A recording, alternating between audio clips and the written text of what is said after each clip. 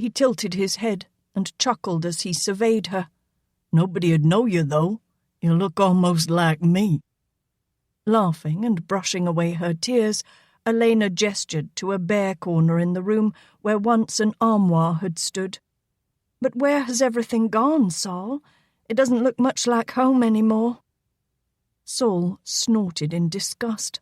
"That pack of jackals down the road loaded up their wagons, and when I come back, they had already taken their pick of everything. I sneaked over to the Gillettes to have me a look-see, and sure enough, they got a good parcel of what's missing. When Mr. Jason comes home from the war, we'll go have a gun-to-gun talk with them white trash folks.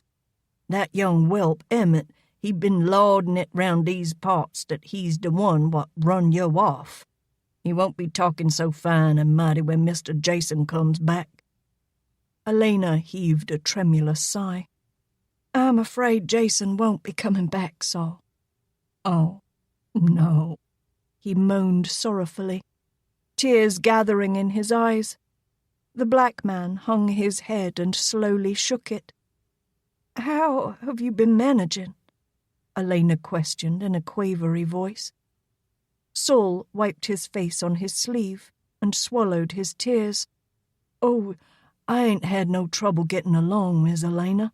I've been living downstairs mostly, and when somebody comes poking 'bout, I hides up in the attic. Them Gillettes got to nosing round here one night, and I took some chains and rattled them all through the house and made spirit noises. They hightailed it off to home right quick, and they ain't been back since." "Serves 'em right," Alaina muttered. "They're nothing but a passel of chicken hearts." "Yes'm, that they is," Saul agreed. "Then a while back, a fancy fella come riding up on horseback with some other men. One of 'em was that Yankee who said we was spies. Well, that fancy man said he was gonna buy Briar Hill when it comes up for auction. Him and the other 2 men and a woman wearing breeches went off in the woods. I followed 'em and got as close as I could. They buried something out there, and I guess it was one of the men, 'cause only 3 of 'em come back, the fancy man, the lieutenant, and the girl. I ain't found nerve enough to go digging up any grave to make sure what they buried." The idea that a murderer would own Briar Hill was bitter gall for Alaina to swallow. Somehow she would have to prevent it. With grim determination she gritted, "We'll just have to find out what it was they buried." The black man looked at her dubiously. "You're gonna dig up a dead man, Miss Alaina? He's been in the ground for some time now." "If I ever clear my name, I might have to prove those people are murderers in order to get Briar Hill back. It's my home, and I'm not giving it up without a fight." "Yes'm," Saul mumbled uncertainly. "We'll hide the hearse and horses in a shed, then come night we'll take a lantern out to the woods and see if we can find what that fancy man has hidden." That evening the pair of vagabonds dined on palatable fare. A few dozen ears of corn were discovered in the barn, and the old grist mill soon reduced the hard kernels to a coarse meal. Several nests remained in the old hen house, and some of the chickens had found their way back after being scattered by the Yankees.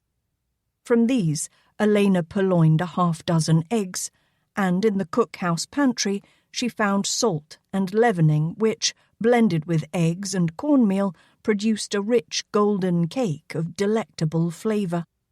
Dried beans were cooked with a thin strip of bacon cut from a slab Saul produced from his knapsack, and to top the meal, several large bass that Saul had caught were dipped into the cornmeal and fried.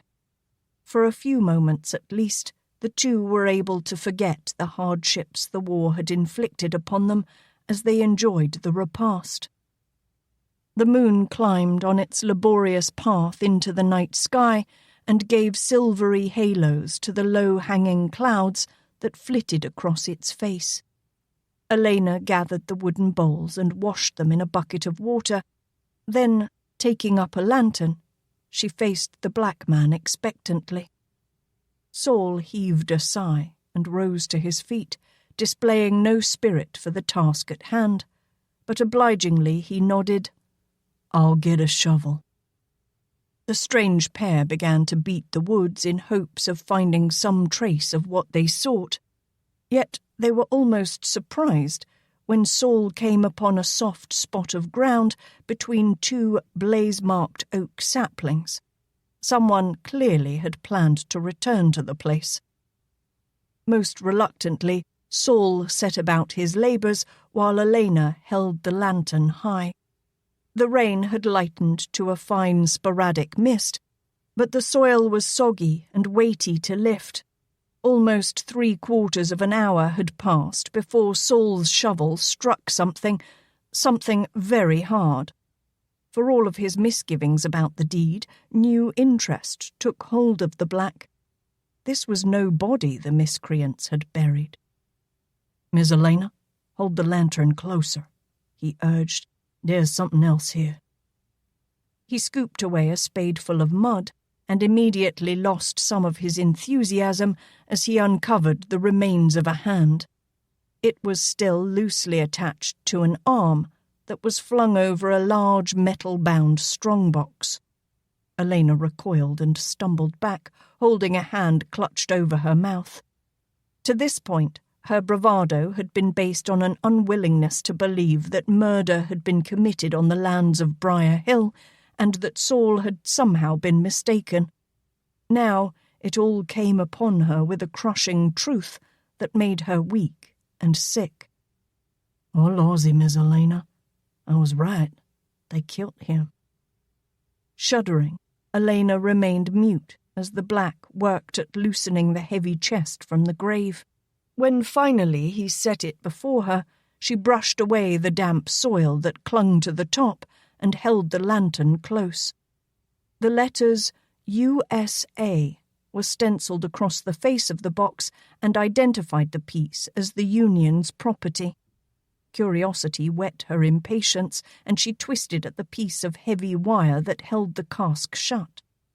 The way the hasp was bent suggested that a padlock had once secured it, but had been forcibly torn away. "Stand back, Miss Alaina," Saul directed, and when she complied, swung the heavy shovel against the knot of wire. It broke away after a second blow, and the black threw back the lid. Alaina gasped in surprise and knelt beside Saul. Within the chest were paper-bound packets of Yankee banknotes, several layers deep, which covered a bottom tier of neatly bagged $20 gold pieces. "Lawsy me," Saul whispered in awe. "It's Yankee money." Alaina stated the obvious in as much amazement. From between the pouches, she drew a sheaf of papers and scanned them briefly. "It's a payroll, ordered to be shipped out of Washington to New Orleans, and from there to the troops under Brigadier General T. Kilby Smith. There's more than $100,000 here." She paused as it suddenly came to her. "Why, this must be it!" She waved the papers at Saul excitedly, and hastened to explain as he stared at her in bewilderment. "This is the payroll that was stolen in New Orleans and blamed on me." "Ain't that something? Why, it's just like that fancy man knows for sure he's going to be buying this place and is already moving in." Alaina sat back and thoughtfully chewed on the corner of her lip. Her eyes slowly narrowed, and the determined gleam that came in them began to worry Saul. What she was thinking could well mean trouble ahead for them both. "Miss Alaina," he began in an anxious tone, but she stared him down, the grey eyes glowing brightly. "I'll tell you, Saul, that if Alaina MacGaren is going to be hanged for stealing, no one else is going to enjoy this money either." "What we going to do with it all, Miss Alaina?" "For the time being, we'll hide it someplace where we can grab it in a hurry and light out, just in case the fancy man comes back." Saul snorted. "We're going to be in a fine kettle of fish if we're caught with that money. With that box beneath our nose, it's like having a noose round our necks just waiting for somebody to come along and give it a tug. and if that fancy man catches us, we ain't gonna be no better off than this fella in this here grave. We'll just have to take care that we're not caught by anyone." The dirt was pushed into the grave again, and the spot was carefully disguised as before. For the time being, an old trunk in the stable handily received the payroll chest. The tray of the trunk had collected its own trove of broken harness straps and buckles, and this was carefully replaced over the box. Since neither of the fugitives was of a criminal bent of mind, they did not consider that only a frightfully honest man could pass an unopened lid or door and not yearn to know what it conceals. The turgid river swirled muddy red beneath the lowering sun on March 14th. Above the deep green of the trees, the sky was a blaze of colour, vibrant pinks and brilliant golds with a patch of bright blue shining forth here and there.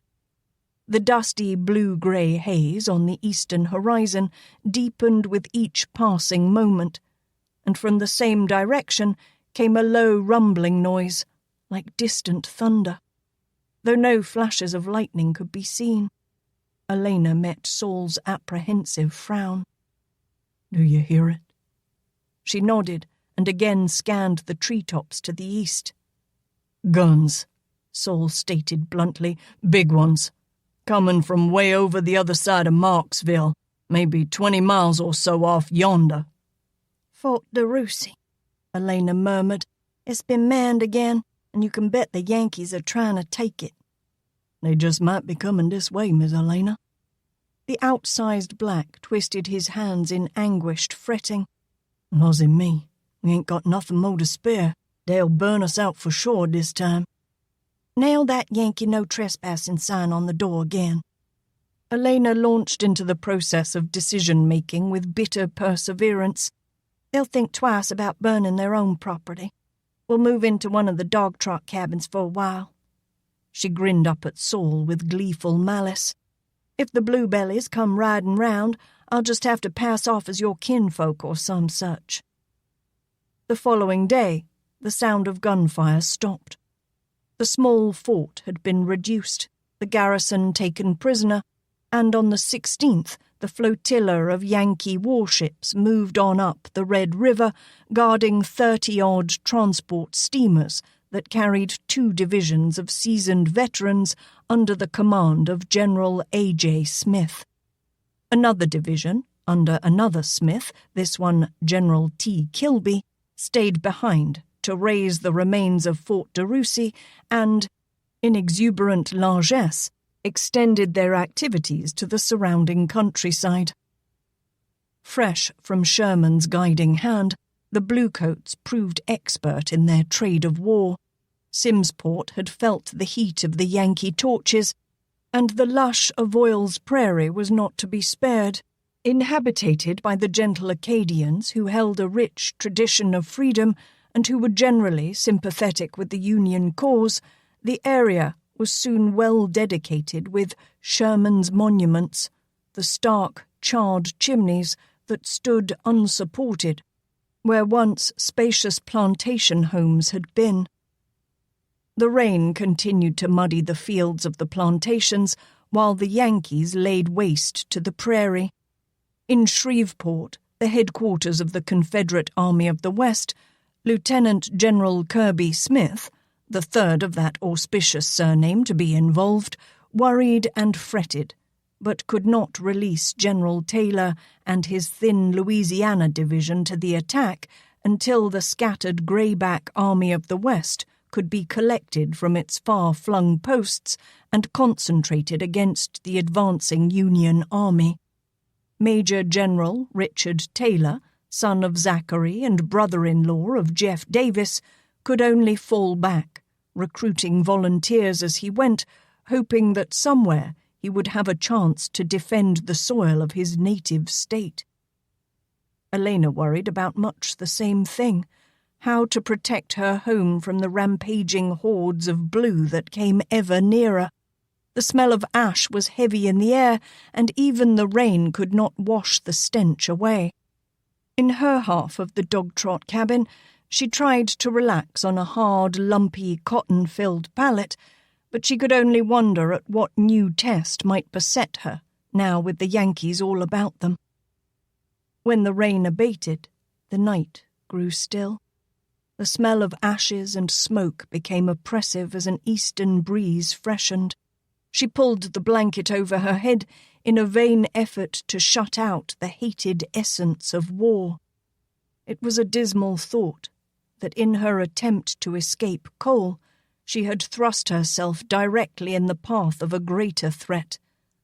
But this time she had her back to the wall, and there was no place else to run. She waited. The dread was oppressing. Neither she nor Saul dared venture far from the cabin. They lived with the agonizing fear that at any moment the enemy would descend on them with flaming torches. Then, just as it seemed Briar Hill would be next, Kirby Smith's division tired of their sport. The men reloaded onto their steamers and journeyed northward to join the rest of the river-borne army already in Alexandria. But there was hardly a moment of respite before another swarm of Union blue traversed upon familiar soil. Urging every bit of speed he could from the wearied nag he rode, Saul came on a frantic race toward the cabin, waving his hat and yelling, "They's comin'! They's comin'! Far as the eye can see, they's comin'!" Alaina pressed a trembling hand over her pounding heart and stared at the gasping man as he threw himself onto the porch. "They's got wagon and men as far back as you can see, Miss Alaina." He paused a moment to catch his breath.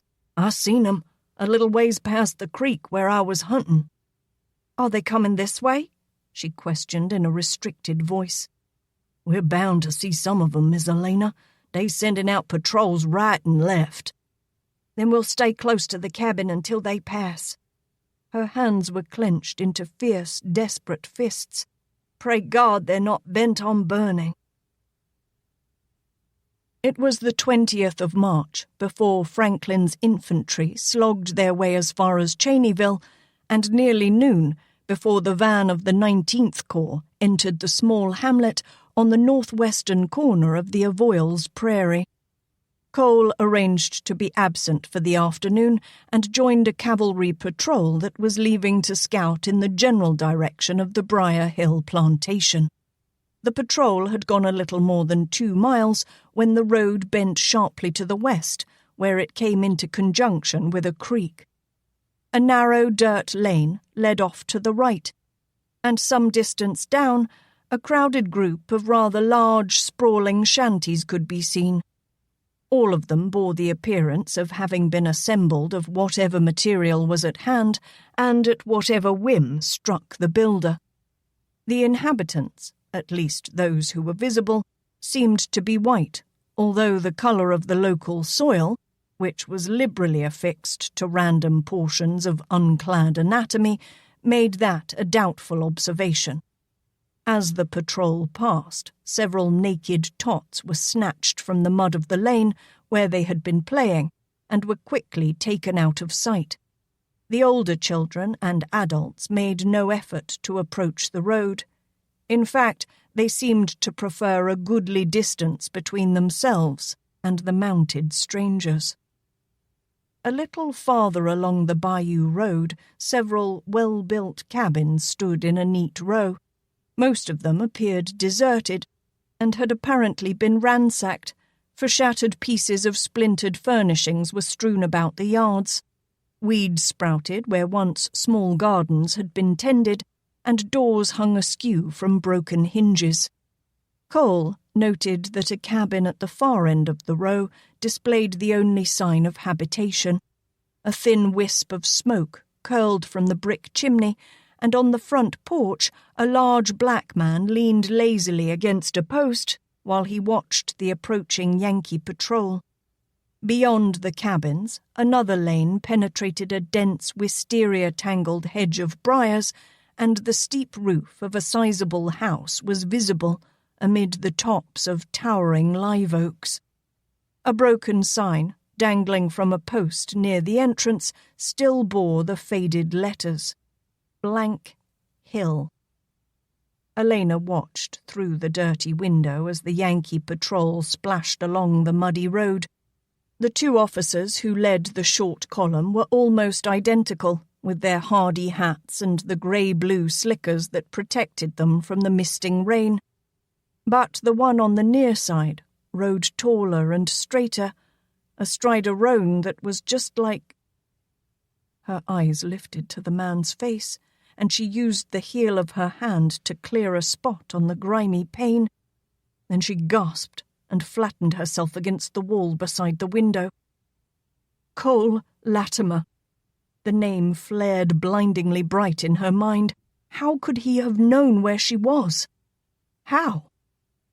Cole lifted a hand to his companions to signal his departure from the patrol and reined the roan into the front yard of the dog-trot cabin, stopping near the porch where the black stood.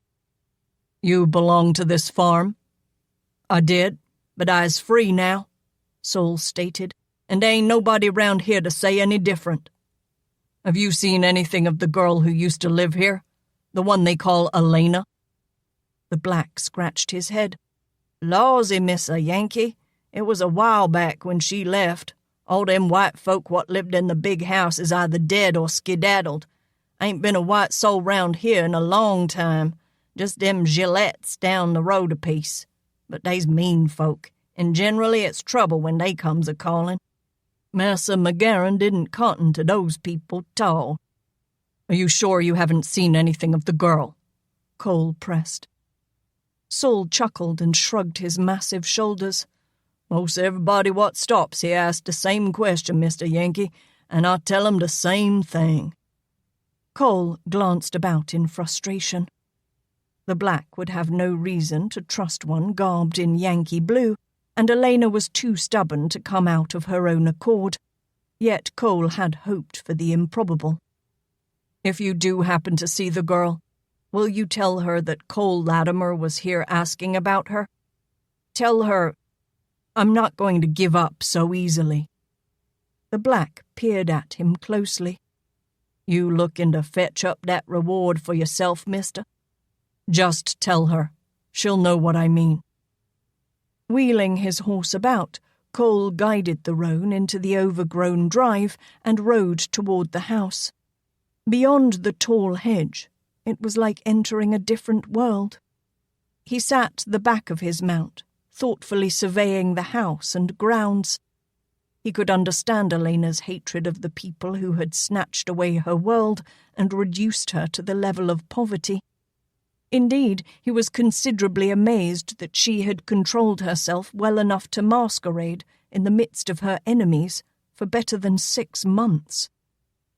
The huge moss-draped oaks rose high above a wide, thickly grassed lawn that almost echoed with the laughter of children at play. For a moment, he could imagine a slim, tomboyish girl playing tag with her brothers.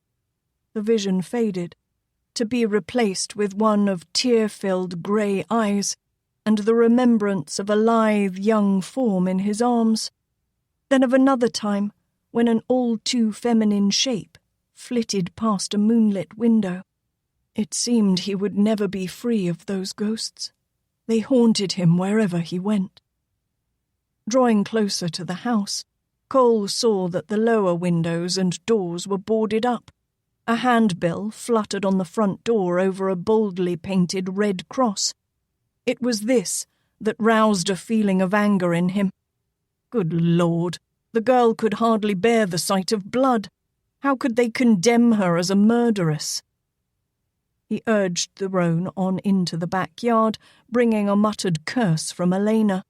She flew to the back door of the dog-trot cabin and carefully slipped out, clutching the wool coat close about her neck. She ran along the line of cabins until she came to the row of magnolias that bordered the yard. At the back of the house, she crouched behind some shrubs where she could watch him as he looked about. She was not about to trust a Yankee, no matter how intimately she had known him. Cole's eyes flitted over the stable and carriage house. As warranted, they were still intact, though both stood open with sagging doors.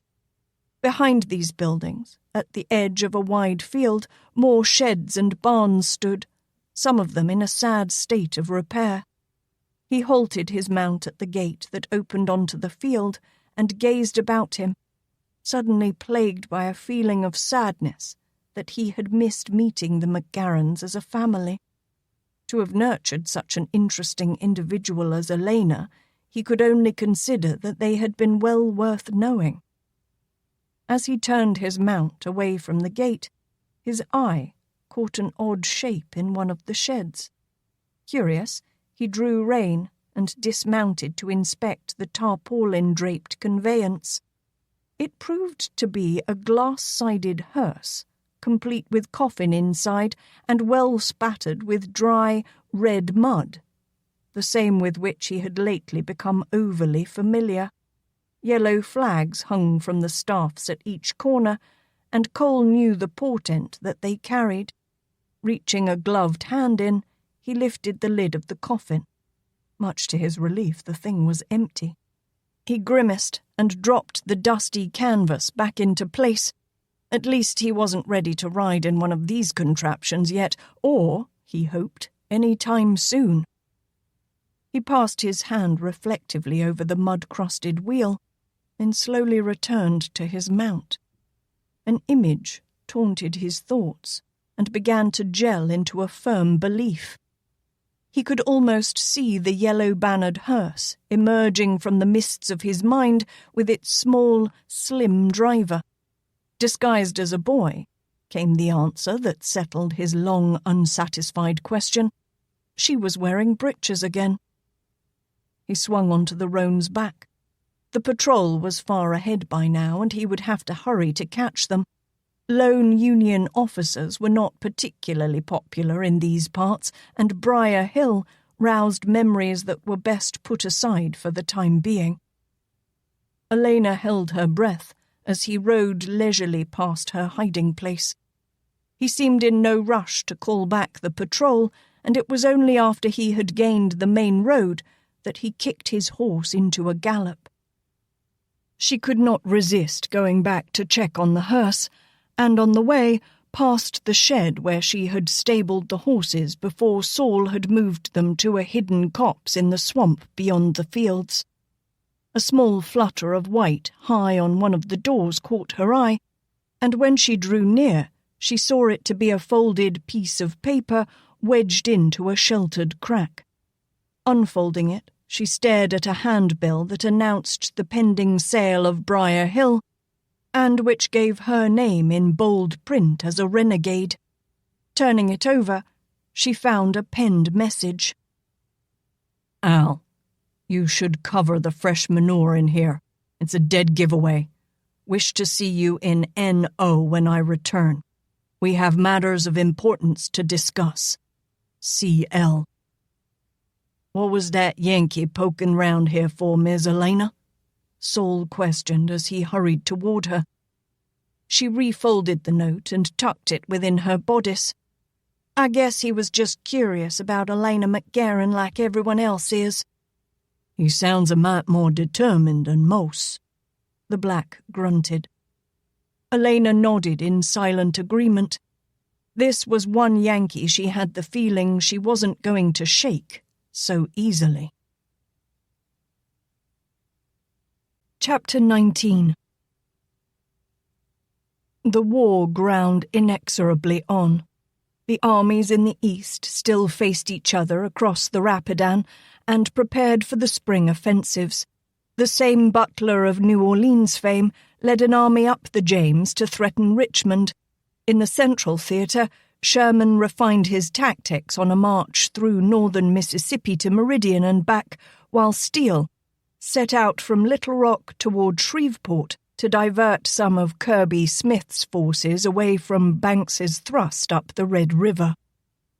For the South, there was little to cheer about. General Forrest led his small band of cavalry on a raid northward through western Tennessee and Kentucky. Bragg, having been driven back across the Chickamauga, was relieved of his command and replaced by General Joe Johnson, who proceeded to fight a flawless retreat to Atlanta. In Louisiana, General Dick Taylor reluctantly fell back ahead of Banks and bided his time, waiting for reinforcements. General Banks, on the other hand, proceeded quite leisurely in the execution of his campaign. After he dallied in New Orleans to attend the inauguration festivities, he joined his troops in Alexandria, arriving by steamer, and ordered them to march on the 29th, while he himself, an ex-politician, stayed to witness the April 1st election. He chose the easier form of travel once again and joined his men the evening of the 2nd. Finally, on the 6th, General Banks and his troops marched out of Natchitoches on what was designed to be the last leg of their journey. Their aim was to take Shreveport, and it was obvious to Banks, and he said as much, that the Confederacy could field no army capable of defeating his 30,000-plus, tried and true, brave and blue.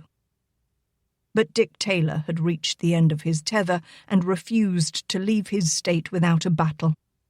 The place was Sabine Crossroads, and many a Union soldier would remember the name henceforth with a shudder. It was here that Banks allowed his lengthy column, the units separated by 2- and 3-mile-long wagon trains, to be attacked by a determined force of some 9,000 Confederates. The Grey Army executed well, rolling the long blue lines back upon themselves until the battle became a rout. Darkness gave Banks a breather, and he collected his dispirited force at the small village of Pleasant Hill, where he braced himself in readiness.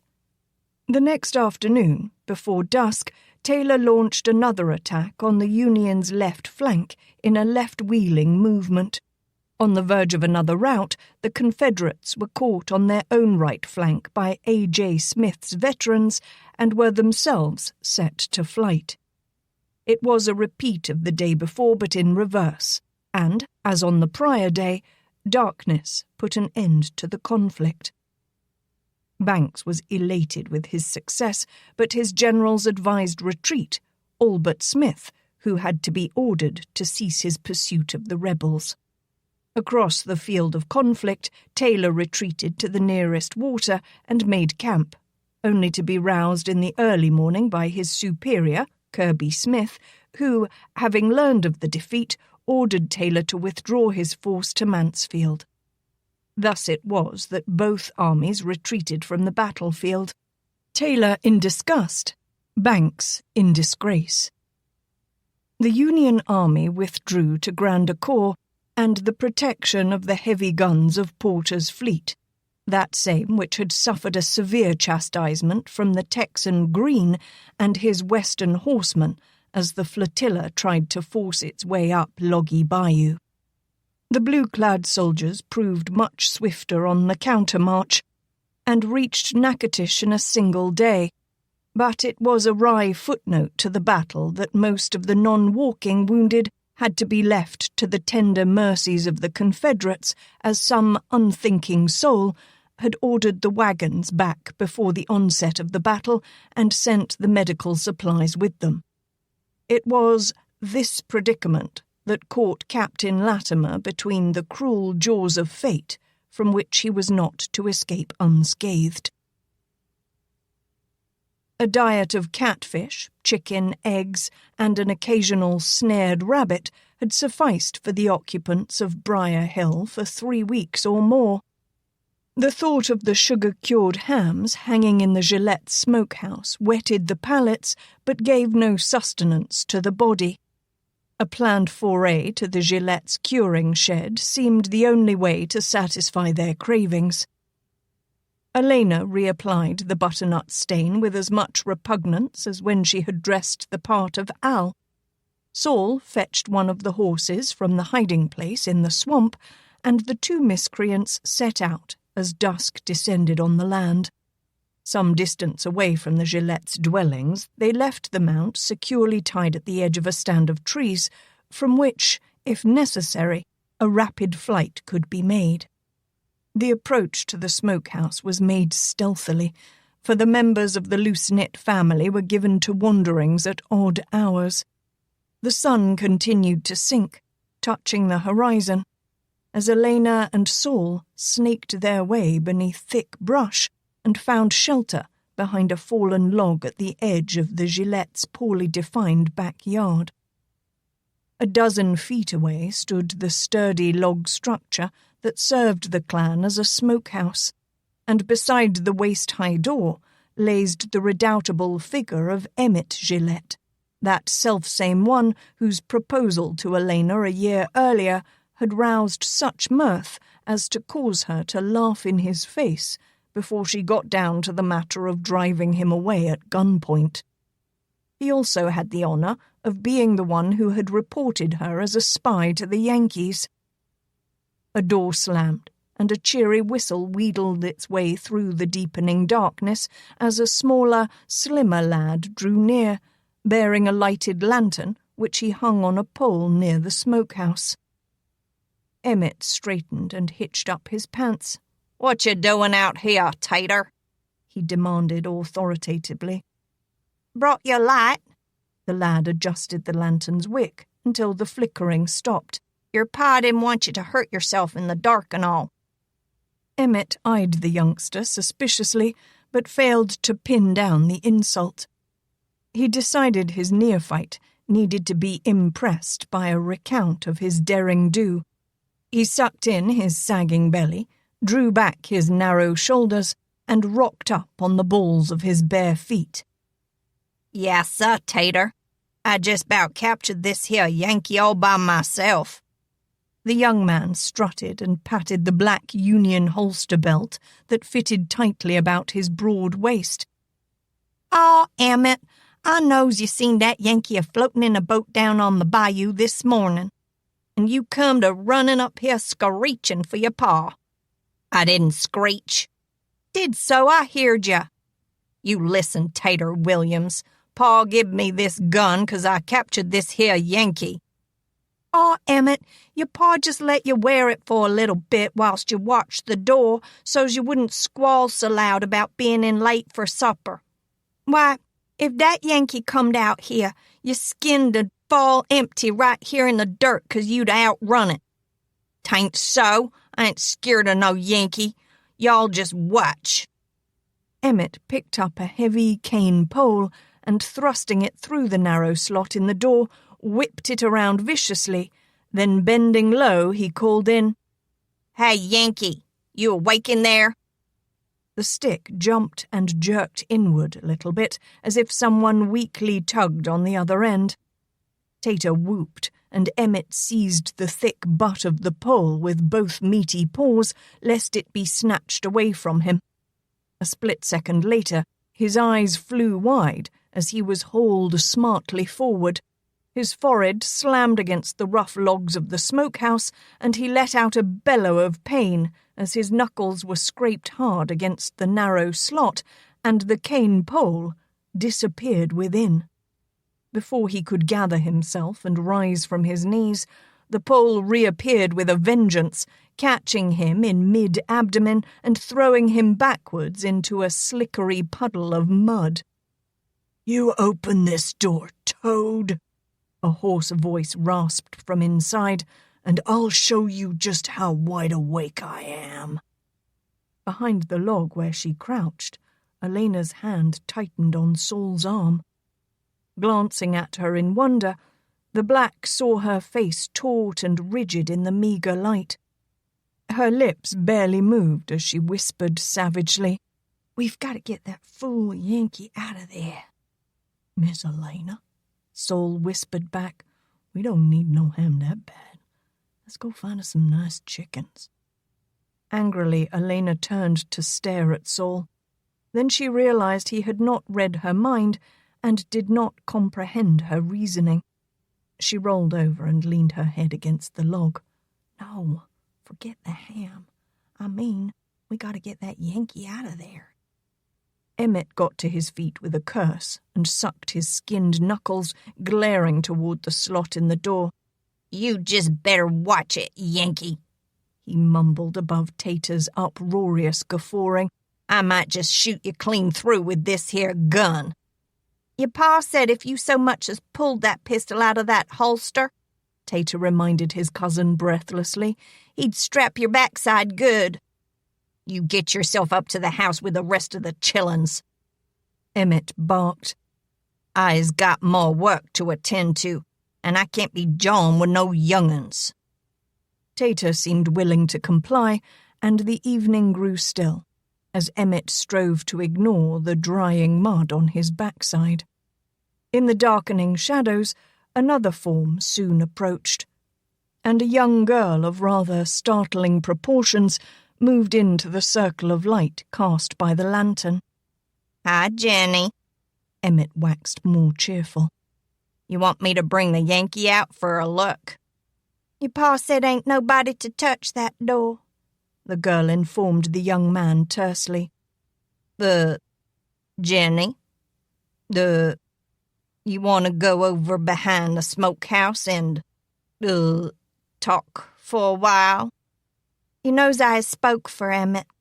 Willie'd break your head for just saying that, if'n he knew. Oh, Jenny, you don't have to find out. The young man scuffled his feet in the dirt. Anyway, your ma sent out some soppings and a glass of milk to tide you over. Jenny held out a mug and a tin plate heaped with biscuits and gravy. Can I come in and eat supper now? Emmett moaned. No, Eddie'll be out to spell you in an hour or two, the girl replied. An hour or two? Why, I've been here all afternoon. You ain't been out here no more'n an hour as yet, and your pa says to keep walking so's you don't fall asleep standing up. Well, guarding this Yankee is hard work, Emmett protested. Hard for you, maybe. Course, keeping awake is hard enough for you. Ain't nobody else working this hard, Emmett called after her departing form. The last of the brief twilight faded, and Emmett was alone with his charge.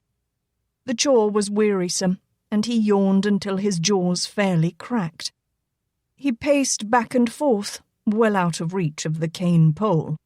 The clouds were thick overhead, and the lantern's weak light made long, eerie shadows shift and move as it swung in the light breeze. Small sounds came with the darkness, and the young man struggled with an imagination that filled the night with stealthy Yankees. He wished heartily that his pa hadn't been so specific about taking out the Remington pistol. He could have used the sucker of the well-oiled butt in his hand. He jumped as a small scuffling sound came from the shrubs, and he thought he caught a glimpse of a fleeting, skinny shadow. Tater? That you? A long silence answered him. Tater Williams, y'all come out here right now. Don't you hassle me none, you lil' pinky. I got a dangerous chore to see to. There was only more silence, and the man shrugged, trying to whistle through dry lips. He turned to resume his strolling, and a trembling gasp choked in his throat. An immense black giant who towered head and shoulders above him stood less than an arm's length away. The ogre's eyes flashed with yellow fire in the reflected lantern light, and massive arms raised up to seize him. With a quaking squeal, the terrified Emmett wheeled and fled a full 4 paces before he measured his length solidly and with a meaty thunk against the unyielding wall of the smokehouse. Slowly, languidly, he sagged into the dust, having escaped his demons the hard way. Saul bent and rolled the limp form over, nodding his head in relief as he took in the slow, shallow breathing and the rapidly swelling knot on the young man's forehead. Alaina came to Saul's side like a flitting shadow and gestured for him to take the holster and pistol from the still form. She bent at the door, struggling to shift the heavy log propped against it, then stepped aside quickly to avoid the sudden threshing of a bamboo pole. "Here, stop that," she hissed into the slot. "We've come to help you." She tapped Saul on the shoulder and pointed to the log. He moved it away with an easy swing of his powerful arm. Then the black returned to the task of binding the slumbering Emmett while she pulled the low door wide, knelt, and gestured for the occupant to come out. Cole Latimer dragged himself through the half-sized portal and leaned weakly against the outer wall, sucking deep breaths of clean, fresh air into his lungs, while his benefactors gagged the erstwhile guard and thrust the trussed one into the dark hole he had just evacuated. The smaller of the pair entered the smokehouse and a moment later reappeared with a ham. The door was closed and the log propped carefully back into place. Saul took Cole's arm over his shoulder while Alaina followed with a leafy branch, carefully erasing all signs of their presence. They passed across spongy ground, through a thick grove of trees, and came at last to where the horse was tethered. Cole was hoisted unceremoniously onto the steed's bare back and given a handful of mane. Saul led the horse out across open fields, and Alaina came behind, rearranging sod, replacing twisted grass, brush, and otherwise disguising their passage. They pushed through a thick hedge, where the smell of magnolia blossoms was heavy in the air, and to the backside of a large unlit house. There was something familiar here, but through his feverish haze, Cole could not quite place it.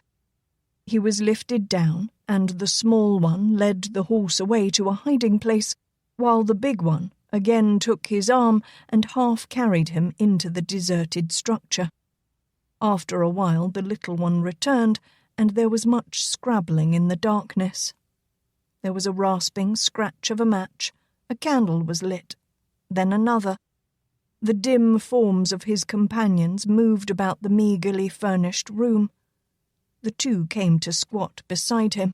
Then the small one began to laugh, while the large one, whom he saw now as a black man, joined the mirth with a broad white-toothed grin.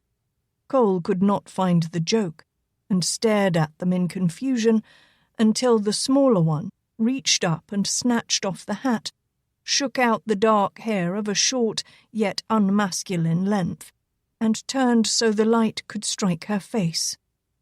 "Alaina?" Relief flooded through Cole. "My God, Alaina!" His words seemed a prayer of thanksgiving. Alaina grew serious as she reached out a trembling hand to touch his thigh. The front of his right trouser leg, from outer hip to knee, was split and showed the darkly stained cloth of a makeshift bandage. In the dim light, the entire leg looked greasy wet with fresh blood. His boot was sticky with it, while the rest of his uniform bore the dried mire of the swamps through which he had wandered. Weakly, he slumped back against the floor and, with a sigh, closed his eyes, yielding up his tenuous grasp on consciousness as he gave in to the peace of security, however temporary, and the utter fatigue that raked him. Alaina stared down at the sleeping man, and when she spoke, her voice was sharp in the darkness of the room.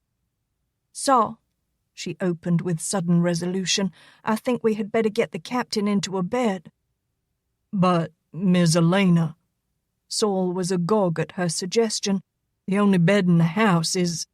It would have been unheard of in a day long past that a young lady would have suggested that a man occupy her bed, whatever the cause. Yet it was a clear statement of the times that such gentility was no longer practical, and Saul finally accepted as much. Alaina sensed his surrender. "Hurry, Saul, he may be bleeding to death." With no further reservation or objection, Saul gathered the wounded Yankee in his stout arms and followed up the stairs as Alaina led the way with a lamp. She opened the door to her own bedroom and ran to throw back the bed covers, then stood aside as Saul lowered the mud-crusted captain to the mattress. She winced as Saul straightened the blood-soaked leg, bringing a disturbed moan from Cole. "You'd better see how bad it is first, then we'll try to clean him up." Alaina began to tug off a dirt-caked boot. She knew the bounds of her limitations and relied upon the black to pry away the bandage that was stuck fast to the wound. Her stomach tightened precariously as the filthy rag was lifted away, revealing a gaping hole in Cole's thigh. Dread shivered through her with a coldness that was oppressing, and a vision of a sheet-draped litter being taken to the brick morgue flashed through her mind. Angrily she pushed the thought away, rejecting the possibility. Yet her lips moved in a silent, fervent prayer. "I ain't no doctor, Miss Alaina," Saul commented as he examined the wound, "but I guess it's bad enough, so's we gotta get him to someone who can take care of this here wound proper." Alaina chewed her lip worriedly. "We can't trust any doctors around here. We'll have to get him back to a Union hospital." "But where is that, Miss Alaina? 'Ceptin' this, and I ain't seen a Yankee for days, just Confederates beating the bushes. I hear dey's holed up in Alexandria, but there's a lot of gray twixt here and yonder. How we gonna get him through?" I don't know, she moaned. "Dr. Brooks is the only one I would trust, but he's in New Orleans, and it's a long trip." "No tellin' when them Yankees are gonna pull out of Alexandria, Miss Alaina. We might get him there, and there wouldn't be no Yankee doctor to tend him. 'Pears to me it might save us a lot of running round if we head straight for New Orleans." "Maybe you're right, Saul," she sighed. "Till then, maybe I just better wash up this here leg of his and see what I can do to patch it up." "I'll start a fire and boil some water. As long as we're at it, we might as well give him a bath." "You think you might be able to fetch up a needle and thread to sew these breeches back together again, if and I rip open the seam?" Saul asked as she crossed to the bedroom door. "It might hurt him a mite if I tries to pull him down over this hole in his leg." "I'll lace it with twine if I have to," she returned with determination. "Go ahead." Alaina fairly flew out to the cookhouse, swinging a cauldron of water over the heap of dead grey ashes in the large hearth. She set about making a fire. With the Confederate patrols ranging the countryside, there was even more reason to be cautious, but with darkness deeply upon them, it was fairly safe to light a small fire. She utilized the lift located in the fireplace wall in the main house to haul up a tray of salves and implements her mother had used for tending the minor cuts and scrapes of her family, then threw in a stack of linen towels and sheets, items which the Gillettes cared little about, since they were too lazy to use anything more than a few filthy quilts in the winter-time and completely shunned bathing with soap and water. Her bedroom was directly above the dining room, and the chute, hidden behind small doors beside the fireplaces, ran from first floor to second. A rope on a pulley worked the moving shelves that could be raised or lowered to either elevation. She rapped her knuckles on the inside wall of the shaft to signal Saul that it was coming up. Then she pulled on the rope until the shelf reached her bedroom. Hurrying upstairs with a large pan of hot water, she found that Saul had stripped away Cole's filthy clothes and left them in a heap beside the bed. As she entered, he hastened to cover the captain's bare midsection with a towel, not wanting to shock her sheltered values, as well as protecting his own naivete. Alaina did not pause. "I'll bathe him," she stated bluntly. "You tend his leg." "Miss Alaina, if you don't mind me asking," the black approached the subject hesitantly, "why is dis here Yankee so all-fired important to y'all? Ain't he the one what come looking for you?" Alaina began ripping up one of the sheets for bandages. "Why, he's Miss Roberta's husband." Surprise etched the black's visage. "Miss Roberta done married a Yankee? And with Mr. Angus hating him?" "He still does, and he found out why with this one," she answered, then wrinkled her nose as she glanced briefly at the raw flesh of the injury. "We'd better get to work before the captain bleeds all over the mattress." "Yes'm," Saul agreed, yet with concerned curiosity he contemplated his young mistress as she bent over the Yankee. He had seen her this distressed only once before, when she had tended her dying mother. Yet it was equally true, as it was with all the MacGaren clan, that whatever venture Alaina set herself to, she approached it with a simple but complete commitment. "He's feverish," she said, pressing her hand alongside Cole's neck. "Maybe I better put a poultice on this here wound just to draw out any infection." "Anything to help him," she murmured in distraction as she gazed down at Cole. An occasional groan parted his lips, and at times his eyes would flicker open briefly, as if he wandered through a mild delirium. There were dark circles beneath the thick lashes, and his face looked gaunt and ashen beneath the bristly growth of a beard. "Don't let him die." The prayer went through her mind over and over. "Don't let him die." For a time they worked over him, with only the murmur of an occasional word spoken between them, while in his stupor Cole groaned and twisted away from the large black hands that diligently cleaned and worked at his savaged flesh. The muscles jerked in the leg as the pain seared through the unconscious man, rousing him momentarily to awareness. He stared with fever-glazed eyes at the small, shaggy head bent over him as she gently washed the hard-thewed arms and furred chest with warm, soapy water. Weakly, he raised his hand from the mattress, reaching to touch her and murmuring her name. But the effort cost him much in strength, and almost as quickly his arm fell back upon the bed, and he retreated once again into the soft, dark world of oblivion. Saul glanced wonderingly from Yankee to mistress, then frowned and gestured to the wound. "You can bet there's something still in that hole. Don't know just what, but if it's lead shot, it'll poison his blood if it ain't got out." Worry drew Alaina's brows together. "But can't you take it out?" "It's in there too deep, Miss Alaina. Near to the bone, I'd say.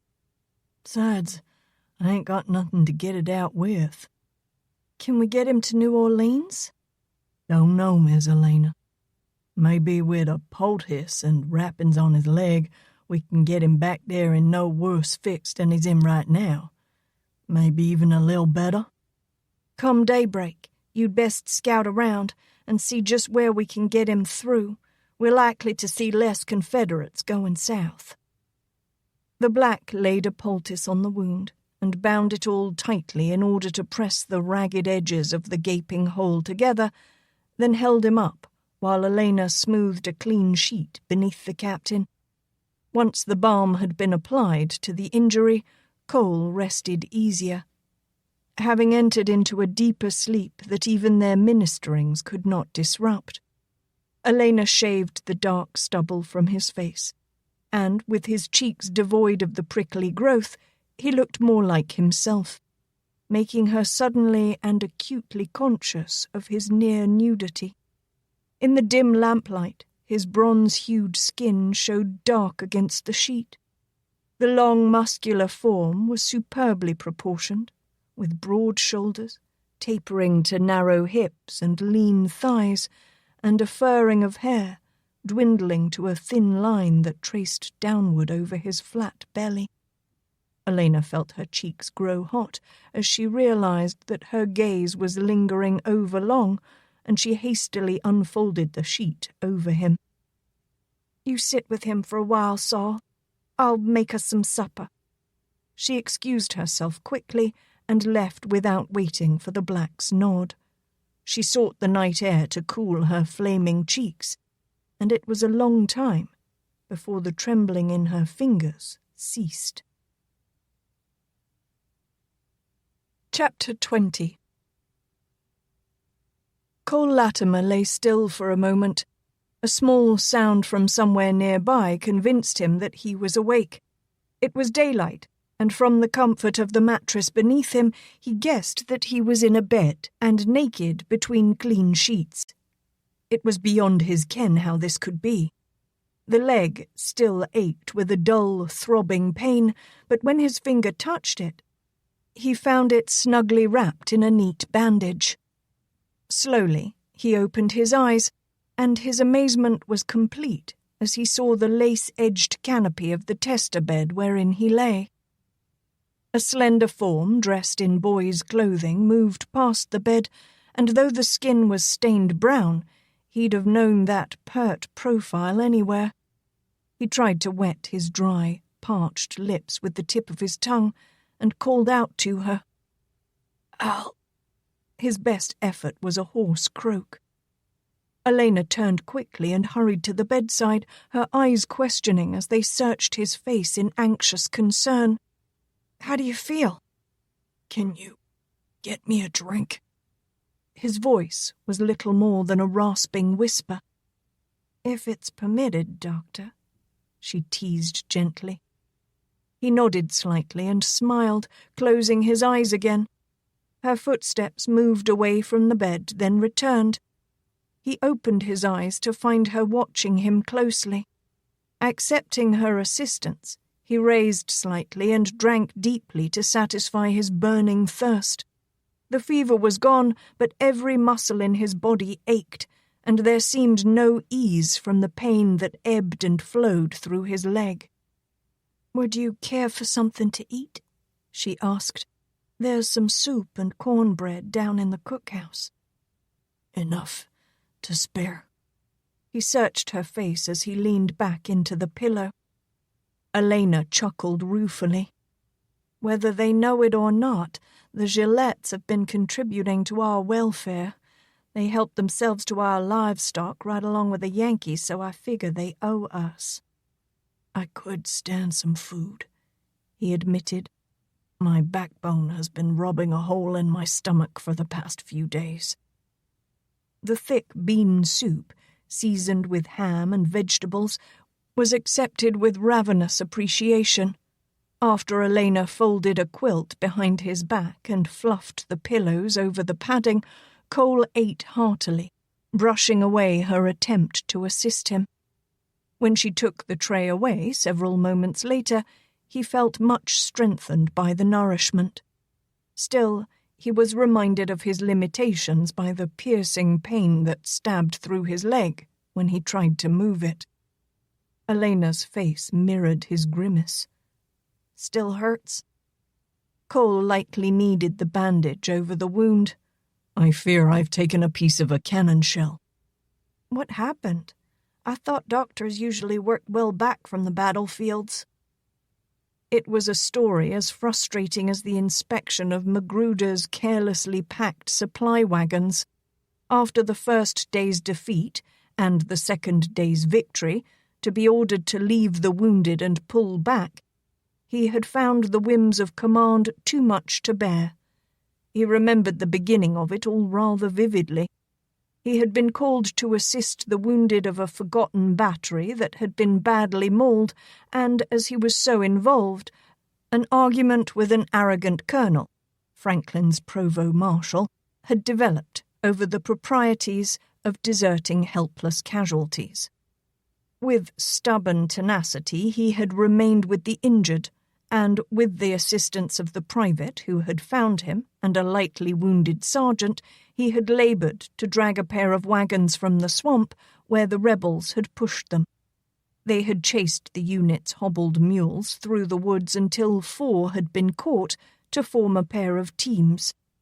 The loading of the wounded into the wagons had just been accomplished when a Confederate patrol appeared on the brow of the hill above the glade. He had ordered the sergeant and private to flee with the wagons, while he himself seized one of their new Henry repeating rifles and tried to hold off the adversary, giving the wagons as much of a head start as he could afford. Unfamiliar with the rapid-fire rifle, the rebels had taken cover, apparently confused as to how many they faced.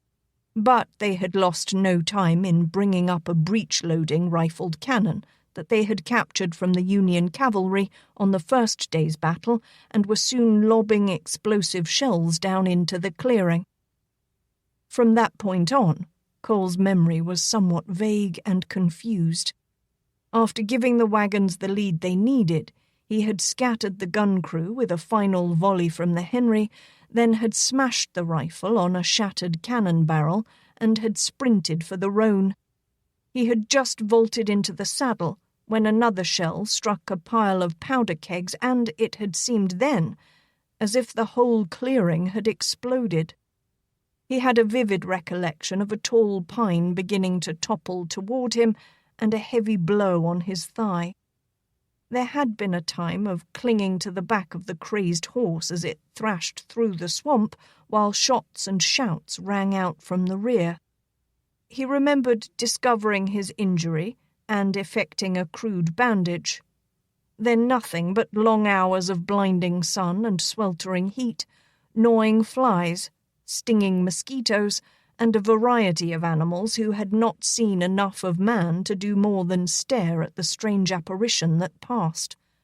A grinning alligator had raised its head, and with slitted, cold-blooded eyes had watched his cautious progress as the horse gave it wide berth.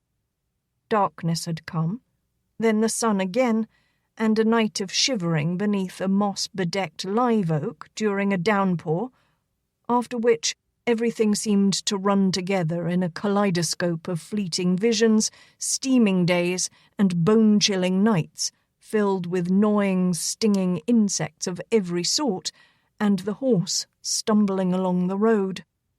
He had tried to guide the steed generally southward and eastward, reasoning that sooner or later he had to hit the Red River. There had been a vague familiarity about the area, but his dazed mind had not been able to pin it down. When he had come across a pirogue on the bank of a bayou, he had traded the worn-out roan for a chance to lie down and let the sluggish current carry him along. The sun had baked him, and his parched lips had cracked painfully as stark branches and long swaying fronds of moss passed with stately dignity overhead. Then there had been rough hands clawing at him, and a blinding white pain had shot through his leg. When next he woke, it was in the dark, sweltering heat of the Gillette smokehouse. Alaina's patient silence went unrewarded as Cole finally shook his head and shrugged. "It's still rather confused, and anyway, there just isn't that much to tell." He glanced about him. "Are we at Briar Hill?" She nodded. "In my room." Half embarrassed by her blunt revelation, she rushed on to explain, "It's the only room left with a whole bed in it." His eyes flicked over her. "It's not proper for a gentleman to take a lady's bed, but I thank you just the same. It's the best I've slept in for quite some time." Soberly contemplating her garb and darkened skin, he suddenly frowned in bemusement as a thought struck him. "Did you bandage my leg?" "Saul did. I only washed and mended a few clothes, and bathed you." She halted abruptly, biting her lip as his brow raised questioningly. In the beginning she had felt no qualms about bathing his long male form. She had been far more concerned with his health than the impropriety of an unmarried young woman washing a naked man. War had a way of taking the innocence from the land and the people. Only she wished he'd stop looking at her like that. "You must admit that's a turnabout." He smiled leisurely. "I was sure it would end up the other way around." "You threatened often enough," she retorted, uneasy beneath his continued perusal. "What I'm wondering is why you bothered to save me from the Gillettes." He peered at her thoughtfully, wondering just what to believe of her, if she hated him as much as she professed. The grey eyes snapped with fire. "Maybe I shouldn't have, because you're the most ungrateful, bull-headed, blue-belly Yankee I've ever seen." She spun on her heel, having every intention of leaving the room. but he seized her hand and relentlessly tugged her back. Believe me, I'm grateful. I can only consider that with what the Gillettes had planned for me, you just might have saved my life. It was a relief to wake up this morning. It's afternoon, she corrected aloofly, not yet ready to forgive him. She disengaged her fingers and stood back, self-consciously jamming her hands in the pockets of her oversized coat. You've slept through most of the day. Now, if you'll excuse me, I have some chores to do. She stepped away quickly, not giving him any opportunity to draw her back, and took herself out to the cookhouse, where she stalked about, forming many aspersions on her tongue about the man upstairs in her bed.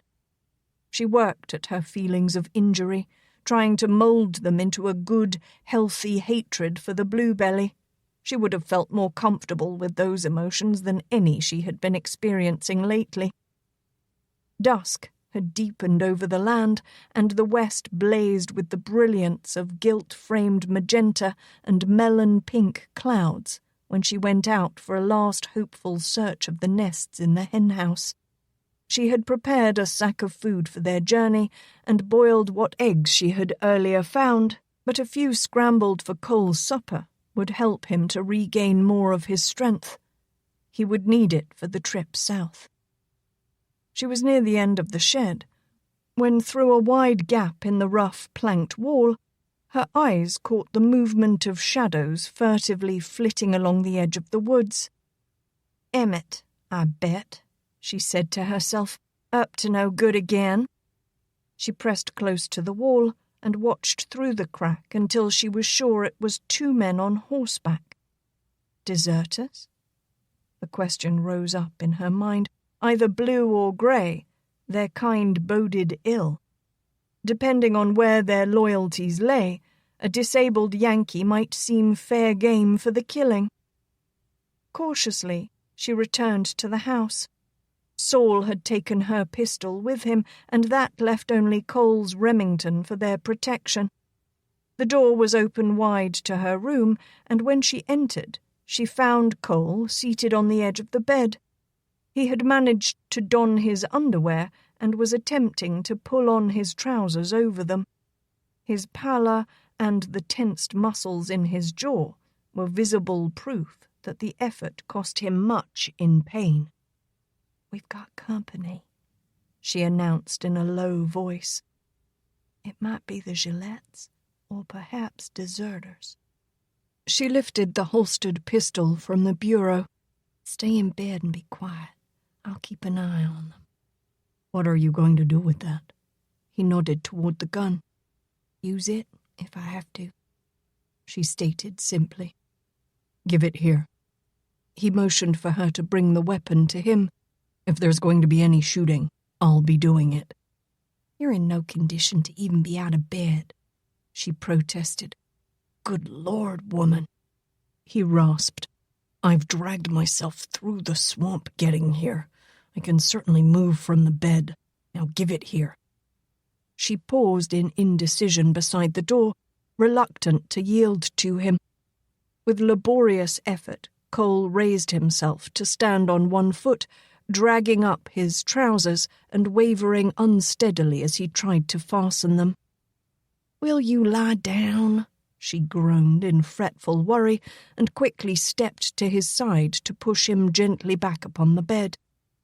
As she did so, Cole reached out a hand and took the pistol from her. "Thank you, Miss MacGaren." "I know how to use it," she complained, "and besides, I wouldn't shoot anybody." "That's the difference between us." Cole pulled the weapon to half-cock and spun the chamber, checking the caps and loading. "Where are our visitors?" Alaina gestured lamely toward the bedroom window that overlooked the wooded area, and Cole rose once more to an unsteady but upright stance. "Can you help me over to the window?"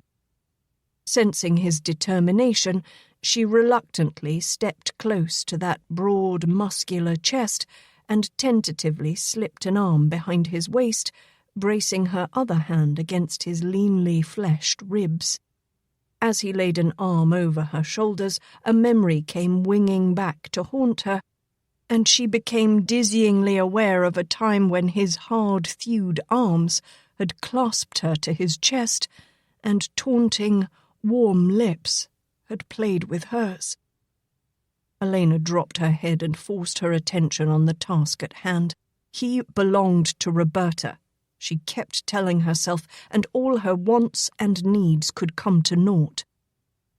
Despite his agonized, shuffling gait, they reached the window, and Cole leaned against the wall beside it while she ran back for a chair and stool.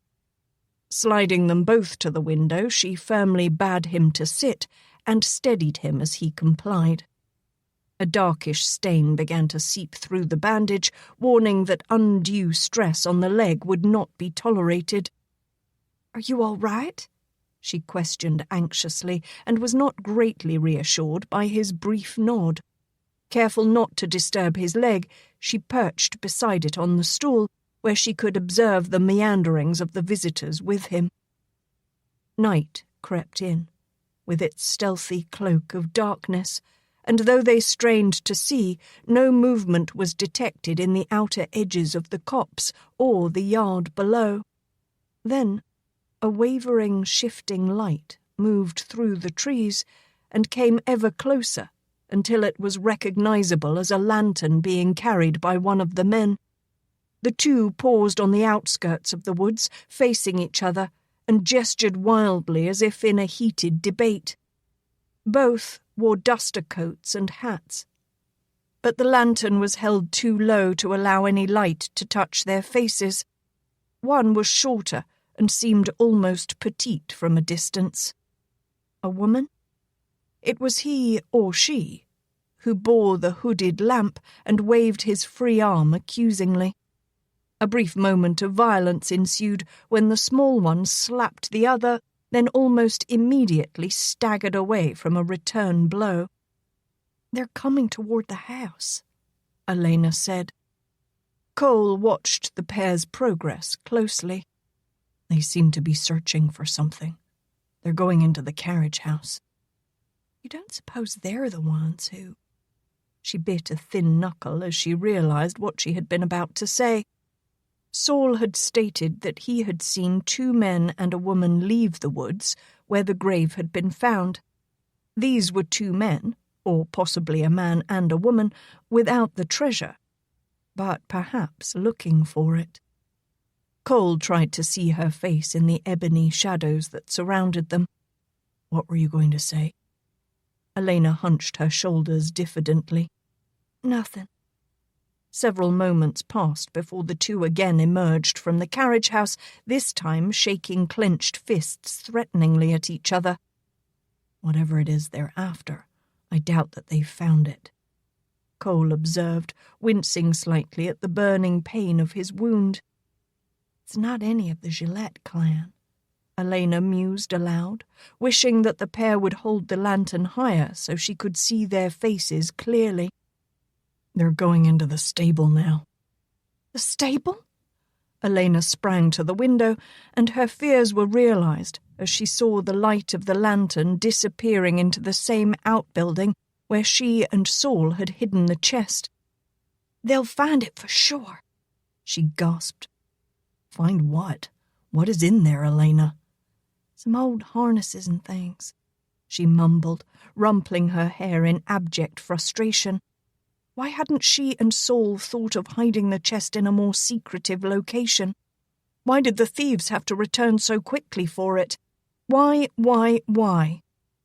You're not worried about a bunch of old harnesses, Cole pressed. What are you afraid they'll find? She groaned and wrung her hands. "Saul and I found something buried out there in the woods and put it in that old trunk in the stables." What was it? "A chest of some type." She avoided the more significant answer by rushing on. "Saul was here when they buried it, and he said they left one of their own men out there. We found him in a grave with the box." "They murdered him?" "I would say." Cole grimaced and kneaded his leg as the pain continued to sear through it. "They're coming out of the stables now. carrying something heavy. Alaina knew exactly what the two had found. She pressed closer to the window and watched them.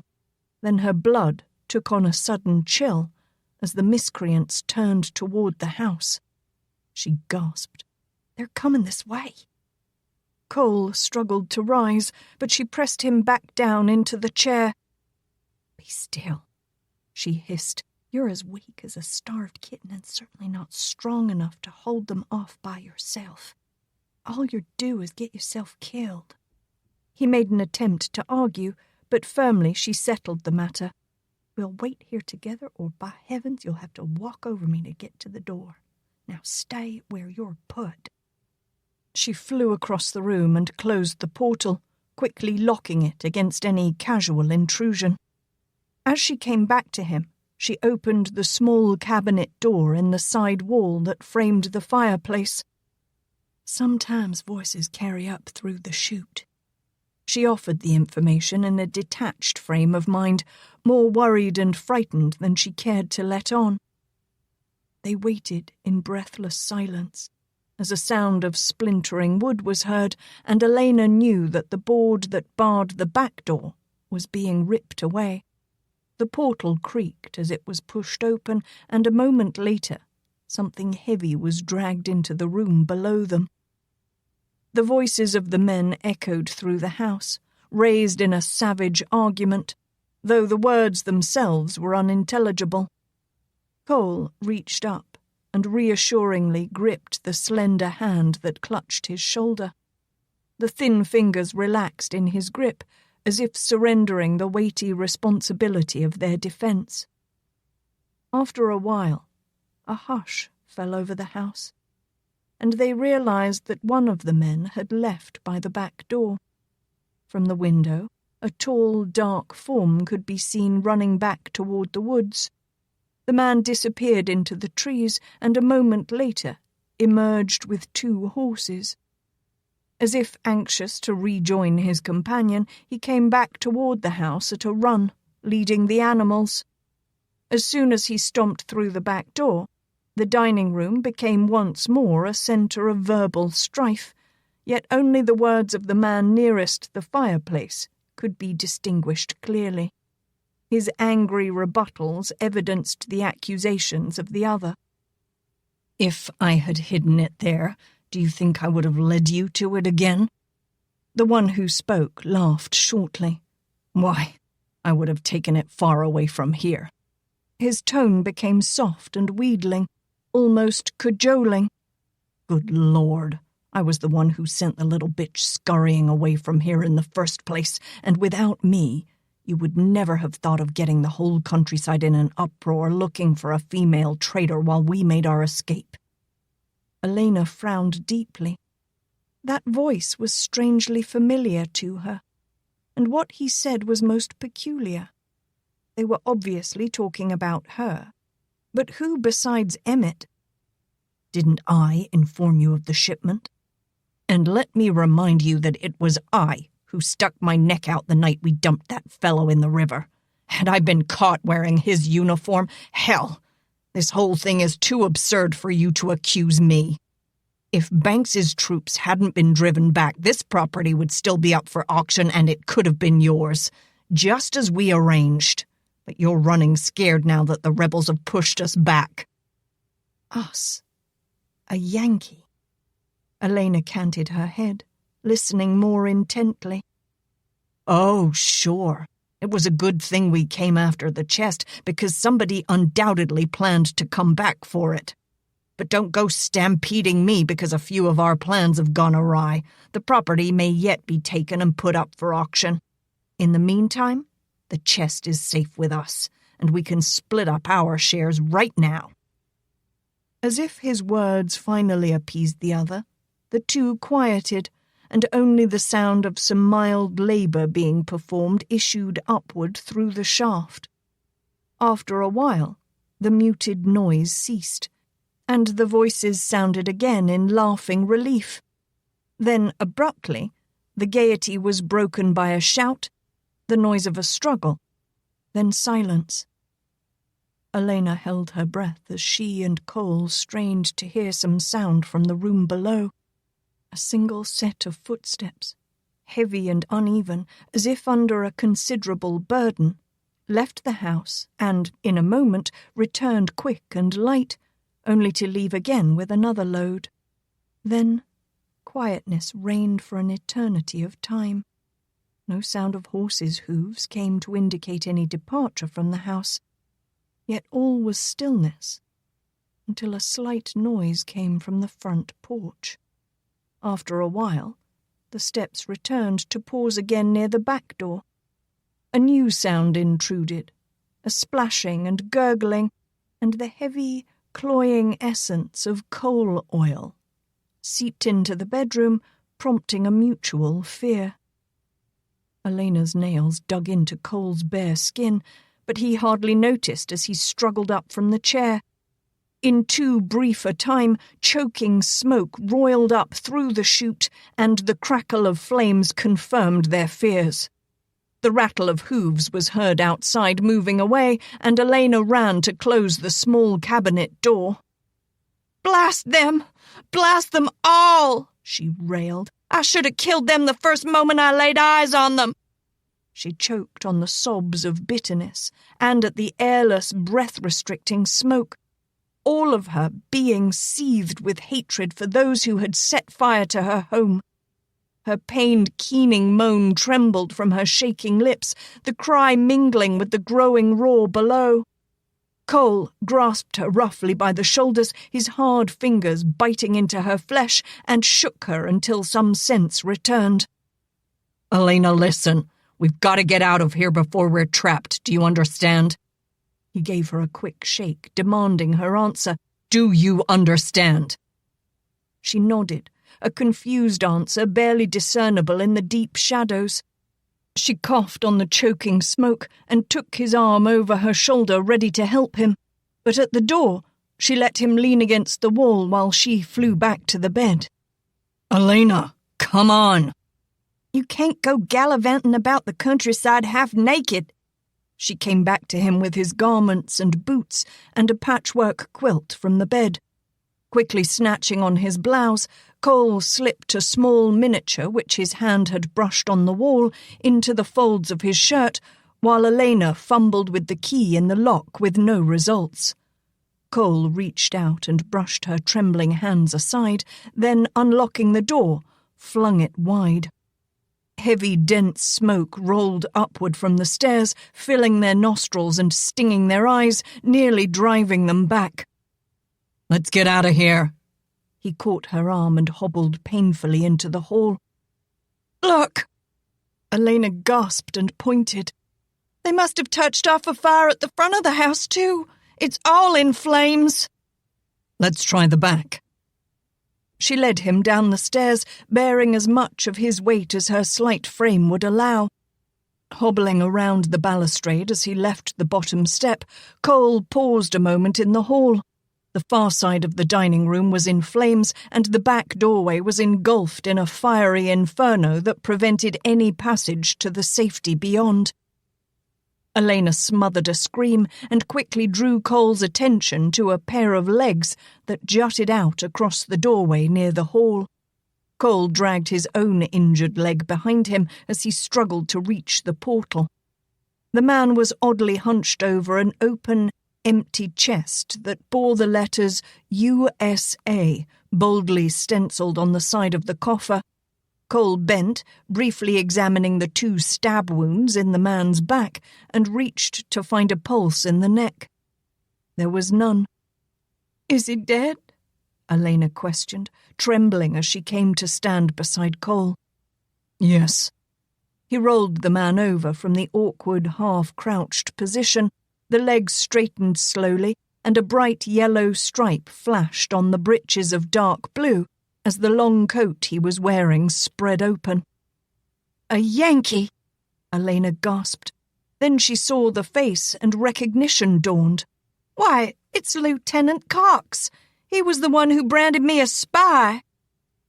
The officer's half-drawn pistol was tangled in the bulky coat, while his other hand clutched a corner of bright brocade silk.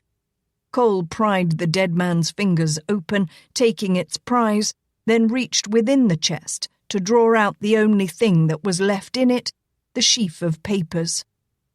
"Saul and I found it," Alaina rushed to explain. "It was the gold shipment taken from New Orleans. They buried it out in the woods with the body, and Saul and we hid the chest in the stables." Cole tossed the papers back into the box. "Well, there's one less to share it now." "Saul said there was a fancy man and a woman who came out here with Lieutenant Cox the night they buried it." The fire roared up suddenly, scorching their faces and driving them back a step. Cole grabbed Alaina's arm, stumbled across the hall, and pushed open a door leading to the opposite side of the house. The room was relatively free of smoke, and he swung her inside, closing the door behind him as he hobbled in after her. They had stepped through the only door in the room, and there was no escape from here except through the boarded windows. Cole wrenched a wooden leg from a broken table and smashed the window panes, then began to pry at the closed shutters that were boarded shut from the outside. Then, suddenly, from without, strong hands began to pluck the planks away as if they were thin shakes, and soon the shutters were flung wide. Saul's black face briefly appeared in the opening before Cole reached back and, lifting Alaina bodily, unceremoniously stuffed her through the window. As soon as she was clear, he thrust his own head and shoulders out and found himself taken in the black's powerful grasp. He gritted his teeth in pain as his bandaged leg was dragged over the windowsill, then gratefully leaned on Saul as the man whisked them away from the house to the shelter of the stable. Cole collapsed beside Alaina on a pile of musty straw, where they coughed the smoke from their lungs. Absently, Cole wondered if he would ever again savour the taste of a good cigar. He found Saul's anxious gaze on them and waved away his concern. "Did you see," he gasped, "another man ride away from the house?" "No, sir. I comed lickety-splitting it across the field when I seen the fire coming from the back door. I ain't seen hide nor hair of nobody." Alaina sat huddled in a small heap, staring at the burning house. The fire was licking upward from the back door, curling toward the second level, while the front of the house was nearly encased in flames. Tears trickled down her cheeks and muffled sobs began to shake her slim form as she relented to the turmoil of sorrow roiling within her. Seeking to hold her close and give her comfort, Cole slid an arm about her, but with a ragged snarl, Alaina ducked away. "Don't touch me, Yankee," she snarled and glared at him with tears flowing unchecked down her cheeks. "You and your damnable blue army have cost me almost more than I can bear." He let her sob out her grief, his face grim with the knowledge that he could not stop this fiery ravishment of her home. "Don't you think we'd better get out of here?" he suggested after a while, "before someone gets curious about the fire." Alaina stopped crying with a choked gasp and shot to her feet. "The Gilettes! They'll be coming down here as soon as they see the fire. We've got to get away from here." "Yes'm," Saul agreed fervently. "But which way? Them white trash gonna be coming up the road, and there's Confederate cavalry patrols in the other direction. And anyways, we ain't gonna get fur in the dark." Alaina felt much like a fox being hounded from its den, but found welcome distraction from her sorrow as she rose to the challenge. "Hitch the team to the hearse. We'll head back across the fields and hide out by the bayou tonight." She turned abruptly and presented Cole his boots, then brushed quickly past to gather their supply of food from the cookhouse, not caring to lend her assistance as he struggled to pull them on. Putting the beacon of the burning house behind them, the oddly matched trio set out to cross the wide field in the hearse. Saul had pushed the heavy casket aside, and Cole lay beside it, where he could stretch out his leg. An eruption of sparks and flames shot high above the treetops and made the tears sparkle in Alaina's eyes when she turned back to look. As they crept across the open space, the wavering light of the fire brightened the field, stretching fluid black shadows ahead of them. They could hear the excited shouts of the Gillettes as they swarmed down the road toward the burning house, and it seemed that any moment the hearse would be seen and a hue and cry raised, but the Gillettes were too intent on watching the fire, allowing the escaping party to make it safely to the woods. In the pitch-black darkness beneath the trees, Saul's unerring skill brought them to a well-masked grove beside the bayou. The black dismounted, and, after seeing to the horses, went back to the edge of the copse to post a watch, lest one of the Gillettes stumble on their path and a pursuit develop. Hunching in her oversized coat, Alaina curled up on the seat and stared sadly at the crimson glow of the low, scudding clouds. Sometime around midnight, the fire died down, and not long after, a light misting rain began to fall. Saul gathered a slicker around his broad shoulders and settled himself against the bole of an ancient oak. Alaina climbed down from her perch and sat in the open rear door of the hearse, resting her head on her drawn-up knees and keeping the best distance from Cole she could manage. At least with the advent of rain, the voracious mosquito attacks abated, and some sleep could be found. Morning came, but the day remained dark and grey as the low clouds and drizzle persisted. Cole dragged himself out of the hearse and stretched to ease the aches and cramps born of a night on its hard floor. Saul had started a small fire and was warming some ham over it, but Alaina was nowhere to be seen. Saul lifted his gaze as Cole hitched himself around to lean against the front wheel of the hearse. The black laid a slice of ham and a hearty chunk of cornbread on a tin plate. "'Tain't awful fancy, suh," he said, grinning as he offered the breakfast, "but it'll stick to your ribs till nightfall." Cole indulged his curiosity as he accepted the plate. "Where's Alaina?" "Oh, Miss Alaina, she took herself off for a walk." Saul fixed a plate which he covered and carefully tucked beneath the seat of the hearse, then began preparing another for himself. "I spec she done gone back to the house. I'll hitch up the team in a bit and we'll meander round that way afore we leaves." The remains of the house could not be seen until they were nearly to the gate. Then the charred ruins came into sight.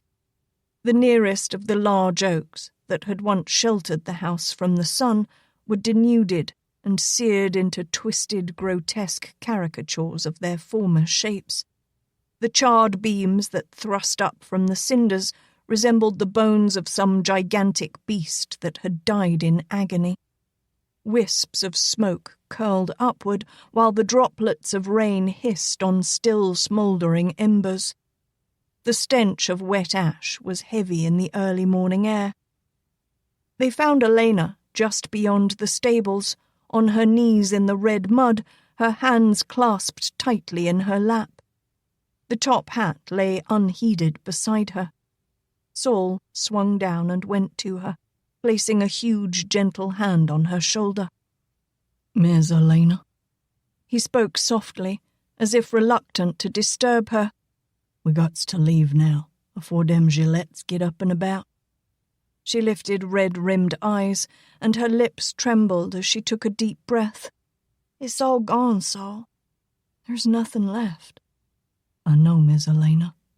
He nodded, then stared at the smoking rubble, his own eyes filling with moisture.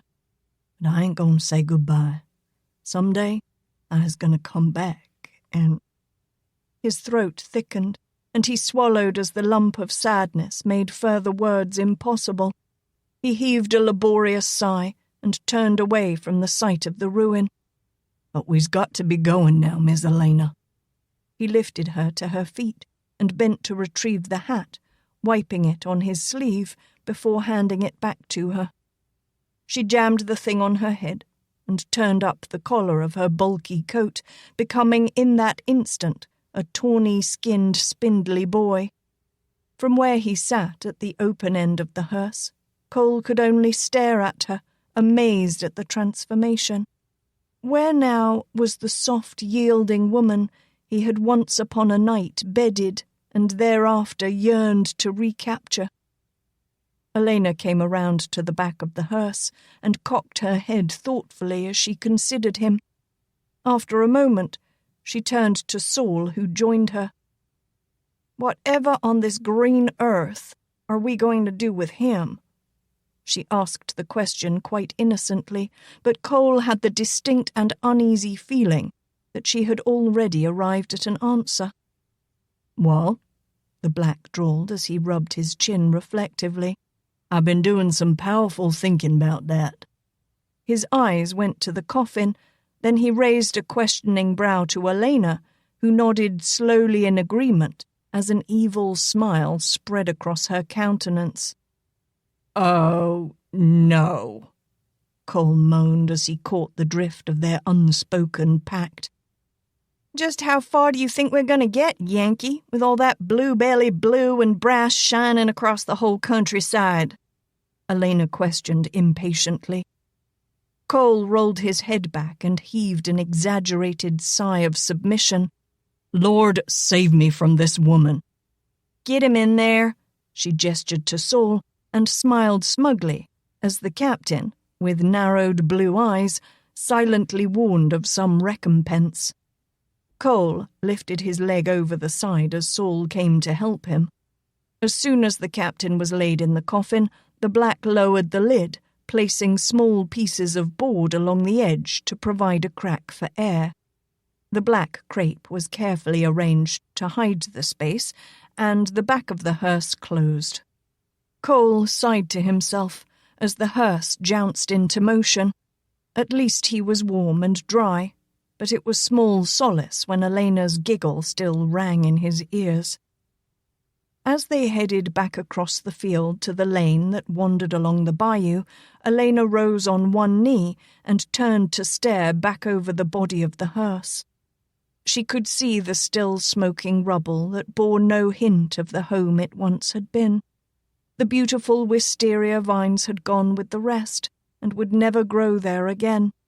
The heavy ash would leach out its lie in the rains to sour the spot for months to come. Briar Hill was now a cluster of barns, stables, and dog-trot cabins. The great white house that had been the MacGaren pride was gone. All that remained of it were the years of memories that drifted through Elena's mind. She sat down on the seat again beside Saul and huddled deep into the oversized coat against the morning's dampness. No heed was given to the tears that streamed down her cheeks, for the weight of this young day was already heavily oppressive. A freshet breeze stirred the trees and brought a stench of smoke and ashes. It embellished what would be her last memory of home for a long time. Chapter 21. The hearse had just turned onto the Marksville road when a rapidly approaching clatter of hooves warned them to pull off and hide behind a stretch of brush. Saul climbed down to muffle the horses while Alaina ran back to warn Cole.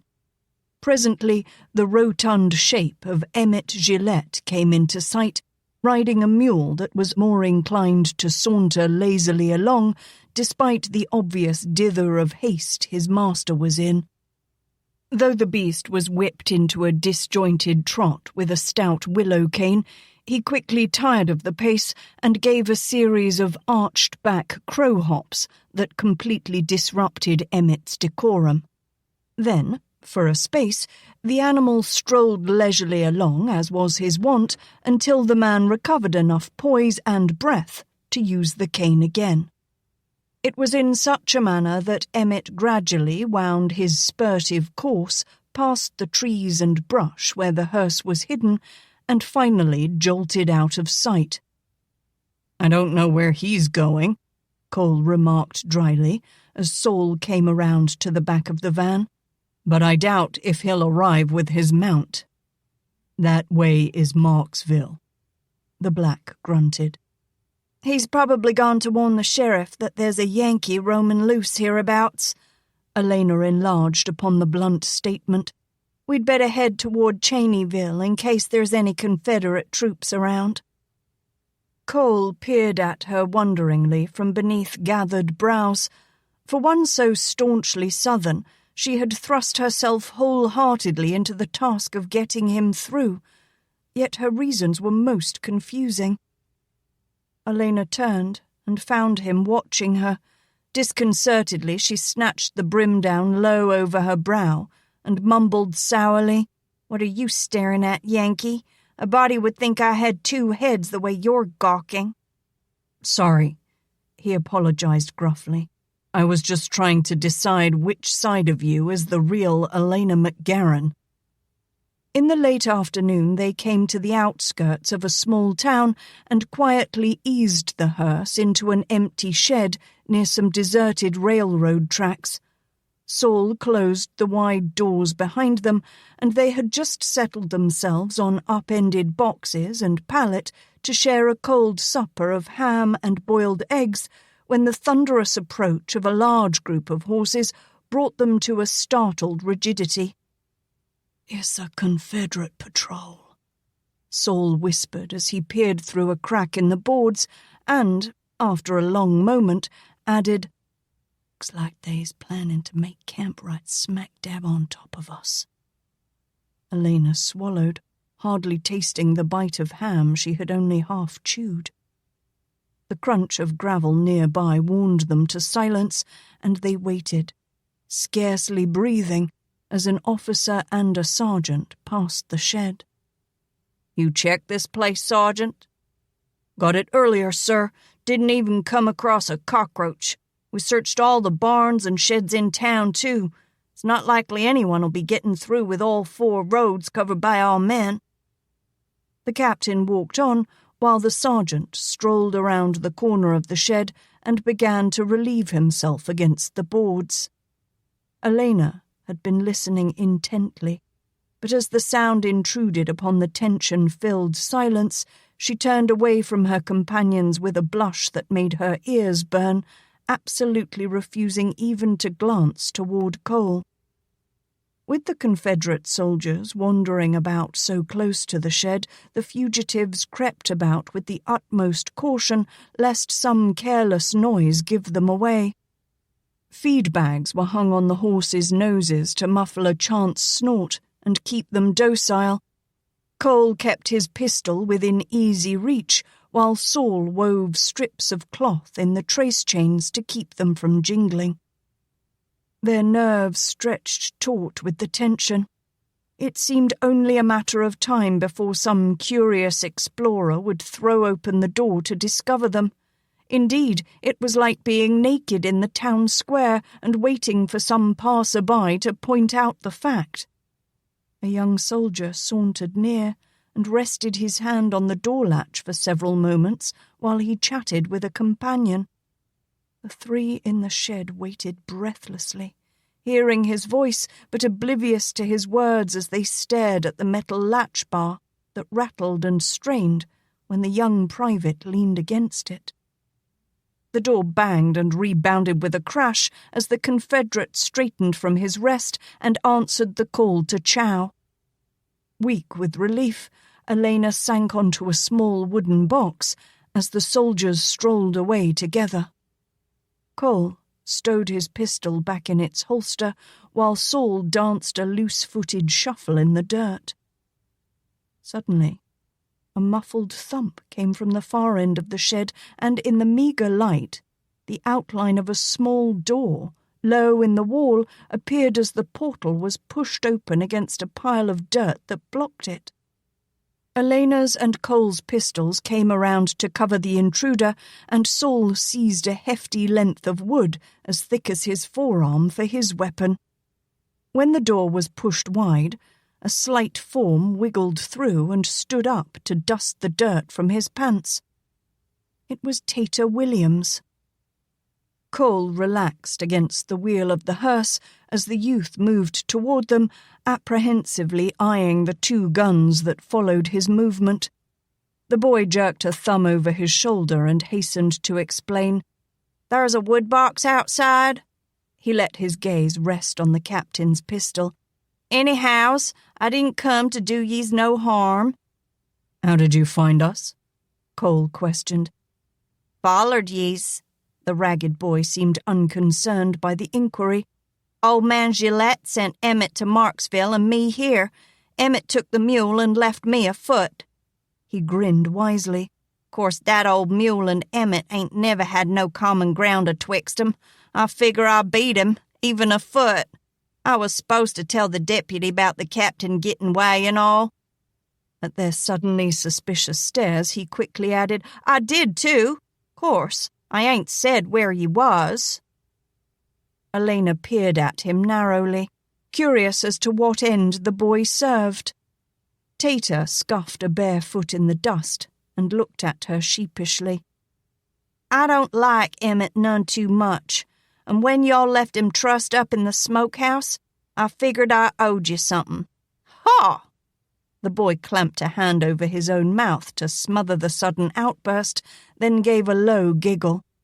"When old man Gillette found Emmett hog-tied, and they take that rag out of his mouth, Emmett set into squalling about how's a booger man and a dozen Yankees got him, and how he fought 'em all till the booger man squashed him.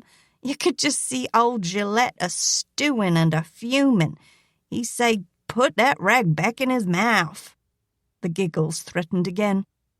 "His pa left Emmett in that dirty old smokehouse till morning, and Emmett were as mad as a scorched woods hog when he got hisself out. His pa made him scrub down in the horse trough afore he could come in and eat. Emmett swore if'n it was the last thing he'd ever do, he was going to shut the captain in that smokehouse till he is cured up like a ham." A shout sounded from outside, and the rebel camp was stirred into a rush of activity. The 2 pistols turned away from Tater, much to his relief, and covered the door. The Confederate officer came stamping past with several of his men, and the fugitives had no trouble hearing his words as he bellowed to the sergeant, "There's a Yankee patrol out of Alexandria camped just a few miles up the road. Leave the details covering the roads and bring the rest of the men. We'll see if we can't do something to spoil those Yankees' sleep a little." The troopers rushed to mount, and soon only empty tents remained in the yard.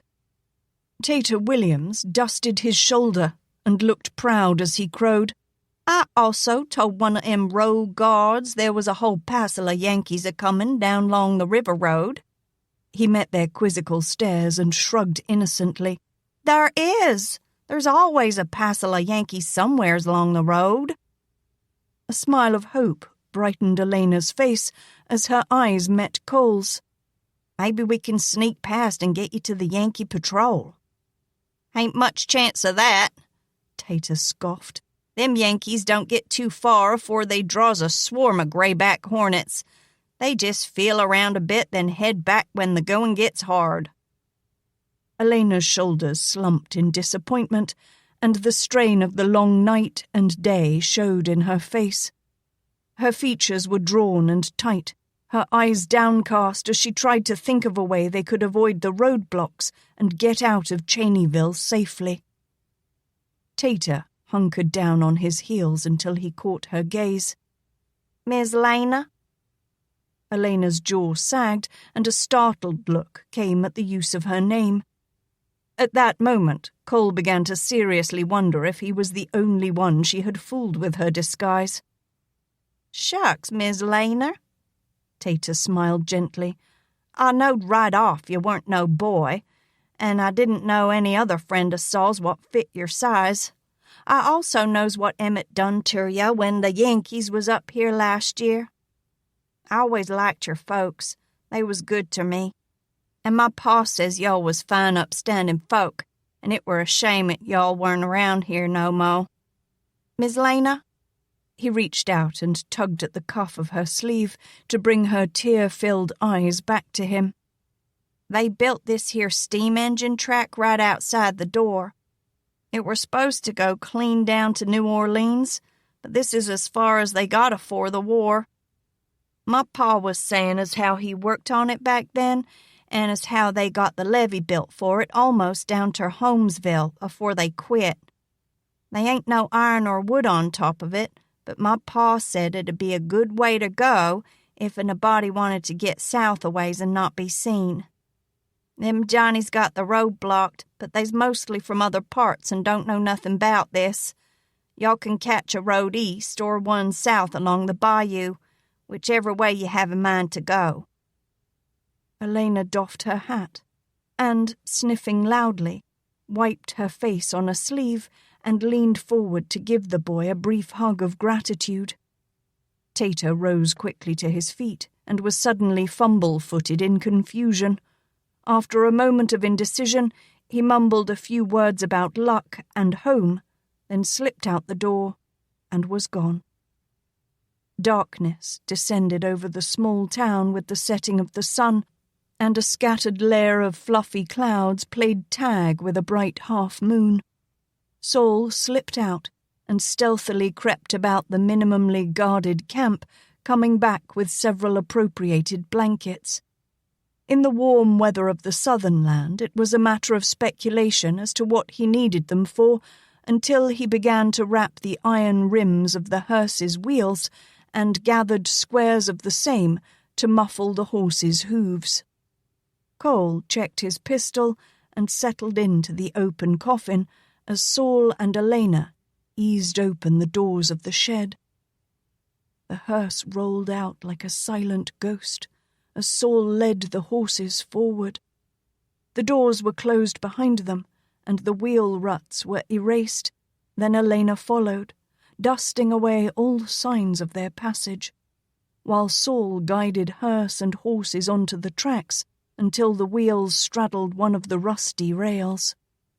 As soon as Alaina climbed into the seat, he shook the reins, urging the team into motion. Noiselessly, they passed lamp-lit houses at the edge of town and were behind a masking copse of trees before the barking of dogs roused anyone to see. A few yards further on, the rails ended, and soon the regular jolting of wheels over ties also ceased. The smooth rise of the railroad embankment extended straight ahead into the swamp, leaving behind the roads and the Confederates who guarded them. The first of several trestles was still boarded over, a necessary convenience for the passage of horses and wagons during construction, and the team trustingly followed Saul as he led them over it. Before dawn, they were on the road east of Holmesville, heading toward the rising sun and the Mississippi. With the coming of daylight, Cole retreated like a vampire into his crypt, and as the morning wore on, began to realize the full stricture of his confinement. The swelling of the upper leg had extended to the knee, and his ankle grew tight in the boot. Though the small blocks of wood at the head of the coffin lid held it open enough for an occasional wisp of air to enter, Cole could barely move in the narrow confines. Each lurch or bounce sent a stabbing pain through his leg, and his head thrumped on the bare wood planking of the coffin. He gritted his teeth and forced his mind away from his present plight. He tried to form a mental picture of Roberta, her sultry beauty, and the round, ripe curves of her body could have been a delight had they also been imbued with a like measure of life and spirit. Recalling her dark, foreboding frowns and the bite of her vitriolic tongue, he failed miserably in his effort. Slowly, unbidden, and in relaxing distraction, a vision of thickly fringed, clear grey eyes crept into his mind and played a gamut for him as they squinted in jest, widened in wonder, laughed, teased, feared, threatened, raged, cried. A slim, straight but pert nose joined the mesmerizing pools of grey and rivaled them in its expressions. Soft, full lips gently smiled and beckoned, parting beneath his. Young, tender breasts heaved with every gasping breath as she answered his hard, thrusting body. And her arms— Enough of that. Cole savagely attacked his rebellious thoughts until they cowered in meek submission back into a corner of his mind.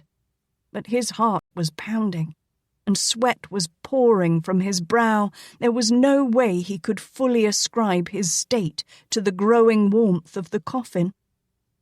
Cole turned his reluctant musings onto a fresh track, considering the possibilities of the near future. The plan of progress was loose, to the point of being undefined and flexible enough to accommodate a multitude of unknown eventualities. In the hope that some of these might be bypassed with viable tender, he had given Alaina a small packet of gold coins and several silver dollars, which he had hidden in the bottom of his bullet pouch and which had remained a secret even when Emmett had worn the pistol belt. Now all he had to do was keep his patience and bide his time until that moment he would be free of his narrow prison. Around mid-morning, the hearse approached a crossroads just as a troop of grey-clad cavalry arrived at the juncture. Alaina reached back and gave a quick double rap on the body of the hearse, warning Cole to be quiet, as Saul drew rein well back from the detail and called out the usual warnings about yellow fever, pointing to the flags that decorated the corners of the hearse. The officer waved them on, but, after they passed, the patrol fell in behind, keeping a safe distance away.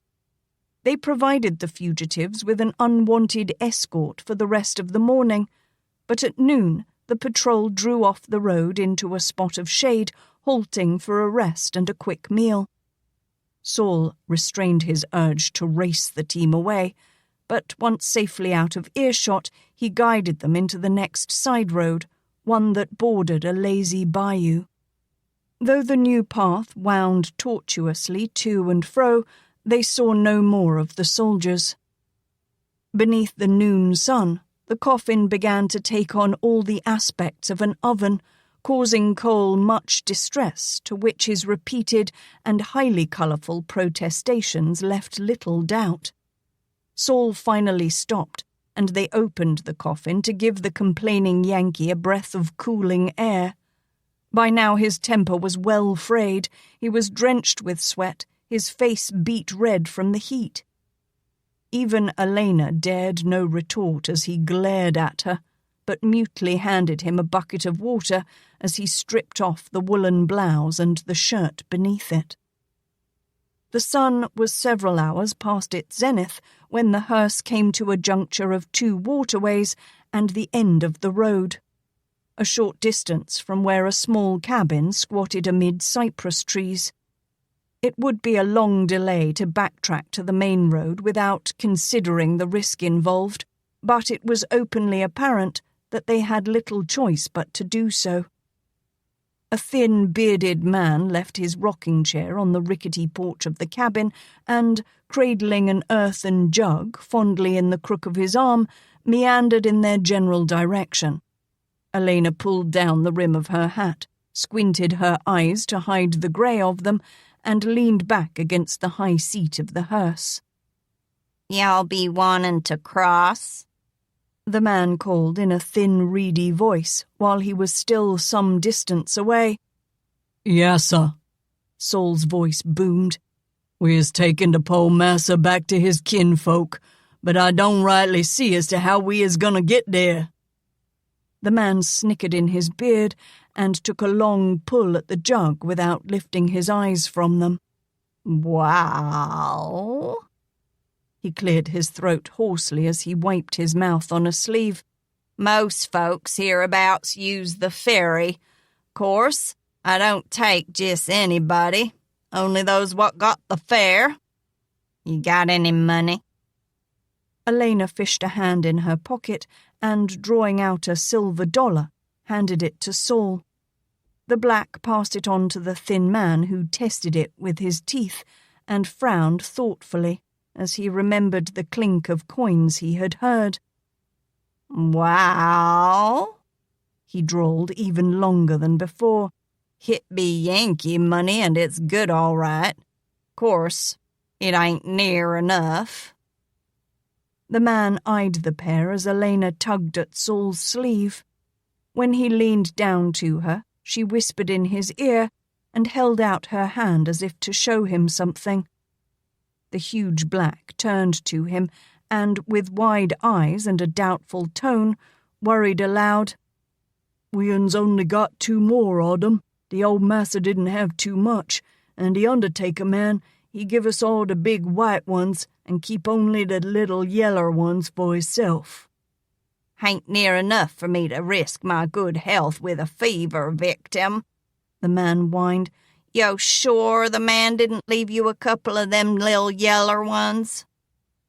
"No, sir." Saul shook his head vigorously. "But the massa, he don't pass away of no fever. The massa, he done got hisself killed in that fight with the Yankees way up river. The undertaker man, he say the lil yeller kerchiefs on the dead wagon keep the Yankees from poking round." "Well, in that case, and 'cause I is a loyal Confederate man, I's gonna take y'all across for only $3. Saul grinned from ear to ear, despite the fact they both knew the usual fare for such a service was closer to a quarter. After testing the additional coins, the man sauntered along a narrow path that ran beside the bayou, and he was gone for so long they began to fear that they had been further cheated. Then an ancient wooden barge came floating into view. The flat-bottom hull had been planked over to form a deck, and a rickety railing of poles surrounded the whole of it, which looked barely big enough to accommodate the long hearse and the horses too. Saul ran to catch the rope the thin man tossed ashore and hauled the barge snugly against the bank. The boatman reached up and pulled down a stout hemp cable that stretched across the bayou, slipping it beneath iron guides at the front and rear of the craft, then lowered the rear rail and slid wide planks out to form a bridge to land. The barge dipped precariously as the weight of the horses came upon it, then lurched heavily in the opposite way as the heavy hearse was drawn aboard. Saul coughed loudly to cover the explosive curse that came from the coffin, then hastened to kick chunks of wood beneath the wheels to block them in place as the boatman eyed him closely. "You ought to do something about that there cough, boy," he commented. "Sounds like you might have a touch of the ague." He patted the jug which he had wedged securely against the post. "Got a sure cure for it right here. If'n y'all had another $1, I'd sell you some for a dosage."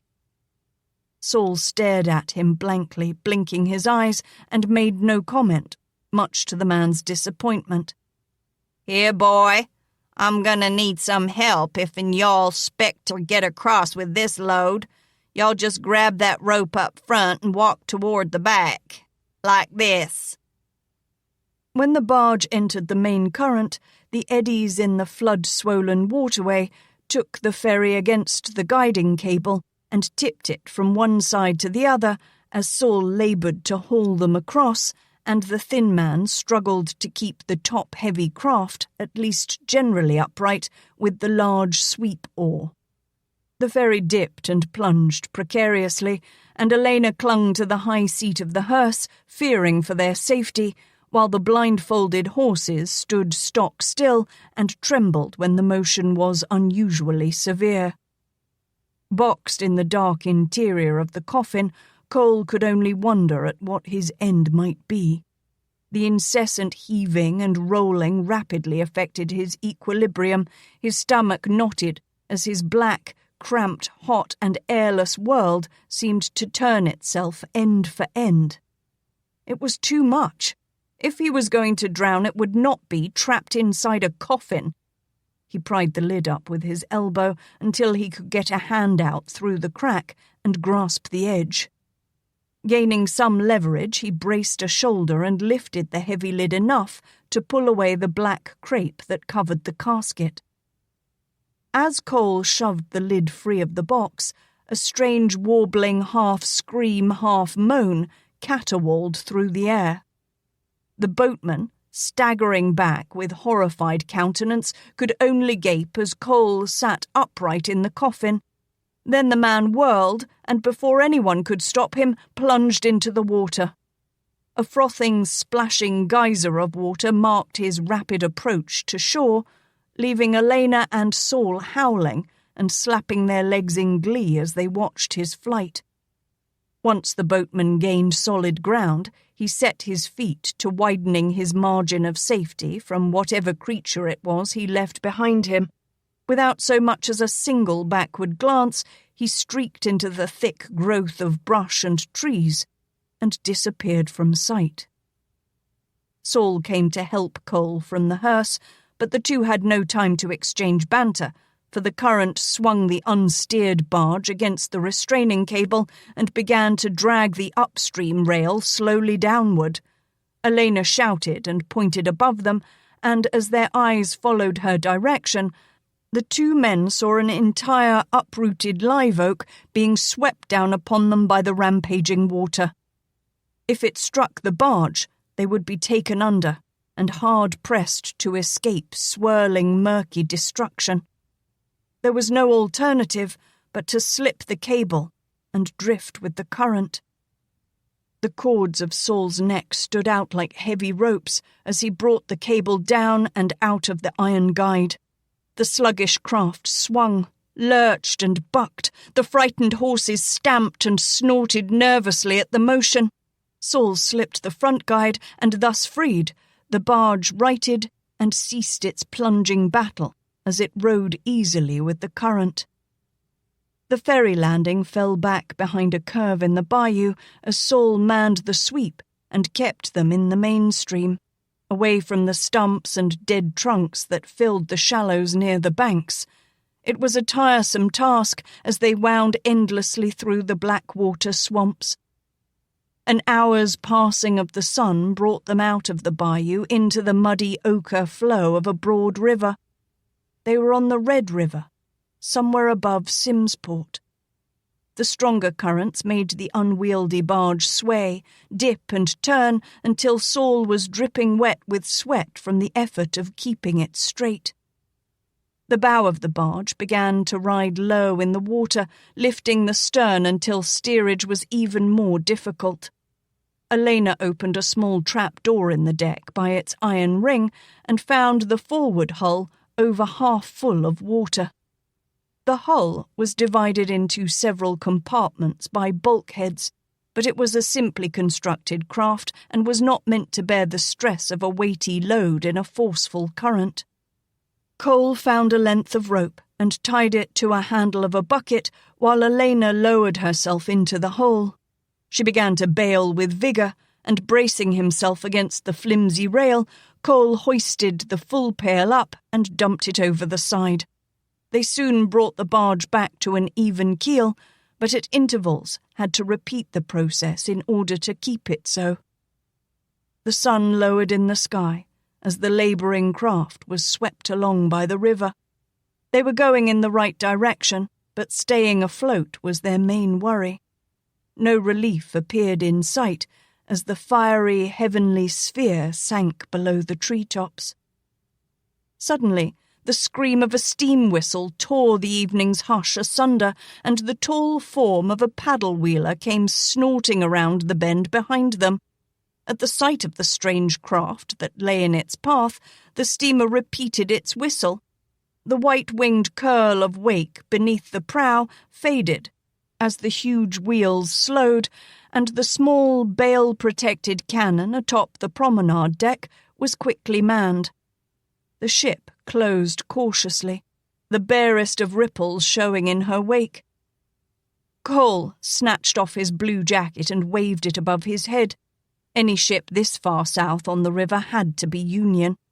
A man left the pilot house and, raising a long telescope toward them, scanned the tiny craft carefully. Cole slipped the blouse back on as he bade Alaina and Saul to quickly pull the yellow flags from the hearse. The packet gave up its caution and was soon nudging against the barge. The exertion of battling the sinking craft and signalling the steamer had cost Cole much of his strength. He leaned weakly against the railing until he was helped aboard the larger vessel. The horses were hoisted over, but the sinking ferry with its black hearse was cut free and left to meet its end in whatever manner fate decreed.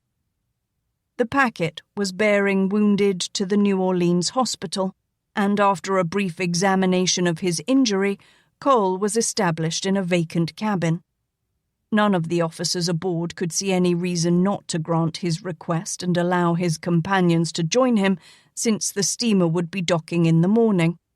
After all, the officers were told, the pair had saved his life. Throughout the night, Cole dozed only fitfully, as the pain gave him no ease. Saul snored, sprawled out on the floor, while Alaina curled in a chair beside the bed to nap. Dawn was lightening the sky when Cole roused from a half-slumber to see Alaina standing at the window, gazing pensively out at the new day. He called her name softly, and she came to the side of his bed.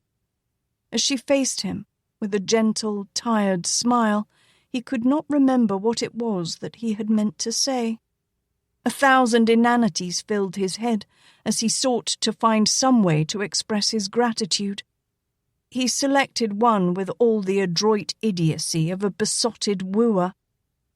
"Alaina, you may keep the money," he whispered unwisely. "I will see that Saul is also rewarded." The smile faded and was replaced by an expression of pained sadness. "You may know the body, Dr. Latimer, but you have much to learn about the person." Her voice was tiny and oddly strained. "The money is in your bullet pouch where it was before. I don't think you could buy Saul or me for 100 times as much." Solemnly she turned and went out of the cabin, leaving him to stare at the closed portal.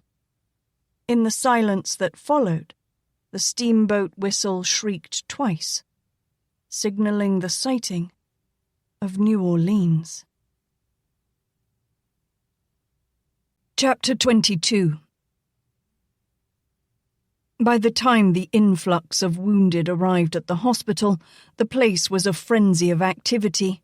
Sergeant Grissom had stationed himself by the door and directed the litter-bearers as they carried the wounded in. Alaina was in no mood to cool her heels outside, and, towing a reluctant Saul behind her, pushed her way in immediately after Cole. The sergeant's eyes passed briefly over her without a hint of recognition, went to rest on the towering black, then returned with an abruptness that left his jaw aslack. "What the hell?" He peered closer. "Al? Is that you?" "Yes, sir." Alaina slipped into the swaggering role of youth with a practiced ease. "I had to put some darkening on so's the two of us," she jerked a grimy thumb over her shoulder at Saul, "could get the captain back here. Some of them Rebs ain't too particular about how young a soldier is." "You men bring the captain along." Sergeant Grissom gestured to the bearers, then leaned out the door to call outside, "Just leave the rest of the men on the litters in the hallway." He paced alongside Cole's stretcher. "Dr. Brooks is busy with the wounded, but I'll see if Major Magruder can't have a look at your leg." Cole made no comment as the man left him outside the operating room, but a look of apprehension came onto his face at the mention of the Major's name. "You gonna let old Meat-Axe Magruder cut on your leg?" Alaina questioned, none too gently. Before Cole could reply, there was a heavy tread of boots in the hall, and a red-faced Magruder glared angrily at the slim snipe. "Meat-Axe, is it?" You little twerp, I'll have you court-martialed for desertion. I'm one of your blue-belly soldiers, Alaina snapped defiantly. and I didn't desert neither. I just went home for a spell. Leave the boy alone, Major. With some effort, Cole propped himself up on an elbow. If Al hadn't gone home, I'd probably be in some stinking rebel prison right now. Magruder's countenance showed some surprise. Well, Captain Latimer, speak of the devil. We just got word you were missing in action. It seems you've managed to become something of a hero. Let's see now. How did it go? The old sergeant was most glowing in his report. You stayed behind to cover the retreat of the wounded, he said, single-handed against a regiment of cavalry and a battery of artillery. Actually, it was just a small patrol and a gun they had captured. Cole responded laconically. It must give you a sense of accomplishment to know that out of the nearly 400 wounded left behind at Pleasant Hill, those from your hospital camp were the only ones who made it back. I was not even aware of it, Major. Whatever. Magruder shrugged and wiped his bloody hands on a towel. I'm sure a board of inquiry will be interested in learning just how you turned up here while the rest of the army is still in Alexandria. I'm not sure I can explain all of that myself, Cole muttered. I spent a good deal of the time wrapped up in a coffin, but thanks to Al and his friends I am here to tell whatever I can about it, and I did bring a bit of souvenir with me. Ah, yes, your wound. Of course. We'll have to take a look at that. Magruder knelt beside the litter and, taking a pair of scissors from his pocket, snipped away the bandage. Then, peeling it free, he probed the wound with the point of the scissors and pulled the ragged edges apart. He callously ignored the grinding of Cole's teeth and the sudden beads of perspiration that broke out on the patient's brow. Alaina cringed, biting her lip, and with a strange sound turned her face to the wall, shaken by the fresh flow of blood. Saul's gaze fixed on the Major, and he made several accurate conclusions on the man's character in those brief moments. This was one Yankee to avoid if a body was hurting. Magruder rose from his examination. A rebel shell, you say? That means it will be brass with a good deal of lead in it. Matter of weeks your blood will be poisoned. No doubt about it. That leg will have to come off. Cole managed a hoarse question, though his lips were white and stiff with pain. Can't you get the fragment out? I've had the leg with me for some time, and I've grown quite attached to it, and I would be most loath to lose it. The Major shrugged. I've seen it before. The metal is wedged tightly against the bone. Probably have to break the leg to get it out. Too many arteries, vessels close by. Nick one of those, and it would be gangrene. Again, just a matter of time. I don't think so. Cole managed. The gun was a Wilkinson, breech loader with saboted steel shot, not brass. If you can't get the piece out, just close the leg up and leave it. I disagree, Captain. Magruder was arrogant. But whatever I do, it will be up to me. You will hardly be in a position to argue now, will you? Cole stared at the smirking man and laid back on the litter. Perhaps not, Major, but I can arrange a pair who will. He reached back to the roll he used as a pillow and withdrew the Remington .44. Al? The one called turned. You still have your pistol? Right here, Captain.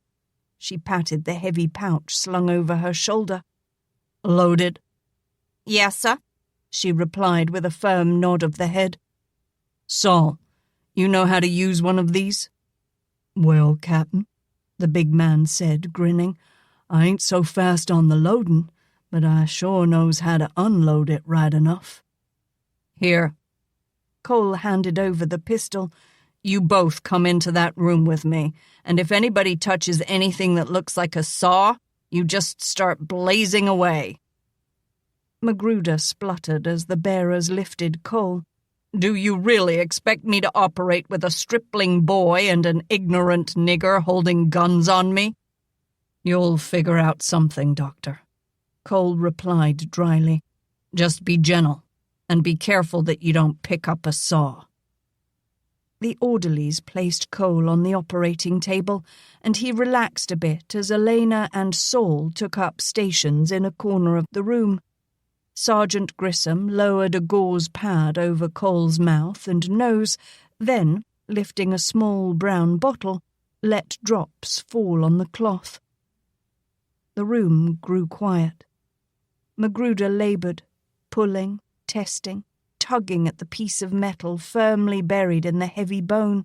He even forgot the pair of pistols that followed his every movement until he reached out a hand and fumbled at the tool tray beside him.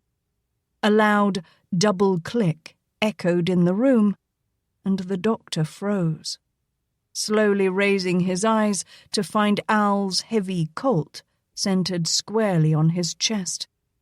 He looked to his outstretched hand and began to sweat as he saw that it hovered over a narrow bone saw. Carefully and deliberately, he moved the erring hand and lifted a pair of forceps he had been searching for. The piece of metal was solidly stuck, and in the deep, lacerated wound there was no place to gain a hold for leverage. A shadow moved over Magruder's hands, and he glanced up to find that Dr. Brooks had joined him. "You'll never get that out," the elder doctor observed. "There's not really enough to grasp." Yes," Magruder agreed, then enlarged upon his statement. "It is steel, though, and not rebel lead or brass. I could just close it up and hope." "The only thing to do," Dr. Brooks rubbed his chin. "It's either that or lop the leg off." Magruder stared at the old man for a long moment, then shook his head as he pointed at Al and Saul with his forceps. "I wouldn't even think of it, Dr. Brooks." Saul was extremely uneasy with all the blue uniforms about, and he took himself off to the Craighughes, while Alaina chose to stay behind just until Cole came around. And then she would perhaps see if Mrs. Hawthorne would put her up for a night or two. She repeated her story of Cole's rescue to appease the curiosity of the hospital staff, and was finally admitted to the small, narrow room where Cole had been taken on the excuse that she had to see that the captain got his gun back. Her eyes lingered on his lean profile. She had never seen him so still before, and it brought all her fears into focus. What if he took a turn for the worse, like Bobby Johnson? She shook her head vehemently, rejecting that morbid bend of mind. He would be all right. He just had to be. The door opened and Dr. Brooks came in. Several hours had passed since the operation, and it was nearing the end of the workday. Alaina allowed him a tired smile as he gave her shoulder a reassuring pat, but she drew herself up as Magruder and General Mitchell came in to check on Cole. She listened to their voices droning on without hearing the words as she waited for that time when Cole would regain consciousness and she would be assured that all was well. There was a dull thudding in Cole's head as he slowly roused, and an ache that pulsed in unison with it. Though the draperies were drawn, the light was far too bright for his eyes, and their thin, dry, scratchy parchment lids. He recognized Al's small shape against the far wall, but he could banish neither the stiffness from his lips nor the dullness from his brain to give her a reasonable greeting. He blinked his eyes several times and saw there were others in the room also. Dr. Brooks stood near Alaina, and Magruder was, as usual, at the Surgeon General's elbow, rattling words that grated against Cole's jangled nerves. "It's amazing the captain survived this ordeal," the major observed officiously. "He was certainly lucky that Al found him and brought him back." "Captain, ha!" Mitchell snorted. "It will be Major soon enough if I have anything to do with it. After all, it's not every day that one of our doctors must defend his charges as well as mend them." Magruder's smile drooped into hanging jowls of displeasure, but the general gave him no notice as he turned to Al. "You saved us a most valuable man, young sir. We'll have to see what we can do about that. I think it not improbable that I can get you some kind of commendation. Perhaps a monetary reward would not be out of order." Magruder, now red-faced and silently raging, was unable to make any excuses for his hasty departure. He stalked to the door, and when he snatched it open, the startled dark eyes of Roberta met him. Again words failed him. Brushing brusquely past her, he strode down the hall toward the day room where he could be away from the mewling concern everyone seemed determined to bestow upon the captain. Alaina, sharply aware of her own haggard and filthy state, shrank back into the corner behind Dr. Brooks as her cousin swept into the room. The woman was the epitome of high fashion.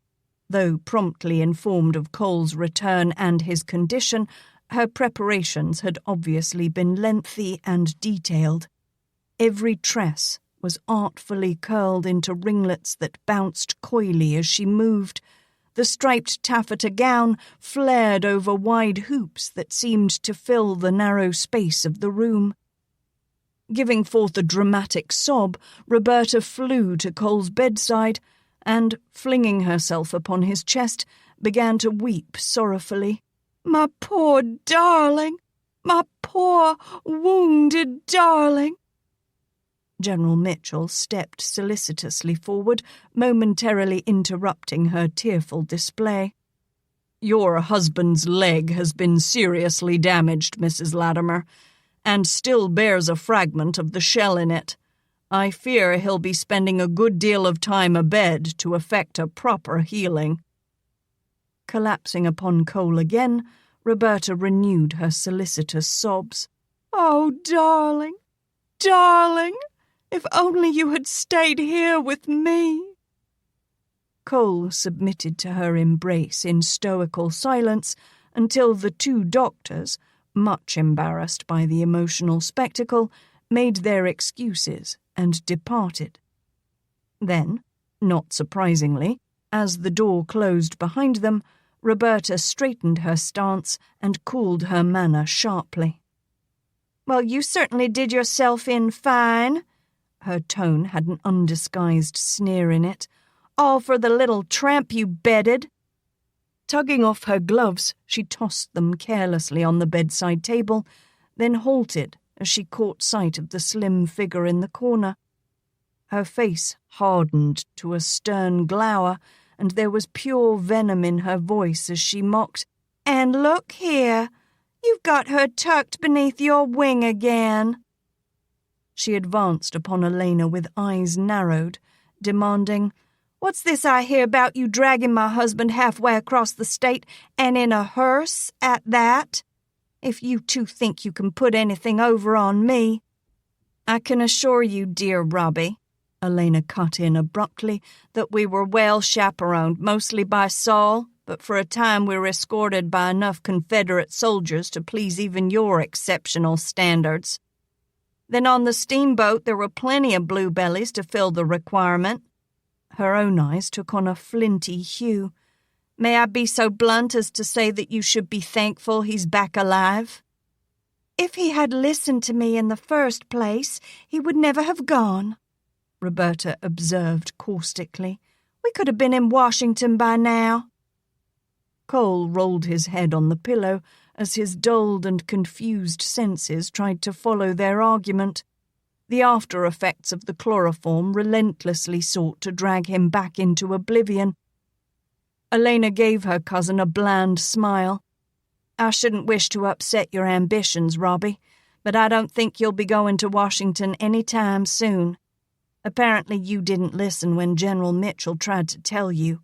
Your husband will have a long recuperation ahead of him, and as I've heard it, Magruder has volunteered to go in the captain's place." "What do you mean?" Roberta became incensed. "Of course we'll go to Washington. A doctor wounded in the line of duty?" She laughed. "Why, we'll be the hit of the social season, and under my guidance, Cole will probably be a general before the war is over." "He's already made major, without your help." Alaina couldn't resist goading. "And without going to Washington." Roberta's eyes narrowed with hatred. She was sure her cousin was smirking in glee. The little bitch would do anything to have Cole near her, even if he were a cripple. With a sense of outrage, Roberta flung out an arm toward the door. "Get out of here! Your services, whatever they be, are no longer needed. I can take care of my own husband from now on. I don't need you meddling in our affairs."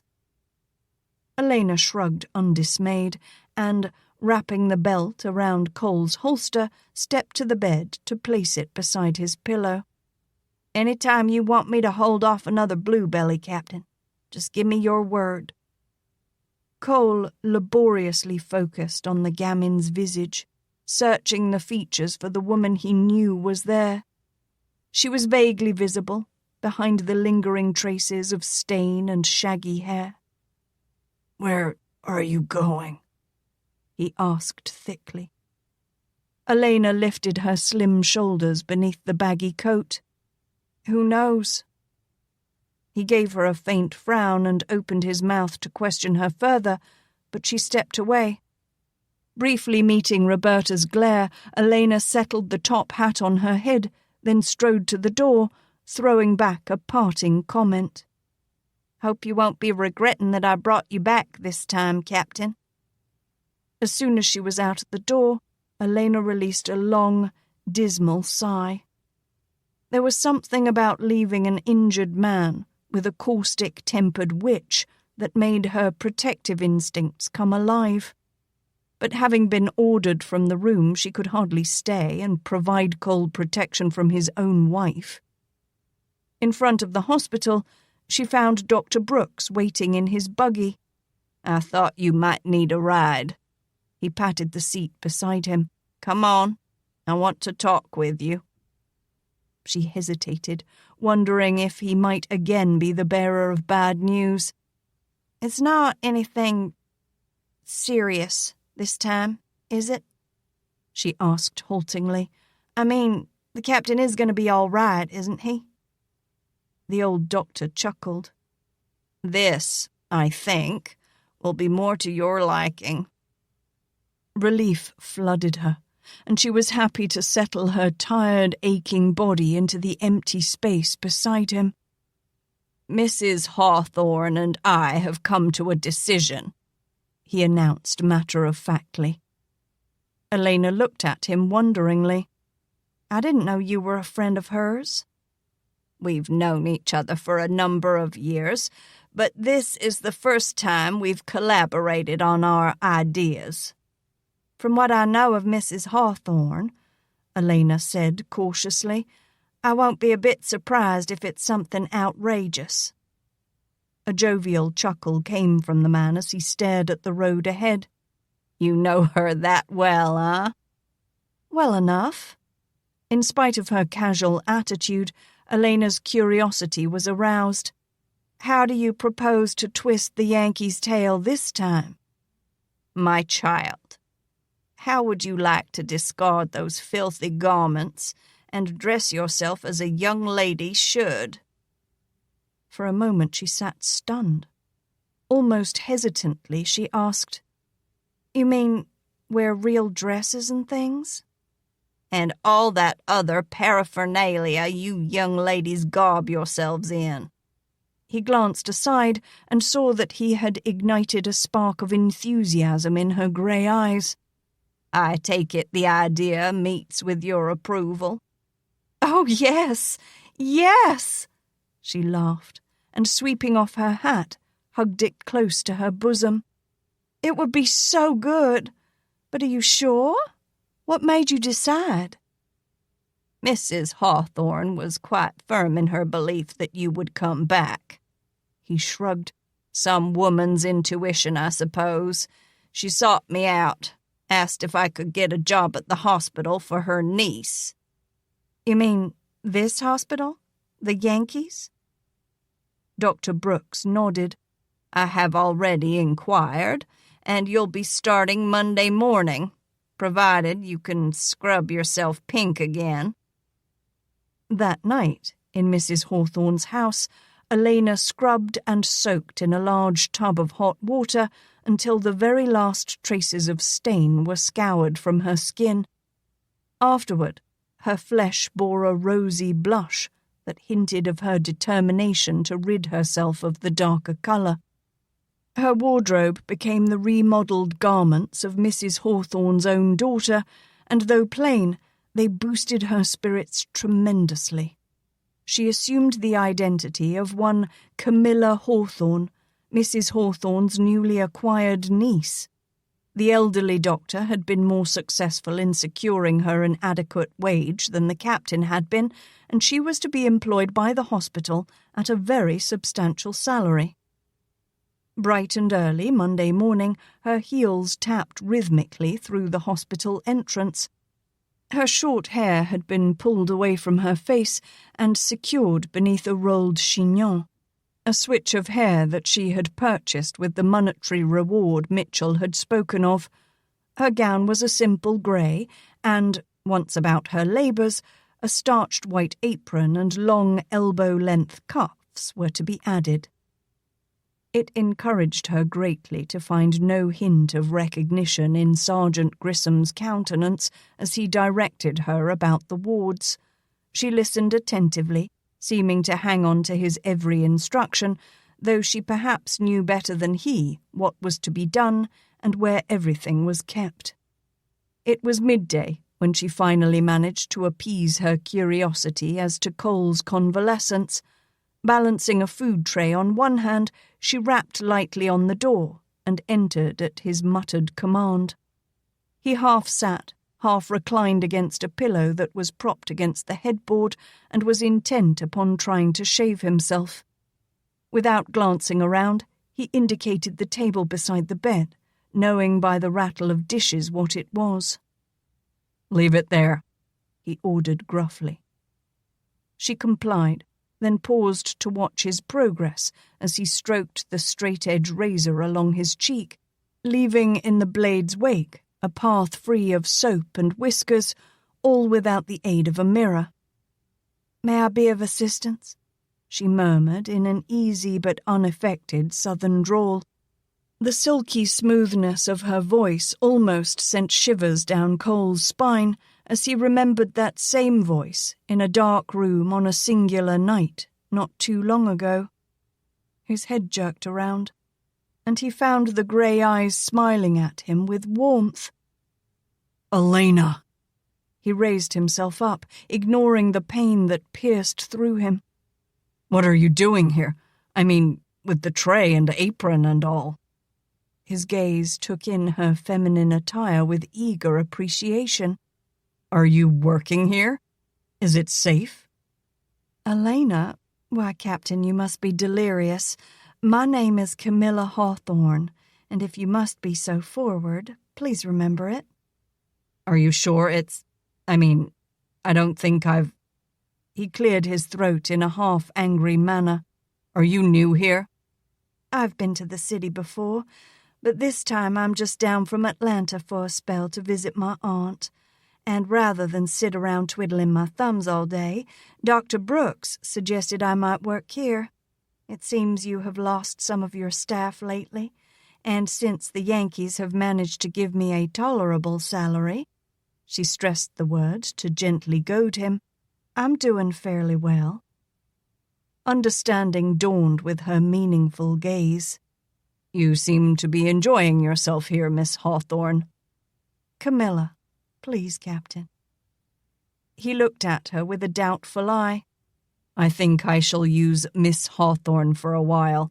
The formality of it tends to trip my tongue less than that familiarity." Her slender shoulder lifted in a brief shrug. "Suit yourself, Captain. And why shouldn't I enjoy myself?" She took the razor from his hand and, turning his cheek, plied the blade carefully along the lean contour of his jaw.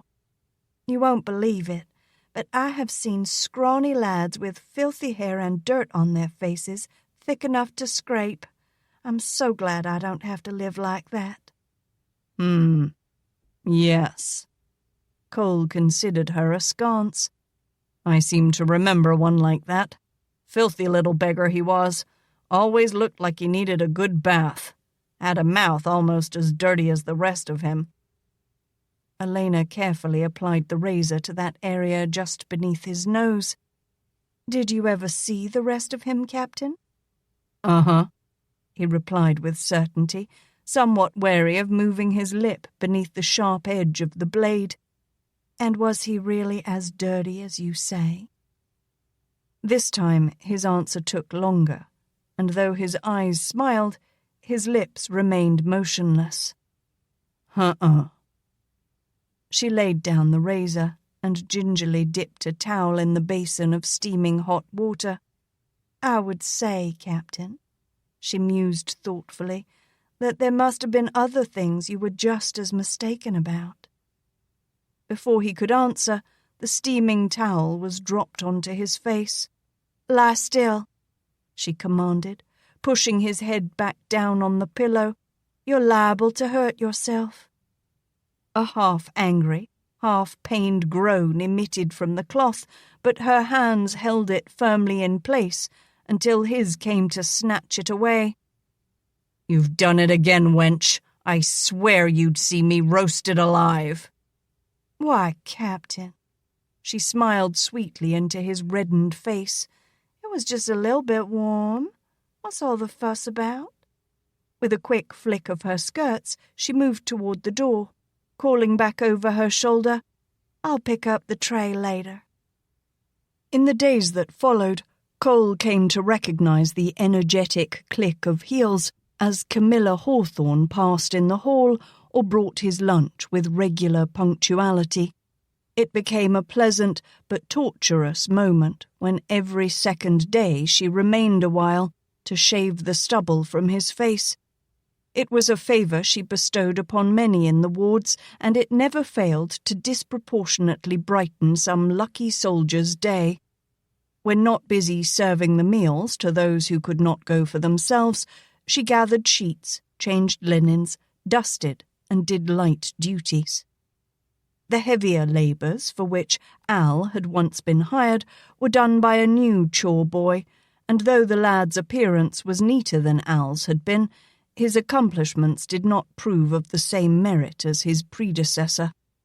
When there was time, Camilla collected letters, dispersed the mail, pausing here and there to talk with the men, sometimes reading books to them. She revelled in acting out the choicer parts of the stories, spicing them up to a delightful degree with her imagination, charm, and wit, and an unsuspected talent for mimicry. Major Magruder was the only one who seemed puzzled by her. No one else had ever taken more than casual notice of the sprite Al, but when the Major asked her outright if he had ever seen her someplace before, she laughed warmly and countered with a question of her own. "Have you ever been in Atlanta, Major?" It was during this time that Cole gained the official promotion to Major, and this so irritated the older officer that Magruder's thoughts turned away from the young woman and became instead entrapped in the resentment he felt for Cole. He had no special license to that emotion, however, for Cole Latimer himself suffered from like emotions, though they were directed elsewhere. It was a matter of aggravation that a young lieutenant, who had been assigned to the surgeon's staff, appeared heavily smitten by the attributes of Camilla Hawthorne and showed no hesitation in applying his own best qualities to a form of mild courtship.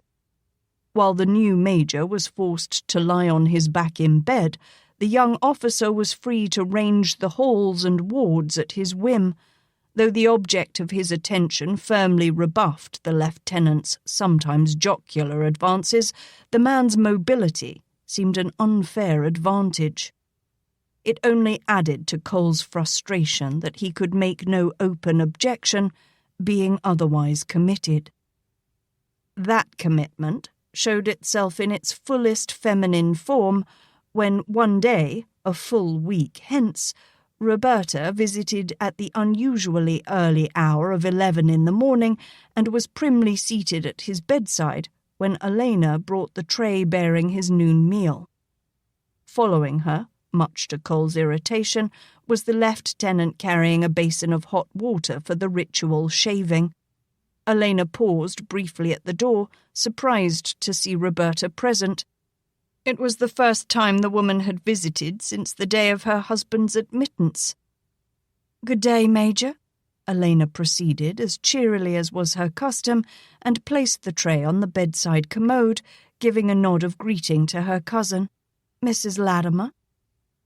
Cole struggled to rise to a half-sitting position in the bed, somewhat chagrined at his unshaven appearance when the other officer was crisply neat. Alaina took the basin from the lieutenant and, placing it beside the tray, made the introduction. "Mrs. Latimer, I don't believe you've met Lieutenant Appleby. He's the new surgeon on the staff." Roberta graciously extended her hand, and dutifully the lieutenant bent over it in the best of the High Court tradition, but quickly returned a hopeful smile to Alaina. "Would you like some help here, Miss Hawthorne?" "I can manage well enough, Lieutenant, thank you." She smiled. "Perhaps you'd better return to your duties now. I've taken up enough of your time as it is." Roberta chafed beneath the stricture of wedlock. The lieutenant was quite handsome, and it provoked her that Alaina always managed to affect an easy manner around men, as if she had no fear at all of their baser nature. Roberta yearned to test her own charm on the fellow, just to see how quickly he would forget about the younger cousin. Finding no excuse to remain, Lieutenant Appleby departed the room as Alaina busied herself setting out the shaving implements. Roberta rose, crossed the room to carefully close the door, and returned to stand at the end of Cole's bed. Her eyes bored into her cousin as she hissed, "Just what do you think you're doing here?" The girl looked up with a casual shrug. "I have to earn a living, and Dr. Brooks got me a job. I work here." "Sneaking in and out of bedrooms, I suppose?" The woman's tone was something less than polite, and she ignored the warning frown from Cole. Alaina fixed her cousin with a cool stare. "I don't have to sneak, Roberta. I leave that for others." Turning back, she began to wet the towel. Roberta grasped the brass rail at the foot of the bed with such intensity that her knuckles whitened. "And what do you think you're going to do with that?" "I'm going to give Major Latimer a shave," Alaina answered. "It's part of my duties." "I'll tend to that," Roberta snapped. "You just get out of here and stay out." "Whatever you say, Mrs. Latimer." Alaina dropped the towel into the basin and, at the door, glanced around as she pushed the portal wide. "We leave this open here on the second floor, Mrs. Latimer, so the men can call if they need help. Or anything." She was gone before an answer could be made, leaving Roberta fairly seething. "I always said that little tramp will be the ruin of us some day. She's got all of us living in fear that someone will recognize us as her kin. It's just terrible." Roberta mewed as she sought her chair again. "You can't even say her name without having people look at you in suspicion. And now she's here, working amongst all these men, just like a busy little courtesan." Cole leaned back and watched his wife from beneath gathered brows. "I think you're being harsh with her, Roberta. You know as well as I do that she is innocent of what she has been accused." "And I think you're being far too easy on the little hussy," Roberta objected. "How can you be so blind, Cole? You saw the way she acted with that lieutenant. Why, she's leading him around by the nose. She acts as if every man were her consort, as if she were a queen or some special gift to men." Cole held his silence, though his mind agreed she is. "I remember when we were children, it was always Alaina who played with the boys. If you wanted to find her, you found the boys, and more often than not she was with them, and usually dressed just like them, while I played with my dolls and minded my virtue." Cole propped on an elbow and raised a brow, unable to resist the question, "How is it then, my dear, that she managed to keep hers longer than you did?" For a moment the dark eyes narrowed and glared. Then she sneered, "Humph! As scrawny as she was, what boy would have taken her seriously? If you want to know the truth of it, Cole Latimer," Roberta gathered herself in erect self-righteousness, "had she been mature enough, she'd have given up her virginity long ago." In some exasperation, Cole reached for the shaving mug and, wetting the brush, began to lather it. "And what are you going to do with that?" Roberta questioned quickly. "I'm going to lather my face, and then I'm going to shave." Cole stated the obvious bluntly. "I'll do that. Just lie back a little." Cole was suddenly apprehensive. "You don't need to, Roberta. I think I can manage." "I said I'd do it." She rose and took the brush and mug from his hand. It was late in the afternoon, and well after Roberta had left, when Alaina returned to Cole's room for the dirty dishes. He was lying flat in the bed, with a wet towel pressed to the lower half of his face. As soon as he saw her, he glared, and though his voice was muffled behind the cloth, his indignation was bold and rampant. "Good Lord, woman! Your cruelty is beyond reason. Helpless as I am, you left me with that butcher." He snatched away the towel, and Alaina gasped. His face was nicked and cut in a full score of places, and still oozed red from at least a dozen. "Fetch that new surgeon friend of yours before my weakened life is spent this day," he snapped. "Or better yet, fetch me a lump of alum that I might stem the flow from my wounds. I swear a week in the swamps with an open leg bled me less than this afternoon at Roberta's hands." Alaina's footsteps and laughter echoed in the hallway as she ran to fetch the alum. When she returned, he glowered at her again above the towel. She wet the lump in the basin and, still trembling with an occasional giggle, applied it to his battered face. "I've not yet decided, girl," Cole informed her sternly as she tended him, "whether you may have done me more injury from your desertion this day or on my wedding morn." "Be that as it may, sir." Her voice was low as she bent far too close to him. "But this time you can hardly claim mistaken identity." Now that Roberta knew Alaina was working at the hospital, she strove heartily to visit Cole every day at an early hour and did not deem it within her duty to leave until all visitors were dismissed for the night. Though she appeared adamant in her purpose to minister to him, he was just as determined that she would not shave him again. Rather, he grumbled, he would grow a length of beard before allowing her to do a like service again. The week was filled with malicious tidbits and insinuations of Alaina's conduct, past and present. Now that the truth of her identity was out, the older cousin actively sought to sway Cole's regard for the younger.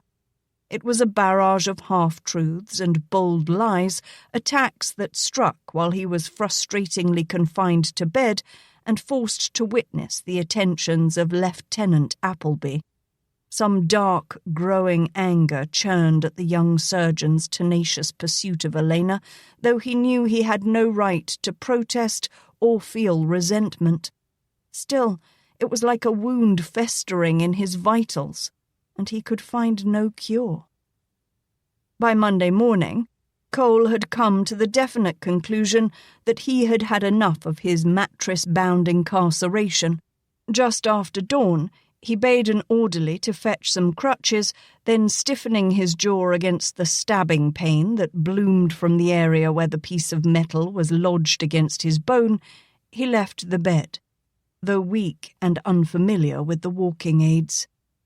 His muscles had become flaccid from inactivity, yet with dogged persistence he forced himself to exercise. From the bed to the wall and back again, slowly, painstakingly, over and over.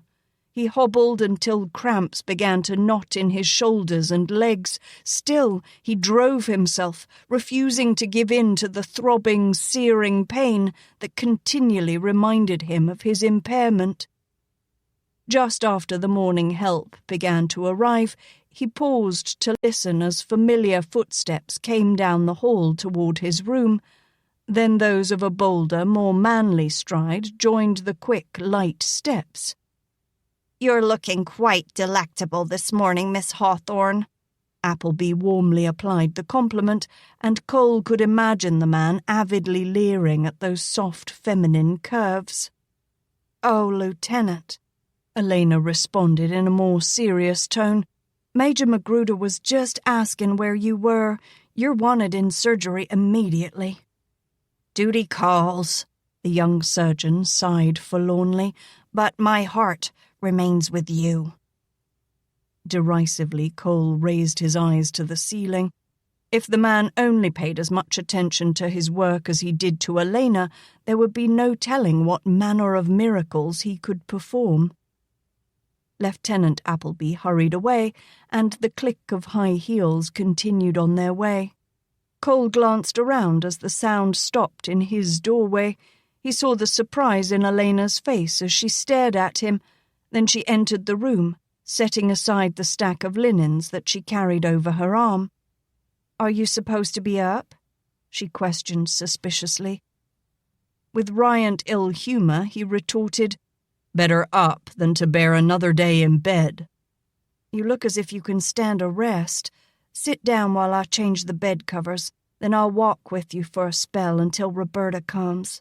She'll be glad to see you up." "Don't coddle me, woman." He waved her away as she stepped forward to escort him to a chair. "I don't need a nursemaid watching over me while I walk." "Well, somebody should be here to see you break your silly neck," she retorted spiritedly. "You can let your young friend practice on me if I do. I'm sure he needs the experience. He seems much more adept at courting women than he does at handling a scalpel." "You can't possibly know anything about his skills," she protested. "You've never been with him in surgery." "No, but I've seen him running up and down the halls like a panting pup after you often enough. When does he have time for his duties?" Alaina raked the dirty sheets from the bed. "Lieutenant Appleby is just being nice, and you have no reason to be so caustic." "Have you ever considered cooling his ardor?" Cole questioned curtly. "I do not encourage it, I assure you, Major," she snapped. She stalked to the door and threw the dirty sheets into the hall, then came back with the fresh ones, glaring at him. "I have done nothing improper." "You haven't discouraged him either. I've seen the way he looks at you, like some rutting young whelp over-anxious to catch you in the nearest corner. You act as if your mother never warned you about such men." "Oh, she warned me about them all right," she laughed jeeringly, "but it was your kind she failed to mention. Shall I depend upon you, Major, for advice about that which you have already taken? Indeed, beside you, I would consider Lieutenant Appleby a saint." She turned away to spread the sheet across the bed, but Cole was unwilling to let her have the last word. Forgetting the crutches, he reached out to grasp her arm, then suddenly found himself twisting slowly on the unwieldy sticks. He caught at the foot of the bed to keep himself from sprawling full face, and the crutch under his right arm skittered away, rattling across the floor. Pain shot through his leg as his weight came full upon it, and the weakened member began to fold. Words that Alaina meant to issue with rancour turned to a gasp of dismay as she saw him crumpling. She flew to his side and, thrusting her shoulder beneath his arm, checked his fall and held him upright. "Are you all right?" she inquired anxiously. Slowly, he straightened and gazed down into her worried grey eyes, impressed with the clearness of them and the fringe-like thickness of her silken lashes. She possessed quite a lovely and expressive mouth, one that needed to be kissed. Alaina felt his arm tighten across her back, and before she could gather her wits, she was lifted to meet his lowering, parted lips. Open-mouthed, the kiss vividly betrayed his hard-driven desires, going through her like a searing bolt of lightning, stripping naked her own needs and passions. Fighting desperately against the madness that threatened to envelop her, she twisted away and staggered back a step, shaken and shocked by the stirring rush of excitement that had catapulted through her. She struck out, as much in shame as with a sense of outrage that he should dare accost her in such a public place. The room echoed with the resounding crack of her open palm meeting his cheek. In the next instant, she whirled and flew toward the door, yearning to find some place where she could be alone and unleash the agonized sobs that were near to bursting forth. Heavy-booted heels struck against the marble floor in the hallway outside Cole's room, and with an effort she collected her dignity. It was a hard-won triumph when she stepped into the corridor with a restrained and cool manner, but her poise was nearly shattered again as an oddly familiar voice called, "Why, Mrs. Latimer!" She whirled to see Lieutenant Baxter hurrying toward her, and could only stand in mute confusion as he neared. She could think of no graceful or easy escape from the predicament she found herself in. "You remember me, don't you, Mrs. Latimer? I mean, we actually never met that night at your husband's apartment, but I'd recognize you anywhere, and I never forget a face." He laughed as he added, "especially one so lovely." Alaina was too stunned to make an answer, but the man rushed on with his inquiries, unaware of her distress. "How is the Major, anyway? I've heard of his heroics and promotion. He has a right to feel proud of himself." "Major Latimer is doing well," she answered haltingly. "Did you want to see him now?" "Actually?" The officer laughed to cover his embarrassment. He could hardly boast that he had boils on his backside. "I have a bit of a problem that I must attend to first. Is one of the doctors available?" "Why don't you check with Sergeant Grissom?" she suggested disconcertedly. "If he's not at his front desk downstairs, just wait there. He'll be able to find a doctor for you, and it will save you some wandering around." "Thank you, Mrs. Latimer." She opened her mouth to correct him, but he swung around and hurried off, leaving Alaina staring for one shocked moment into the wide, blazing eyes of her cousin. Roberta had been coming down the hall behind Lieutenant Baxter when he called out and had been halted by the exchange. "You dare portray yourself as Mrs. Latimer?" Roberta gritted between gnashing teeth as she came forward. Threateningly, she shook her fist beneath the girl's nose and swore, "You'll have him and that title over my dead body." Brushing on past, Roberta entered Cole's room and slammed the door behind her. The Major immediately fell victim to a vivid and most insulting description of his character, and Alaina fled, not wishing to hear the vulgar accusations that her cousin made against them. It was a much later hour when she sent around an orderly to finish making the bed. The Major's homecoming to the Craighue household was celebrated with a stoical greeting from at least one member. Angus Craighue had been hoping for the worst, and disappointment reigned along with the usual resentment he felt for his son-in-law. That same afternoon, Cole was ushered to the guest bedroom, and Roberta made a lengthy explanation as to how he would be more comfortable there now that he had the lame leg to consider.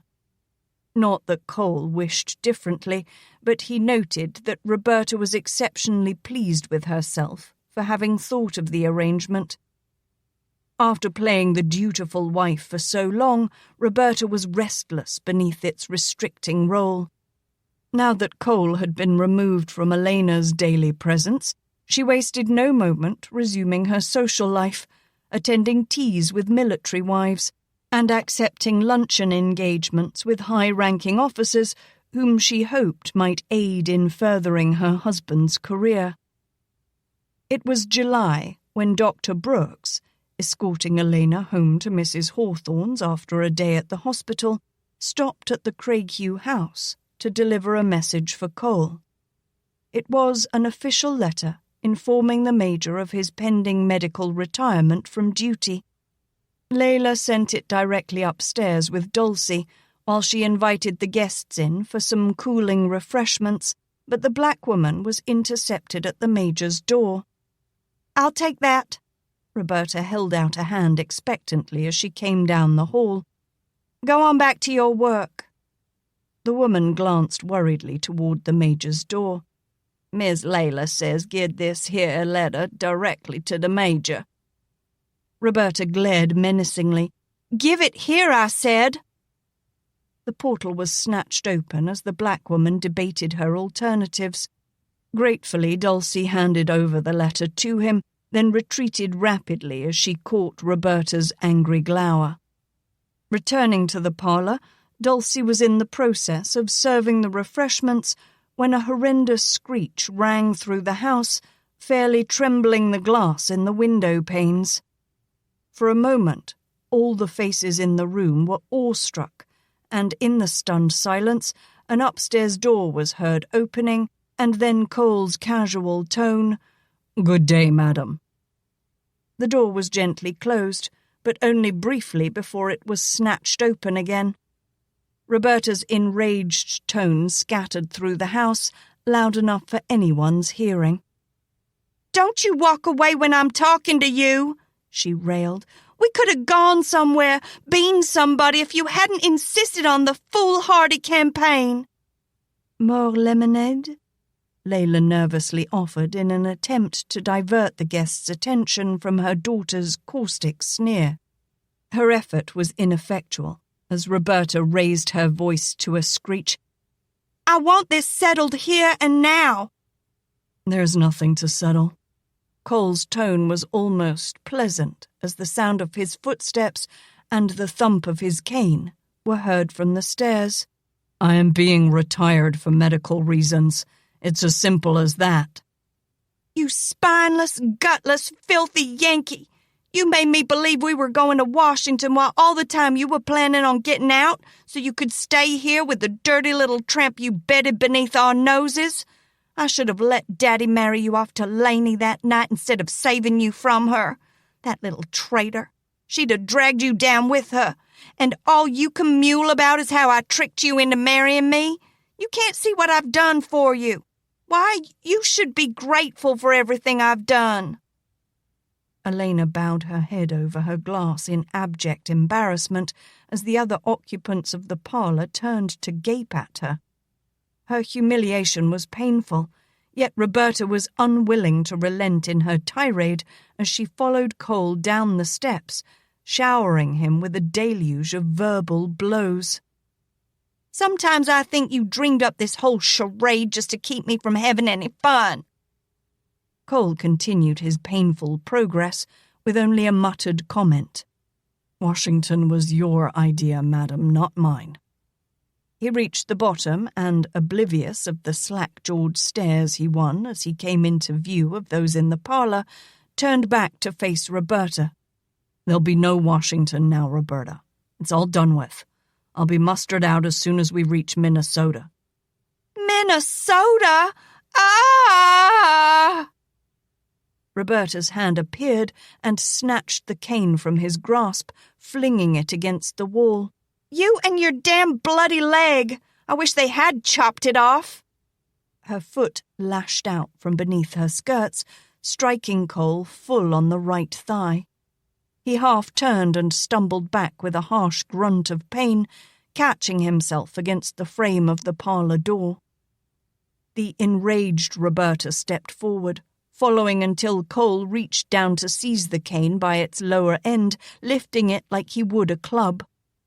Growing wary, Roberta backed around into the parlour as he stumbled after her, his face white and bearing a grimace of pain. "Woman," he snarled, "if you ever do that again, I shall—" He halted abruptly as his eyes went over her shoulder and took in the astonished faces turned toward them. Only Alaina sat with her head bowed, her slender hands clenched tightly in her lap.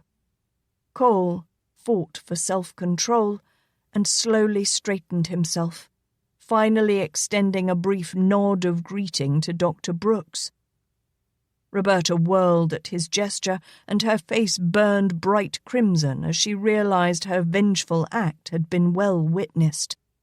No less flushed was Layla's own, as she sat rigidly erect and stared into the distance. "Roberta? Cole?" Her voice was small even in the dead silence of the room. "We have guests." "I'm going out for a ride," Cole reported curtly and limped away from them. "I don't know when I'll be back." Roberta, finding no way to excuse her actions, beat a hasty retreat upstairs to her room. Dr. Brooks could do nothing to ease either Layla's or Alaina's mortification.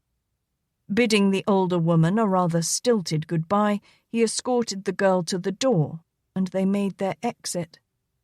Dulcie wandered off to the kitchen, shaking her head sadly, while Layla sat much in a daze, wondering how a sweet, dark-eyed daughter had come to this pass. Chapter 23. The heat of the summer bore down on the southern fields that continued to lie fallow as the war progressed. It was largely a summer of defeat for the Confederacy. Grant assumed command of the Eastern Department of the Union Army, and Robert E. Lee proceeded to fight a series of retreats in a war of attrition that he could not afford, as he fell back upon Richmond. Sherman attacked Johnson in the Central Department, and that stalwart fought a flawless retreat to Atlanta. Hood, the gallant one-armed Texan, replaced Johnson and began to fight the battle for Atlanta, while the city itself fell into a panic of evacuation. In the Western Department, known on the Confederate side as Trans-Mississippi, Kirby Smith failed to catch Steele in Arkansas, then returned south in time to let Banks escape across the Atchafalaya. August waxed with its exhausting heat, and the blue-clad soldiers in southern Louisiana became almost rare as Sherman and Grant's armies demanded replacements for their losses. On a late Saturday afternoon in early September, Alaina and Mrs. Hawthorne were at work in the flower garden when a rhythmic rattle of hooves came down the road toward the house. Alaina straightened as a horse and buggy came into sight, the latter bearing the impeccably uniformed Major Latimer. He drew rein beside the hitching post and decorously tipped his hat to them. "Good afternoon, ladies." "Why, Major Latimer, how nice of you to come calling," Mrs. Hawthorne greeted with warmth. "Would you like to come in for some tea? Or a bit of sherry, perhaps?" "No, thank you, ma'am. Actually, I came out to talk over some matters with Alaina. I'll be leaving in a few days, going home, and there are a few affairs that need to be settled before I leave." "Of course, Major." The woman smiled warmly. "I understand. I shall be in the house for a while, if you two should need me." Just before entering, she paused at the door and looked back over her shoulder. "If we don't get to talk again, Major, I do wish you a safe journey home. Godspeed." "Thank you, ma'am." Cole touched the brim of his hat politely and waited until she had disappeared into the house before his gaze came around to rest upon Alaina, who carefully tended the shrubs. "Can you stop that for now?" he asked quietly. "I'd like to have a talk with you." Though her mind was not on her labor, Alaina continued to trim the withered blossoms from the greenery. "What we have to talk about, Major, can be discussed while I'm working." Cole rubbed the cool leather of the reins beneath his thumb. "I came to talk with you privately, Alaina, and I would be grateful if you would go for a ride with me and listen to what I have to say." She turned and stared at him for a long, indecisive moment, then approached the buggy. "Get in," he bade gently, and reached out a hand to offer her assistance. Alaina stared up at him. He was darkly bronzed from the sun, and in contrast his pale blue eyes seemed to shine like bright gems. Just when she had thought that she would not be affected by his presence, he appeared, and all her carefully tended illusions were cruelly sundered. Why hadn't he just gone away and let her be reconciled to his leaving? Why did he have to prolong her misery? "I beg your indulgence, Alaina. I'll be gone in a few days, and I desire a few moments of your time, if you can spare them." Reluctantly, she removed her apron and gloves, hanging them on the hitching post, and climbed in beside him.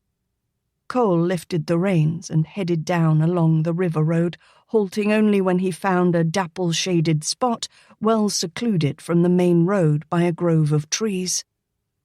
"I do hope your intentions are honorable, Major." She tried to sound flippant. "I seem to be at your mercy, and you appear quite determined to compromise my reputation." Cole wrapped the reins about the whipstaff and leaned back in the seat. Unbuttoning his blouse, he reached within it and drew out a small derringer which he handed over to her. Bemused, Alaina raised her gaze to stare at him wonderingly. He gave her a slow smile. "To soothe your fears, madam." She examined the small double-barreled pistol, then observed wryly, "It's unloaded." "Of course." He grinned, setting aside his hat. "I'm not a complete fool." He took the weapon from her. "Do you know how to use one of these things?" "It's rather ineffective without proper loading. That much I know." Ignoring her quip, he began to slip the brass cartridges into the chamber. "Pay close attention," he admonished. "This little lever on the side is a safety and will prevent an accident." "And your reasons for this gift?" Cole slapped the chamber shut and briefly aimed the gun at a distant wildflower before meeting her inquiring stare. "After I leave, you may have need of some convincing protection, and since you've attracted the likes of Jacques Dubonnet, who knows what could happen? This is the only thing I can offer toward your safety. It's part of a farewell gift, I guess you might say." "You mean there's something more?" He shrugged casually. "Are you of a mind to go into a business of your own?" "That would be nice, but I'm afraid my funds are rather limited." "I can provide those funds," he said slowly. "I can have it arranged before I leave, and if there's any problem in the future, I've hired an attorney in the city to deal with some of my affairs here. You need only contact him." "Thank you, Major, but I do not wish to be kept by you or by any other man. I am fairly self-sufficient, and I prefer it that way." "Damn it, Alaina. I'm not asking you to become my mistress. I just feel obligated." "You needn't," she interrupted coolly. "You owe me nothing, and I will take nothing from you." "I have money with me, at least 2,000 in gold and the key to my apartment. I've made arrangements to keep it as long as you're here in the city. I want you to take them both." "No!" She was just as adamant as he. She had her pride and her reasons, which she would not discuss with him. "And you can't force me to take them." Cole sighed heavily. "You are a stubborn woman, Alaina MacGaren." After a moment, he reached behind the seat and handed over a large, ornately carved wooden box. "The last of my gifts," he announced wryly, "and this, I think, will not greatly compromise your reputation." Suspiciously, she glanced at him, then lifted the lid. A gasp of astonishment came from her as she saw what lay in the bottom of the velvet-lined box. It was a miniature of her parents that had once hung on the wall of her bedroom. "But how did you get this?" "My hand touched it as we were leaving your bedroom that night. I had noticed it on the wall earlier, and I thought you might like it as a keepsake." "Oh, yes." The shine of tears were in her eyes as she gazed into his. "It's the most beautiful gift of all. Thank you." On impulse, she leaned toward him, pressing her lips against his brown cheek. Cole's head was suddenly filled with the fragrance of her hair, and something wild escaped within him, something too strong to fight against. As if he had no will to stop them, his arms came around her, gently molding her to him. He had a man's desire, and it had been many months since it had been soothed with the softness of a woman. "Alaina, I want you." His voice was a hoarse, ragged whisper in her ear, and it burrowed down in her soul, unlocking all the forbidden passions that she had held in check. His mouth found hers, and for a moment there was an eager meeting of lip and tongue, of passions winging out of control. Her breath caught in her throat in a small, sobbing gasp as he held her hard against him. Every fibre in her being yearned for him, but her mind rebelled. He belonged to another woman, and in a few days would be gone from her. If she allowed some tenderness between them now, his leaving would be that much harder to bear. "Cole, no," she choked out, turning her face away and struggling against his broad chest. "We can't do this."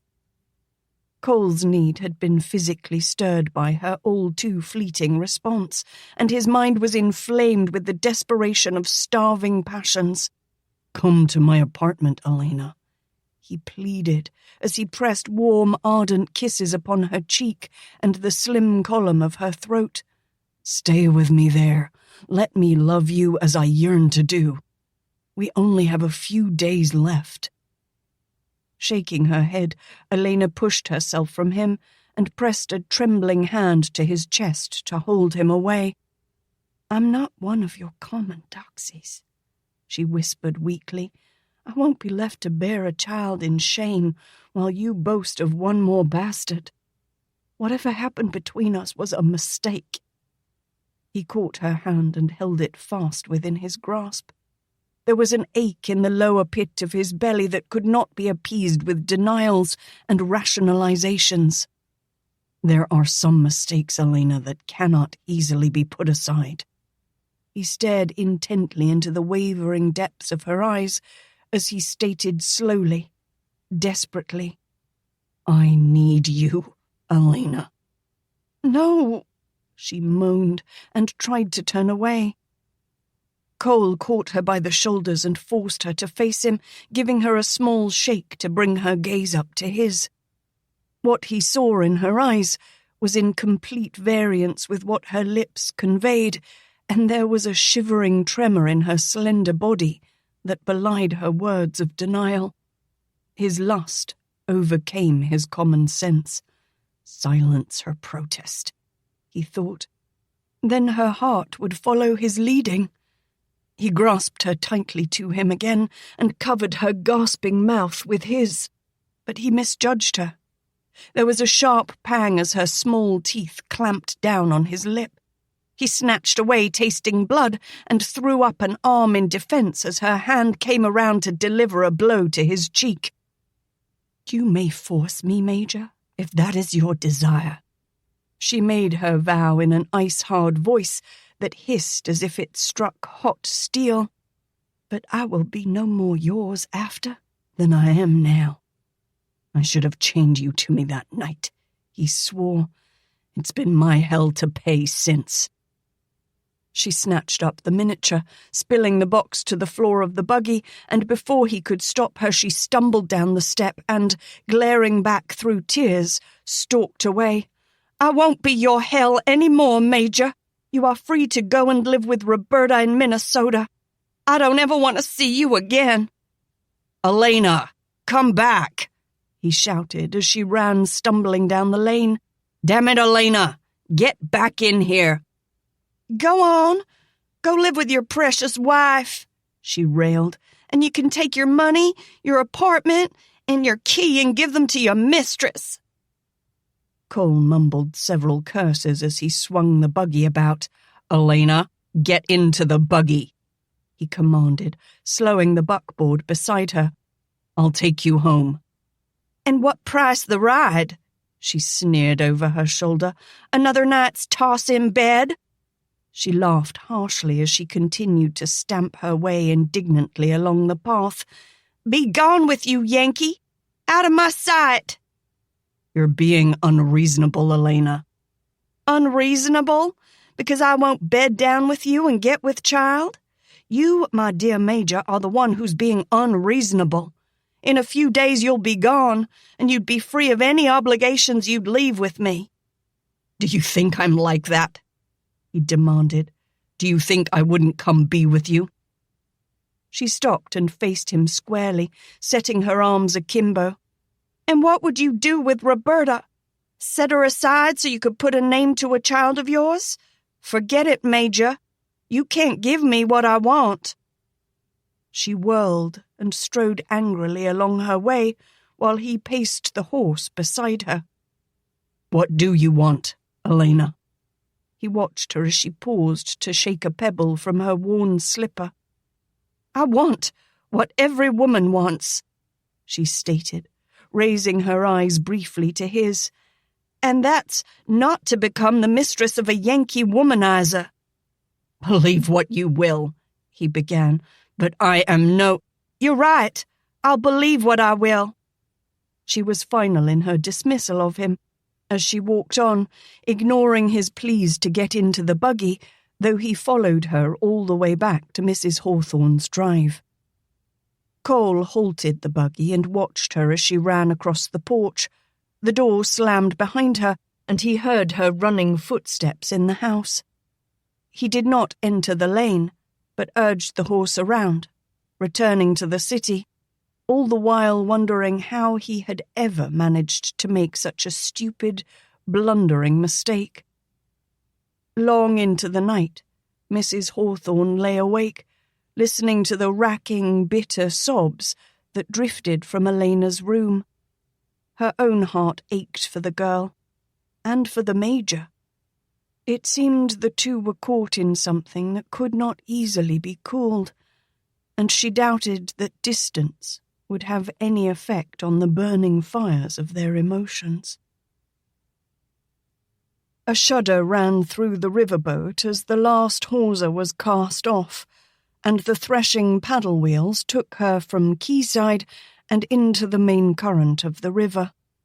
Layla wiped her eyes and frantically waved the kerchief as her daughter departed, while Angus stood stiff and unyielding beside his wife, knowing full well that with his own part in Roberta's marriage, he could now voice no objection.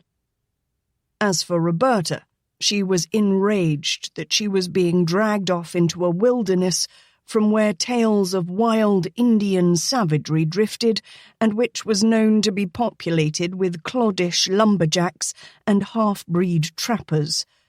The reality of it all came home to her as she stood on the upper deck of the river steamer.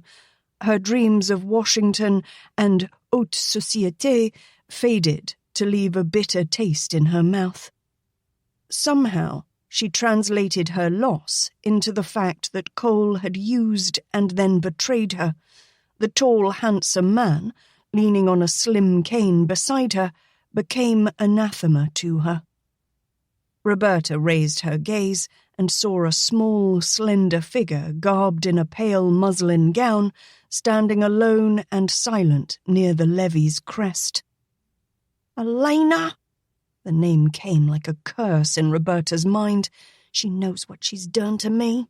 Oh, she knows all right, and how that little bitch must be chortling at my fate. Did you speak? Cole turned from his own musings to face her with the question. Roberta stared up at him, and all her frustrations and hatred made itself known in the sudden snarl of pure rage that twisted her face into a hideous mask. She could bear no more of this. Abruptly she whirled and ran to their cabin, hiding her face behind a gloved hand. Cole followed more slowly, but when he tried the doorknob, he found the passage locked against him. He paused for a moment in deep reflection, then leaning heavily on his cane, he limped to the purser's office to arrange for separate accommodations. Later in the afternoon, Alaina was puttering in Mrs. Hawthorne's backyard when the woman called her to come around to the front porch.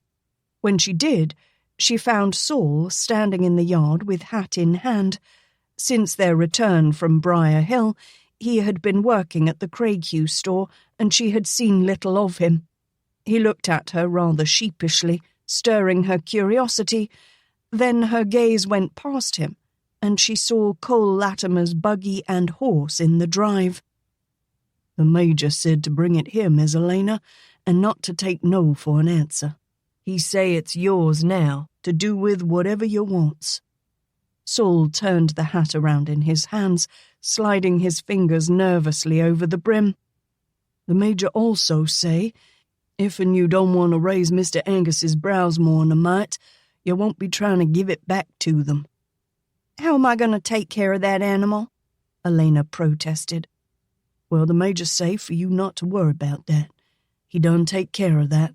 There'll be some feed and stuff delivered here ever so often, and all you gotta do is sign for it." Alaina gritted her teeth and peered at the black suspiciously. "That's not all, is it, Saul?" "Well..." He lowered his gaze and shrugged lamely.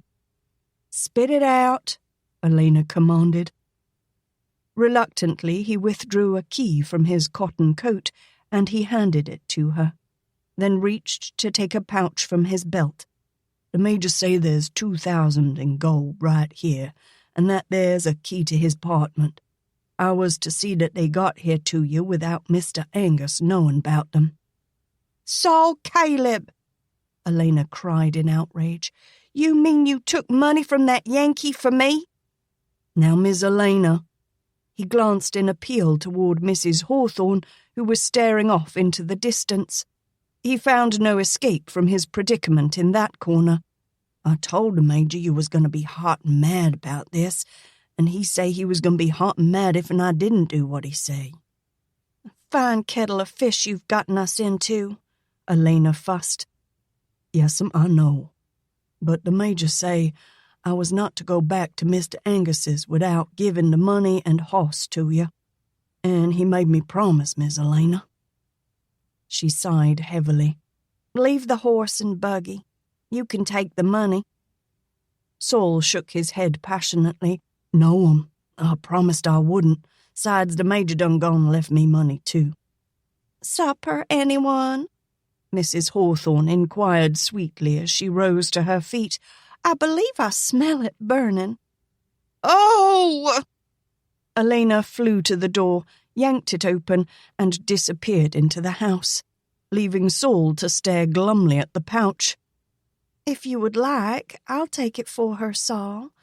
Mrs. Hawthorne smiled gently, "just in case an emergency arises and she needs the money."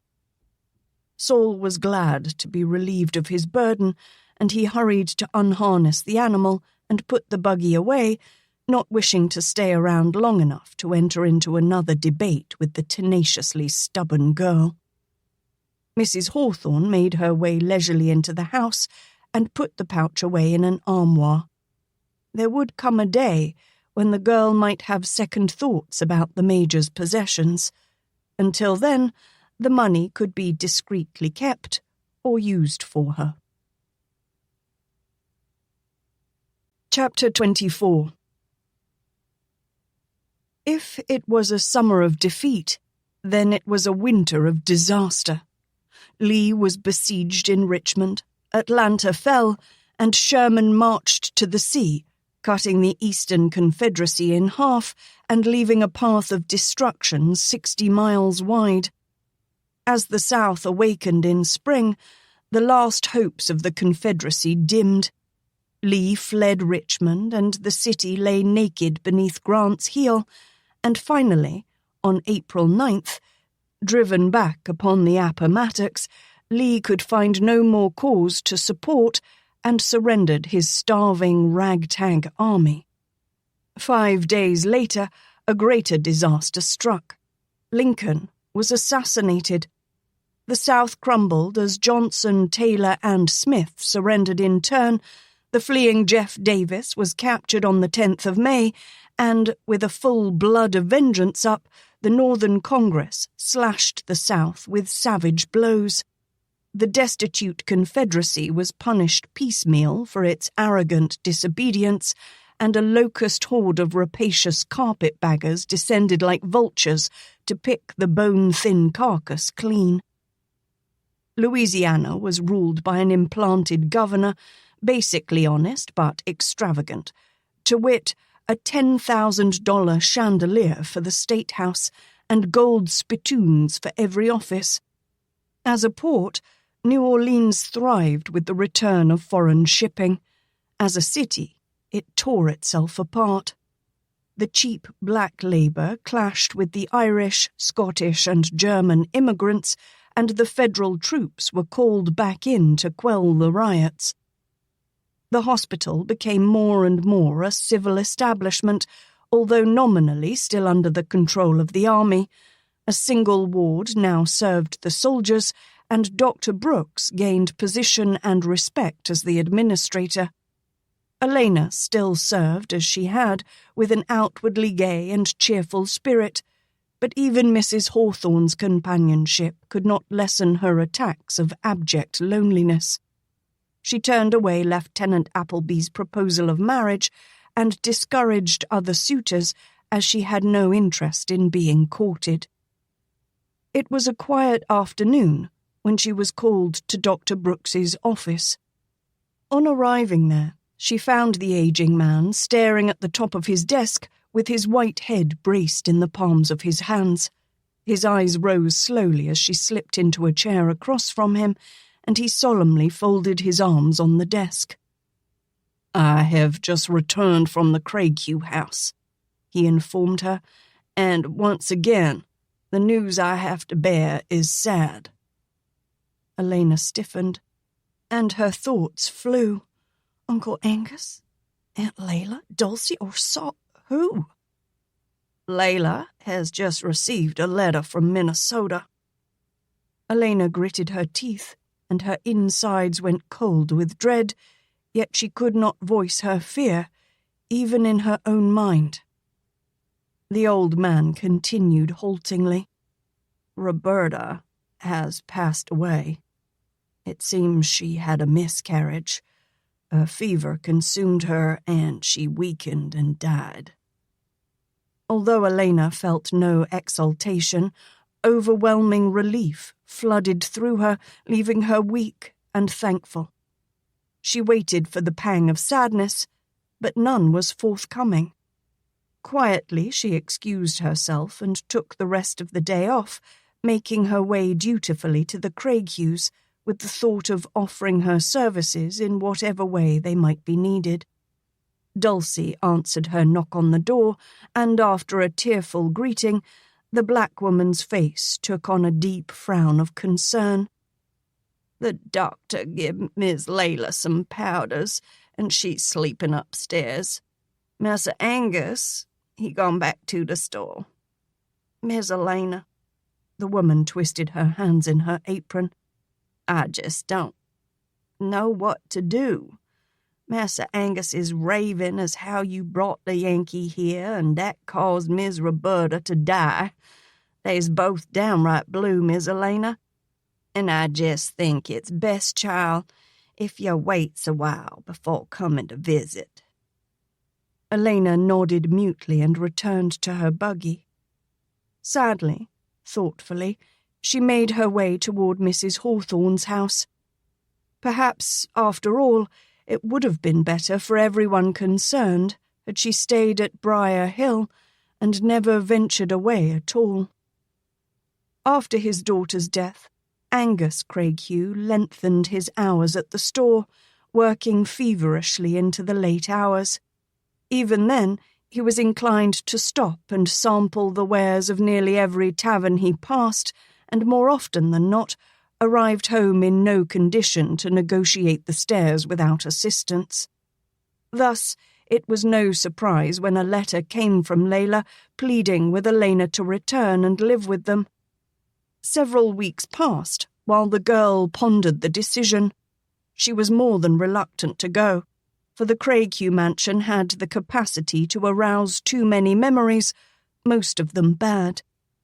Although she understood and sympathized with the loneliness of her aunt, it was not until the older woman visited her at the hospital and made a tearful plea that Alaina yielded the point, agreeing to move in with them. Almost immediately it became apparent that Layla expected Alaina to be her daughter, in fact as well as in fancy. She constantly pressed the girl to go out shopping for clothes and other accoutrements so that she might be dressed as befitted one of Craighue's stature. Layla even went so far as to suggest that Alaina might be more comfortable in Roberta's old room, and seemed stricken by the young woman's refusal. It was an innocent slip of a wishful tongue when Layla called her niece Roberta, gelling the mild resistance that had been born in Alaina's mind. Alaina knew that she must set this dream at rest before it became a nightmare, and she faced Layla in firmness well-tempered with tribulation. Aunt Layla, I live here because it seemed to please you, but I am not Roberta. I cannot replace her, and I will not be Roberta. Layla twisted her hands in sudden nervous confusion, and tears came to her eyes as she avoided Alaina's gaze. I am sorry, child. I did not mean to make you my own. It's just that it's so easy to forget. I know. Alaina sighed. I love you, and I understand. But remember that I am someone different. A guest for a while, nothing more. Layla seemed to brighten a bit each day after that, coming out of her doldrums. Having once faced the loss, she found it bearable. Uncle Angus, on the other hand, did not fare well in his time of testing. He stayed away from the house as much as he could, as if the very sight of the niece in his home rankled him. With shipping at its peak, his business was flourishing, and he drove himself mercilessly in a never-ending effort to get another $1 ahead. With Alaina's reappearance in the Craighue house, another threat loomed over the girl. One she became aware of on a morning in July as she turned the buggy off the avenue where her uncle's house was located. Seeing a large landau blocking most of the road, she slowed the buggy to pass around it, then gasped in surprise as Jacques Dubonnet stepped down from the carriage. Wearing a cocky grin, he strode toward her and set a booted foot on the buggy's step, very self-assured and prosperous-looking in clothes that hinted more of good taste than his garments of earlier days. In fact, he was garbed more like a wealthy gentleman than a backwaters roué. "Good morning, madame." He tipped his hat decorously. "I am pleased we meet again. I had almost given up hope of finding you, even though my men have been haunting these streets looking for the widow. May I be reassured that you are no longer in mourning? Monsieur Dubonnet, I don't think you should be reassured at all where I am concerned. I do not like you, and I do not care to change that situation in any way. Now, if you don't mind, I'll be on my way. She lifted the reins to urge the horse forward, but Jacques placed a delaying hand across hers. Alaina stared at the short, blunt fingers with a mild showing of distaste, then slowly raised her gaze to meet the shining black eyes which rested upon her. Was there further business you wished to discuss with me, sir? His fingers traced along the fragile wrist, while his gaze held hers imprisoned. It had come to my attention that your benefactor has left the city. She slowly arched a brow. And who might that be, sir? Jacques smiled leisurely. Monsieur Dr. Latimer is the one of whom I speak. His caressing fingers travelled further up her arm. And now you have no one to see to your care, so I think perhaps I should offer to you my protection. How kind of you, sir. Her smile was bland, but I see no need for your guardianship. The last word was stressed with open mockery. Tossing his dark head back, Jacques laughed in amusement. Oh, but mademoiselle, you do not understand. Unless you will allow me to bestow upon you my protection, you will find no peace either day or night. Are you threatening me, sir? He shrugged his shoulders and spread his hands. I would not like to frighten you, mademoiselle. I am more willing to soothe your fears. At what cost? She asked bluntly. His hand slipped down to rest possessively upon her knee. I should like to be intimate friends with you, mademoiselle. Alaina rose to the challenge with fire in her eye. Get your hands off me. The sound of his mirth rang again as he stroked upward along her thigh. But in the next moment, Jacques found himself staring into the bore of the small derringer that she had snatched from her handbag. He needed no command, but cautiously lifted his hand from her leg, then stepped back in urgent haste. At that, the wheels of the buggy nearly marked the toes of his boots as Alaina slapped the reins against the horse's back and sped away, leaving Jacques standing in the middle of the street, staring after the fleeing conveyance. The huge black stepped from behind the landau and, climbing into the driver's seat, urged the horses forward, bringing the carriage to his employer. That hospital boy-girl, massa? The Frenchman's gaze came around to stare at the Negro. What do you mean? The broad shoulders shrugged. She looked like hospital boy-girl. You mean the one who threw the bucket of water on me? Yes, sir. That hospital boy-girl. He patted his chest. Undercoat, she girl. Woman. I pick her up, and she's soft. Woman. Jacques caught the black's meaning. The same boy-girl who also held gun on us at Madame Hawthorne's? The black nodded vigorously. I see. Deep in thought, Jacques climbed into the landau and signalled the black to drive on. Why would a young woman pose as a boy, he wondered, unless, of course, there was something she wished to hide. But what was that? And how could he find out? Dully, Angus Craighue rose from his store desk as the door opened and a wealthily garbed man strolled in, followed by an oversized black who resembled Saul in bulk and height. "May I be of service, sir?" Angus solicitously asked as he moved forward to meet the men. Jacques Dubonnet smiled graciously and lightly caressed a bolt of silk on the table beside him. Very good taste, monsieur. "Are you interested in some materials, sir? I just received a shipment of rare, fine silks from the Orient." "Ah, but it must be a coincidence." "A coincidence? In what way, sir?" "It has come to my attention that a ship from the Orient was seized in the Gulf, divested of her cargo, then was sunk with all aboard." "What has that to do with this silk, sir?" "The cargo just happened to be silks and ivories, the rarest carpets, such as you might have there, sir." Jacques waved his hand toward a rug displayed on the wall. "I assure you, sir," Angus reddened at the subtle insinuation, "I have paid good money for these articles, and if they were pirated, it was not of my doing." Jacques laughed casually. "In this day and age of carpetbaggers and high prices, isn't it strange to come upon good bargains?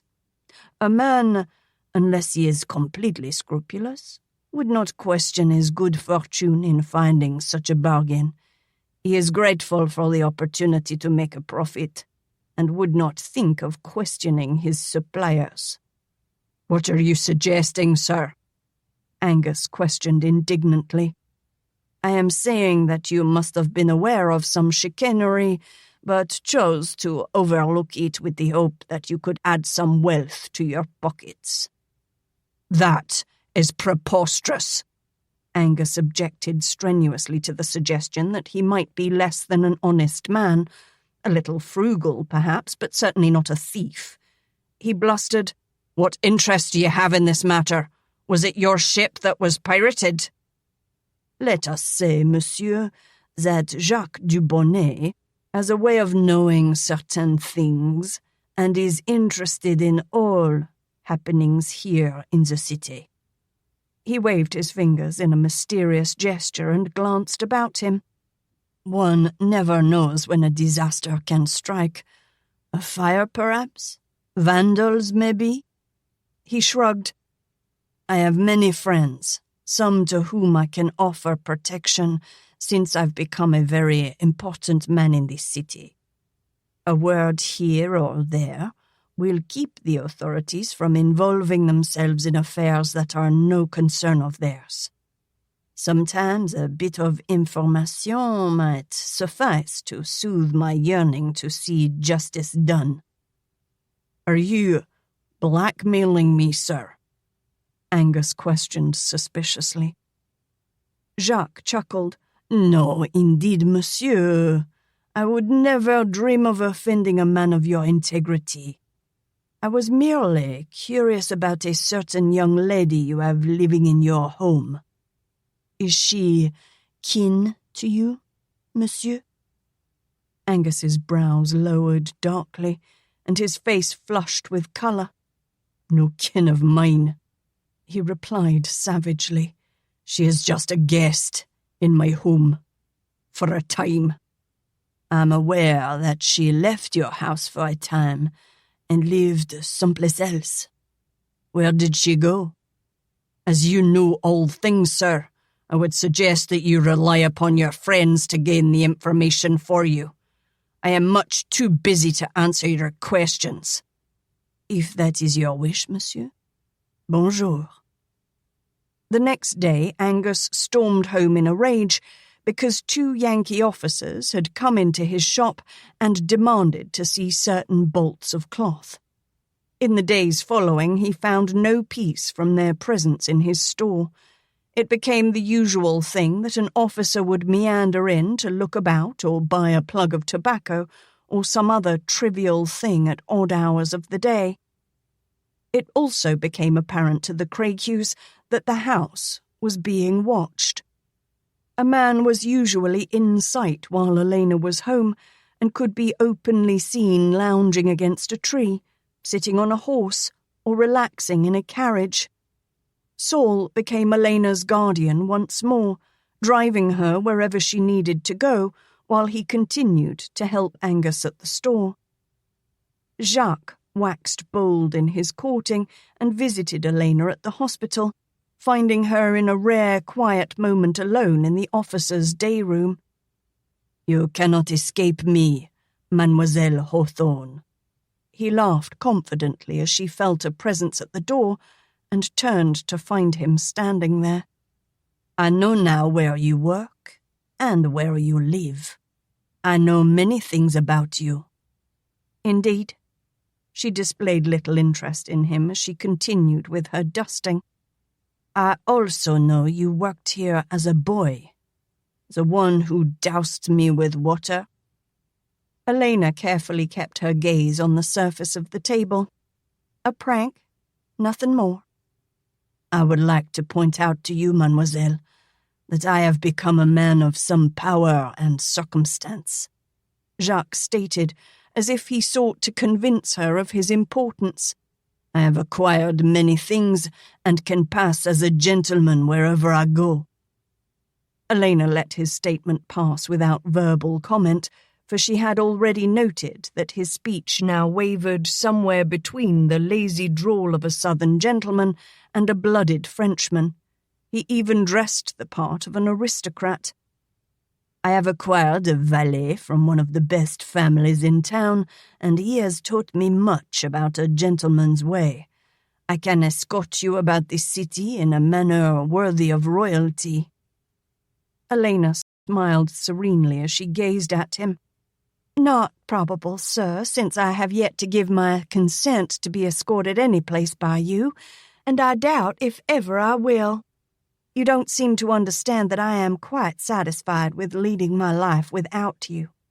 Now, good day, sir. Not just yet, mademoiselle. He laughed and strolled arrogantly forward. She watched him warily as he halted close before her. Reaching out a hand, he cupped her chin, turning it up until her eyes met his and tightening his fingers when she tried to turn her face away. I can take you here and now, mademoiselle. If it met my mood, you would not be able to stop me. But I offer you something better. To be my companion, a hostess when I entertain, or sometimes when there would just be the two of us. I would dress you in rich gowns, and you would be the envy of every woman in this town. As your mistress? She laughed in amazement. Sir, you are dreaming. He caught her roughly by the arms and snatched her close to him. Don't laugh at me again, mademoiselle. His words took on the rushed Cajun accent. You would only regret doing so. A face such as yours does not bear well under a fist. It is too fine and fragile. I will be no man's mistress, sir, she hissed, glaring into those dark eyes. I have ways to convince you. He smiled lazily.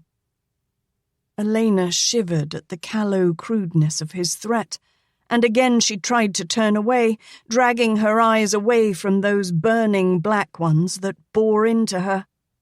Then, over Jacques' shoulder, she saw a familiar form paused in the doorway. Dr. Brooks stepped forward, loudly clearing his throat, and Jacques jerked around at the intrusion. "Miss Hawthorne, are you all right?" the doctor questioned. You should have made your presence known, old man. Jacques sneered angrily. Dr. Brooks fixed the younger man with a stern glower. And you, sir, should not go about my hospital accosting and threatening defenseless girls. Be gone from here before I set the sheriff on your tail, and don't ever let me see you in here again. You think to threaten Jacques Dubonnet? The roué scoffed. I will cut you up in little pieces for the alligators, monsieur. No one tells Jacques what to do. And I, sir, will rouse the gentlefolk of this city to a rat hunt if I ever catch you laying your hands on this young lady again. Jacques' nostrils flared with indignation, but he saw the truth in the old gentleman's angry glare. I will go, but not because you say. He turned and sneered at Alaina. I assure you, mademoiselle, we are not finished with this. Alaina stared after the Frenchman as he made his departure, and finally, after a long moment, met the old doctor's gaze. I fear Mr. Dubonnet is becoming a bit overzealous in his determination to have me. She tried to sound flippant, but she failed miserably as her voice quavered unsteadily. With more truth, she admitted, I think he poses a bigger threat to me than I can handle just now. Saul drives me to work, then comes to pick me up. I never leave the house unless I'm with someone, either Jedediah or Saul. Who knows what that man will do? And if it's a matter of his pride, he will not ease his attentions until he has satisfied it. It seemed only a series of harassment tactics that found Angus vehemently denying that he had any part in the Yankee payroll robbery which the renegade Alaina MacGaren had been involved in. Several banknotes that he had deposited in the bank were identified by their serial number as those taken in the theft, and immediately a swarm of Yankee officers descended upon his store to question him at length. He could only explain that he had haplessly accepted the money as legal barter for some merchandise he had sold. The Yankees could not prove otherwise, and thus were helpless to pursue the matter. Long after they left, Angus sat at his desk and stared unblinkingly at the packet of letters he had received from Roberta before she died. The back door swung open, and Saul leaned in to announce that he would be going now to pick up Alaina. Was there anything else you was wanting me to do before I goes, Mr. Angus? Angus heaved a laborious sigh. No, Saul. You can be on your way. The door closed gently behind the huge black, and it was a long while before Angus stirred himself enough to reach for the packet of letters. He opened the second envelope from the top and folded out the letter to examine the banknotes it contained, a part of the same that he had innocently deposited. They were crisp and unused, and in this one letter there was at least $2,000 in paper money tucked within it. The other letters contained like amounts, and the total wealth they contained approached almost $20,000 in crisp Yankee currency. Where his daughter had gotten them, he did not know, only that she had instructed him to keep them for her until she returned home again. Angus hastily put away the money as a knock came at the back door, and at his call of admittance, Dr. Brooks escorted Tally Hawthorne in. Angus rose to meet them and pulled out a chair for the old woman. "We've come to talk with you about Alaina," Tally stated bluntly. Angus frowned heavily. I don't know why you came here. The girl is no concern of mine. She's your niece? The woman reminded him pertly. Of late, I've been trying to forget that fact. Angus, how could you? She's such a dear, sweet child. Tally scolded angrily. Not as dear as my Roberta, Angus commented caustically. She's meant trouble for me ever since I took her into my house, and I am forever hounded by her presence. I pray that I may be besieged no longer. I am an old man, and I am weary. Do you know anything about Jacques Dubonnet and his threats against her? Dr. Brooks inquired impatiently. His threats against her? My lord, it's his threats against me that have laid me low. Any day I fear he will set a torch to my store or my home, or that some other disaster might befall my family. Why should I worry about her when I have my own problems with Mr. Dubonnet? I have taken the initiative and written Cole about this matter, Tally informed him imperiously. Cole? That bastard! Angus! Tally snapped sharply. Control your tongue. That Yankee killed my daughter, Angus barked. You're being ridiculous. It was not Cole's fault, Tally declared.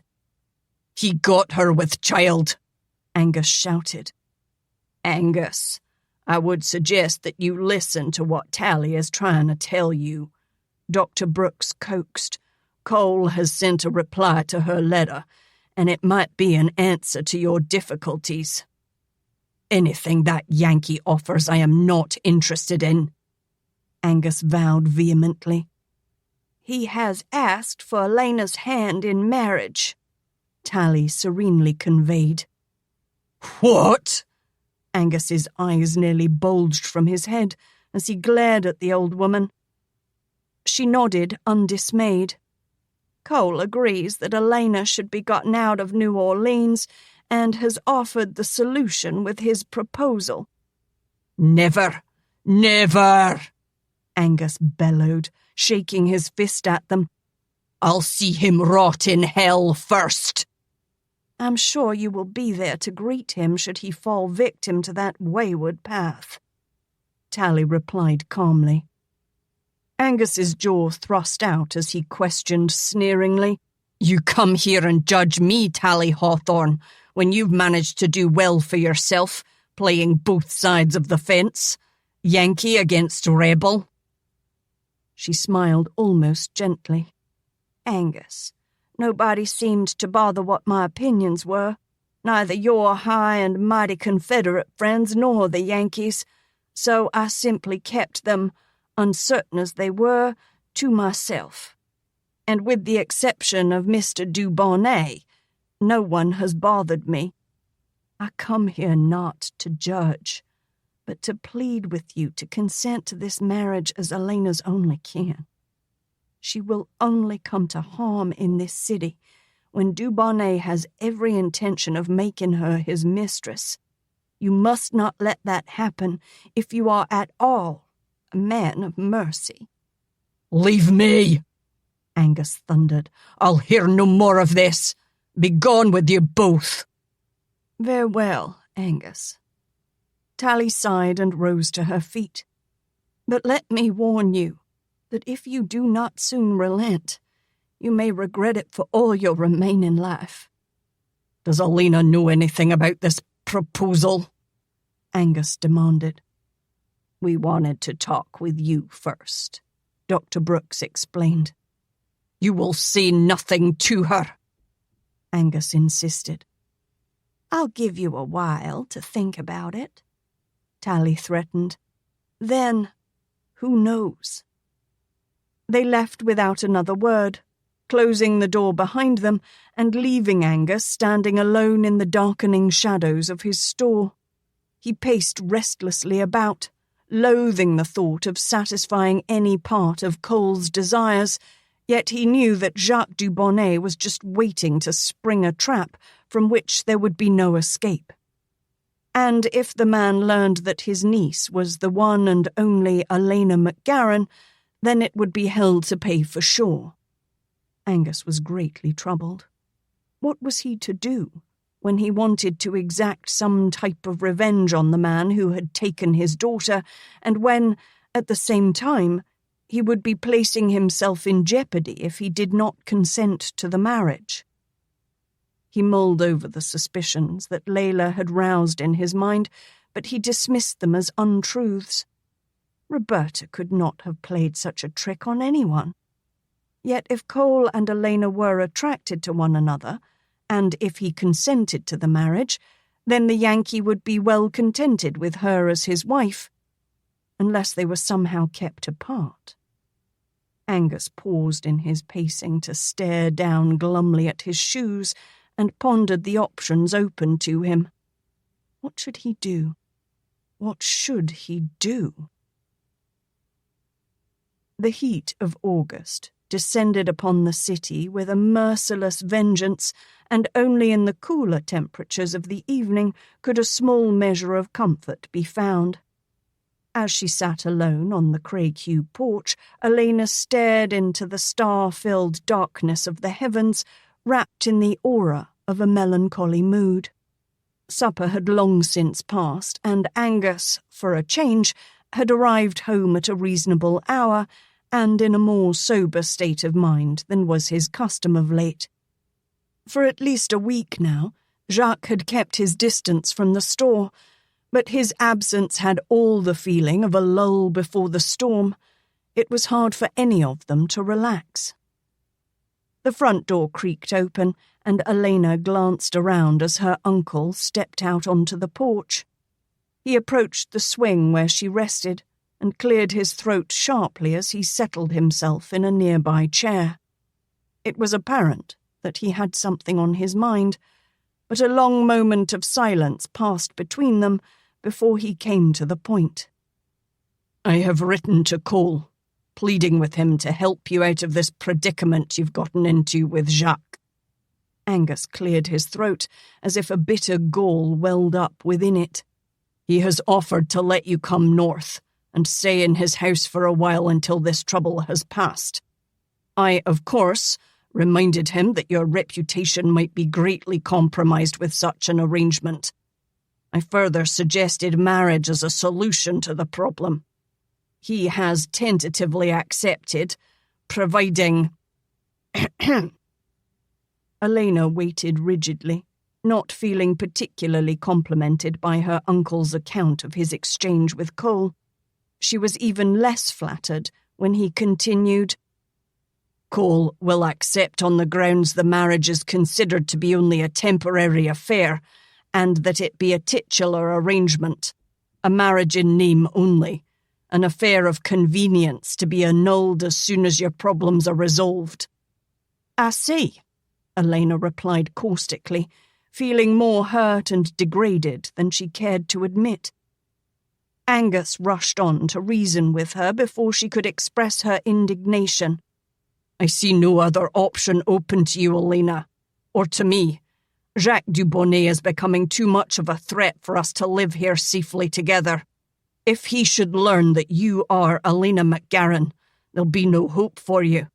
But as the wife of a retired Yankee officer, and one who was a hero besides, you'd be relatively safe. With Cole lending you his protection, you can leave the city without suspicion, and Jacques would not dare interfere. Thank you for your concern, Uncle Angus, but I'd rather not inconvenience Major Latimer. I can leave the city without his protection. You can't even leave this house without one of Jacques' men tagging behind. The man will not let you escape him. He knows your disguises and no doubt has cautioned his men to be wary.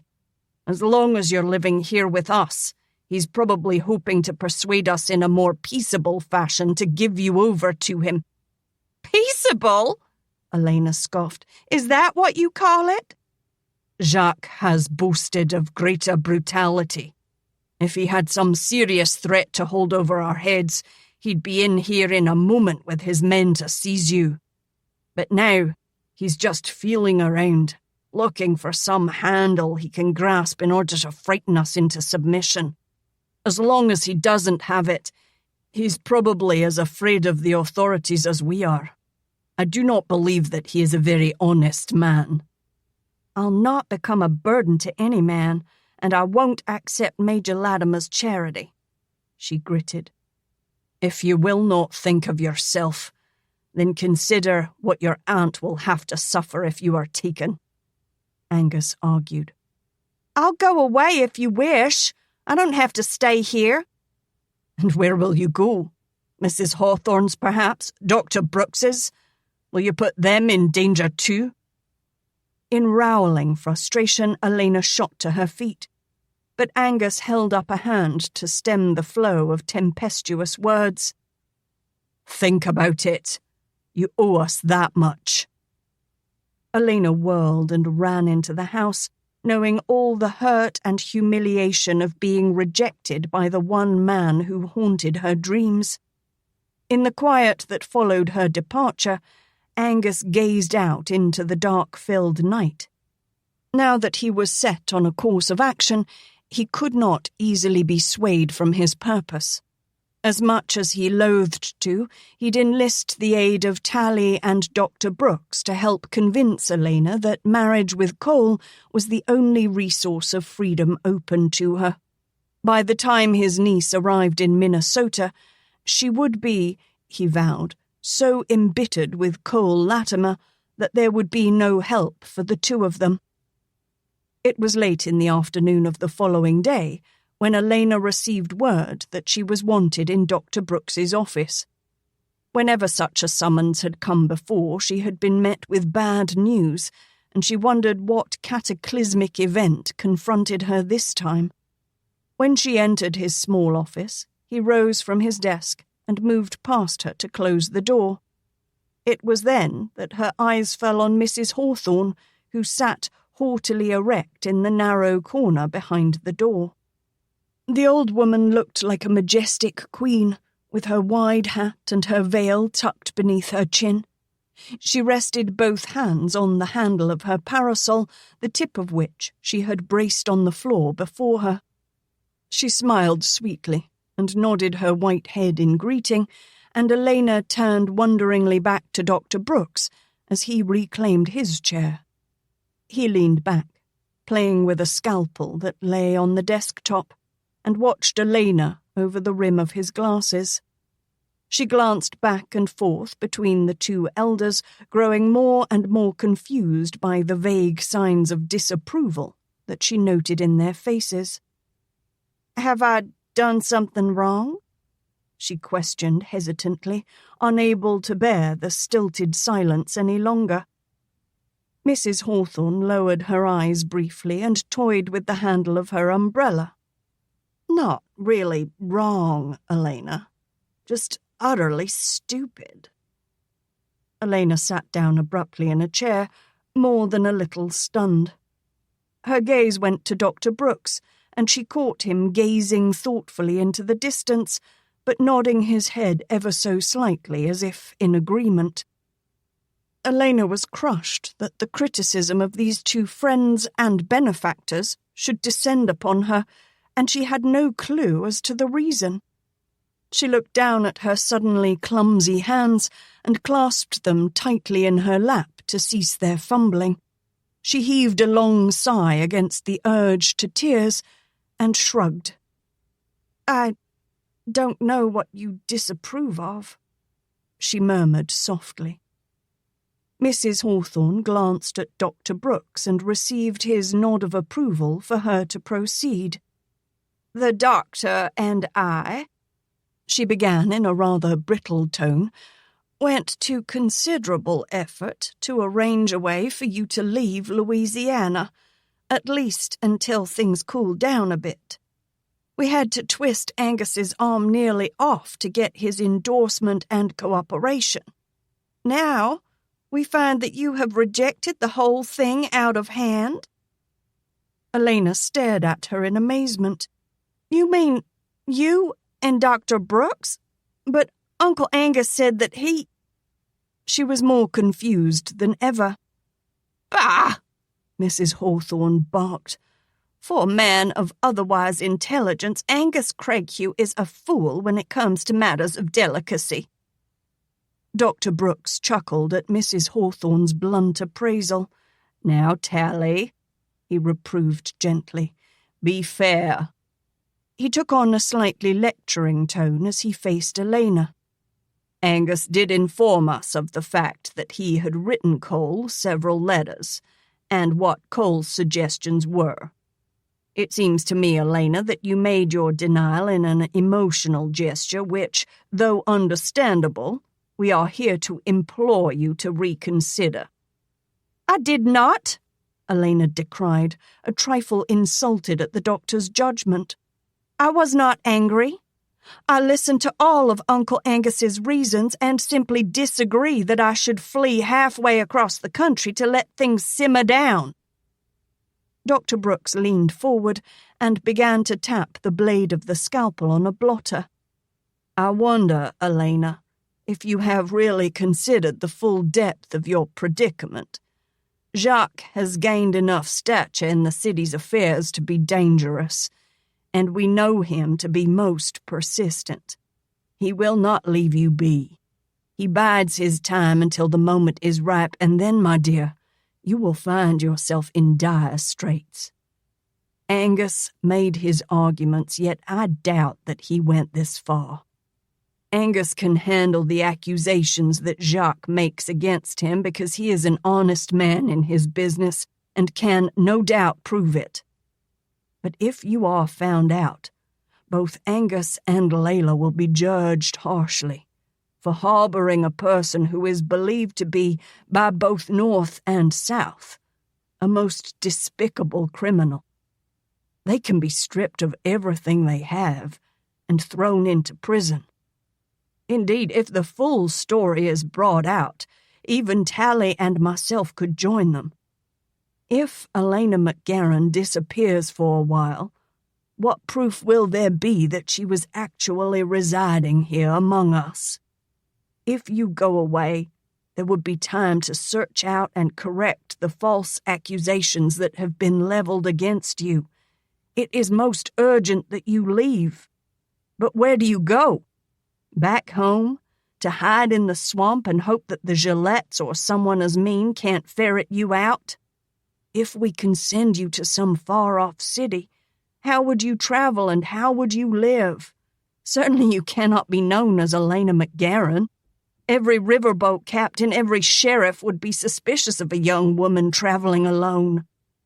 Then again, if you travel as the bride of a well-respected doctor, a wounded hero, who would be the wiser? I doubt that they would consider Mrs. Latimer as a suspect, and you would reside in a remote frontier community free of Jacques, free of suspicious lawmen, free to relax and enjoy a bit of peace and gracious living. Dr. Brooks paused, and Alaina raked her brain for some logical denial. Mrs. Hawthorne took up the standard. You are dear to us all, Alaina, the old woman began her argument, and we would not see you tortured or abused on a whim. But you simply must understand that you are a burden to us all, one we would gladly bear, yet one we are most fearful of losing through a chance mistake. If you are safe and far away, we would be free to defend ourselves should the need arise, and far better able to defend you as one who has been deeply wronged. Major Latimer has assured us by letter that he understands the entire situation, but he also assures— Mrs. Hawthorne's lips twitched beneath the spurs of a threatening smile— that he heartily doubts that you would have the wisdom to accept. I believe he said— The woman fumbled in her handbag and drew out a letter to scan it quickly. "Ah, yes, here it is." She raised the thin parchment and read, "She has a penchant for foolishness and trouble that outweighs all the considerations of common sense. I extend the suggestion most willingly and wish you luck in your attempts to convince her, though I doubt much will come of it. Will be anxiously awaiting your reply." Mrs. Hawthorne folded the letter primly and tucked it away. Alaina's face was flushed as she stared down at her white-knuckled hands. Dr. Brooks and Mrs. Hawthorne exchanged the briefest of glances and nods, then watched the young girl as they waited for her response. Alaina's mind flogged itself in a confused melee. Outweighs all common sense? That blithering blue-belly idiot. She could just see his gaping grin above his broad, brass-buttoned chest. That miming jackanapes. He pities me and plays his saviour's role most heartily, and he does not want me as a wife. Her mind hardened, and her neck stiffened. Well, I don't want him as a husband.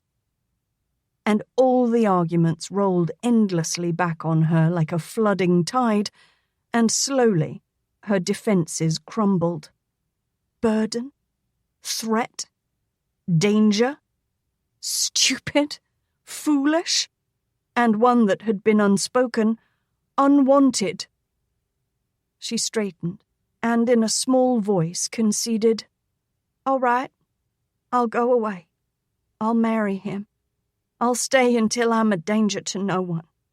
But only until then." The two elders relaxed and smiled. They had gained the first step of their plan. but soon the girl would be out of their hands, and they would have to depend upon a greater guidance for its full consummation. Chapter 25.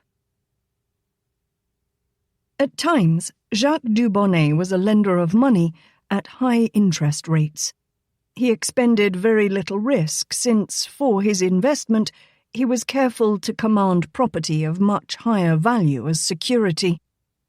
It was in this capacity as usurer that one bright September morn he entered a merchant's shop across the street from Angus Craighew's store and sought out the owner. "You are far behind in your payments, monsieur. Jacques Dubonnet does not have great patience in the matter of monies. Either you pay your debt or you will lose your shop. Do you understand?" "It's obvious that you've intended this very thing from the beginning," the merchant accused. "I have seen you come and go over there, and I would say that you've supplied Angus Craighue with money and merchandise so he could lower his prices and gain all my customers. You do that for the uncle of that thieving and murdering Alaina MacGaren, and where I am an honest man in a bit of difficulty, you take advantage of my plight." "Pardon, monsieur? What was it you say?" "I said that you've planned this from the first." No. I mean, about this Alaina MacGaren." The merchant glared in heated ire. "Anybody who knows him can tell you that Angus Craighue is the uncle of that traitorous bitch." Jacques leisurely straightened his tall hat on his head and tapped the handle of his ornate walking stick against the man's chest. "You have until tomorrow evening to satisfy your debt, monsieur. I would not waste another moment if you hope to keep your shop." The Frenchman strolled from the shop, cast a long and thoughtful glance toward the Craighue store, then climbed into his landau. Sometimes a man profited from biding his time. A light mist was settling upon the city, turning the trees and houses along the way into indistinct shadows, as Saul and Alaina wended their way home in the gathering shrouds of dusk. At the Craighue house, Alaina ran to the back door, while the black man drove the buckboard into the carriage house. As she entered the kitchen, Dulcie glanced around from her work and announced, "Miss Layla's in the parlor, child, and there's a gentleman with her. I don't know what he's here for, but he done come all the way from Minnesota, and he been sent by Mr. Cole."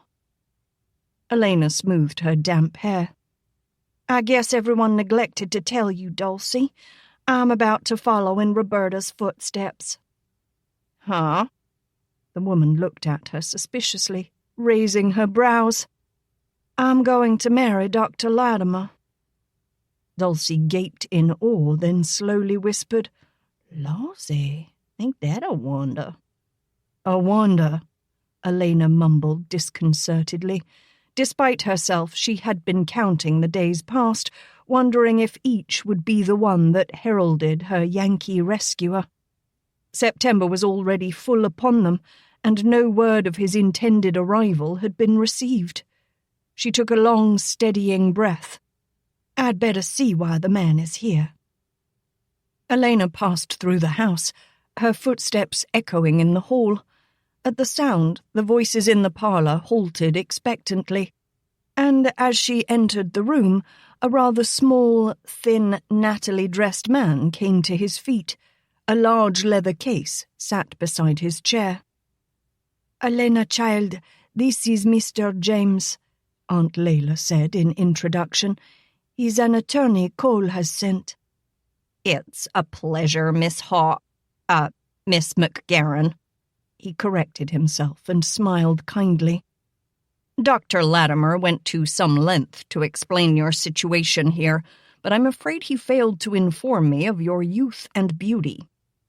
"Dr. Latimer has been rather hampered in the past by the presence of soot and grime," Alaina replied. He's never been able to see past it. But tell me, sir, how has such a gracious man come to know Dr. Latimer?" Mr. James was confused by her veiled jibe and politely explained, "I have been associated with the Latimer family for some time. I knew his father." "And you are here to arrange the details of the marriage? I suppose you have copies of the letters, agreements, and such?" Alaina regarded him curiously, half expecting him to give some reason why the marriage should be put off. "It is my prime purpose, and I have the necessary entitlements." He nodded, then hastened to place the leather case in front of her. "Dr. Latimer has also sent a gift of clothing for your wedding and the trip up north." "That wasn't necessary," she responded coolly. "I have managed to acquire a sizable trousseau, and I do not intend to accept more of Dr. Latimer's charity than I can afford." Mr. James coughed delicately. He had been warned, of course, of the young woman's stubborn independence, and tried to soothe her ire as much as possible. "Perhaps you might look over his gifts just the same. There might be something in the case you'd like to have." "When is Dr. Latimer arriving?" she asked bluntly. "Oh, I don't think you quite realize why I'm here. I bear Dr. Latimer's proxy and am prepared to accomplish the service in his absence." "Do you mean that blue-belly Yankee couldn't even come to his own wedding?" Her voice grew louder with each word. "Dr. Latimer has been a trifle inconvenienced of late." "Inconvenienced?" she railed. Her colour mounted high in her cheeks and warmed her ears. Mr. James was taken aback by her outburst and spluttered to explain, but with a strangled cry of outrage, Alaina whirled, throwing back a comment that left both of the elders gaping as she fled the room. She hit the front door running, struck by a mad, impelling urge to get away from the house. Layla hurried after her, pleading with her to come back, but Alaina was incensed. She quickened her pace as she heard her aunt calling for Saul. Her eyes burning with tears, she ran across the wide lawn and into the street, fleeing through the fog-filled night as if the hounds of hell dogged her heels. After a time, some sanity returned, and she realized she had come some distance from the house. Her side ached, and she gasped for breath as she leaned against a tree by the roadside. At first glance, shadows seemed to flit along the street, 3 on either side of the avenue. But even as she paused, they retreated and faded from view. Then, in the night, a new sound came. The measured clip-clop of horses' hooves on the stone street, and the slow creaking of carriage wheels. Clasping her side against the pane, Alaina began to walk away from the sound. The shapes came back, vague movements on either side, gone before the eye could focus.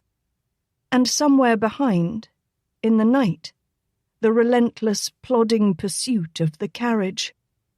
She came to an intersection where a street lamp glowed dimly in the fog and gladly entered its narrow nimbus of light, as if it provided a haven from the surrounding darkness.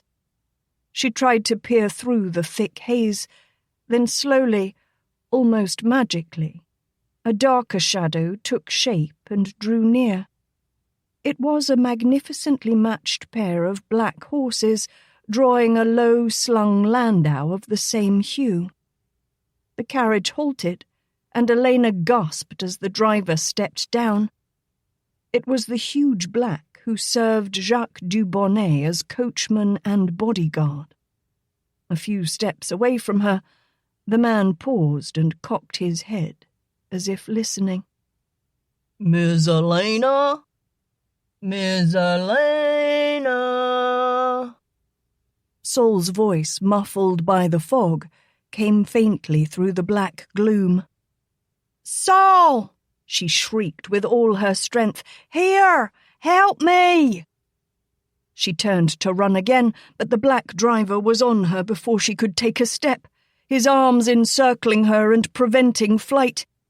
Even as she drew a breath to scream again, he spun her around and his massive fist came forward, almost gently, to tap the point of her chin. Strangely, the light disappeared, and she floated into a limbo, a void as black and bottomless as the deepest, darkest hole.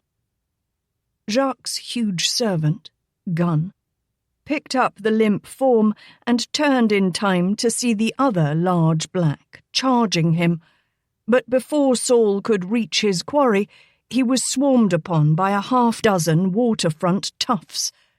He struggled to cast his assailants off, gritting and gnashing his teeth with his effort as he saw Gun carry Alaina to the carriage, hold her face up into the light as if for inspection by someone inside, then open the door and place her within it. A moment later, the man's sharp whistle set the magnificent black team in motion, and the carriage disappeared into the night. Saul turned to the several matters at hand. He grasped the arm of one of the men who wielded a heavy wood truncheon and seemed intent upon splitting a black skull. A twist of the man's wrist brought a scream of pain, and Saul lifted the club from the slack fingers, laying it about him in a hasteful, wasteful manner. A surprisingly brief time passed before Saul crouched, gasping for breath, over the still forms of the 6 men. Turning them over, he recognized 2 as the minions of one despicable Jacques Dubonnet. Tucking the truncheon into his belt, he raced back to the house. His feet took him flying across low shrubs and fences, but scarcely outdistanced his mind. There was no use in telling the household, since the only news he had was of the worst kind. Angus would probably explode, and Layla would be a nervous wreck before the night was over. Thus, Saul went directly into the stable. He slipped a bridle over one of Cole's finest horses and led it carefully through the gate to the front of the house before he threw a leg over its bare back, thumping his heel into its ribs to send it flying like a hunting bird through the dark of night. When they entered the shanty town of the emancipated Negroes, he tied the horse in a tumble-down shed of a friend and went the rest of the way by foot, seeking out those who had a knowledge of the underworld current in this grey, dingy, half-civilized city. A word here, a word there, a reluctant, forced piece of information, and soon he knew where the worst corruption on the waterfront was headquartered. Alaina stirred, then moaned. A dim light threw eerie spectres on the backsides of her eyelids. A quaking ache throbbed at the base of her skull, and her head swam as the ache splintered and became a dull, pounding pain somewhere behind her eyes.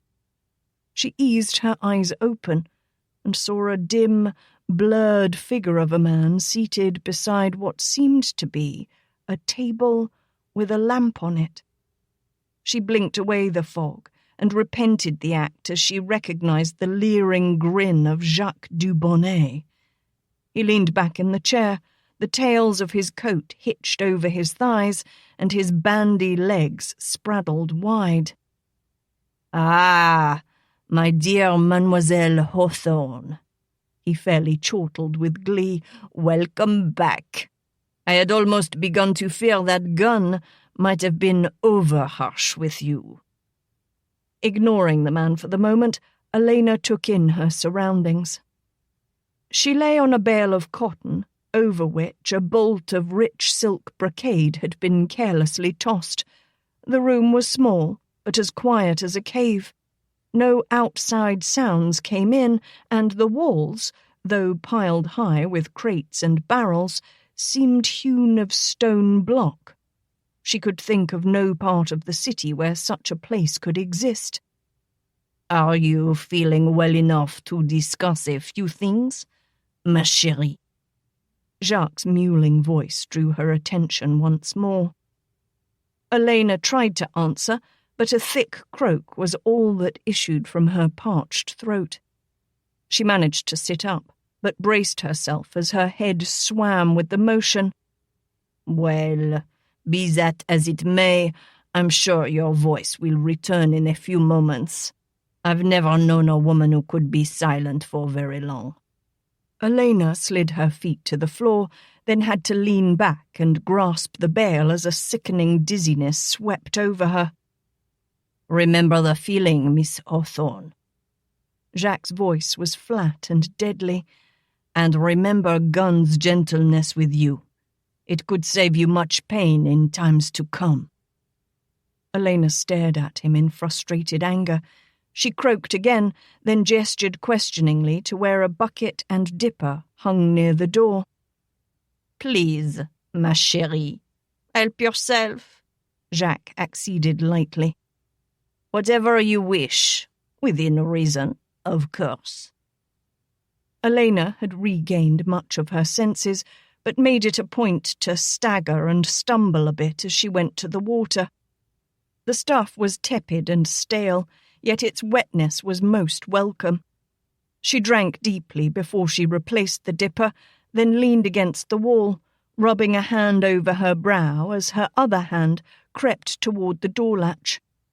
With a sudden rush, she lifted the bar and threw the portal wide, but halted in her tracks with such abruptness that her skirts swirled about her ankles.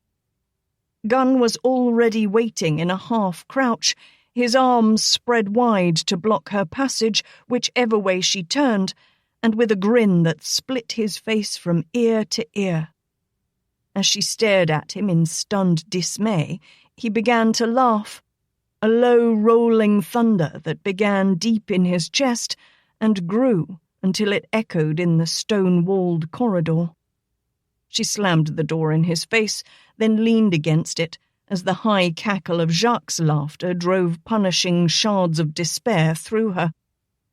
"Well, Miss Hawthorne, I hesitate to say that your sudden departure is not within reason. After all, we have come to no understanding as yet." Alaina found her voice and hurled back. "Do you think you can abuse me and find safety anywhere in the South? Why, every gentleman, Southern or Yankee, will hunt you down like a mad dog." "For Camilla Hawthorne? True, as you say." He favored her with a sneering grin and shrugged. "But for the murderess, thief, traitor, Alaina MacGaren? Hardly." He considered the back of his hand. "Why, they even might award me an honorarium, or a medal." Alaina set her jaw and glared her hatred through the sudden fear that threatened to engulf her. She knew the full folly of her stormy flight from the Craighugh manse now, and retribution had come swiftly for her foolishness.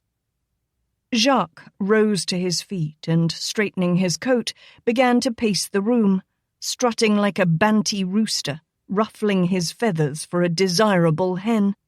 "I have met many haughty wenches before, ma chérie. There was a Creole bitch who considered herself a prize for the most handsome roué of the Delta. In a matter of days, she came crawling, begging me to take her to my bed. Then there was a Southern belle who came down from Memphis after the siege. Oh, she was most arrogant, but slightly more than a week of my hospitality brought her to see the light, and she came to me willingly." "Do you think to frighten me?" Alaina railed, "with a simpering account of your conquests?" "Frighten you?" Jacques stopped, and his dark eyes raked her boldly. "Why, of course not, chérie. If I wished to frighten you, I would call Gunn or a dozen of my men. They would most enjoy frightening you. Indeed, they would vie heartily for your screams. I do not wish to frighten you, Alaina, only to point out the advantages of my continued protection." Alaina swallowed an urge to vomit and could only glare at him in silent defiance. He began to pace again and instructed her further in a most casual and off-handed tone. "I know of some hostelries, several down along the coast, some well back in the swamps. They cater to that brand of men who found the dangers of war not at all to their liking and fled, from both sides, mind you, to find some place of peace far from the conflict." "Deserters," Alaina snarled. Whatever. Then there were those who were not always discriminating about the ownership of articles they wished to sell. She named them as well. Pirates, blackguards, one and all. Perhaps. He took off his hat and smoothed the bright panache. Then there would be a whole host of others, most who cannot stand the rigors of civilized society. The only flaw is that there are few women in these places. They mostly abhor the roughness of life there. Thus, the men are most eager when a pretty young thing is put at their disposal. Sometimes they wax most rough. One might even say crude or brutal. "Ah, but there. Mademoiselle MacGaren."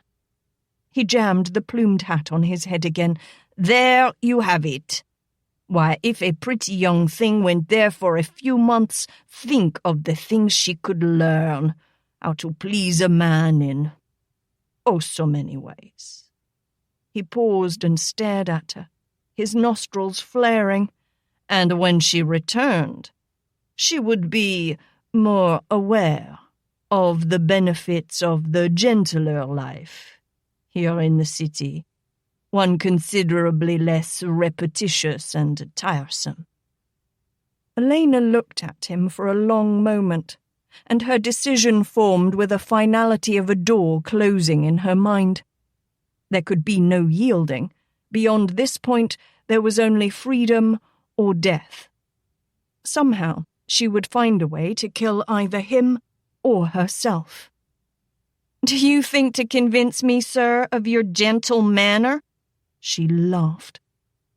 Jacques' black eyes narrowed dangerously. He stepped toward her, drawing himself up to his full, stunted height. "I have warned you, mademoiselle. Do not laugh at me." The guttural backwater French crept into his voice. "Oh, Jacques du Bonnet, the gentleman always." Alaina sneered and flung a further taunt full into his face. "You are unfit company for the gentlefolk, Mr. du Bonnet, and more's the pity that you will never know why." "I am Jacques du Bonnet, the gentleman of New Orleans." His face flushed crimson as his rage showed white around his eyes. He caught Elena's arm roughly and threw her away from the door. "I am Jacques du Bonnet." He jabbed a thumb at his richly garbed chest. "I come with nothing from up the river." "From a backwater houseboat, most likely," Alaina interjected, rubbing her arm and backing warily away from him. "And now I am rich, and own much of the city." "Stole much of the city," Alaina corrected sharply. "From the lazy and stupid who could not hold it." Jacques raged on. "And from the blind Yankees who polish the buttons and prance the horse along the street. I play the game, and I beat them all. Me, Jacques du Bonnet." "You have never played your game with men, you arrogant fop. You played your game with old women, widows, and children." Alaina carefully placed the table between them. Jacques' eyes glittered hard in the dim light of the lamp, and his yellow teeth showed in a ragged snarl as he slowly stalked her. "I have seen you belly crawl too many times when you face a man," Alaina goaded. "You are a miserable little man." "Little man?" A hoarse screech twisted his face. He lunged forward, feinting to his left, then darting to his right to catch her arm as she fled. Jacques aimed a vicious slap at his tormentor's head, but she ducked beneath it, and her heel came down on his instep. He gasped in pain, and she snatched free, leaving a shred of cloth in his grasp. "I will teach you, little bitch," he wheezed as he limped after her. "You will crawl and call me Massa du Bonnet like a good black sow." "You betray yourself. You are a pig with all the wallowing grace of one." She whirled away, avoiding his rush. "You stumble over your fine leather boots," she chided as he lurched around. "Are you more at ease, barefoot in the mud?" They were like two wild animals, half crouched, circling each other. "Do you think," Alaina ground out deliberately, "that I will give myself to the likes of you, ever? Do you think you can get me alive to one of your filthy pigsty wallows? I served you mop and bucket well, sir, and if you come to me, I will serve you much, much more, you cackling little crow." Jacques could stand no more. With a bellow of rage, he launched himself in a soaring leap and came down upon her, his arms flailing wildly. Alaina's fist thrust up with every ounce of her strength, and though unaimed, the blow caught Jacques squarely in the groin. He sagged against her, his arms now clutching for support, his eyes wide and glazed as he gagged for breath. Alaina tried to push him off, and her hand slipped under his jacket beneath his left armpit. In reflex, she grasped the smooth butt of the small derringer and, putting her shoulder against the man's chest, pulled it free. Jacques felt her movement, and, seeing the pistol, seized her wrist with his left hand. His attention was divided between the struggle and the sickening pain in the pit of his belly. Alaina twisted her wrist and sank her teeth into the base of his thumb until he screeched and jerked away, dragging her hand with his, unwilling to lose it for fear of his life. Both hands and the gun thudded solidly into the side of his head along his cheek, and the small derringer barked. A neat, round hole appeared briefly in Jacques' left ear before the blood gushed forth. He staggered back, whimpering, until he realized he was still alive and only slightly harmed. Alaina struggled with the unfamiliar weapon, trying to flip the second barrel into place. It turned just as Jacques lifted the glass lamp from the table and held it high over his head as if to throw it. She snapped the barrel into place and, aiming at the light, closed her eyes and squeezed. The echoing report blended with the shattering of glass and a scream from Jacques. Alaina's eyes flew open to see Jacques standing, his raised arm ablaze like a torch, with oil and glass flying everywhere. In the next instant, Jacques' entire side was aflame, and he gave another shrill scream as he fell to the floor, rolling, spreading flames in his wake. He came up against the cotton bale and, scrambling to his feet, wrapped his arm in the silk brocade to smother the fire that engulfed it. A look of deadly purpose came into his pain-twisted face. He ignored the flames that now covered half the room, and raising his left arm to the back of his neck, slowly drew out the long, thin stiletto. "You have won your dying place." His strained hiss sighed over the roar of the fire. He moved toward her, and Alaina raised the pistol again. "Have I not served you enough?" "It is empty." His pain-tightened voice sneered. "2 shots, no more." There was a shout from without, then a deafening crash as the thick but age-weakened door splintered inward. Alaina and Jacques gaped in stunned surprise as a towering black shape rose from the floor. It was Saul. Alaina cried his name and saw, as he came to his feet, the unstirring form of Gunn, sprawled motionless on the door. Jacques retreated quickly back through the flames as Saul stepped forward and, with a casual flip of his thick arm, reached out and hurled the table at the other. The stiletto flew from Jacques' hand, and with an enraged scream, the man leaped atop the bale and hauled himself upward toward a small trap door between the massive rafters overhead. The smoke swirled chokingly into the chamber as the fire grew, testing the taste of other goods stacked against the walls. Saul caught Alaina's hand and led her toward the door. Gunn moaned and stirred as they stepped over his body to dash down the narrow passageway. The corridor was lined with inert shapes of several more guards, but Saul paid them no mind. Pulling her along behind him, he charged up a flight of stairs and entered a large warehouse stacked to the rafters with row upon row of cotton bales, some labelled with the cryptic block letters CSA, then crossed out, and with new letters USN beneath. The Wild Tale had floated downriver when Porter's fleet journeyed north, as to how the Union Navy came to be called the Cotton Stealing Association of the United States Navy. These were some of the bales that had caused the caustic comments. Saul mumbled a quick apology, then slipping an arm beneath Alaina's trembling legs, laid her over his shoulder and ran. A flickering light began to grow behind them before they found the door and dashed through it. There were angry shouts, then a high-pitched voice screamed, "Find her! Find her! $1,000 for the one who brings her back!" "Huh?" Alaina grunted out between the long, jolting strides of Saul's gait. "The Yankees offered much more." They raced along the top of a levee, the river on one side, a long row of warehouses on the other. After they passed several of these, Saul ducked into a narrow alley between two of them. Alaina gasped as he half-sprinted, half-leaped down the steeply sloping incline of the levee, and then they were in the runs and warrens of the black waterfront section of the city.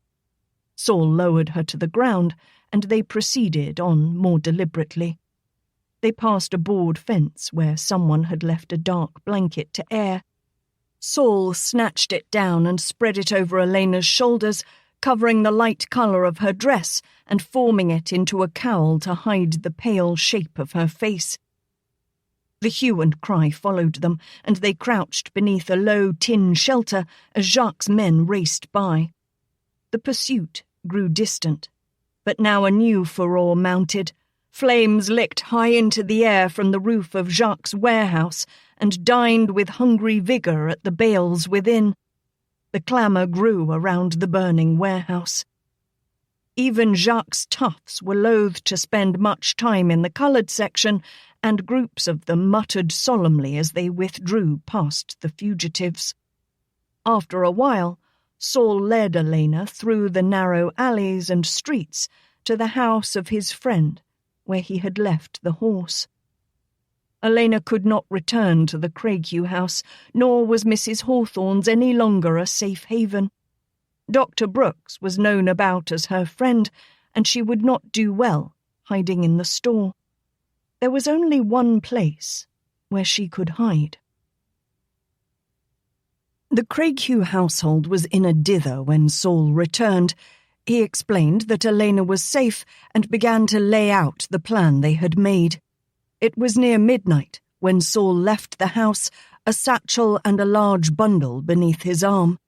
He placed them in the rear of the buggy and mounted to the seat, clucking the horse into motion and going leisurely down the street, not seeming to notice the pair of men who followed at a discreet distance.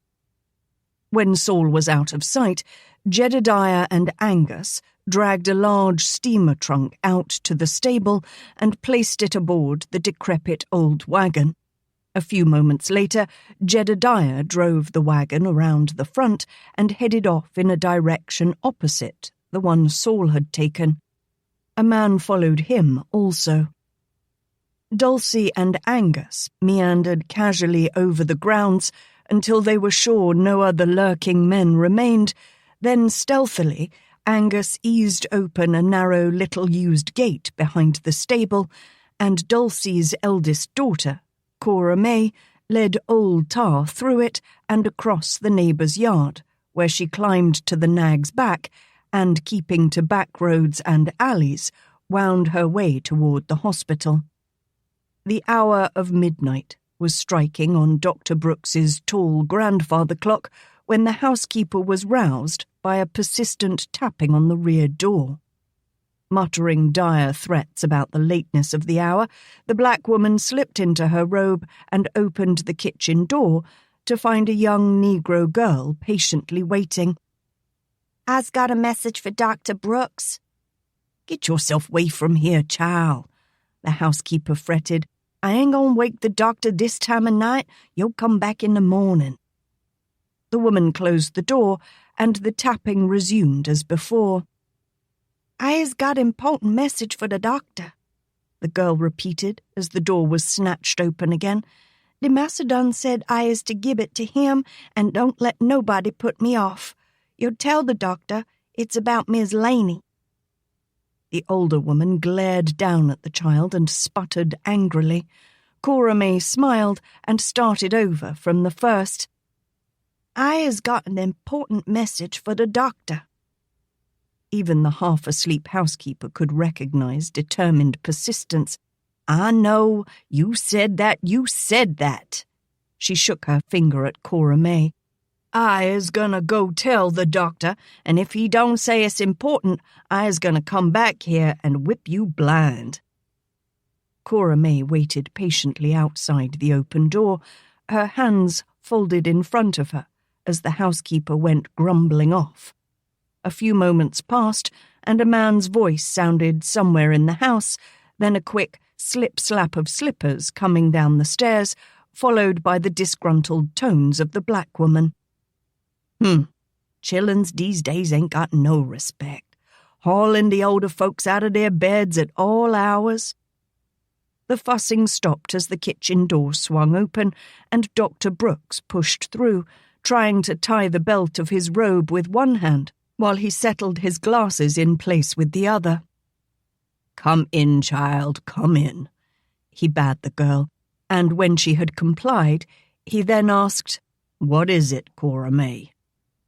The girl cast a leery eye toward the woman who had taken up a stance beside the hearth.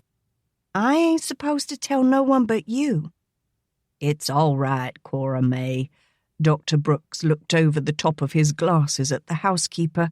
"Tessie would only listen through the door. She knows everything that happens in this house anyway." The black woman gave an injured sniff, but made no move to depart, as Cora May drew a small envelope from her pocket and handed it to the doctor. He opened it, withdrew the key it held, and stared at it blankly. "That is the key to... The girl rolled her eyes upward for a long moment. Miss Roberta's captain, doctor. His place, down at the Talbot house." Dr. Brooks raised his brows. "You mean Major Latimer's apartment at the Pontalba place?" Cora May nodded vigorously. "Yassa, that's what it's for." "And what does this have to do with Miss Alaina?" "Well..." Cora May raised her hand, spread her fingers, and began to count off the points she had been told. "Miss Laney, she says she ain't mad about the wedding no more, and she will do it with..." The girl paused and looked up questioningly. "With the lawman? But some man," she moved on to the next finger, "Jack de Bone, I guess it were, he done caught Miss Laney and got her in trouble." Cora May moved back to the first finger, shook her head, then moved on to the third. "Miss Laney say, or Saul say Miss Laney say, for you to come pick her up with the key, and the two of you go to that pawn, where that key fits, and wait there inside." Cora May moved to the fourth finger and stood in deep thought for a moment. That's right. Then Mr. Angus, he gonna bring the lawman and the preacher man, and yo is gonna get the wedding done with. The girl dropped her hands and held them behind her back, grinning broadly at the success of her mission, while Dr. Brooks tried to sort out the facts as he had just heard them, and the housekeeper stared fixedly at the wall, muttering beneath her breath. Dr. Brooks looked at the key and began to repeat carefully. Now let me get this straight. Miss Alaina wants to go through with the marriage. Cora May pulled out her hands and began to tick off her fingers as the doctor continued, because Jacques Dubonnet caught her and caused a lot of trouble. And I'm supposed to take this key, pick up Miss Alaina, and go to Major Latimer's apartment where we will meet Angus, the lawyer, and the minister. The girl nodded her head, then suddenly her grin faded, and she stared down blankly at her still-raised thumb. Yassa, she worried. But there's something more. I used all of them when they said it. They is something more. Her voice trailed off as she became lost in thought. Her audience waited with bated breath. Oh! The grin came back wider than before, and she proudly pushed the thumb down. Miss Laney is waiting up where them hurt rebel soldiers used to be. In the hospital? Dr. Brooks asked urgently. In the old Confederate ward. Of course, I would have guessed it. You've done very well, Cora May, and I hope Miss Alaina— he glanced again at his housekeeper, who shook her head in confusion— will answer any further questions I might have. But tell me, child, why did you come sneaking through all the shrubs to the back door? So say that the bone man got a bunch of white trash out on the streets, and they is looking for Miss Laney, and we has got to be careful they don't find her. Very well, Cora May. Do you have a way home? I got old Tar. He down the street a ways. Then go back home, and be just as careful as you were on the way here. When the girl was gone, he turned to the housekeeper. I'm going to get dressed. I'll take a horse and buggy from the hospital stable. If anyone asks, tell them I was called out to the hospital. Part 2. Chapter 26. A light mist had settled on the river, mottling the surface of the water into a dull brownish grey and muting the autumn colours of the thick forests. Alaina leaned against the forward railing of the upper deck, letting her eyes skim over the panorama of this northern land as the packet slid through a jumbled, island-filled stretch of water. Low limestone bluffs began to grow on either side, then a darker current on the eastern bank slowly expanded until, beneath a high cliff, it became another river that spewed its clearer waters into the Mississippi. The tributary was the St. Croix, she was informed, and another hour or so would see them to their destination. Once again, a riverboat carried her away from the smell of ashes and into a new phase of her life. Alaina could hardly deny a feeling of expectation, yet a sense of strangeness roamed restlessly within her. The awareness that she was now Cole Latimer's wife burrowed down in her mind, leaving her nothing more than a thin facade of composure to mask her disquietude. The closer she came to her destination, the faster her thoughts churned in fretful turmoil, and a full night of restful sleep had slipped beyond her grasp. This morning, she had risen before dawn, after much tossing and turning, packed her few belongings, and thrust her wicker valise, along with the leather-bound case, into the larger steamer trunk wherein she had started her voyage. In deference to the light drizzle that threatened to continue, she had been reluctant to wear one of her better gowns for fear of having it ruined by the rain and mud. Instead, she had donned the reliable black dress with its newly added adornment of écru lace. Her haste to be ready gained her nothing, for she had to wait out the remainder of the morning with only the changing countryside and her own thoughts to occupy her. She chafed, not with eagerness, but with something more akin to anxiety and dread.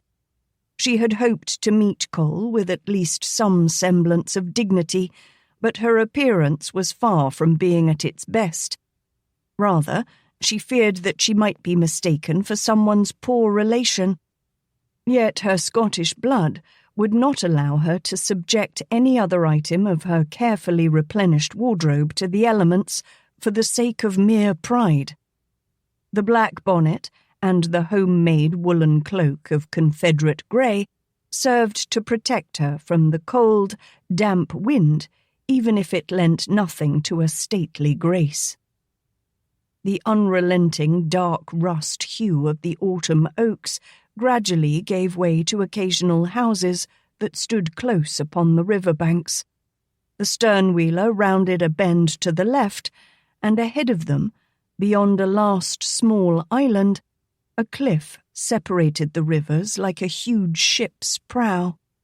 High on its summit sprawled a stone-walled fort that flew the stripes and blue of a federal flag. A precipitous road led down the left face of the hill to a narrow bank below, where a cluster of wooden buildings squatted along a low stone landing. As they neared shore, the captain came out of the pilot-house and directed the helmsman until the steamer carefully nudged against the quay. "Secure her!"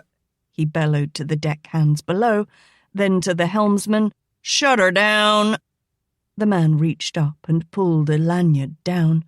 The ship's whistle emitted a single, piercing shriek, and the stern paddle wheel halted its restless churning. Several wagons awaited the packet's arrival, and a short distance from these, a large, enclosed brougham was visible. A pair of figures stood beside it, and with a woman's sureness, Alaina knew the tall, lean one was her husband. All about her, passengers were drifting from the railing, but her own limbs felt leaden. She stood as one mesmerized, not able to lift her gaze from the man leaning on a slim black cane. Farther aft, Mr. James hurried from his cabin with a parcel of papers clutched in one hand and his valise in the other. When he saw Alaina, the small, dapper lawyer came to stand beside her. Resting his satchel between his knees and the railing, he held a tactful silence. A sudden gust of cold wind swept across the deck and struck Alaina full force with a spattering of raindrops. She huddled deeper into the warm folds of her cloak, pondering on the events that had made such an unmatched pair as she and Cole, man and wife. He waited on the dock like some dark Teutonic lord, seeming much in accord with the dreary, rain-swept landscape. Even without an exchange of words between them, she was taken with the chilling thought that this whole affair had been a terrible mistake. In more ways than one, she would soon step from the temporary haven of the steamboat into a new world, and she felt much the foreigner in it. Mr. James waved until he gained his client's attention. Raising his head, Cole returned the gesture in acknowledgement. Almost immediately his gaze shifted to the trim figure of the woman who stood beside the rail. Alaina's knees had a moment of weakness as she waited for some evidence of recognition. Among the families of the South, a mild show of warmth and greeting would have been in order, but he gave no sign of welcome, not even to move from his stance beside the carriage. Mr. James respectfully tipped his hat to her. "If you are ready, madam, we'll go ashore now." Alaina nodded her agreement, lifted her resolve, took a firm hold on her courage, and followed the lawyer down the stairs. On the lower deck they were joined by Saul, who had slung across his back the threadbare blanket that held his belongings. Hoisting Alaina's large trunk onto a broad shoulder, he followed behind them. With a word to his driver, Cole left him and, leaning on his cane, moved carefully toward the packet. The chill, damp air bit through the greatcoat he had shrugged about his shoulders, settling like a numb lump in his thigh. Since the ride out, his leg had stiffened from the cold and inactivity, giving him cause to regret the fact that the steamer had docked here at the Fort Snelling landing and not at the more comfortable one at St. Anthony. But it carried supplies and mail for the fort and, after a stop here, was bound up the Minnesota River. As Cole neared the steamer to receive his bride and party, his gaze found the huge black who trailed her, and he knew a moment of relief, for he had often wondered if Saul had survived the war and the upheaval after it. But Cole's attention was drawn back to Alaina, and his brows drew together beneath the wide brim of a black, low-crowned hat. He was anxious to fathom her mood, but where he had known her earlier as a quick-tempered, many-sided vixen, he now perceived an air of seriousness about her. She displayed none of the frivolity that was common in other young ladies her age. She moved with a fluid grace, but with an intent directness that was at once both pleasing and a trifle disconcerting. It was as if she had carefully considered all the alternatives and, having made up her mind, was not to be swayed from her purpose. Perhaps the hardships and tribulations of the war had stripped all humour from her. She bore no hint of the saucy Al as she came across the landing ramp, but was as cool and aloof as if she were a nomadic queen holding herself from a distasteful event. He could guess at the depth of her reluctance to be here among the hated Yankees, and no less would be her distaste with being married to one. Cole braced himself, but could not shrug off a dismal bend of mind. He had come full circle, from the vivid rages of Roberta to the cool disdain of her cousin, and the outlook seemed far from bright. Alaina studied her new husband surreptitiously as he stepped to the end of the gangplank. Beneath the greatcoat casually draped over his shoulders, he seemed somewhat thinner. His long, muscular frame was well turned out in black, the colour's starkness being broken only by a double-breasted vest of silver brocade and a crisp white shirt of silk. He had the look of a riverboat gambler and appeared most worldly. It was the first time she had seen him garbed in anything other than a military uniform, and it was like coming face to face with a stranger. It frightened her, especially when those thoroughly blue eyes locked on her and slowly raked her. She had forgotten how brilliant and clear they were. In some magical way, they seemed capable of stripping the lies from whatever passed before them. It was all she could do to face his unspoken challenge and not retreat to the safety of her cabin. The change, she sensed, had more substance than the clothing.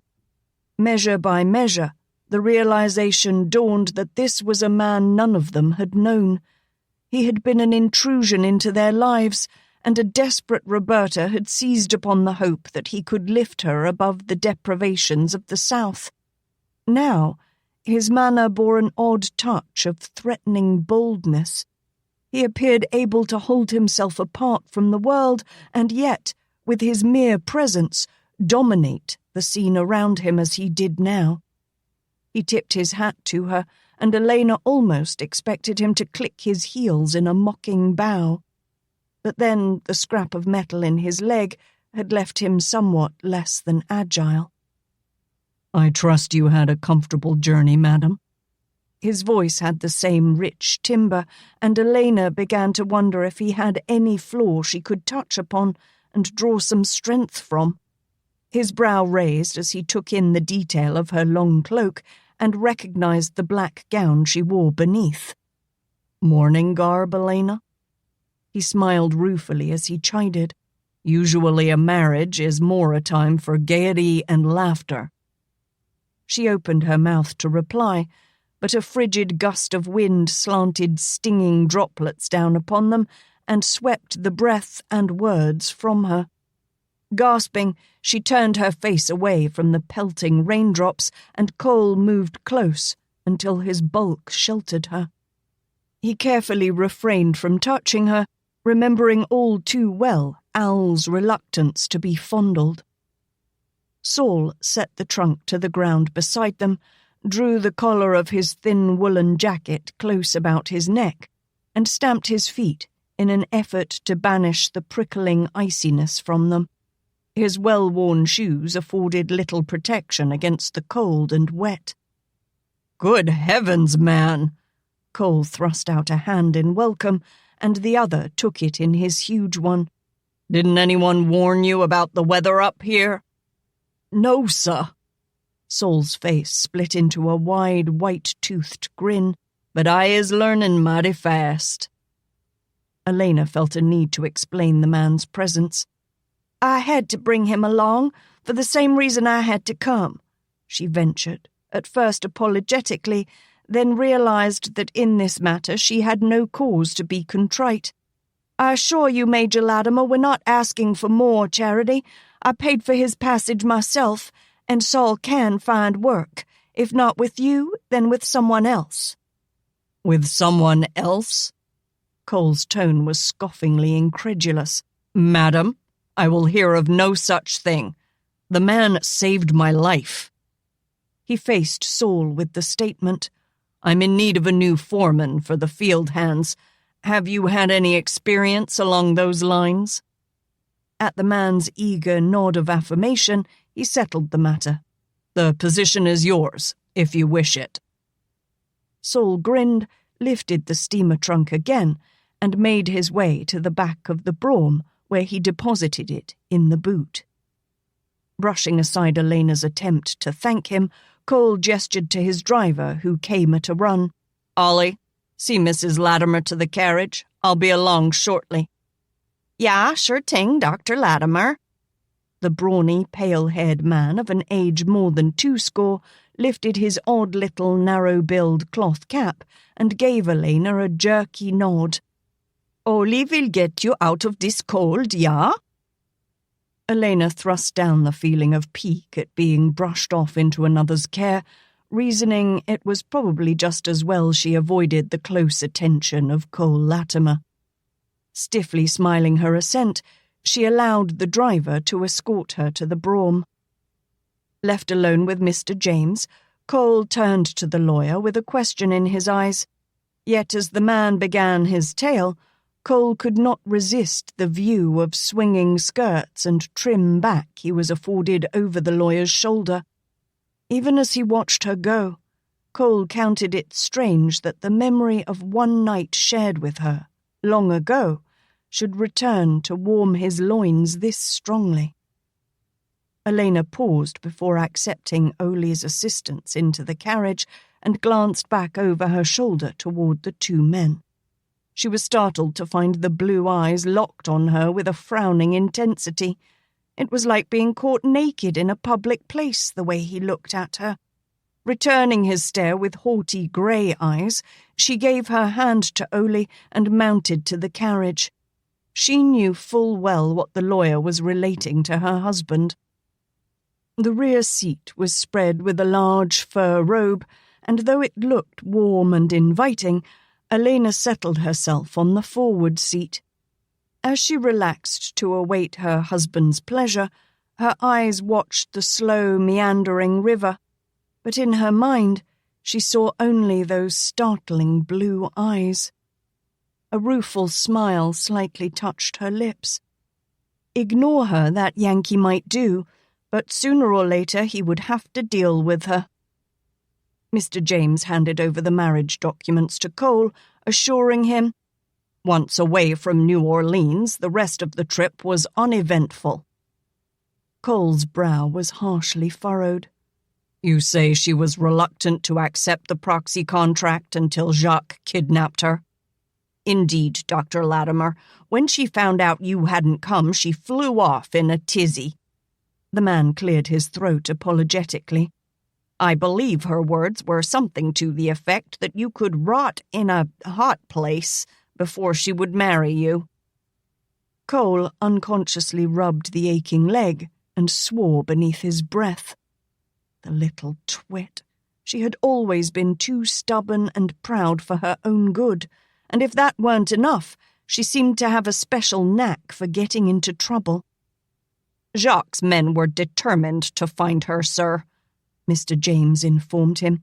We had to hide your wife in a trunk to carry her safely aboard the packet. Indeed, she caused a great deal of stir in New Orleans, considering a good bit of the waterfront burned, along with Jacques' warehouse. I can imagine that Mr. Dubonnet is hiding out after the sheriff took an accounting of the cotton bales the man had tucked away in his storehouse. Abruptly, Cole gestured to one of the wagons. Murphy came with us to pick up some supplies. If you wish, you can catch a ride home with him.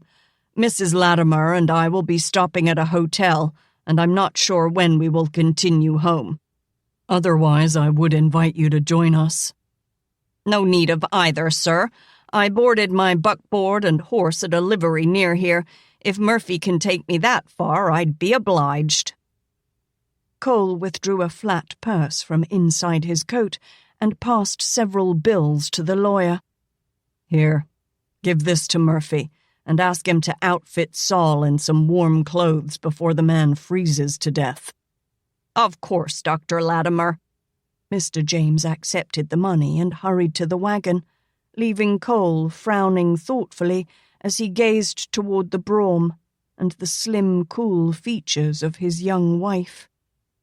Returning to the carriage, he threw his greatcoat and hat into the seat opposite Alaina, then climbed in to take a place beside her.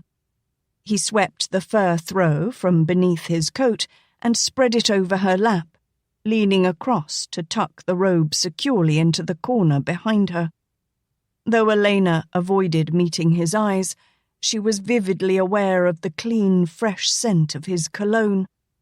But where he was concerned, she wished to remain distinctly detached and erected an ice-bound wall of silence to achieve that end. It had been an affront to her pride to be informed that, while he could receive her as his wife, he did not desire her as a woman. Had it been some other man, she might have wondered at his virility, but in Cole's case, she knew better. He was certainly not impotent, whatever the disabilities caused by the injury to his leg. Indeed, if their last meeting had been any indication, his appetites ran toward the satyr, and he had the tendencies of a hot-blooded roue. The fact that he had looked to her as easy prey for his lusts was a thorn in her side, now that he had stated his preferences for their marriage.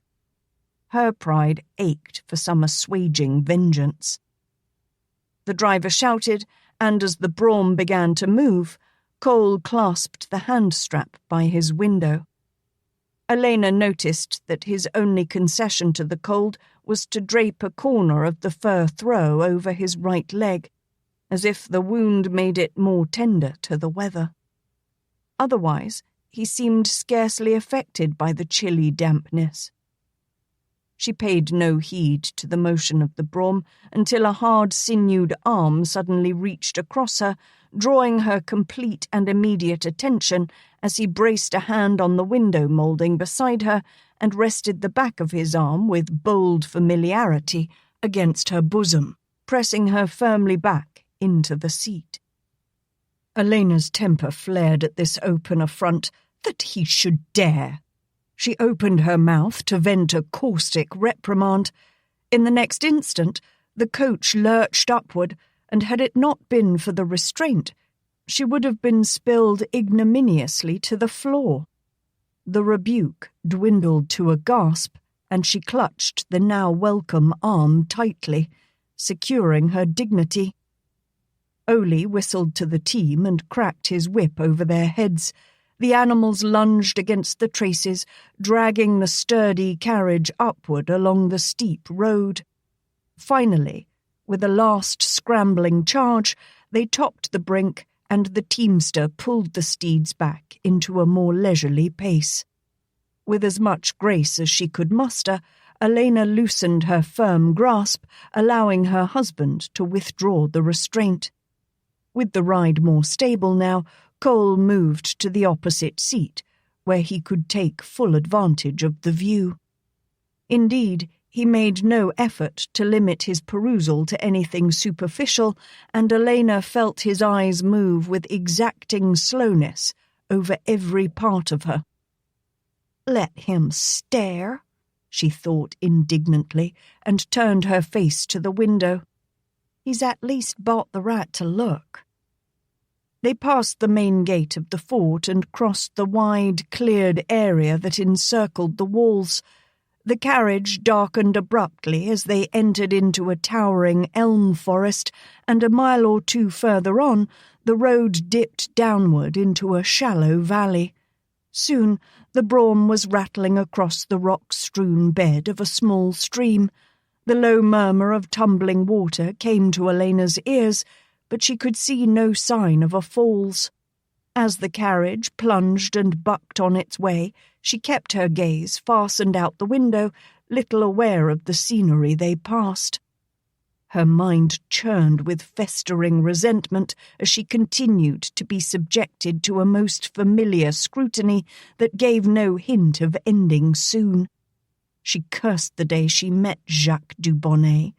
But for him, she would not be here now, married to a cocksure Yankee who had the audacity to openly ogle her as if she were some tender morsel expressly prepared for his enjoyment. She was almost glad she had worn the widow's black, for in anything else she might have felt herself ravished by those piercing blue eyes. Suddenly, realizing Cole had spoken to her, Alaina glanced around. He held a cigar in one hand, a match in the other, and was apparently waiting for her consent. "Do you mind?" He lifted the cigar questioningly. "No, of course not." So he would smoke and look, she mused testily as she again directed her attention out the window. They were splashing through the muddy outer streets of a rapidly growing city, but she had no time to dwell on their surroundings before she was brought once more to the awareness that Cole was speaking to her. Her eyes quickly met his. "I'm sorry, I didn't hear—" "Would you mind taking off that silly bonnet?" he repeated, and punched the match into the tip of the cigar, opening a small hole in the leaf. "I would like to have a better look at you." Elena's temper rolled over restlessly at his request, but she obediently removed the bonnet and self-consciously tucked a stray, darkly burnished curl into the simple coil at her nape. Having had only a small hand mirror on board the riverboat, she could imagine that her appearance not only resembled a pauper, but was greatly dishevelled at best. The scowl that came to Cole's brow made her all the more uncomfortable. He still held the unlit cigar and was fairly flaying the end with the butt of the match. "Do you frighten children with that frown, Major?" Irritably, Cole jammed the cheroot into his mouth and, striking the match on the sole of his boot, puffed the thing aglow. His blue eyes considered her through the wraith of smoke that curled into the air. Alaina swept a slim hand toward the window, feeling a need to turn aside that audacious stare. "I've heard many stories of wild Indians, of snow deeper than one's head, and of great wolves ranging through the streets. I see nothing of that. Instead, a city growing in the midst of a wooded land." "Your tales were not unfounded, madam." Those clear, bright orbs of blue regarded her with an intensity that made her warm with embarrassment. He gestured with his cigar. "That robe is made from the pelts of several winter wolves." She smoothed the long, silky fur in wonder. I would have thought them hoary beasts, short of coat and stiffly furred. Cole winced suddenly as the brougham bounced over a pothole. They were coming into the centre of the metropolis, where a scattering of stone and brick buildings were settled in a crowded nest of smaller ones. Some were wood, with high, false fronts. Others monolithic structures of stone, 2, 3, sometimes 4 stories high. Raised boardwalks provided passage from one edifice to the next, a necessity since the streets were unpaved and well churned to a muddy depth. Tight-lipped, Cole drew a small flask from a carriage pocket and, after a long draught, relaxed a moment before he dismissed the unspoken question he saw in her eyes. "That piece of metal does me ill. It has a harsh way of reminding me of its presence." "Major Magruder thought he had a better idea," she murmured. "Have you changed your mind?" Cole snorted and drew again from the silver flagon before tucking it away. "Better that I have the ache to remind me the leg is still there than the itch of an empty stump." Reaching out to her grey cloak, he plucked at its cloth. "Why didn't you wear the clothes I sent to you?" Elena's gaze grew distant as she remembered her first glimpse of Mr. James and the leather case. It had taken an abduction to convince her she should carry through with the wedding and not send the lawyer back to his client with the sting of heated words. She longed to say them now, but knew from experience that to confront Cole squarely would lead to argument and strife. It was best, for the moment at least, to avoid any confrontation that might end as their last meeting. As gently as she could, she spoke about a subject that sorely pricked her pride. "You have done me great service, Dr. Latimer, in exchanging proxy vows and thus making it possible for me to come here and escape an intolerable situation. For this I owe you much, much more than I can repay in any foreseeable time.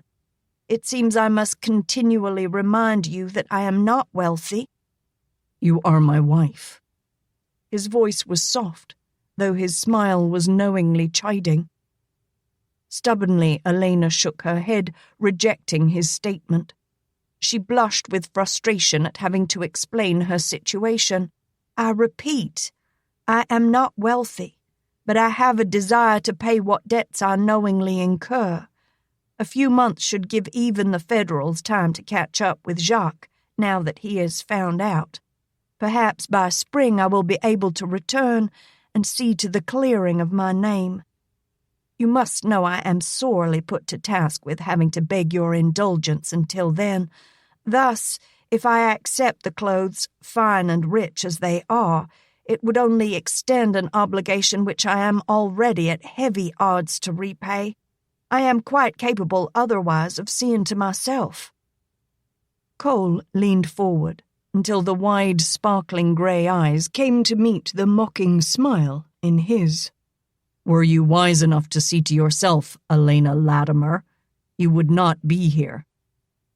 Her face burned at the truth of his statement.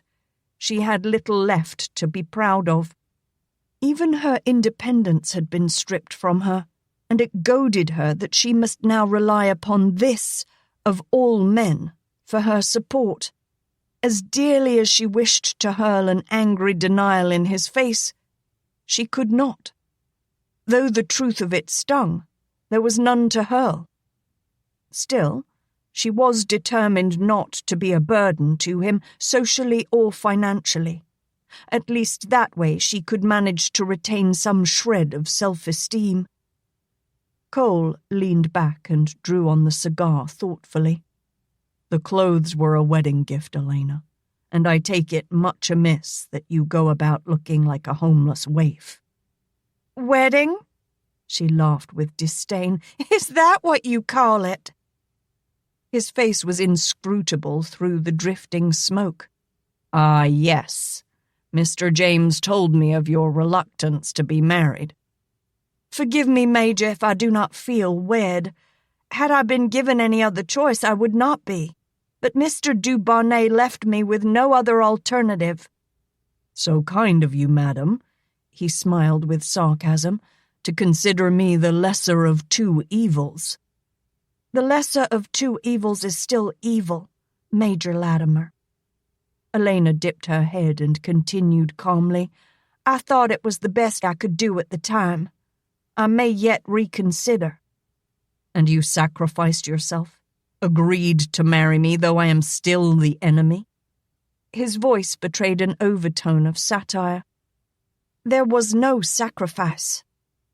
Her voice was hard and crisp. "The marriage can be annulled and declared void if you chafe under it. For the last, I do not regard you as an enemy. The war is over." Cole carefully knocked the ash from his cigar and watched her doubtfully. "It would appear, madam, that this one is only beginning." Chapter 27.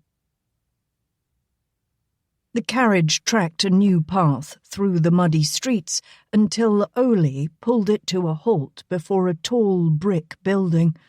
A sign on the corner of the cream-coloured edifice labelled it as the Nicolette House. In deference to his employer's lameness, Ole had manoeuvred close to the boardwalk, allowing them to descend to a level footing on the wooden planks. The rain was falling more heavily now and quickly dappled Cole's hat and greatcoat when he stepped out. "Got baggage?" a muscular youth called from the protection of the door. Alaina glanced up in surprise as Cole gestured toward the boot. She had not considered that she would be ensconced in a hotel with him for any length of time. As she moved to the door of the carriage, Cole slid his hands about her narrow waist and swung her easily across the boardwalk into the shelter of a second-floor balcony that jutted out over the main door, forming a canopy of sorts. Whisked briskly into the lobby on her husband's arm, she was made acutely conscious of the contrast between her dreary garb and the rich trappings of the interior. It was not long before she also became aware of having collected the attention of most of the men who stood about the room. She could not fully concede that she warranted such admiring regards, and wondered laconically how long it might have been since they last had seen a woman. Gesturing upstairs, Cole dropped a key into the lad's waiting hand. The youth hurried off with her trunk, and the Major turned, resting his hand possessively on the small of his wife's back. As he guided her across the foyer, a few men, meeting his eye, nodded a brief greeting, but recognizing the challenge in his gaze, turned away and proceeded about their business. In the sparsely filled dining room, the couple enjoyed a relatively restful repast, though Alaina found Cole's stoical frown rather forbidding. She was devouring a rich dessert, with an eagerness that hinted of her long separation from sweets, when the boy returned with the key and went off again happily counting the coins he had received. They left the dining room, and after a full flight of stairs, Alaina was prompted to protest the hand that grasped her elbow somewhat less than gently. He seemed unaware of his almost bruising hold. "Major, please! Are you afraid you'll lose me?" Halting before a door, Cole unlocked it and pushed it wide, commenting as he drew her within the suite. "My past experiences with you, madam, have made me understandably cautious. You have a way of vanishing at the damnedest times, leaving a man in dire straits." The barb pricked, but Alaina was quick with a retort. "Had I stayed, sir, you would have no doubt found yourself forced into marriage with me, rather than Roberta. Would you have seen that as an improvement?"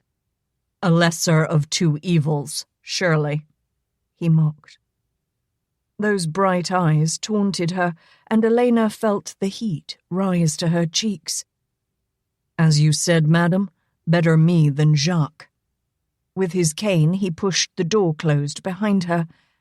"And better you than Roberta." "The way you fought with her, I can hardly feel complimented," she stated crisply. "We had little regard for each other, it's true," Cole admitted. He laid aside his hat and coat, smiling wryly.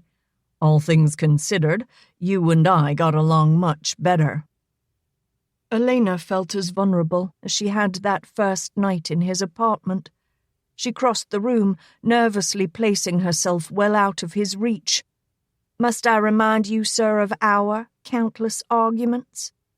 "I remember a few times when you lost your temper, such as in the hospital after I was wounded. You undoubtedly thought it was a crime because I desired you." "You were a married man," Alaina gasped, "and I didn't take kindly to being seized and pawed when anybody could have walked in." "My apologies, madam." He smiled sardonically and gave a curt bow. "I should have waited for a more opportune time and place." "You know that's not what I meant," she managed in some dignity. "You made your way through the wards, raising a lot more than the soldiers' spirits," Cole declared bluntly. "Indeed, Lieutenant Appleby seemed anxious to play the rutting stag, while I had to lie there and watch him panting after you like some over-eager schoolboy. And you allowed it." "And why not? It was rather pleasant being courted by a gentleman for a change, and despite what you might have imagined, he was always a gentleman. He was also unattached, if you'll remember, while you were not. You only wanted another mistress to add to your stable, while he was after a wife." "Did he propose to you?" Cole demanded harshly, and at her nod, further questioned, "Then why didn't you marry him?" "I was quite wary of Yankee soldiers, especially officers." Arching a brow, she gazed at him meaningfully. "Besides, I wasn't in love with him."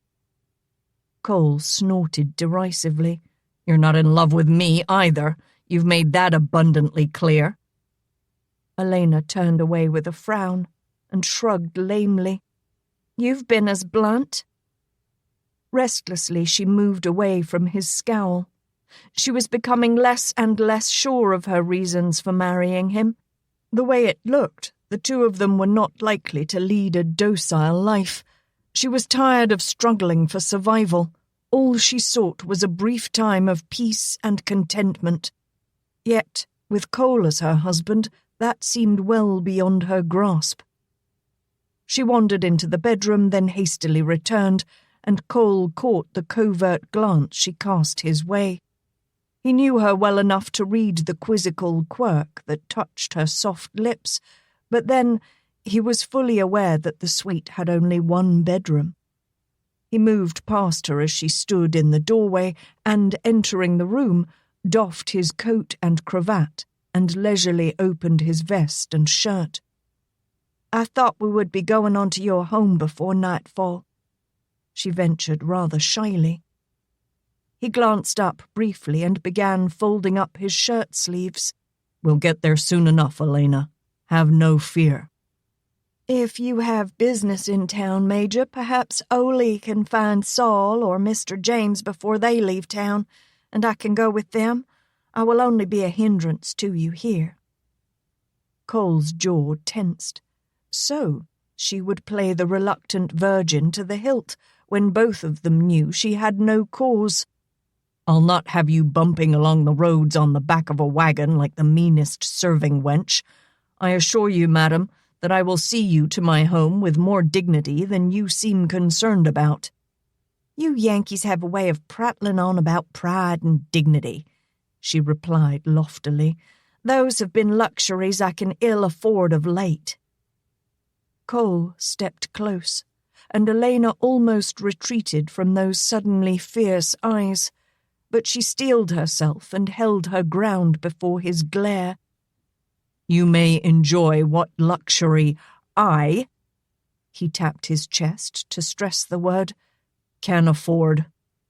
He straightened, squaring his wide shoulders, but his eyes still held hers in bondage. "I suggest you put aside this damned silly notion you have about the clothes I bought you. If you cannot accept marriage with me privately, then you had better consider what you must do for the sake of appearances." He raked her with a brazen stare. "It shouldn't be too difficult for you, my dear, since you've played so many parts already." Alaina held her tongue, not with acquiescence, but when she was just as determined not to let her emotions get entangled with being his wife, it was best to remain silent. As he seemed to expect some response from her, she shrugged flippantly. "I just didn't expect to be nestled in so cozily with you. That's all." "Does the idea of sharing a bed with me strike you as distasteful?" he asked sharply. "It's not just the sharing of a bed that worries me. It's what might happen in it." Her pert nose elevated to an imperial angle. She left him and returned to the sitting room. Cole swore beneath his breath. He had erred in deeming her downtrodden. She was the epitome of the stubborn, prideful South itself, one of the most loyal of that breed of humanity. Bested by circumstances for the moment, she was little daunted. Yet for all of her fire and spirit, she displayed none of the underlying viciousness of Roberta, and although she adroitly evaded him, he found himself neither repulsed nor greatly discouraged by her manner. Indeed, he found the whole affair rather challenging. He followed her and solicitously moved to lend his assistance as Alaina struggled to untangle the knot she had unwittingly set in the ties of her cloak. "I can manage alone, thank you," she said, shrugging off his helping hand. Cole leaned casually against the doorway she had just vacated. "Suit yourself, madam. It will be interesting to see just how long you can remain detached from this marriage." "If it were any kind of proper marriage, I don't see how I could keep myself apart from it." She finally freed the knot and doffed the woolen garment. "But it's not a bond of marriage we have here, sir. It's an arrangement, and most temporary." She turned, smoothing her hair, then halted as she found Cole once more scrutinizing her with a thoroughness that made her feel undressed. His gaze moved unabashedly over her high, full breasts and trim waist, then meandered leisurely along the full length of her. "I hope I do not disappoint you, Major." "On the contrary, madam," he replied easily, "you have blossomed beyond my wildest expectations." He scratched his palm thoughtfully. "I was just considering the frenzy you'll create among the gossips when I present you as my wife." "Because I am from the South?" Alaina queried, mistaking his meaning. "Or because you've remarried so soon after Roberta's death?" Cole was amused. "This is still a frontier, madam. A man is not expected to remain a widower when he might have to spend the winter alone." "Unless you have spoken of my circumstances with someone, sir," she argued, "I cannot imagine why I should be of interest." "I'm not in the habit of bending the local ears with matters personal to me," Cole assured her shortly. He half turned to a nearby bureau, on the top of which was a tray bearing several decanters and glasses. At his questioning gaze, Alaina declined with a shake of her head, and he poured brandy in a snifter for himself. "How I managed to obtain such a beautiful bride without leaving the territory will be the question on everyone's lips." "Roberta's cousin?" they'll surely whisper, and then ask each other, "Do you think perhaps she and he were once lovers?" He laughed aloud at the glare Alaina tossed him. Sipping the liquor, he limped around her to take a seat on the settee. As she faced him again, his gaze ranged slowly over her. "In truth, Alaina, it would seem that you have outdone your cousin in every respect." Not knowing whether to feel flattered or insulted, She bestowed upon him a smile that was brief and tight. I don't want to appear dim-witted, sir, but what exactly do you mean by in every respect? Cole countered with a question of his own. Do you know how beautiful you are? Alaina was taken aback by his inquiry. Beautiful in widow's weeds? Sensing some affront, she asked cautiously, Is this some attempt to play me for a fool? He looked at her doubtingly. Still virginal, Alaina? A hot flush of colour burned her cheeks. You, sir, of all people, should know better. But then, her voice carried a sharp tone of reproof, I must remember that you mistook me for Roberta. Staring at her, Cole tasted a small draught of the amber liquid. Not entirely. Oh? Her disbelief betrayed itself in a voice dripping with scorn. You mean you weren't duped as you once claimed? She laughed scoffingly. My ears did deceive me then.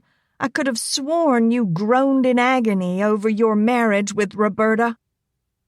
Cole's eyes passed over her lightly. Unfortunately, it was only after the vows were spoken that I was able to realize that passion was not one of Roberta's strong points, certainly different from the girl I originally bedded in the Craighue house. Alaina whirled away, unable to bear his sardonic grin. If you don't mind, Major, she flung over her shoulder, I would like to freshen up. By all means, madam. As she hurried to the bedroom door, he scanned her trim and shapely back before he halted her with a comment. The widow's weeds are not unbecoming, Alaina, but they tend to overshadow everything with gloom. Icy grey eyes cut back to him. It is my desire that you wear a gown more appropriate to the occasion. Occasion? She repeated coolly. I wasn't aware that we were celebrating anything, sir. I've made an honest woman of you, he drawled leisurely. Isn't that enough cause? Her ire was ill-suppressed as she ground out between clenched teeth. You mule-headed Yankee. It took you long enough to find the right woman.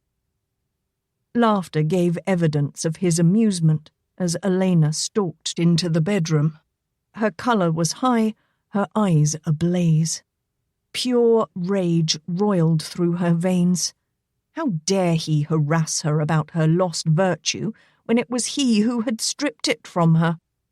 He had touched a most vulnerable spot in her facade, and the desire was in her to retaliate in some way, subtly perhaps, so he might not readily discern it as revenge, or even boldly, that he might feel the point of the thrust. But what would penetrate that thick hide of his? She could not imagine. Alaina locked the door and doffed the black dress, thinking many ill thoughts of the man in the next room. He seemed to know just what it took to prick her temper. She washed her face and shoulders, drawing in her breath at the bracing cold water, yet it served in some degree to cool her temper as it thoroughly chilled her. She brushed her hair to a silky sheen, parted it down the middle, and, turning under the softly curling ends, gathered the sleek mass into a pale grey silken net. Between her breasts and behind her earlobes, she applied the perfume that she had taken from the case he had sent to her. She had been unable to resist the delicate and elusive, hauntingly seductive scent. But she would never tell him of her weakness. Let him guess, if he could. Her eyes ran warmly over a day dress of silver-grey silk she had taken from her faithful wicker case. Cole would be surprised to realize that she was not a complete pauper, and she relished that thought. Carefully, she raised the full-skirted gown above her head and guided it down into place. It was a garment she had managed to purchase with hard-earned coins, but, like most of her wardrobe, it had been previously owned by another. a young friend of Mrs. Hawthorne who had arranged the whole transaction.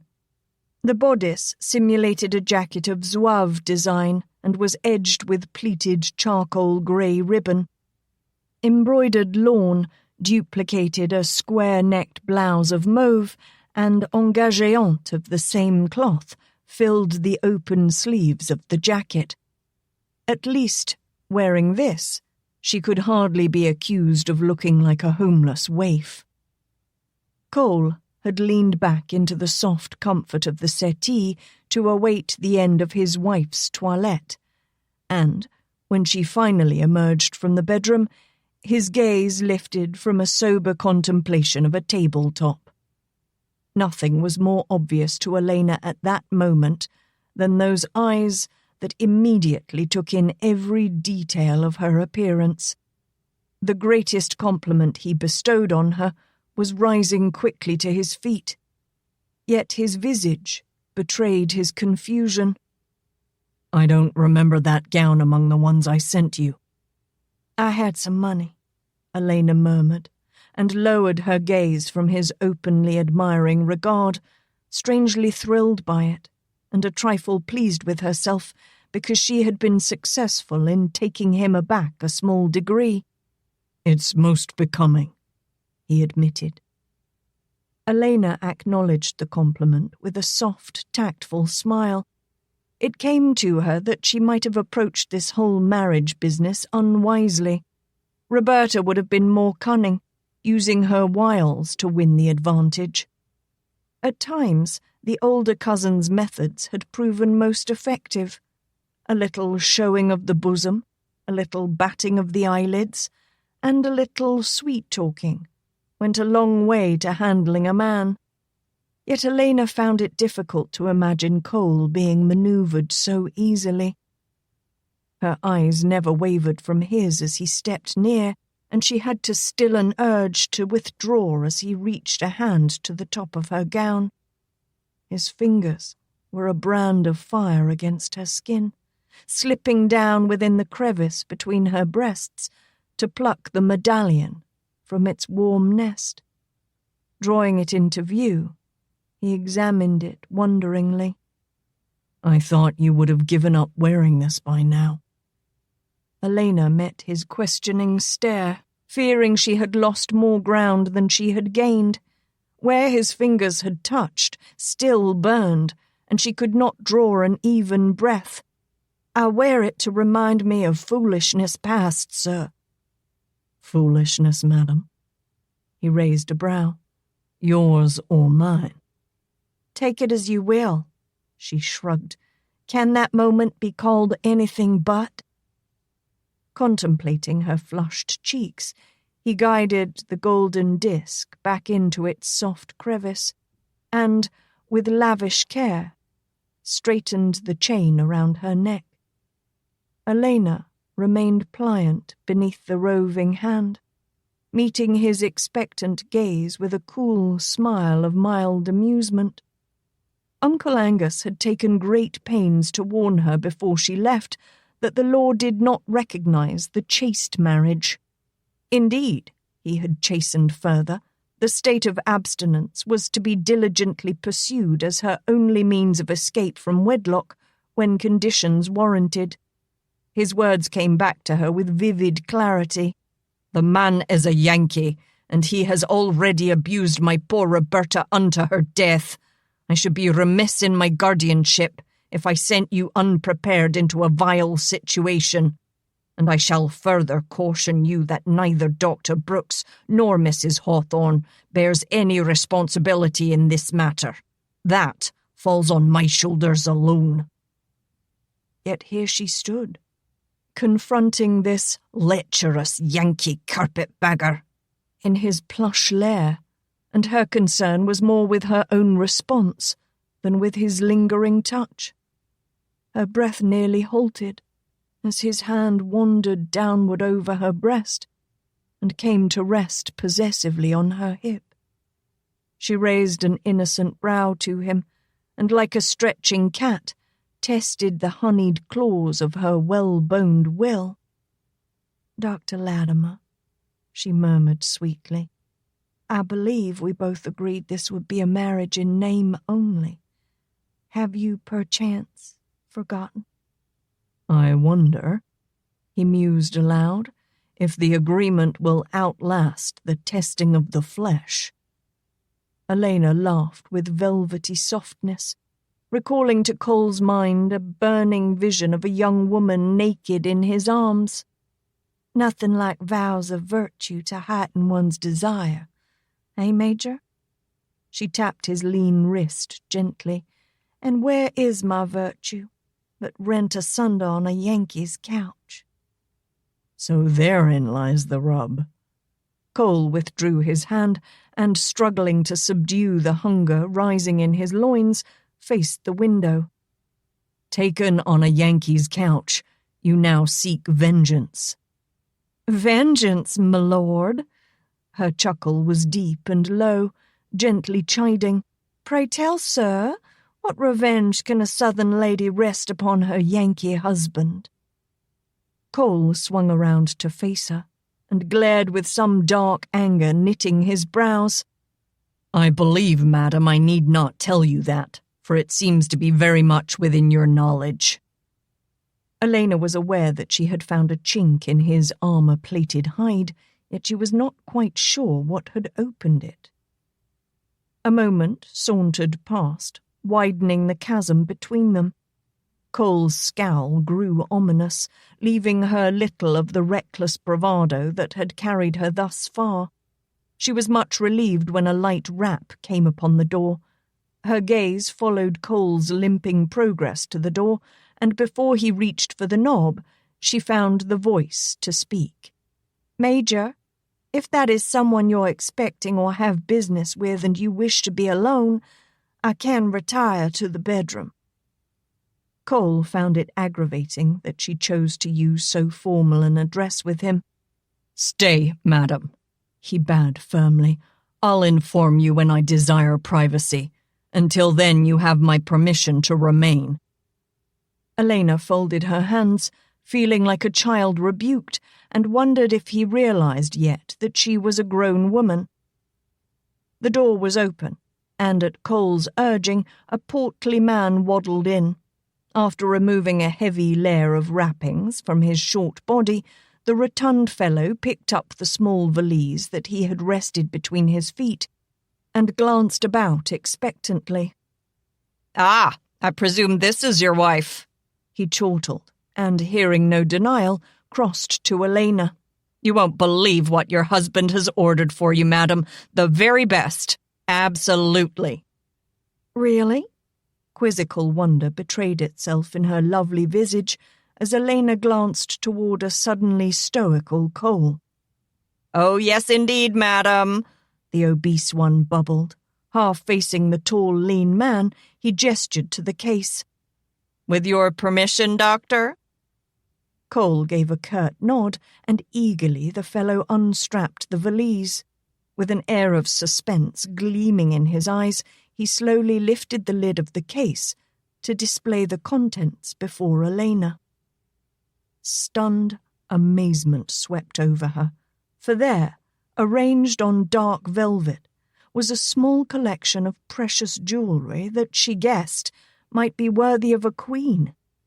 Surrounding a wide gold ring, elaborately encrusted with diamonds and rubies, were several long strands of pearls, an emerald necklace, earrings to match, and a cluster of large diamonds mounted in an intricately worked gold pendant with brilliant teardrop earrings placed beside it.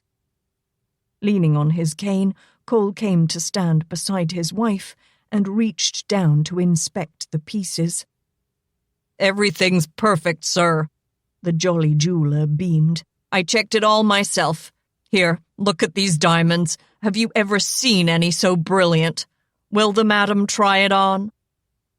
Cole lifted the necklace and turned to Alaina. Short of angering him in front of the jeweller, she had no choice but to let him place it about her neck.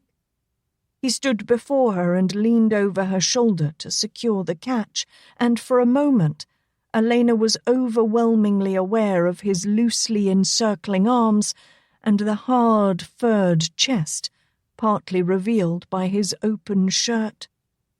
Beautiful, Cole murmured in appreciation, hardly glancing at the pendant. Yes, indeed, the portly man chortled. Alaina, my coat, please. Cole nodded toward the bedroom. Can you fetch it for me, sweet? Certainly, she whispered, strangely warmed by the endearment, and yet knowing it was only, as he had said, for appearances, just like the clothes and jewelry. His intention was to put on a grand front, and he expected her to do the same. In the bedroom, Alaina folded Cole's jacket over her arm and thoughtfully smoothed the rich cloth. It was almost as if some magical presence were embodied within it, for she was caught for a moment by a yearning so strong and physical she found it hard to draw a breath. How easy it would be to let appearances slip into reality, if only there were not this arrangement between them. Cole was handsome and still young. Even if none of the gentler emotions, such as love, were present, they could still have a marriage. Who could predict what miracles the future might bring? Yet it was his word that had set the boundary between them, and her pride refused to let her cross it. Cole accepted the coat from her when she returned to the sitting room, and drawing out his flat leather purse, counted out several large bills and gave them over to the man. It's been a pleasure doing business with you, Dr. Latimer. You will let me know when I can be of further service, won't you? Cole led the man to the door, politely assuring him. The jeweller nodded a farewell to them both and left. Now the charade was over, Alaina mused wryly. At least until that time when they would again be in the company of others. Cole could forget about tender endearments, and she had to remind him of her position. "Major, I'm afraid it is impossible for me to accept the jewelry. I would never be able to repay you." Don't be absurd, Alaina, he replied, and reached down to lift her ring from its nest. Of course you will wear these, and I will expect it. Lifting her left hand, he slipped the brightly glittering band onto her third finger.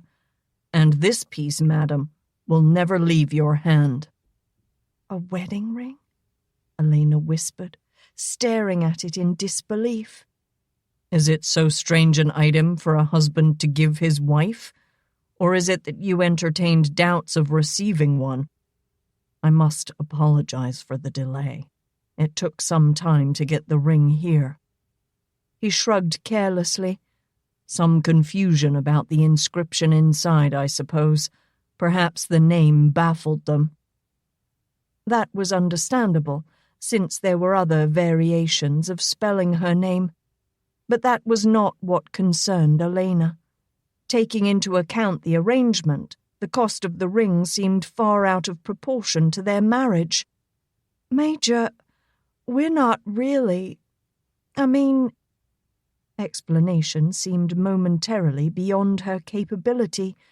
"We are married, certainly, but then, we're not really..." Cole watched her curiously, until she blushed and turned away in confusion. "I just didn't expect it, that's all.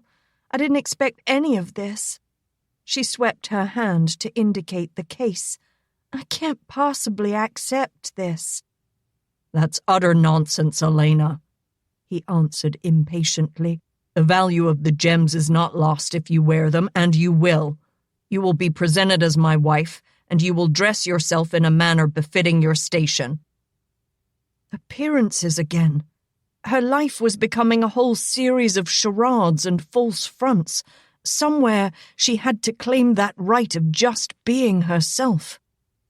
"If, as you say, the pieces lose nothing of their value from use, then I consent to wear them." She was not incapable of logic, but the clothes, sir, are a different matter. I will wear them only when I can afford them. How do you expect to afford them when you won't even take money from me?" he demanded. Alaina shrugged.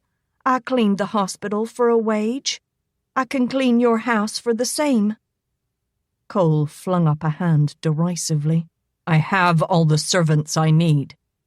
"Then in your practice, perhaps. I've assisted Dr. Brooks." "That's fine and good, madam." His tone was caustic, but unfortunately I don't have much of a practice anymore. Alaina's brows knitted in bewilderment. "You mean you gave it up?" "Something like that," he said crisply, and waved away further questions. She had no wish to test his temper further. Nevertheless, she stated her ultimatum firmly. "If you cannot find employment for me, Major, I must refuse the gowns." Cole's frown was fierce. He knew the twit too well to treasure any hope that she would change her mind in a few days, but he was just as determined that she would not go about in rags. He laughed suddenly, drawing her somewhat leery regard, and posed the question, "Have you considered working at being my wife?" Alaina stiffened, wary of what direction he would lead this conversation. "As the contract has been drawn, sir, no one will suspect I am anything less. Just what did you have in mind that I should do to earn wages?" As if pondering her inquiry, Cole placed a thin knuckle thoughtfully against his lips. "I have a housekeeper, 2 cleaning maids, a cook, a boy to fetch, and a man to answer the door. If we exclude those duties, what else is there?" The most obvious duty of a wife was boldly left unmentioned, but she would not fall prey to his buffoonery. "Sir, since we do have the arrangement between us, I must assume that you were talking about the duty a wife must perform as a hostess." "A hostess, mistress of my house." His gaze leisurely swept her. "Unskilled?" "I learn quickly," she informed him bluntly. "Perhaps I have something else in mind," he pointed out. Calmly, Alaina met his gaze. How she yearned to erase that smirking grin from his lips. Coolly, she queried, "And what is your suggestion, sir?" Cole opened his mouth to answer her, but some turmoil twisted just behind his face. From perplexity, he changed swiftly to anger. "As you suggest, of course, a hostess," he replied ungently. "You will provide me with a haven from a worrisome society of mothers who seem to detest the fact that an eligible man should remain single, and from fathers with overlarge pistols. You will be my representative, my delegate at large, so to speak. That will be your duty." He snatched his coat from the back of the settee and began buttoning his shirt. "And in return, madam, you will dress the part as befits my wife." She had no chance to argue, for he limped to the door, jerked it open, and sharply suggested over his shoulder, "Make yourself comfortable, my love. It might be a while before I'm able to remember that I'm still a gentleman." With that, he slammed the door behind him. Alaina heard the key turning in the lock before his uneven footfalls went down the hall. She released a trembling breath, realizing she had held it almost from the first moment of his tirade. She passed shaking fingers across her brow. A prisoner she might be. After all, he had locked the door. But at the moment, at least, she was free of his overwhelming presence. Numb to the luxury around her, Alaina returned to the bedroom and put aside the silk gown and necklace. A great weariness descended upon her, and she felt in dire need of a nap. Matching wits with Cole had drawn heavily on her ready store of energy, and the few brief snatches of sleep she had been able to acquire during the night would be insufficient to uphold her resistance for long in the face of his assault. It loomed prominently in her mind that a night on the settee was well within the realm of possibility, for she could only consider that any bed and Cole Latimer was a combination for despair, and it was best to avoid that mixture like the pits of hell. Thoughtfully, she pulled the encompassing net from her hair and shook out the luxurious russet mane. She reached behind her and tugged at the ties of her corset, but to her dismay, the ancient lacings parted and the stricture of the garment loosened itself, giving her a more rapid freedom than she had planned. In exasperation, she threw the stays onto the low chest and, gazing down at them ruefully, began to free the waistband of her petticoat. She would have to borrow the lacings from the corset Cole had purchased for her, or go without. Sometimes this refusal to wear his gifts weighed more heavily on her than on him. Much to her amazement, she heard a key rattle in the lock once more. Unable to fathom why Cole should return so quickly, she was somewhat fearful, knowing that the costly jewellery had been left in her care. Snatching her woolen cloak about her shoulders for modesty, she stepped to the bedroom door and waited there to see the identity of the intruder. Instant relief swept her as Cole came through the portal. Scowling darkly, he tossed aside the coat he had flung over his arm, and when he turned to close the door behind him, Alaina saw that his trouser seam had separated down the whole length of his leg, leaving in view the white legging of his undergarment. "Whatever happened?" she asked worriedly. "I caught it on a damned nail," he growled. Alaina restrained the urge to giggle, and, as she turned back into the bedroom, suggested over her shoulder with riant undertones, "If you will take your pants off and hand them in here, I'll mend them for you." She took out her sewing kit and opened it on the bed in preparation, but Cole's angry bark came from the other room. "Damn it, woman! Do you think I'm going to stand out here in my skivvies? I'll just change and the hotel can have these repaired." Alaina cautiously eased the door shut to deny his entry into the bedroom, but found to her dismay that the key was gone. A dull glimmer near the wall rewarded her hopeful glance about the floor, and she was just bending over to retrieve the wayward latchkey when the door swung open, rudely striking her broadside. She straightened abruptly as if she were the stiffest of springs and, feeling completely ridiculous, faced Cole's harsh perusal. "I find your penchant for privacy wears thin, madam. I have no intention of hopping about the parlour like a naked crow while I change my pants. I will do it here, in my bedroom, where it is fitting and proper." She gave him an impatient toss of her head. "Then, sir, I will wait without." As she stepped toward the door, Cole's eyes swept her, and with sudden decision, he reached out a long arm and slammed the portal closed in front of her.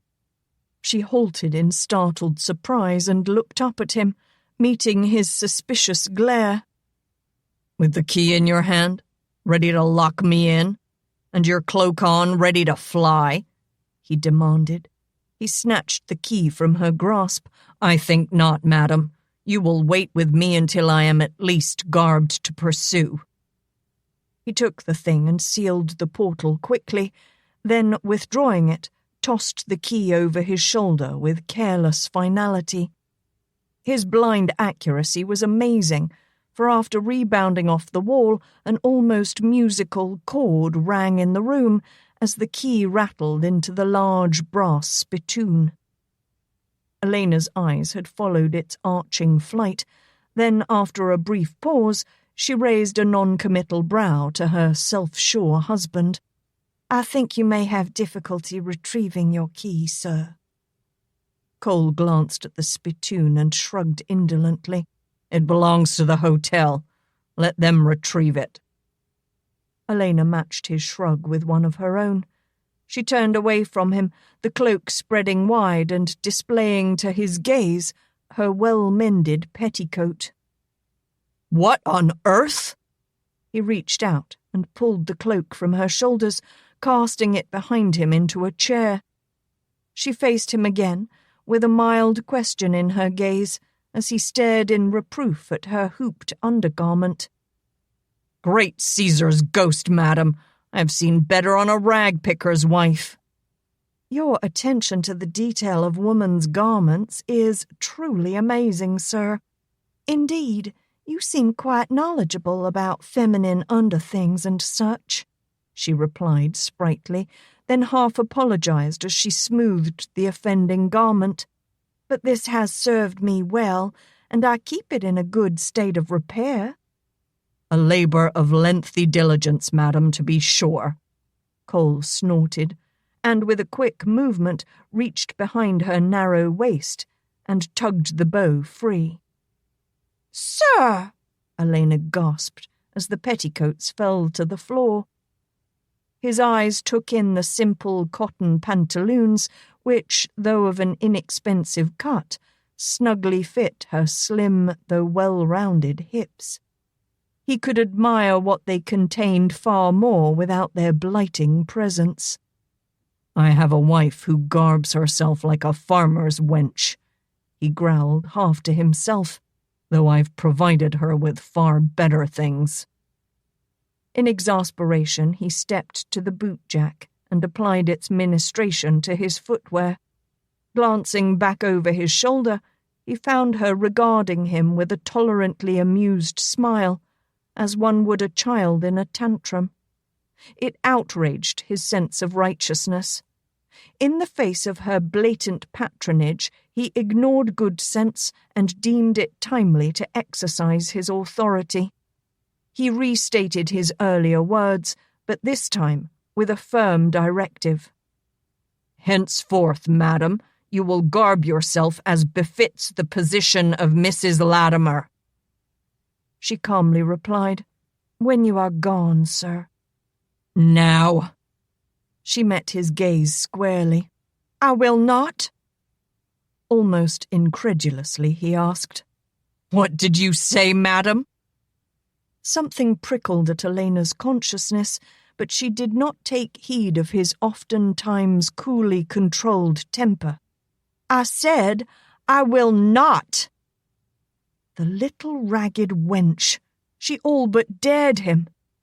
Cole sailed his shirt and vest into a chair, stepped to her open trunk, and removed the leather case he had sent to her. Unhooking the fasteners, he flung open the top and rummaged through the contents, carelessly spilling them over the bed. Here. He flung a delicately made gossamer thin chemise to her feet. You will wear this and these. He tossed lace-bedecked pantaloons, sheer silk stockings, frilly petticoats, and a satin and lace corset in rapid succession. The last garment he withdrew was a deep green velvet travelling dress, richly trimmed with leather piping and tiny buttons of a dark tan hue. This last he laid on the bed with more care and jabbed a commanding finger at it. And this. I want to see you in this. Alaina had regained her composure and struck a motherlode of stubbornness at least as rich as his. She left the garments at her feet, and though no word passed her lips, the look in her eyes as she silently met his gaze was pure mutiny. Deliberately presenting her back to him, she folded her arms and stood with one slippered toe, beating a rapid tattoo on the floor. An almost lecherous smile tempted Cole's lips as his eyes swept the bed. He would not have her see it, and replaced it with his best ominous frown. He limped forward, moving close behind her, as his hand dipped low to lift the scissors from the sewing kit. His quick fingers pulled out the waistband of her pantaloons, and after a deft snip, they sagged loosely downward. With a startled gasp, Alaina snatched for them and retrieved her modesty. But with a surgeon's sure hand, Cole reached out to her shoulders and cut through the straps. Unhampered, the shift plunged and was barely caught at the brink. She whirled, an expression of indignation frozen on her face. "Ah!" Cole smiled condescendingly. "I have your attention now." He made a leg and bowed his half-naked torso in a courtly gesture. "At your leisure, madam. The day is still young." Alaina clutched the freed garment higher over her heaving bosom, aware of the presumptuously possessive gaze that swept her. Leisurely he turned and, selecting a pair of trousers from his case, laid them on the bed. Unbuttoning his fly, he peeled his trousers down and seated himself on the edge of the bed to remove them. But his curiosity plagued him, and he could not resist a glance over his shoulder. His wife had moved, leaving the fine garments where they had fallen, and now stood facing the corner of the room, resolutely refusing to watch him. His eyes coursed down the fine curves of her stiff back, from the slim, erect column of her neck to the beckoning fullness of her hips. The all-too-apparent womanliness of her evoked a strong stirring of desire, and he felt a familiar hardening beneath the snug fit of his undergarment. He rose and moved to stand behind her, not touching, but near enough that she was trapped and could not move without coming into contact with him. He braced his forearm against the wall and gazed down upon the tantalizing curve of her breasts that swelled almost free of the damaged chemise, and the hand that held the garment in place. He ached to caress the womanly softness of her, to hold her close and ease the lusting ache that gnawed at the pit of his belly. "You are a woman, Alaina," he murmured huskily. "Indeed?" She sniffed and clutched her precarious modesty all the closer, pressing the fullness of her bosom upward until it fair besotted his senses. He lusted. He craved. He burned with desire. And all for her. Enough to drive a man insane. He breathed. Strange lights danced in her shining hair, and her slender shoulders gleamed with a soft, creamy luster.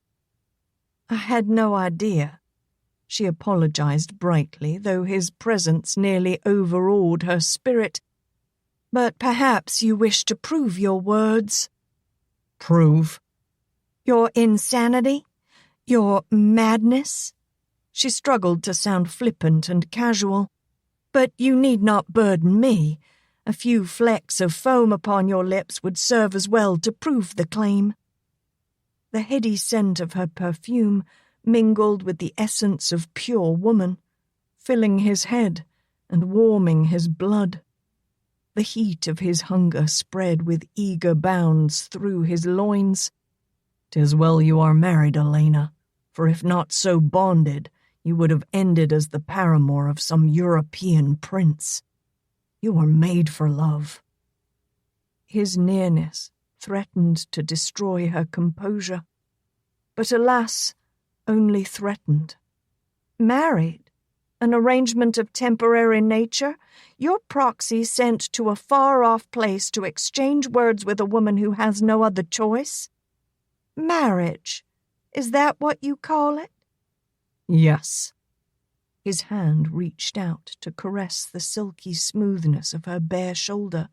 "Legal and binding in any court of law." She pulled away from his touch, unable to breathe. "It was more an agreement, I'd say." "Of course." He chuckled.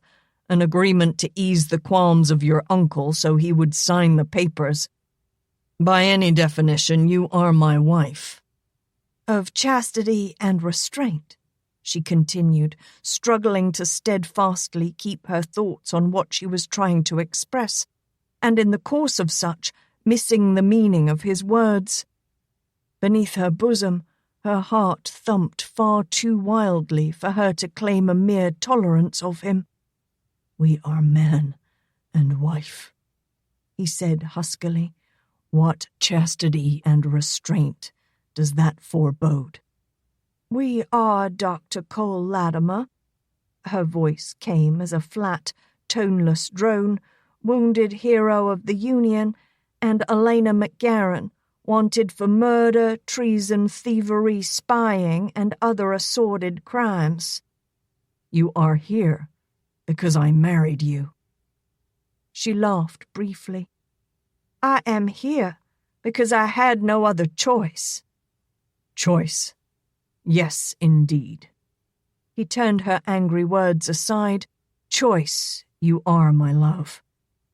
He ran his fingers down the shining darkness of her hair, smoothing it as if in awe.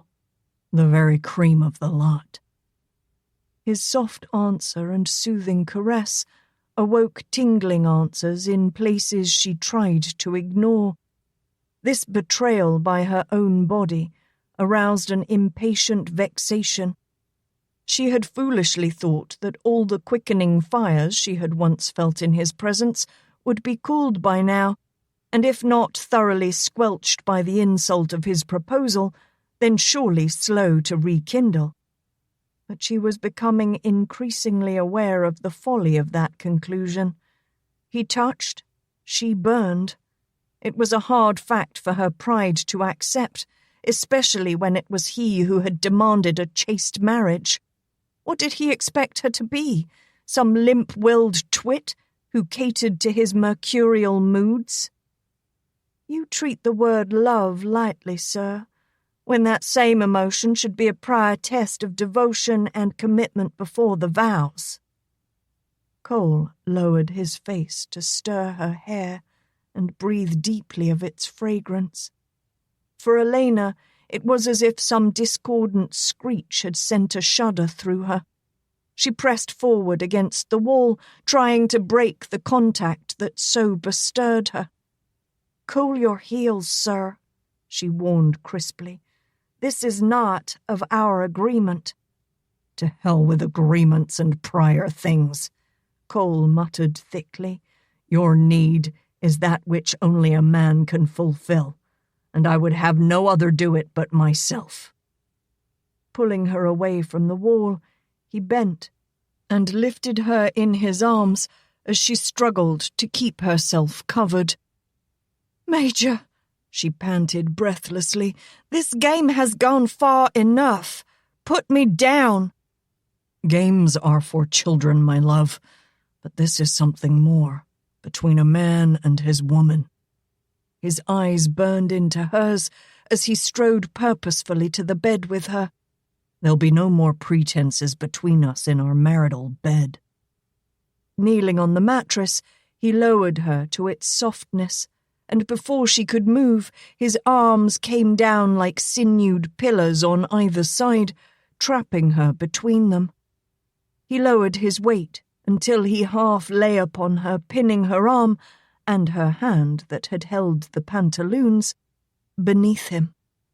She dared not attempt to free it, lest she touch some portion of his loins, and needlessly confound what meagre defence she could muster. It was all too vivid in her memory that she had fought him on that first night long ago, and that physical resistance had been useless against his unswerving seduction. His mood now seemed of the same bent. He had no apparent intentions of releasing her until their vows were tied securely in a most physical knot of passion. His fingers slowly slid up her arm to the hand that grasped the top of her shift, his thumb brushing over the soft peak of her breast, quickening her breath and her heartbeat, before he gently caught her hand. Pressing a warm kiss upon her knuckles, he drew her arm around his neck. Then his mouth dipped downward to hers. It was a teasing kiss, brief and light, his tongue leisurely tracing the contours of her trembling lips, while she tried to chide her wayward will into obedience. His warm breath touched her ear, and his teeth nibbled at the base of her neck, sending delicious shivers through her. She closed her eyes, relaxing in his arms, growing warm and pliant. Then suddenly, her eyes came open with a start, a gasp born on her lips. The loose shift had been easily brushed downward, and now his mouth was a hot, searing flame against her breast. She writhed beneath the slow, flicking tongue of fire, feeling consumed by its heat. She knew a growing tightness in the pale, roseate peak and an almost driving urge to rise against him, to open her shaking limbs and let the boldness of his manhood fill the aching void. Still, some last shred of reason deep within her screamed in terminal agony and beat with frenzied fists against the soft underbelly of her sagging resolve. "No! Stop him!" the voice roared in stentorian conscience. "Set him back! 'Twas his fancy to have the bargain. Hold him to it!" Her mind resumed its function, casting him as a spoiled child who had never been taught the meaning of no.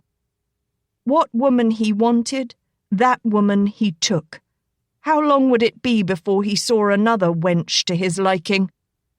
Her ire thus awakened, she directed it well, letting her body go limp and lifeless beneath his caresses. Cole's hand had slipped down to the severed pantaloons, pulling them free as he slowly stroked the smooth velvet curve of her hip.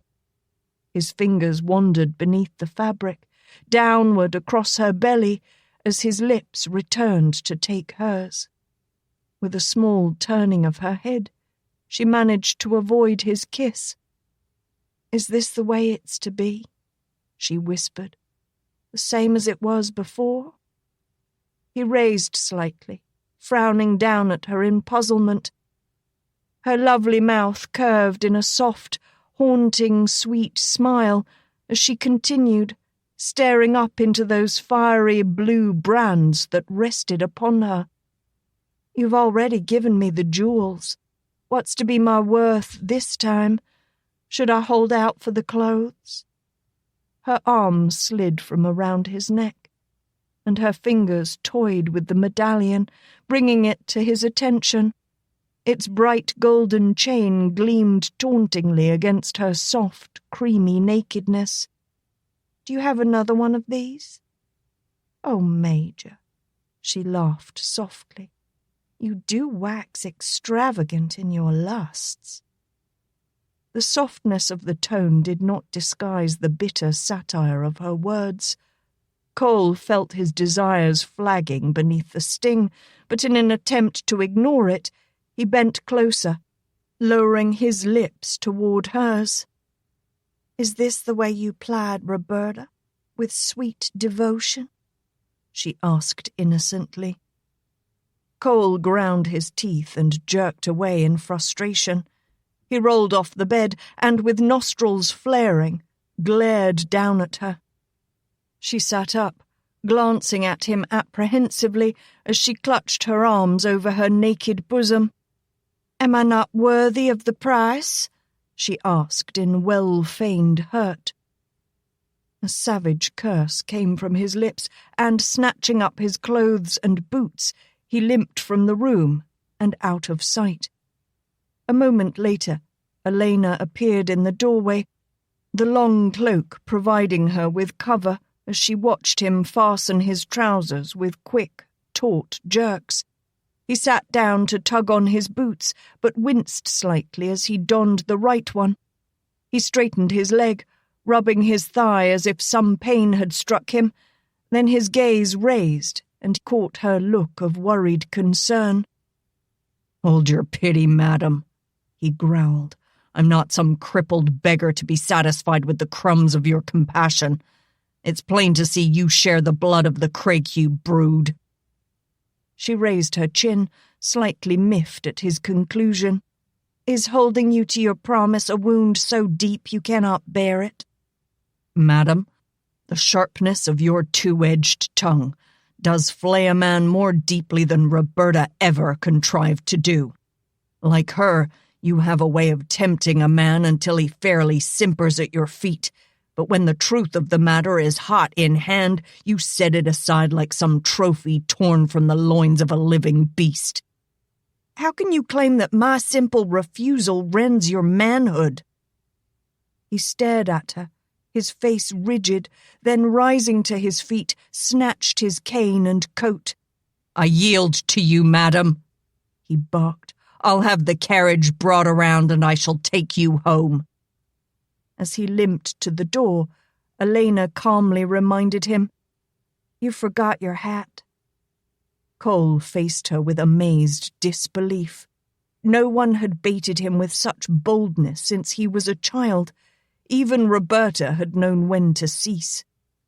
Not daring to vent his rage, he strode from the room, slammed the door behind him, and glowered at a startled bellhop who stepped quickly aside as he hurried past. Alone once more, Alaina did not yield to a feeling of smugness, but rather a worried fear that she might have gone too far. Chapter 28. The northwestering road meandered across low, rolling hills and wandered through tall forests of elm and oak that mingled their rain-darkened autumn colours with the impassioned greens of interspersed pines. The gale that had driven sheets of rain slashing down upon the Brougham as they left the city receded once again.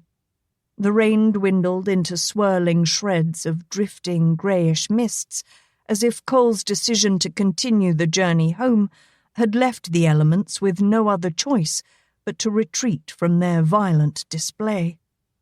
The countryside lay in breathless repose. Indecisive raindrops trembled on the tips of long green needles, while on the ground the thick carpet of wet leaves cushioned the thud of horses' hooves. Alaina sat tense and silent in her corner, all too aware of Cole's scowling brow, silhouetted in bold profile against the far window. He had taken the place beside her and stretched out his right leg, propping his boot upon the opposite seat in an effort to ease his discomfort on the long ride. Though the steady, rapid pace of the well-matched team pushed the miles behind them, and dusk was rapidly darkening the leaden sky, few words had been exchanged between them. It was a brooding silence, and in no manner peaceful. The road traced a path along a river, and the brougham slowed as they approached a sharp bend. Suddenly, from a distance, a shout rent the serenity of the forest, and Ole hauled on the reins to bring the animals to a halt. Cole dropped his foot from the seat and leaned out the window to search the road, while Alaina watched him anxiously. She was not fearful by nature, but she had heard enough gruesome stories about the Sioux uprising to make her somewhat leery of this wilderness and its inhabitants. Her qualms eased greatly when Cole relaxed back into the seat and leisurely withdrew a cigar from his silver case. Through a small rear window of the brougham, Alaina soon sighted a man on horseback riding hard to catch them. When he drew near, she saw that he wore the clothes of a gentleman and, in a rough way, was rather handsome. He was a large man, broad-shouldered and thick-chested. Beneath the brim of a beaver hat, short wisps of reddish-brown hair curled upward. He halted his mount beside the carriage, hooked a knee around the saddle horn, and leaned an elbow upon it to peer into the dark interior. "Damn Cole," he swore. "Have you forgotten you have neighbours?" Cole glanced up at the man, and without giving answer, casually struck a sulphur match and lit the cigar. Seemingly unburdened by the Major's indifference, The stranger stepped down from his stallion and walked to the back of the brougham, where he tied the reins. He came back to open the door, and as if he were one with either much authority or much audacity, he sailed his hat onto the empty seat and climbed in. "The least you could have done was to stop and let us have a look at your new bride," he chided his host. He rapped his knuckles against the roof and called up to Ole, "Be on your way, man. I'll ride with you up to the house." He settled his outsized frame in the seat opposite them and grinned as he looked Alaina over carefully. "How long do I have to wait, Cole? Or do you expect me to be introducing myself?" Reluctantly, Cole yielded to the formalities. "Alaina, may I present one of our neighbours, the first and the nearest, Dr. Braggart Darby." She extended a cautious hand, not certain if it were a game or not. The guest responded by taking her fingers and gallantly brushing a kiss upon them. "The pleasure is all mine, I assure you, Mrs. Latimer." Sitting back, he braced his thick-thighed legs wide against the roll of the coach as it started into motion. His bulk nearly filled the width of the seat as he propped his arms akimbo with a sigh. "'Tis only that I am ever bound to curse the day that my father, God rest his soul, gazed upon his firstborn and, remembering his great-grandfather's name, decided to lay it upon his son." His voice seemed to thicken with an Irish brogue as he continued, and the twinkle in his eye could not disguise a threatening smile. "To be sure, 'tis a brave name, and that good sire of old would tremble in his grave until the moors quaked were I any less than proud of it. But it takes a skilful, sober tongue to get the twist of it just right." He inclined his head to Cole, who held himself aloof from these inanities by staring out the window, and spoke low to Alaina as if imparting a deep secret. "I have learned that a drunkard's slip is not the price of my ire, and give such credit as might be due. Since your mister will not be telling ye, I shall." He drew himself erect and assumed a tutoring tone. "Me name is Breagar, spelt Braegar. Try it." "Breagar," Alaina breathed slowly. "Braggart Darby." "Oh, sure and begorra," the big man roared. "Ye must be a sweet Colleen of the green sod." Alaina affected her own burr with a gentle laugh. "Me own father was a Highland Scot, sir, and I can lay ye the tartan and arms to prove it." "Well, we're nearly kin, we are. The Irish and the Scots have done well for the country, do ye not agree?" "Of course," she smiled. Cole snorted in mild derision, drawing a quick glance from them both. "Since the good man Dr. Latimer is so reticent, I shall be conducting the amenities in my own way," Breagar announced, crossing his legs and resting his riding crop on the upper knee. "In the old days," he leaned back and sighed as if relishing the memory, "we were about the only people in these parts, the Latimers and the Darvys together. Cole and I were raised almost as close as brothers, what with his mother passed on and me own mother a widow. But somehow the war separated us, and your husband has not been able to overcome his jealousy." He grinned a bit wickedly. "Really, Mrs. Latimer, it is I who should be jealous. All that travel and adventure and what not." Alaina sensed that Cole was not entirely pleased with the presence of Braggart Darby, for her husband's frown had deepened ominously from the moment the man bent over her hand. "I'm relieved to know you are a friend, Dr. Darby, and that you're not after my scalp." Braggart laughed aloud, a great big booming sound that displayed his zest for living. "I suppose strangers are a little frightened by what they be hearing of us. 'Tis sorry I am if I caused ye any dismay." "Hardly dismay, sir," Alaina rewarded him with a gracious smile, more like absolute terror of the thought of being assaulted by red savages. Your outcry was what I would have expected of them. She grew serious as she carefully queried, but as my husband's, almost brother, were you also in the army? A trace of humor played across his lips. I have a defect that prevented my serving in the military.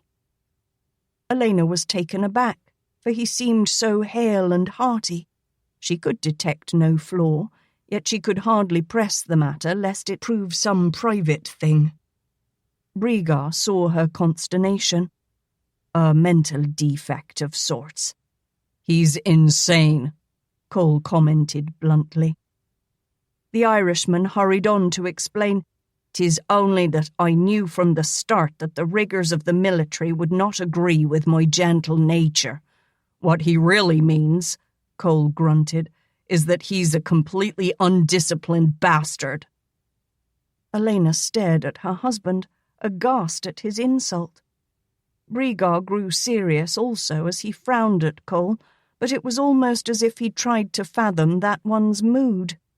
"Your husband is jealous of my unspoiled condition," he admonished in light banter. "That scrap of metal in his leg has made him a bloody ornery cuss." He flashed a wide grin toward Alaina.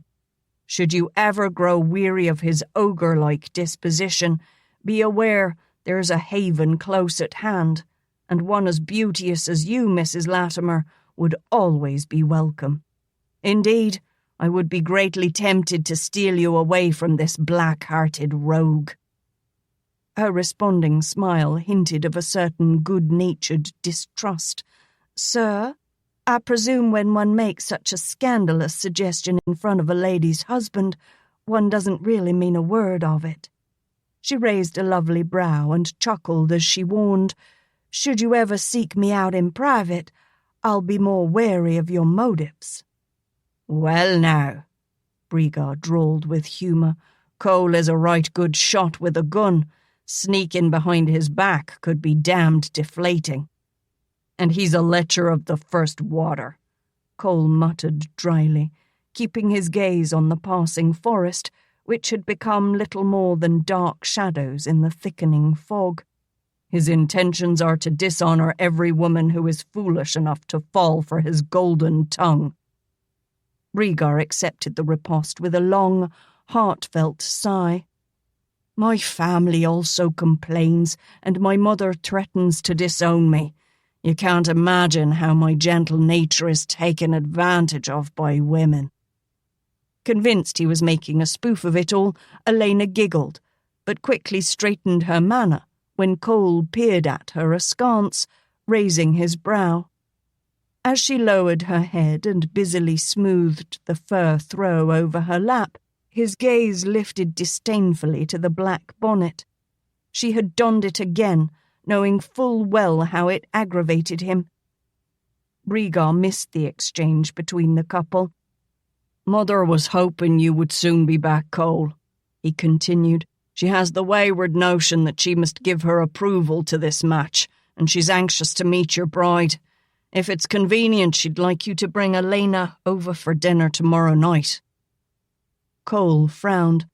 "Unfortunately, I've an attorney coming out from the east to talk over some affairs."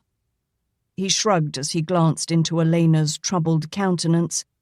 "However, I see no reason why the dinner should be curtailed for business. If you would like to bring Carolyn and your mother over to join us, I'm sure Alaina would enjoy their company." In jovial curiosity, Brigar queried, "Am I also invited?" "I suppose Annie will be delighted with your presence," Cole replied curtly. "You Irish have a mindless way of sticking together."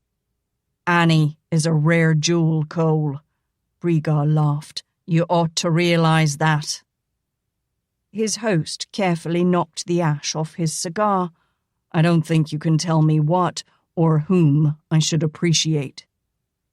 Brigar passed his brown, dancing eyes over Alaina lightly, unheedful of Cole's face hardening as he witnessed the perusal. "I guess you've done all right without my help, but your young bride seems to be your best effort yet." He winked into the grey eyes as they rose to meet his, and offered, "Should your business take you away tomorrow night, Cole, I will do my uttermost to entertain your wife." The bright blue eyes considered the other without a hint of expression.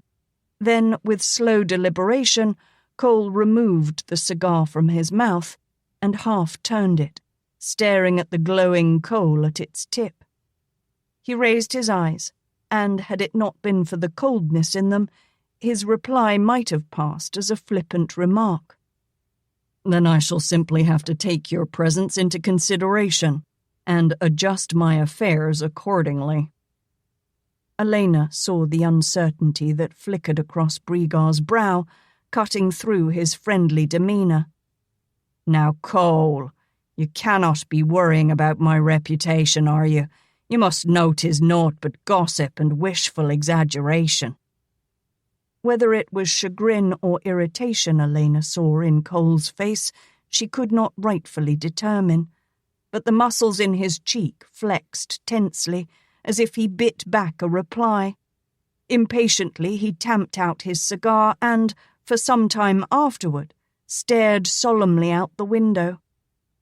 The brougham plunged ever onward through tall trees, now and then meeting the river before retreating to the thicket again.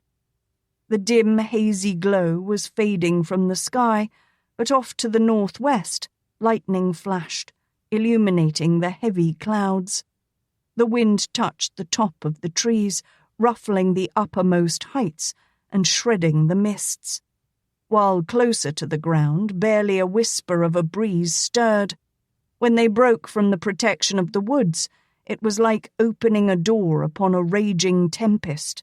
Violent gusts lashed the countryside and whipped the horses with flying leaves. Briefly, Alaina glimpsed a large grey stone mansion perched on a bluff overlooking the river. Then the brougham rounded a bend, and trees blocked the structure from sight.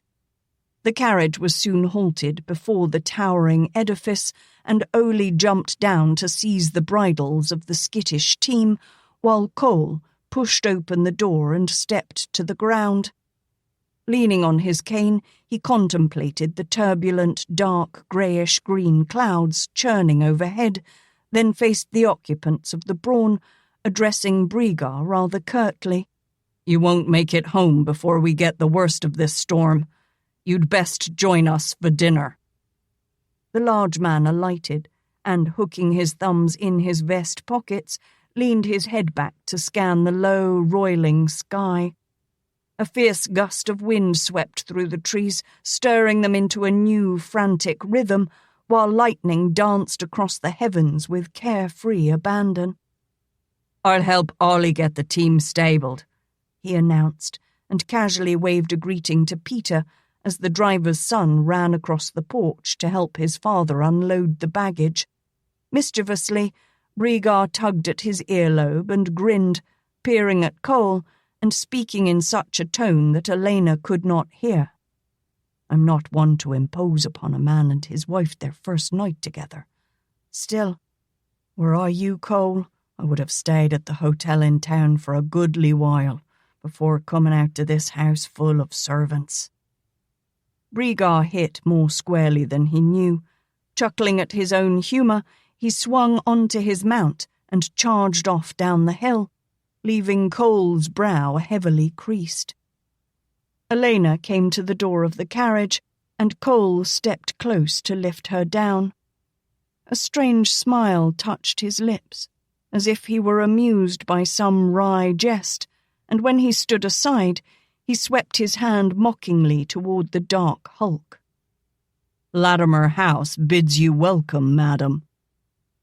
Twisted pines, cedars, and a few stunted deciduous trees, gnarled and broken by the winds and shriveled by the cold winters, huddled close about the house, masking many of the windows of the lower story. Thrusting up from this greenery, The grey-hewn stone leaned inward to form a flat, plain wall with a subtle tumble home. Where the second story began, brick took over the structure, and the detail became more ornate. The upper windows were tall and narrow, with small panes of leaded crystal that winked sporadically in the sundered lightning flashes. It seemed an afterthought that a porch had been added across the face of the house. The steep, gabled roof plunged upward with a vengeance, and a widow's walk spread its overly ornate iron railing between towers that raised the eaves at either end. The whole made a jagged, haphazard silhouette against the maddened sky, all purples and greys and blacks, dimly lit by the last murky presence of light. For a moment, Alaina was struck with the thought that on the brow of the cliff crouched some awesome, ancient, many-eyed beast, hugging its belly in agony and watching her as if to ferret out what further torment she might be bringing. Silently rebuking herself for such foolish imaginings, she thrust down the dour thoughts. She knew nothing of this place, but given half a chance, ere long, laughter might ring within its walls. Too much of her world of late had been cheaply spent in pain and strife. This was a time to forget the old and seek out the better moments of whatever life had to give. Alaina blinked her eyes against the splattering of wind-hurled droplets and looked up at Cole as he jerked his head toward the house. He spoke above the rising, keening wind. "We'd better get inside before this storm breaks." The buffeting wind whipped and snatched at their garments. Hampered by her petticoats that seemed determined to drag her back, Alaina fought against its force, almost straining for each step. A sudden gust tore the black bonnet from her head, and before she could catch it, the ribbons, loosely bowed beneath her chin, snatched free. The hat sailed off in a riotous dance of freedom, eluding her attempts to retrieve it. "Let it go!" Cole bellowed with unwarranted gusto. Helplessly, Alaina watched the bonnet tumbling away into the deepening darkness. It was well beyond her reach now. Pushing back the flying wisps of her hair, she turned to Cole. He had also paused to witness the bonnet's departure, but with something of a pleasured smile on his face. "You don't have to look so pleased," Alaina snapped and stalked past him, ignoring the wind that whipped her skirts out behind her. Cole gave a last wry grin over his shoulder and followed.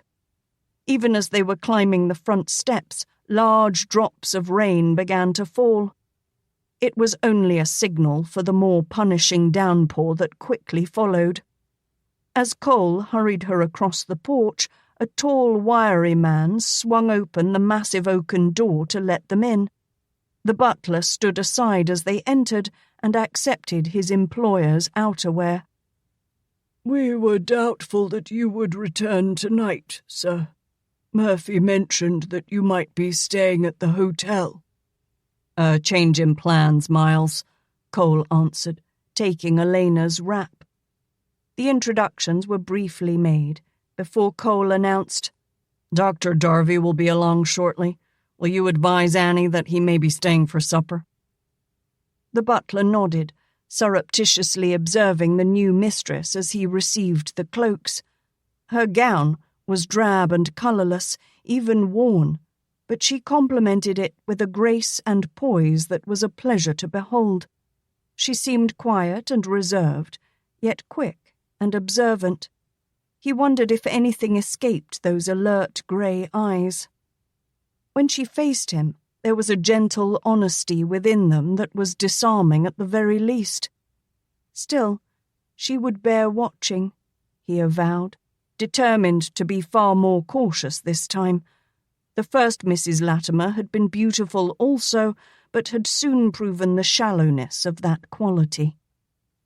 The young man, Peter, had paused at the bottom of the main stairs to get a glimpse of the new mistress for himself, and when Miles passed, the older man nudged the youth to remind him of his duties. The sheepish smile Peter bestowed upon Alaina was suddenly swept away by embarrassment, and in clumsy haste he hurried up the stairs with her trunk. "You bedazzle the youth," Cole observed brusquely when the men had gone. "I've never seen him so smitten."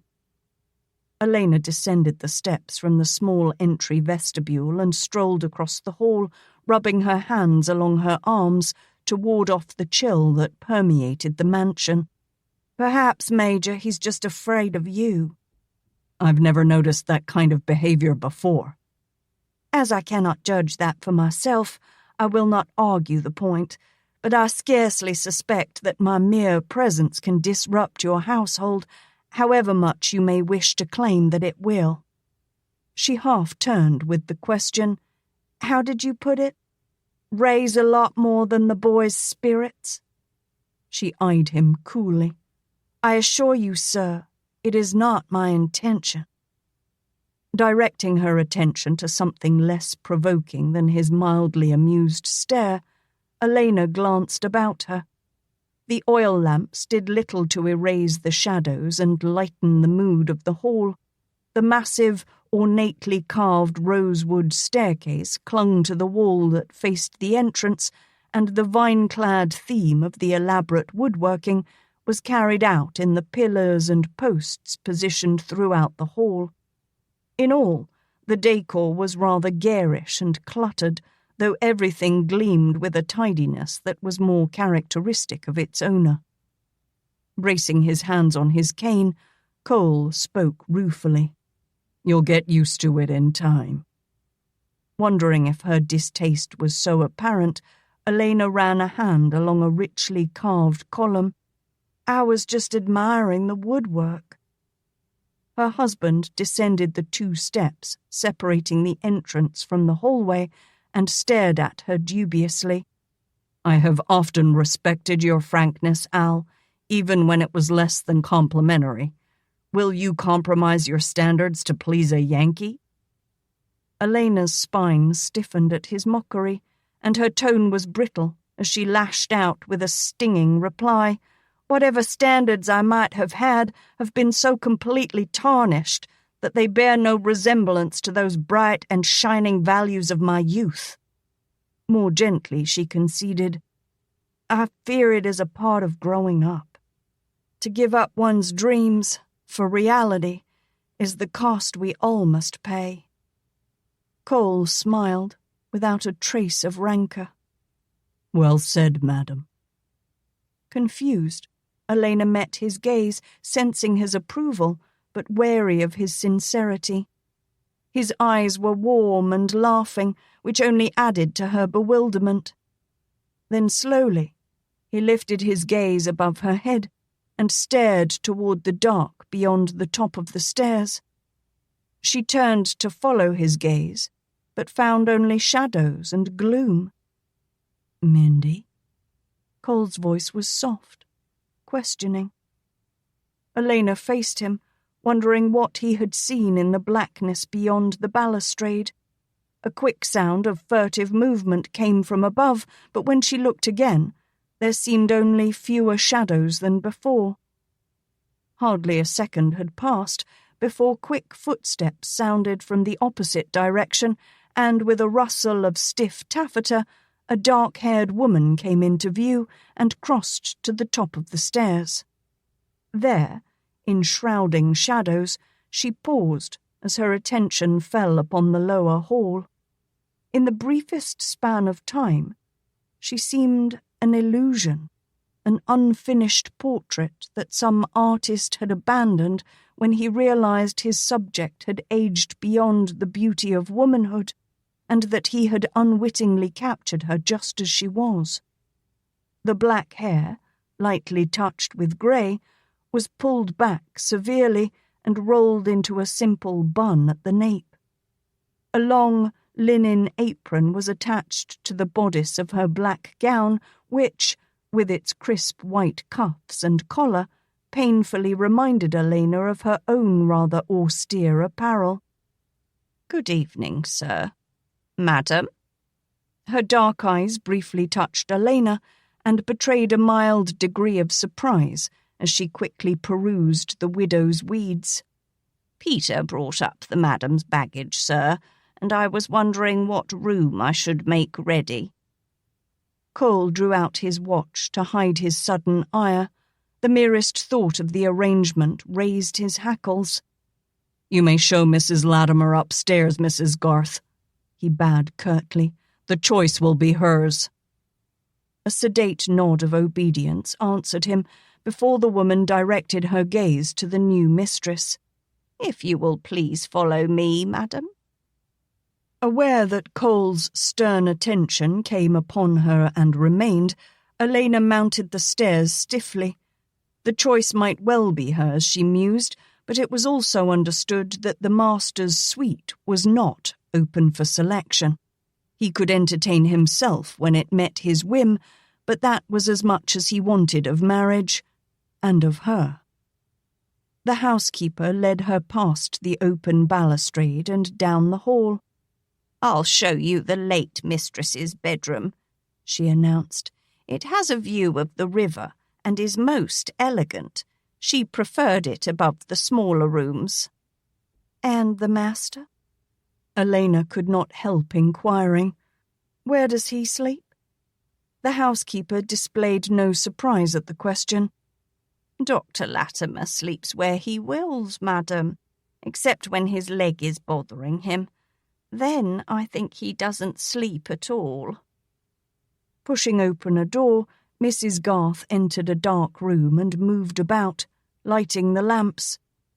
As she did, Alaina's vision of it enlarged by slow degrees. Dark red velvet covered the walls. Even the high ceiling was draped with scarlet silk that came together above the ornate gold and crystal chandelier. It gave one an illusion of being inside an elaborate tent. Reds and lavish gilts were plentiful, while the floor was cushioned with wildly patterned oriental rugs. Large pillows were tossed haphazardly upon the floor in front of a richly carved marble fireplace, and a luxuriously tufted chaise stood nearby. If any windows existed, they were well hidden behind heavy drapes, edged with thick corded golden tassels. In the midst of all this grandeur, the lavishly draped gold satin bed reigned dominant. In all, the decor was a gaudy, overworked kind of richness that miscarried to the point of being vulgarly distasteful, much like the heavily carved Baroque furnishings. Not noticing her mistress's lack of enthusiasm, Mrs. Garth opened the massive armoire. Crowded within were the gowns Roberta had feverishly collected, but had scarcely worn. The sight of them was enough to bring Alaina to her senses. Without word or explanation, she whirled on her heels and retreated through the nearest door. Across the hall, another door stood ajar, and inquisitively she pushed it wider. In comparison to the chamber she had just fled from, it was rather stark and barren. The brick fireplace was dark and clear of ashes, and Alaina felt a chill draught in the room. A four-poster with a simple patchwork quilt covering, a small bedside table, a straight armoire, and a large wing chair were the extent of the furnishings. The floor was bare wood, with only a pair of small throw rugs in evidence, but the room, situated on the back corner of the house, had a sweeping view of the river and, to the west, the hills. The windows were meagerly adorned with linen curtains, but during the day there would be an abundant supply of sunlight to warm her. "Is this room occupied?" Alaina inquired, as Mrs. Garth came to stand in the doorway behind her. "No, madam." "Then you may tell Peter to bring my baggage here." "Yes, madam." The housekeeper moved past her and opened a door, revealing a separate bathing nook, a metal tub, a washstand with white porcelain basin and pitcher, and other conveniences, plain but serviceable, were present. All a person would need for simple comfort. Cole's uneven footsteps were heard in the hallway outside the room, and as he entered, he glanced about him with the same wry grin he had worn when her bonnet went sailing off down the hill. At his nod of dismissal, Mrs. Garth hastily withdrew, closing the hall door behind her. Lifting a brow, he regarded his wife for some time until she chafed at the unsuppressed humour she saw dancing in his bright eyes. At her glare, amused laughter broke from him. "So, you didn't care for the Red Room?" Alaina watched him narrowly, wondering what he had found so entertaining about her selection. "I would sooner be in a sultan's tent with the threat of ravishment imminent. At least, I've had enough experience to know that I can live through that." Cole dismissed her jibe and limped into the bathing chamber, where he briefly inspected the water pitcher before facing her again with that same infuriating grin. "What is there about the Red Room that you find disagreeable?" He shrugged casually. "Roberta liked it." Alaina gritted her teeth in frustration. "You confused us once before, Major." "So you keep reminding me." He dropped a hand on the knob of the far door in the bathing chamber, but, as if reconsidering, returned through her room to the same portal Mrs. Garth had left by. "Annie will be serving dinner shortly," he announced. "I'll wait for you downstairs in the parlour." Alaina felt his eyes glide over her, and though unspoken, his meaning was clear. She must make herself presentable for dinner. The storm had descended upon the house with the ferocity of a maddened beast. Rain cascaded down the leaded windows in heavy torrents, while lightning sizzled and cracked with increasing crescendo. As she joined the men in the parlour, Alaina managed to maintain an outward show of calm, despite the turbulence that brewed beyond the haven of the house. She presented a most respectful and pleasing appearance now, having laid aside the black gown with some relief and donned the grey silk. Cole had been standing with his back to the fire, but turned to face the door as Brigar halted in mid-sentence and came eagerly to his feet. "You are stunning, madam," the large man proclaimed, stepping forth to escort her to a chair across from the one he had just left. "Yours would slight the beauty of a magnolia blossom in spring bloom." "Are you that familiar with magnolias, Dr. Darby?" she questioned. Her soft, floating laughter was as pleasing as the delicate tinkle of silver bells on a still winter's night. It threaded through Cole's head, twining, twisting, weaving a spell. His eyes fed upon the beauty of her as she slipped into the chair, but unlike Brigar, he reserved comment on her appearance. "Before the war, I went to Louisiana several times," Brigar answered as he resumed his seat. He was anxious to converse with such a gracious and lovely lady, and he grinned wickedly as he teased, "Had I known it to be your home, I would have threshed through the deepest, darkest swamp to court you." Cole snorted. Her guardian angel must have been working overtime. Brigar replied in undaunted spirits, his eyes gleaming devilishly. "I could believe that. Yet, she is married to you." Directing his gaze toward Alaina again, he leaned forward, bracing his elbows on his sturdy knees, and cradled his brandy snifter between long, blunt fingers. "Frankly, I'm beginning to think that I erred by not enlisting and lending my services to the cause. Cole seems to have been more than adequately compensated for what he suffered. Indeed, I'm rather envious of his good fortune in meeting you." Alaina chuckled warmly. "And I am beginning to think that you are an outrageous flirt, Dr. Darby. And your zeal seems not at all deterred by the fact that I am married." "Married women are safer," Cole muttered in his glass. "No telling how many husbands have been cuckolded because of him." Brigar spread his hands wide in plaintive appeal. "I'm harmless." "I wonder," Cole grunted.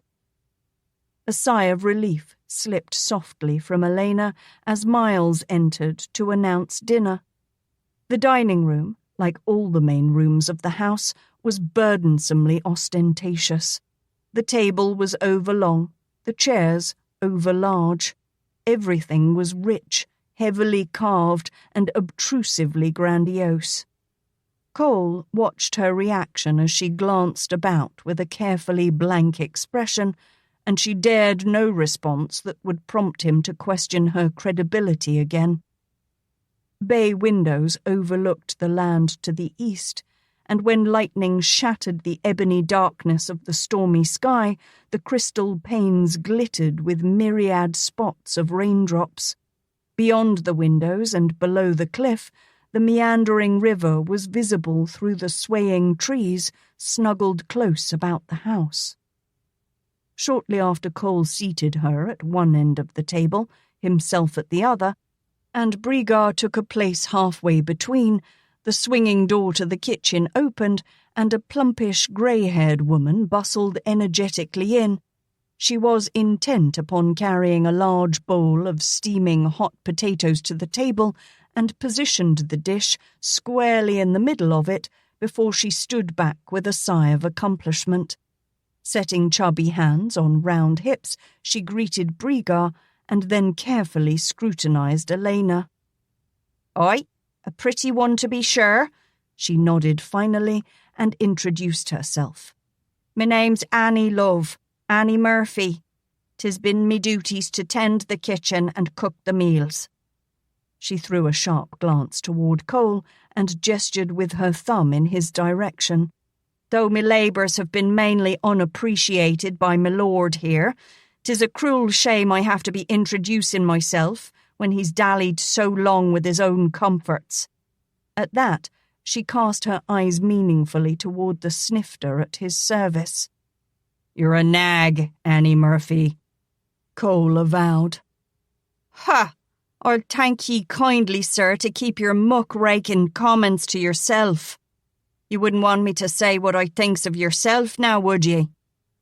"Heaven forbid." "You ought to be the gentleman like himself here." She nodded toward Brigar. "A fine manner he has, always a-laughing and speaking well of people." She paused, considering the distance between mistress and master, and screwed up her mouth thoughtfully. On leaving the dining room, she commented wryly in an over-loud whisper, "And Mr. Brigar is a lot friendlier, too." The Irishman gave in to choking laughter, while Alaina looked directly toward Cole and smiled charitably, delighting in the angry flush of colour that suffused his face. "As you must have guessed," Cole warned, "Annie says and does much as she pleases. Since she's been here at least a score of years, she has the idea I won't dismiss her, and has become quite unmanageable." "I think she's just delightful." Alaina shrugged and daintily bent her attention to the potage, dismissing any further comment. Throughout the meal, it was Brigar who entertained her, for Cole stiffly held his silence. Casually, she noted that her husband ignored the potatoes and dined mainly on meat and other vegetables, while Brigar ate heartily of everything. The butler, Miles, was formal in his service about the table and most respectful of his employer. Annie's effervescent cheeriness was a sharp contrast, yet they seemed to get along well with each other, even when the cook jabbed the man in the ribs to draw his attention to the potatoes on Alaina's plate. Miles only smiled and nodded. "Now there's one who knows what's good for her," the cook declared, then looked askance at Cole. "Not a bit like yourself, sir."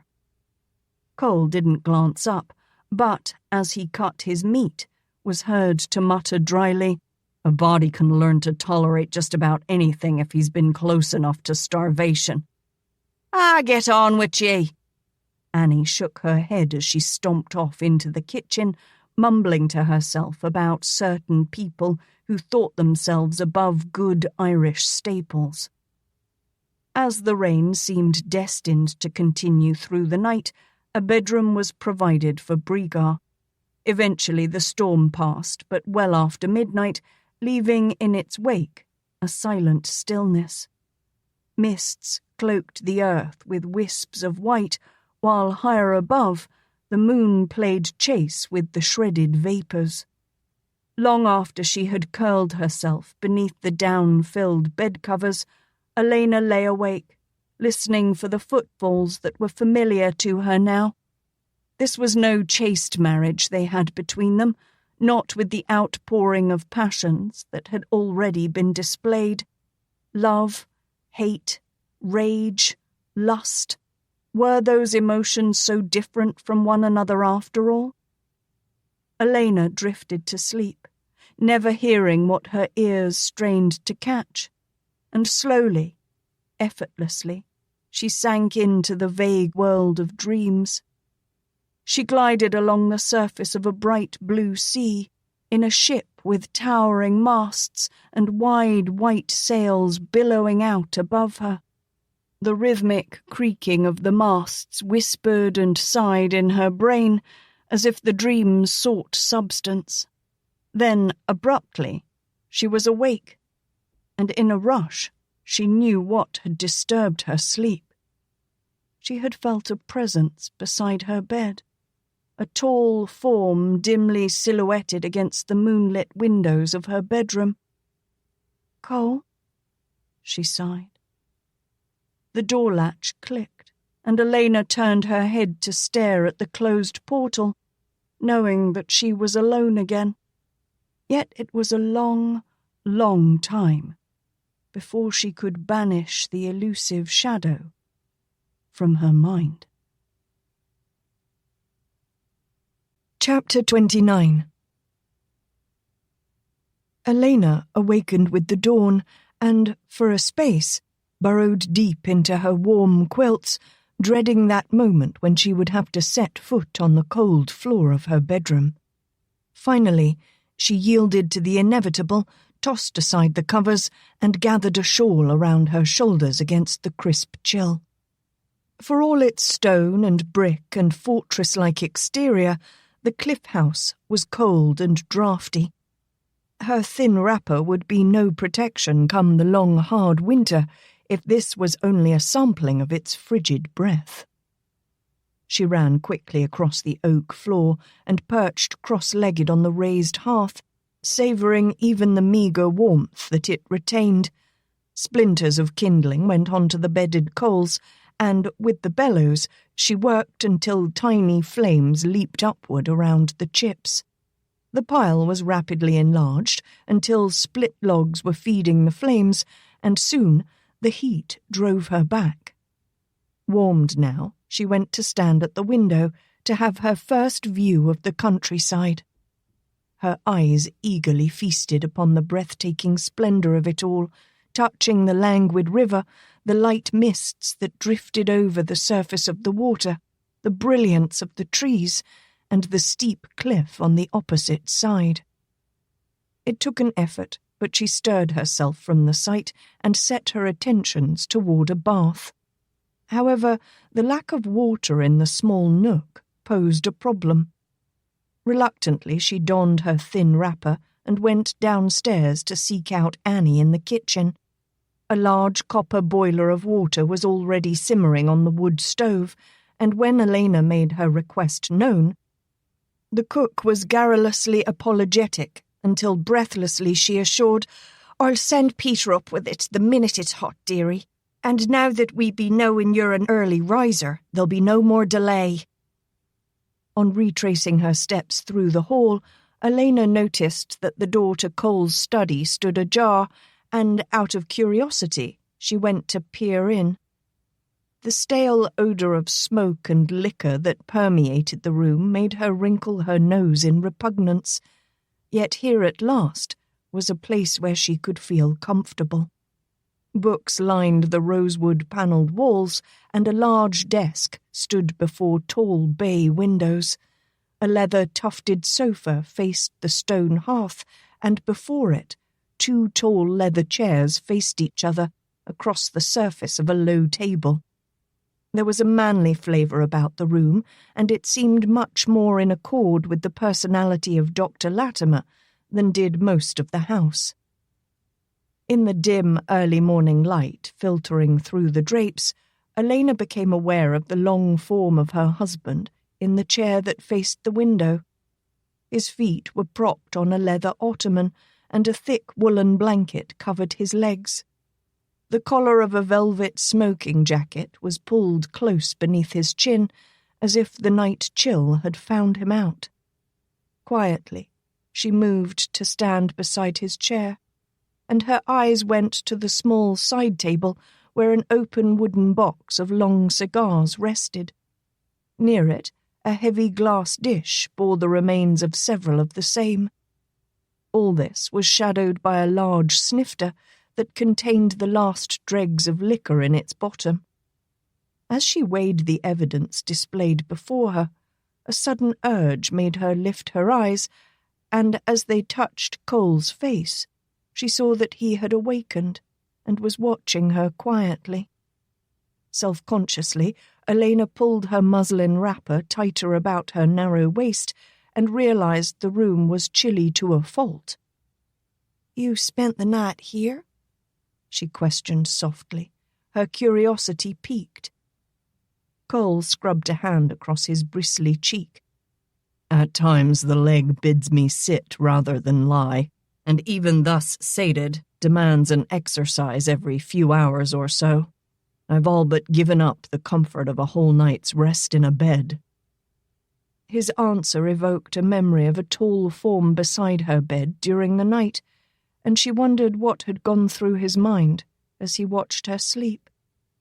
She reached down a finger to rub it around the lip of the snifter and teased, "There's always Magruder's solution." Cole frowned harshly.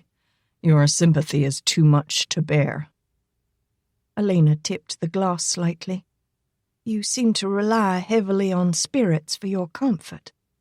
"I know of nothing else that will give me like comfort without an undue amount of complaint," he rejoined meaningfully. "I shall assume you refer to your late spouse," she replied brightly, "since I complain not at all." Cole snorted. "True, but I'm wary of turning my back, for fear you'll find a handy weapon and take your revenge." "And I, sir," she raised a brow, "will be more cautious of my bedchamber hereafter." He looked up at her, and she questioned innocently, "Or did you have some matter you wished to discuss with me?" He reached for a cigar and carefully inspected it. "In truth, madam, there is much that we have to settle between us." Alaina leaned forward until she drew his gaze. "Was I mistaken, sir? I thought we ended that discussion at the hotel." Cole flicked a thumbnail against the head of a sulphur match and watched it flare into a bright flame. "Do not be mistaken, Alaina. The argument is far from settled yet." Footsteps came across the hall, and with a brief knock, Mrs. Garth entered, carrying a tray that bore a cup of steaming coffee and beside it a crystal decanter of brandy.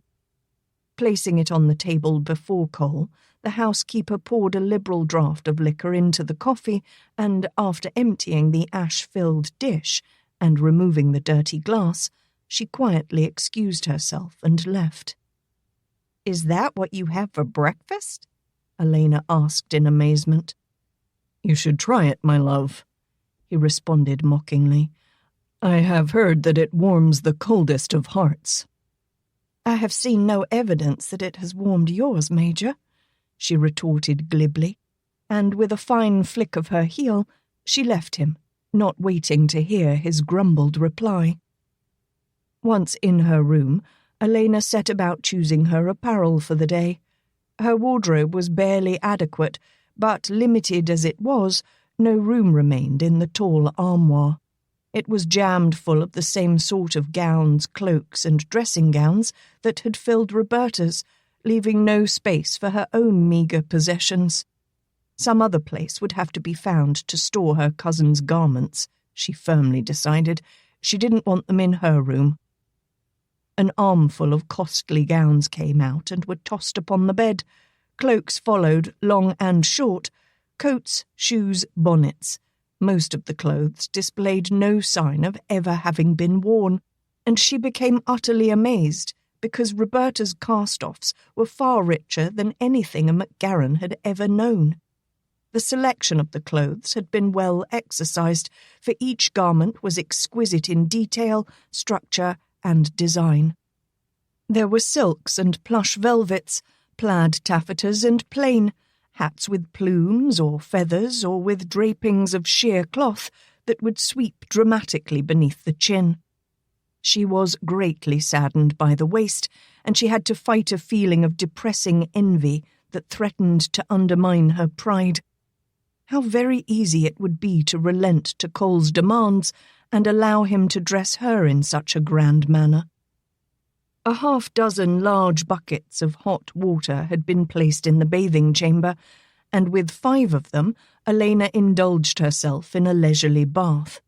After having to contend with the grime of Al's masquerade, she had promised herself, once free of it, she would enjoy the luxury of being a woman.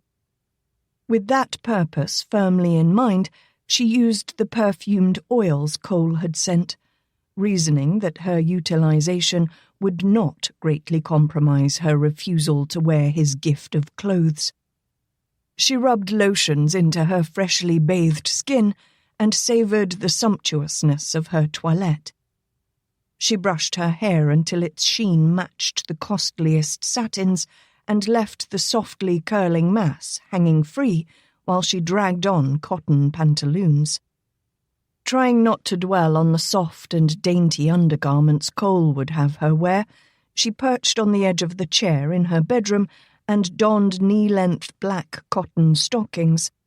The laces had been taken from the new satin corset to replace the broken ones in the old, and she had repaired her undergarments. Even after his assault on her clothes, she had only been reduced to accepting the lacings. But no one knew what a great temptation his gifts really were.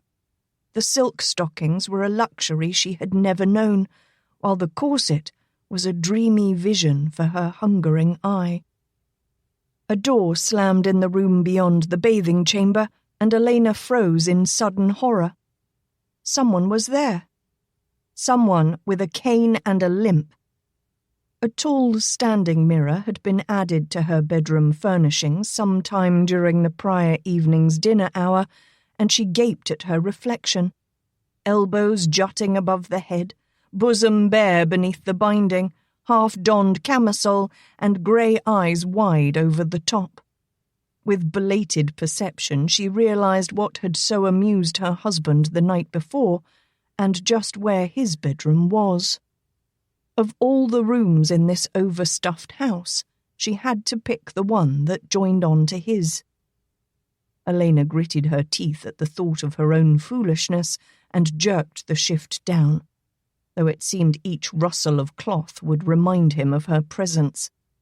Still, wiggling to set the undergarment in place, she stepped to the dressing-room door and eased it shut with as little noise as possible. The door had no lock, as she had discovered the night before, and abruptly it came to her that she had seen none in the house except on that huge front door.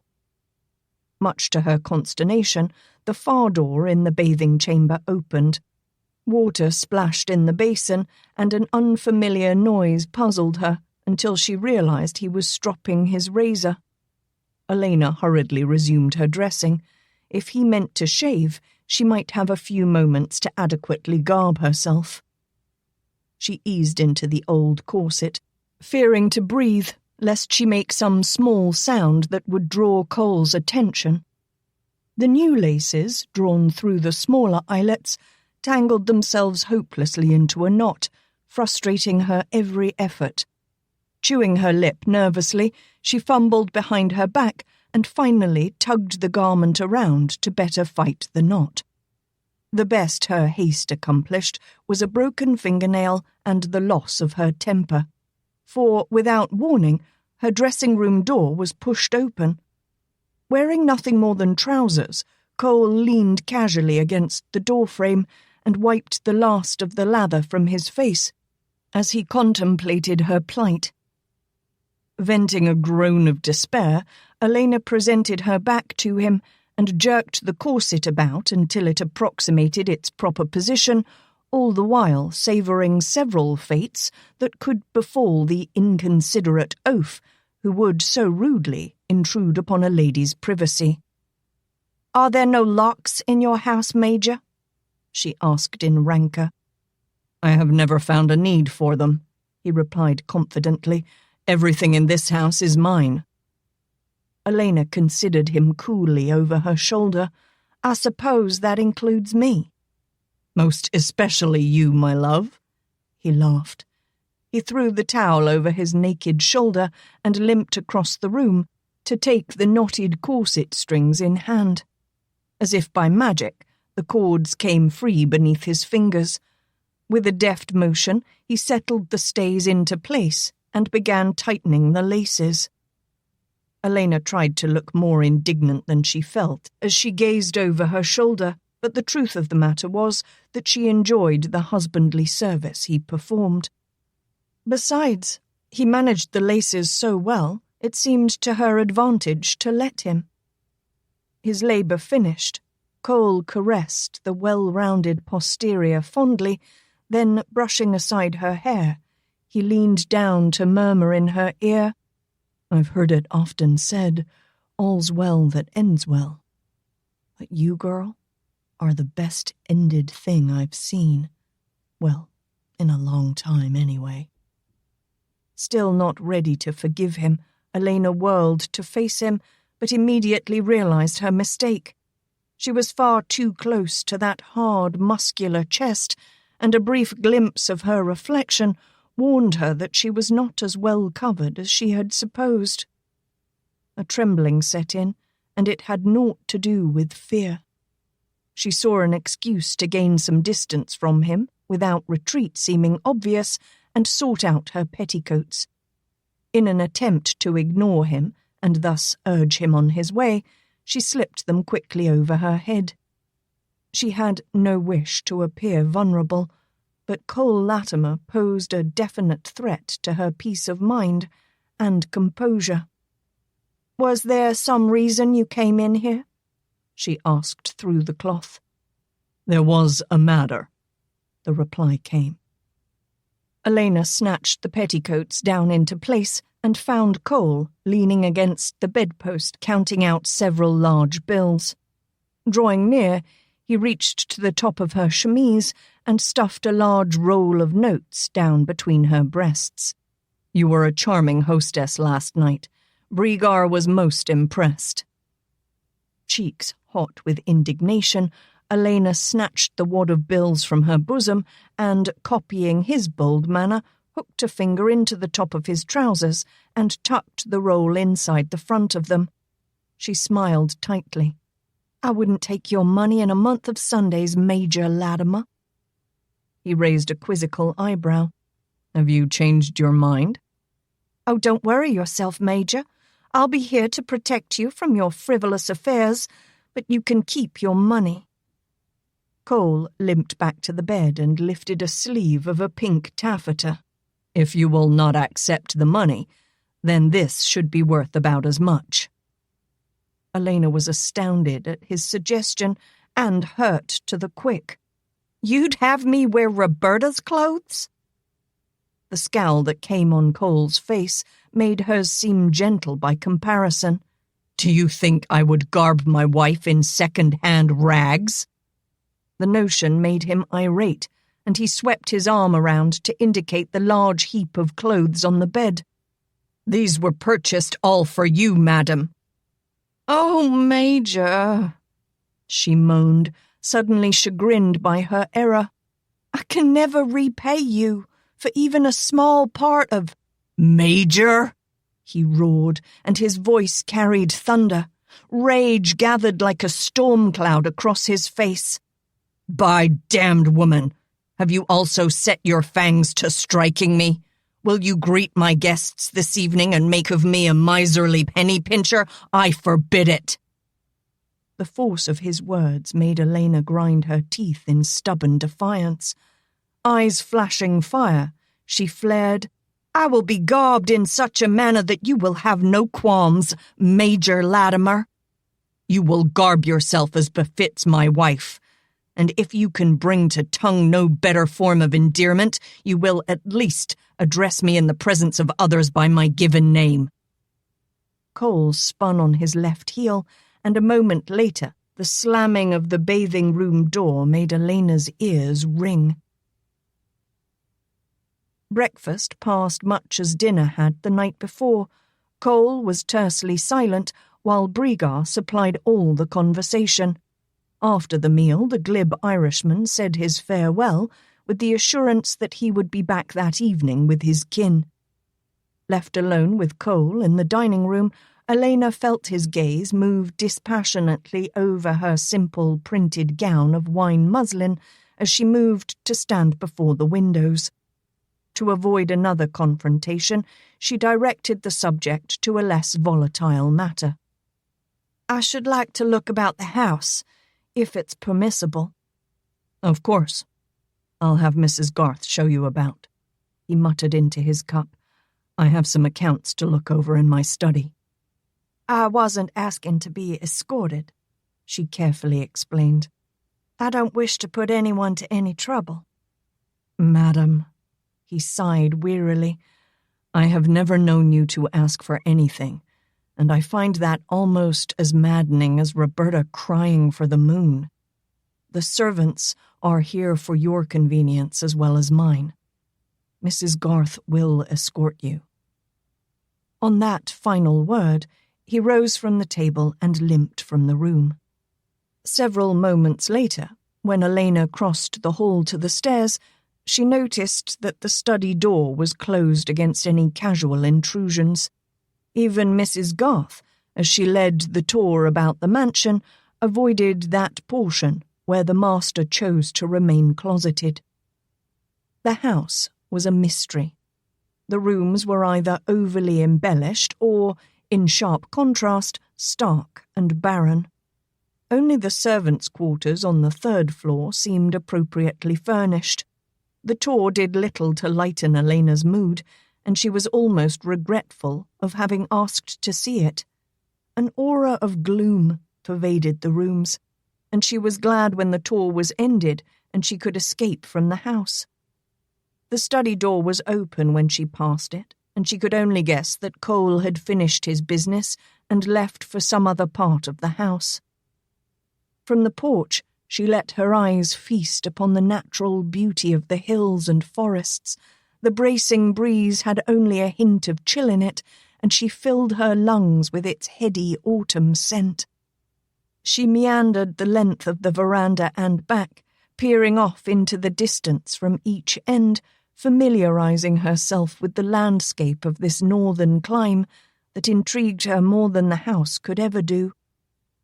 A large bell was mounted on the post beside the front steps, and she watched in wonder when Miles came out and rang it, striking it twice, apparently as a signal, then, after giving her a polite nod, re-entered the house.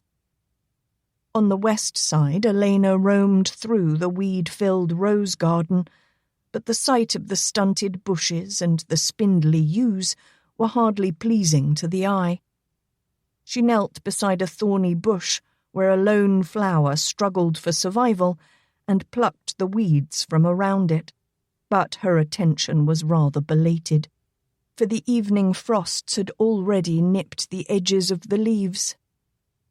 Alaina paused, suddenly convinced that someone was watching her. Shading her eyes, she looked up and realized Cole's bedroom window overlooked the garden above the parlour. The polished glass was a black void, preventing any glimpse behind them.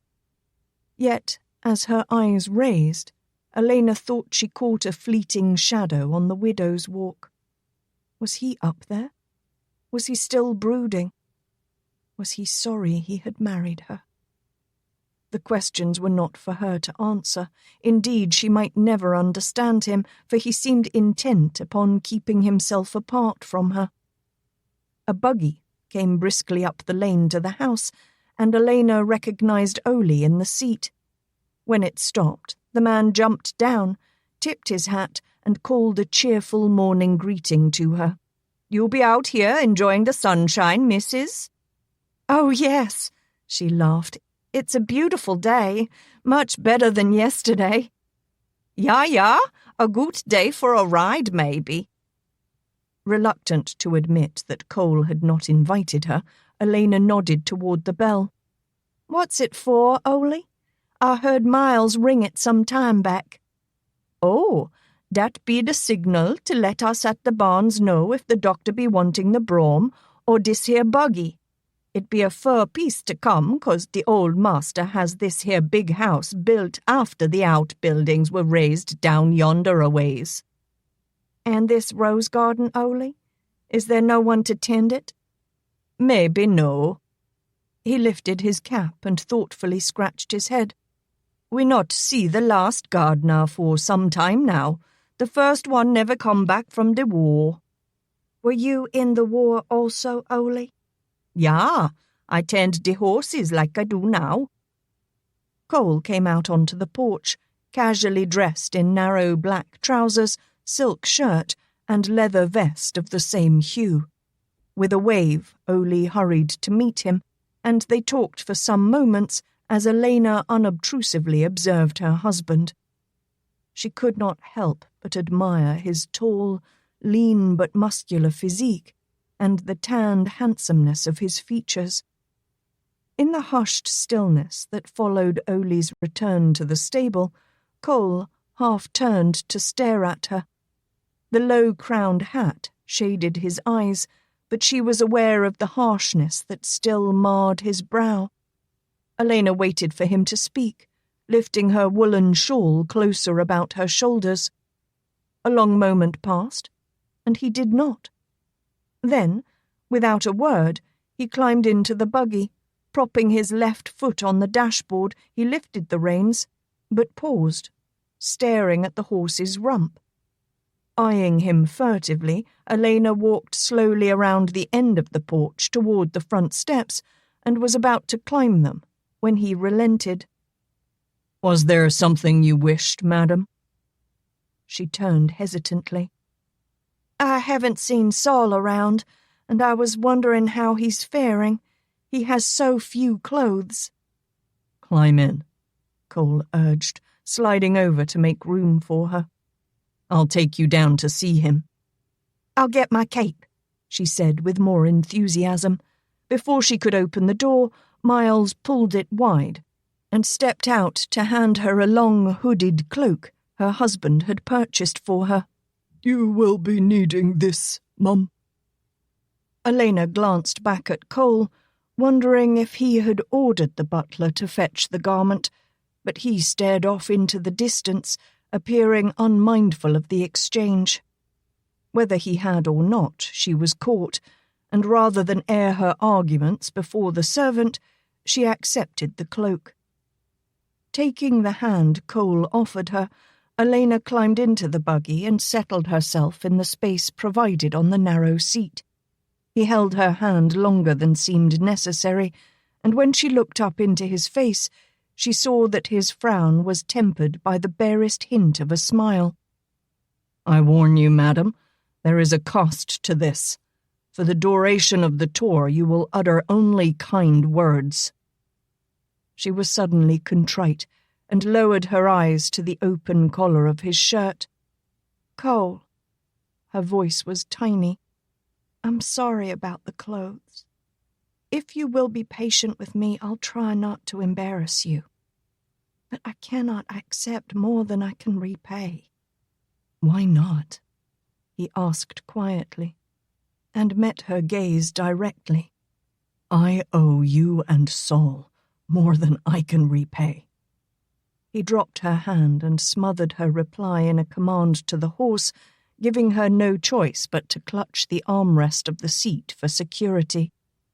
In the brisk morning air, the steed's high-heeled trot stretched out until they fairly raced down the hill toward the thicket of trees Ole had disappeared into.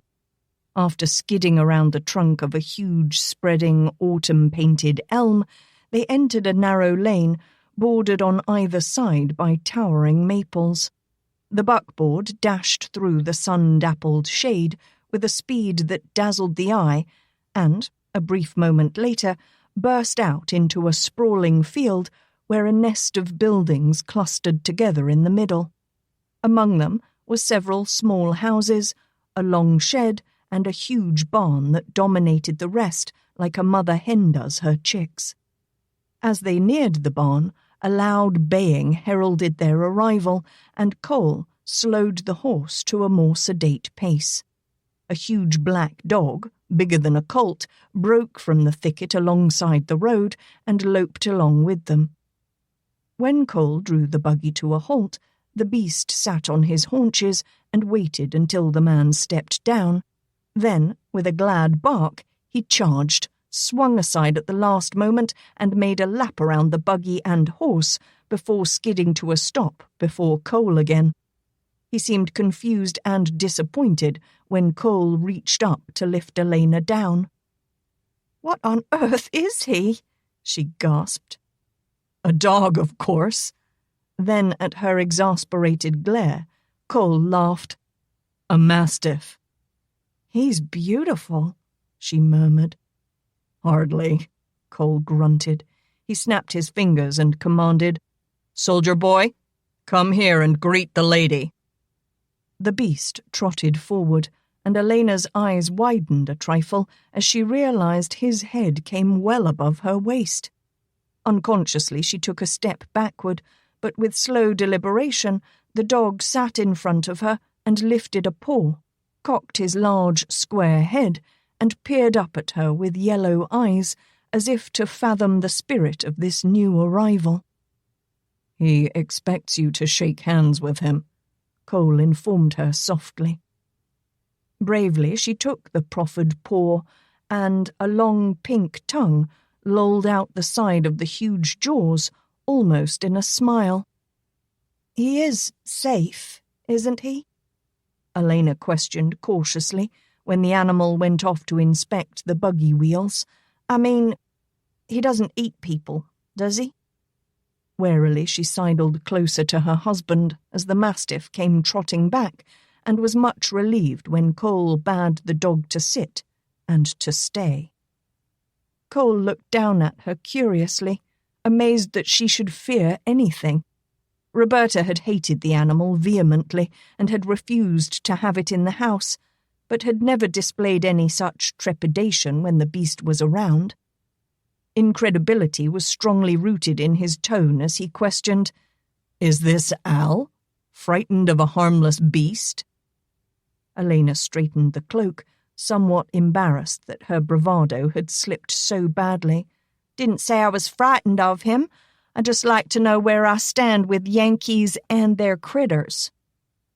For this quick moment, her mannerisms were so blatantly Al's. The memory of the ragged urchin was brought fully to Cole's mind. He contemplated the features he had once accepted as boyish, but could find no reason for the success of her charade.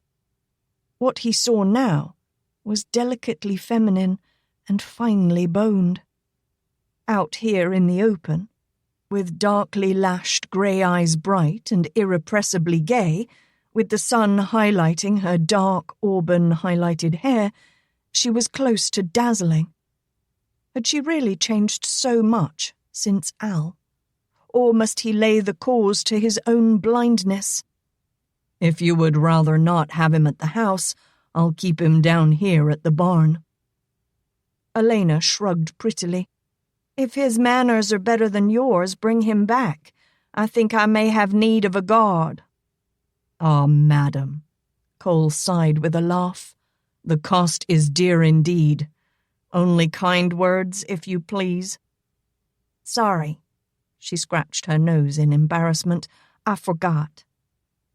Witnessing the strange mixture of Al and woman so neatly packaged into one being, Cole realized that watching her was fascinating.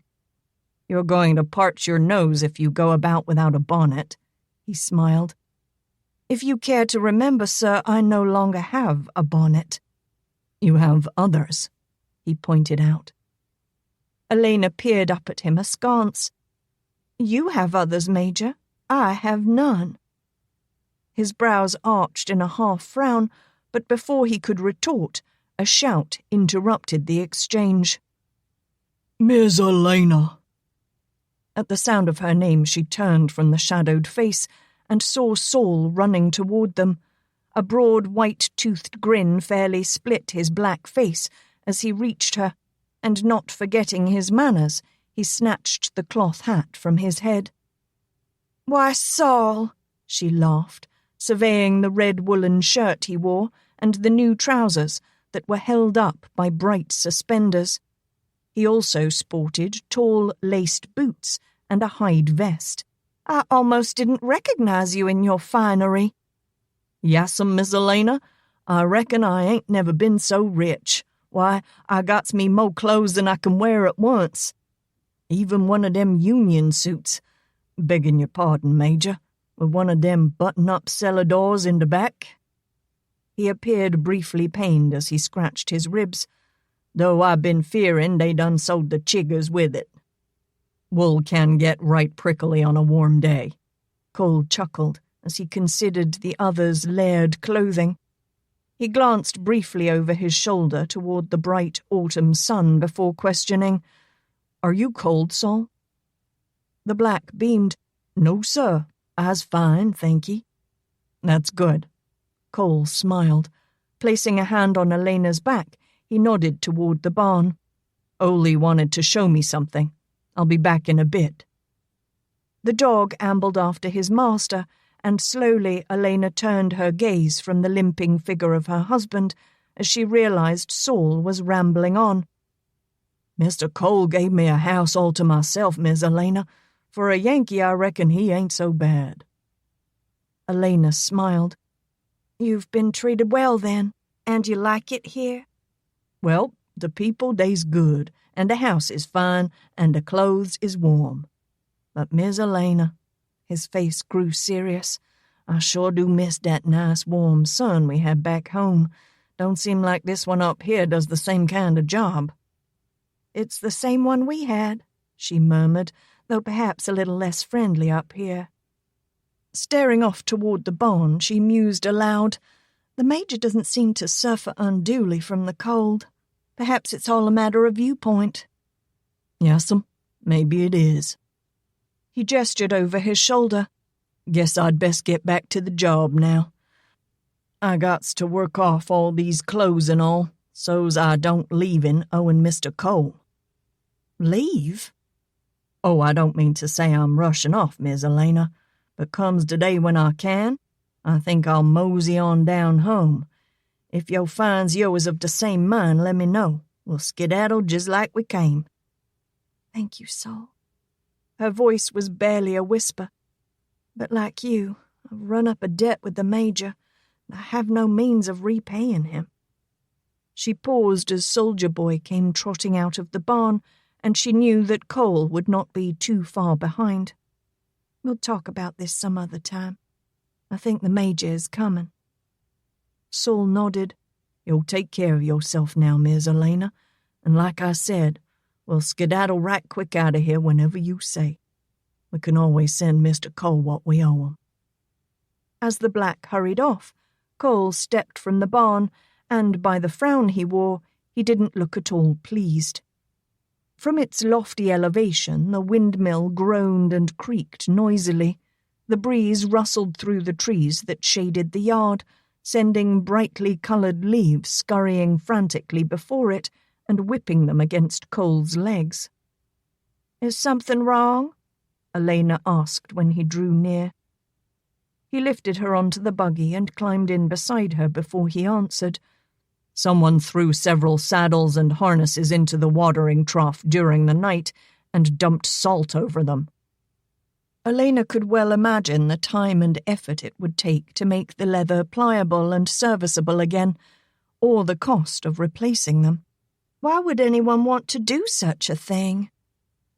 Cole sighed heavily. I cannot imagine. Has anything like this ever happened before?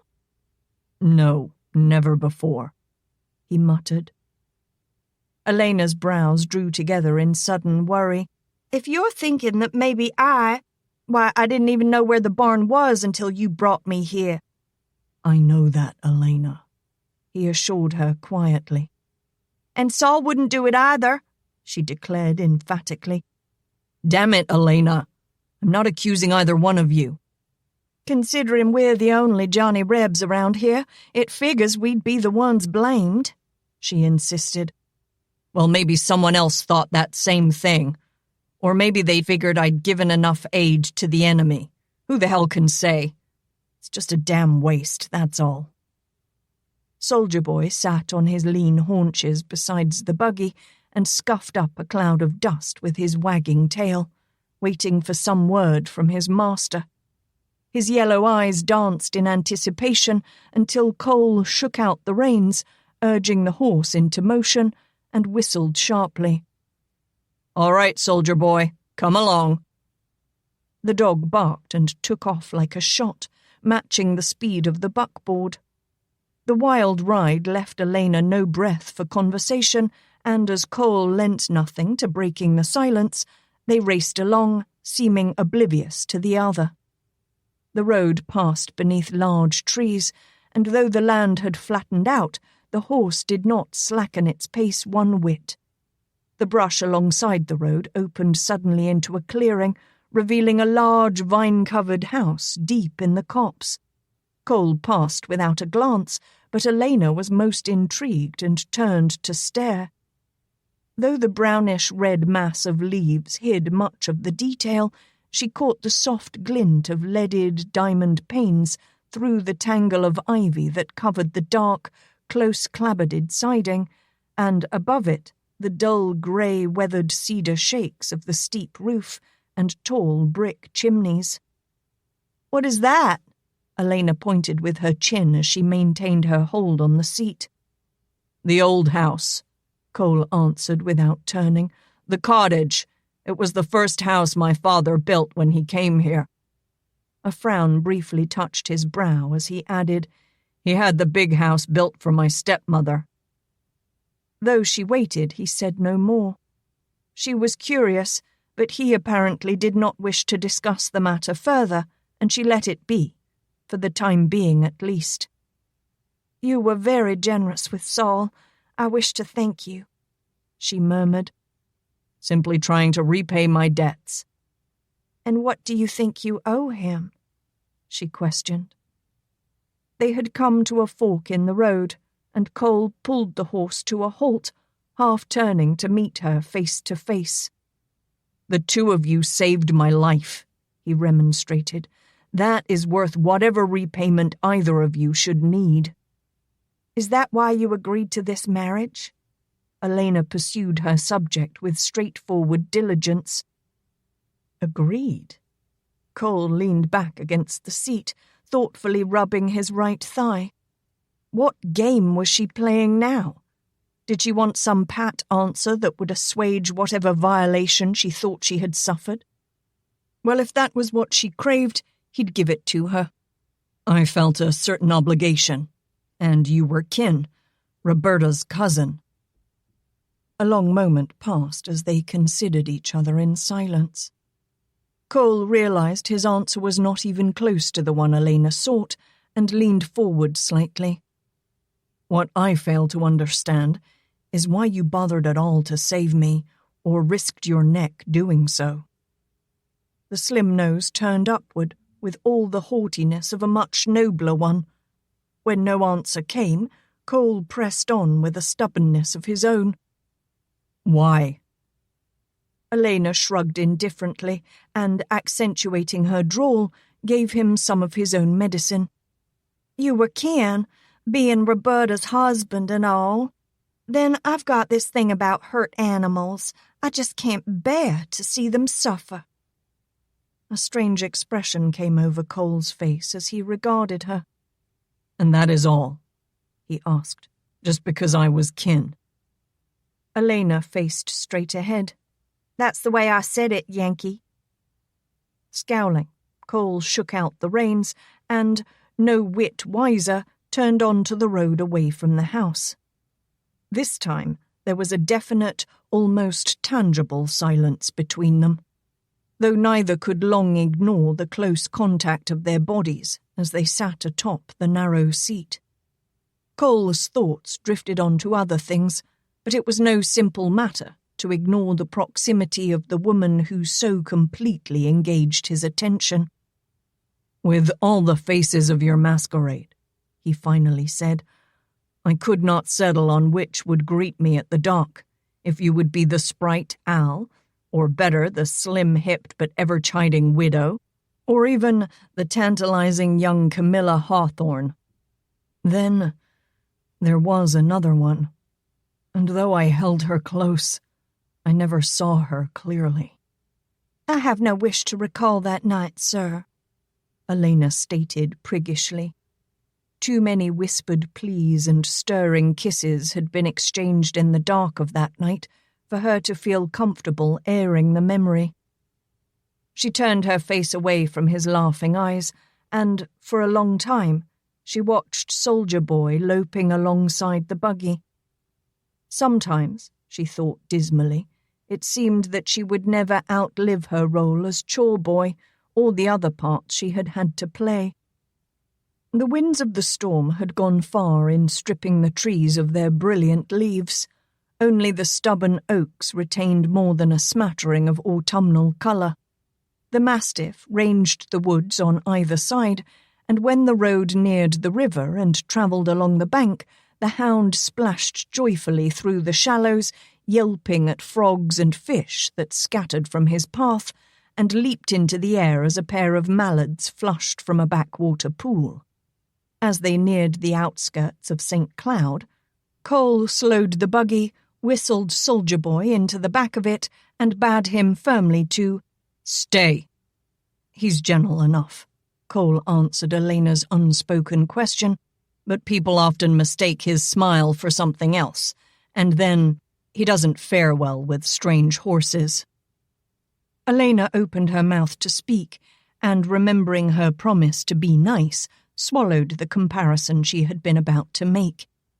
It was a well-known adage that if one could not say good things, one should hold one's peace. Thus, the ride progressed in silence.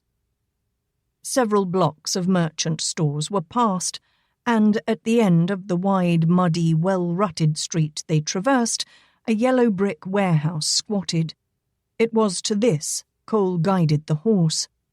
As they neared, Alaina saw a goodly number of men lounging or napping on the broad wooden loading dock. One of the wide doors had been painted with a gaudy beer advertisement, while the other was crudely lettered with the legend, "Workers' Hall, beer 5 cents, food 50 cents. Bed, overnight 25 cents, with pillow, blanket 50 cents. Cole halted the buggy parallel to the dock and looped the reins around the whipstaff, then reached beneath the seat and lifted out, not his usual cane, but a heavier, gnarled walking staff. It was well rubbed with a dark stain, and a knot on its thicker end formed the grip. He smiled wryly at Alaina as he flexed his wounded leg, which had grown stiff on the long ride. "I have to post notice for hire here," he explained, and hefted the walking stick. "Some of the lads wax enthusiastic in their zeal to prove their worth, and more than a couple employers have been put to the test. However, if all goes well, I shan't be more than a few minutes." He tucked a rolled poster beneath his arm and placed a foot on the dock before he turned a warning eye to her. "I implore you, madam, do not venture from the buggy." I think you need have no fear on that account," Alaina assured him soberly as she eyed the men on the dock, who were beginning to show some interest in the couple. Cole hoisted himself onto the platform, then snapped his fingers sharply. Soldier Boy leaped from the boot and stood alert where his master indicated. "Sit." The dog complied. "Stay. Watch." The long tongue flicked over the broad jowls, and the yellow eyes began to scan the crowd of men. After taking a last look around, Cole made his way to the door and entered the hall. Once he was out of sight, the men crowded in for a closer look. It was not every day that they were treated to such a comely sight, and the long months in the remote logging camps were drawing steadily nearer. Alaina appeared not to notice them, yet she casually lifted the buggy whip from the staff and toyed with the butt of it, letting the tip dangle over the side of the buggy where it would be clear for a blow. One of the men, a huge specimen with long blonde hair down to the collar of his plaid wool jacket and a beard that hid the full width and length of his bullish neck, grew bold and strode to the edge of the dock beside the buggy. A low rumble began in Soldier Boy's chest, but the man ignored him and lifted a foot as if to rest it on the buggy. "I wouldn't, if I were you," Alaina warned him direly. "Oh, little lady, I really worry about that dog," the man guffawed loudly, and a round of snickers marked appreciation for his humour. "I break him so." Massive hands twisted in a quick, explicit demonstration. "You like the dog, little lady. You tell him quiet."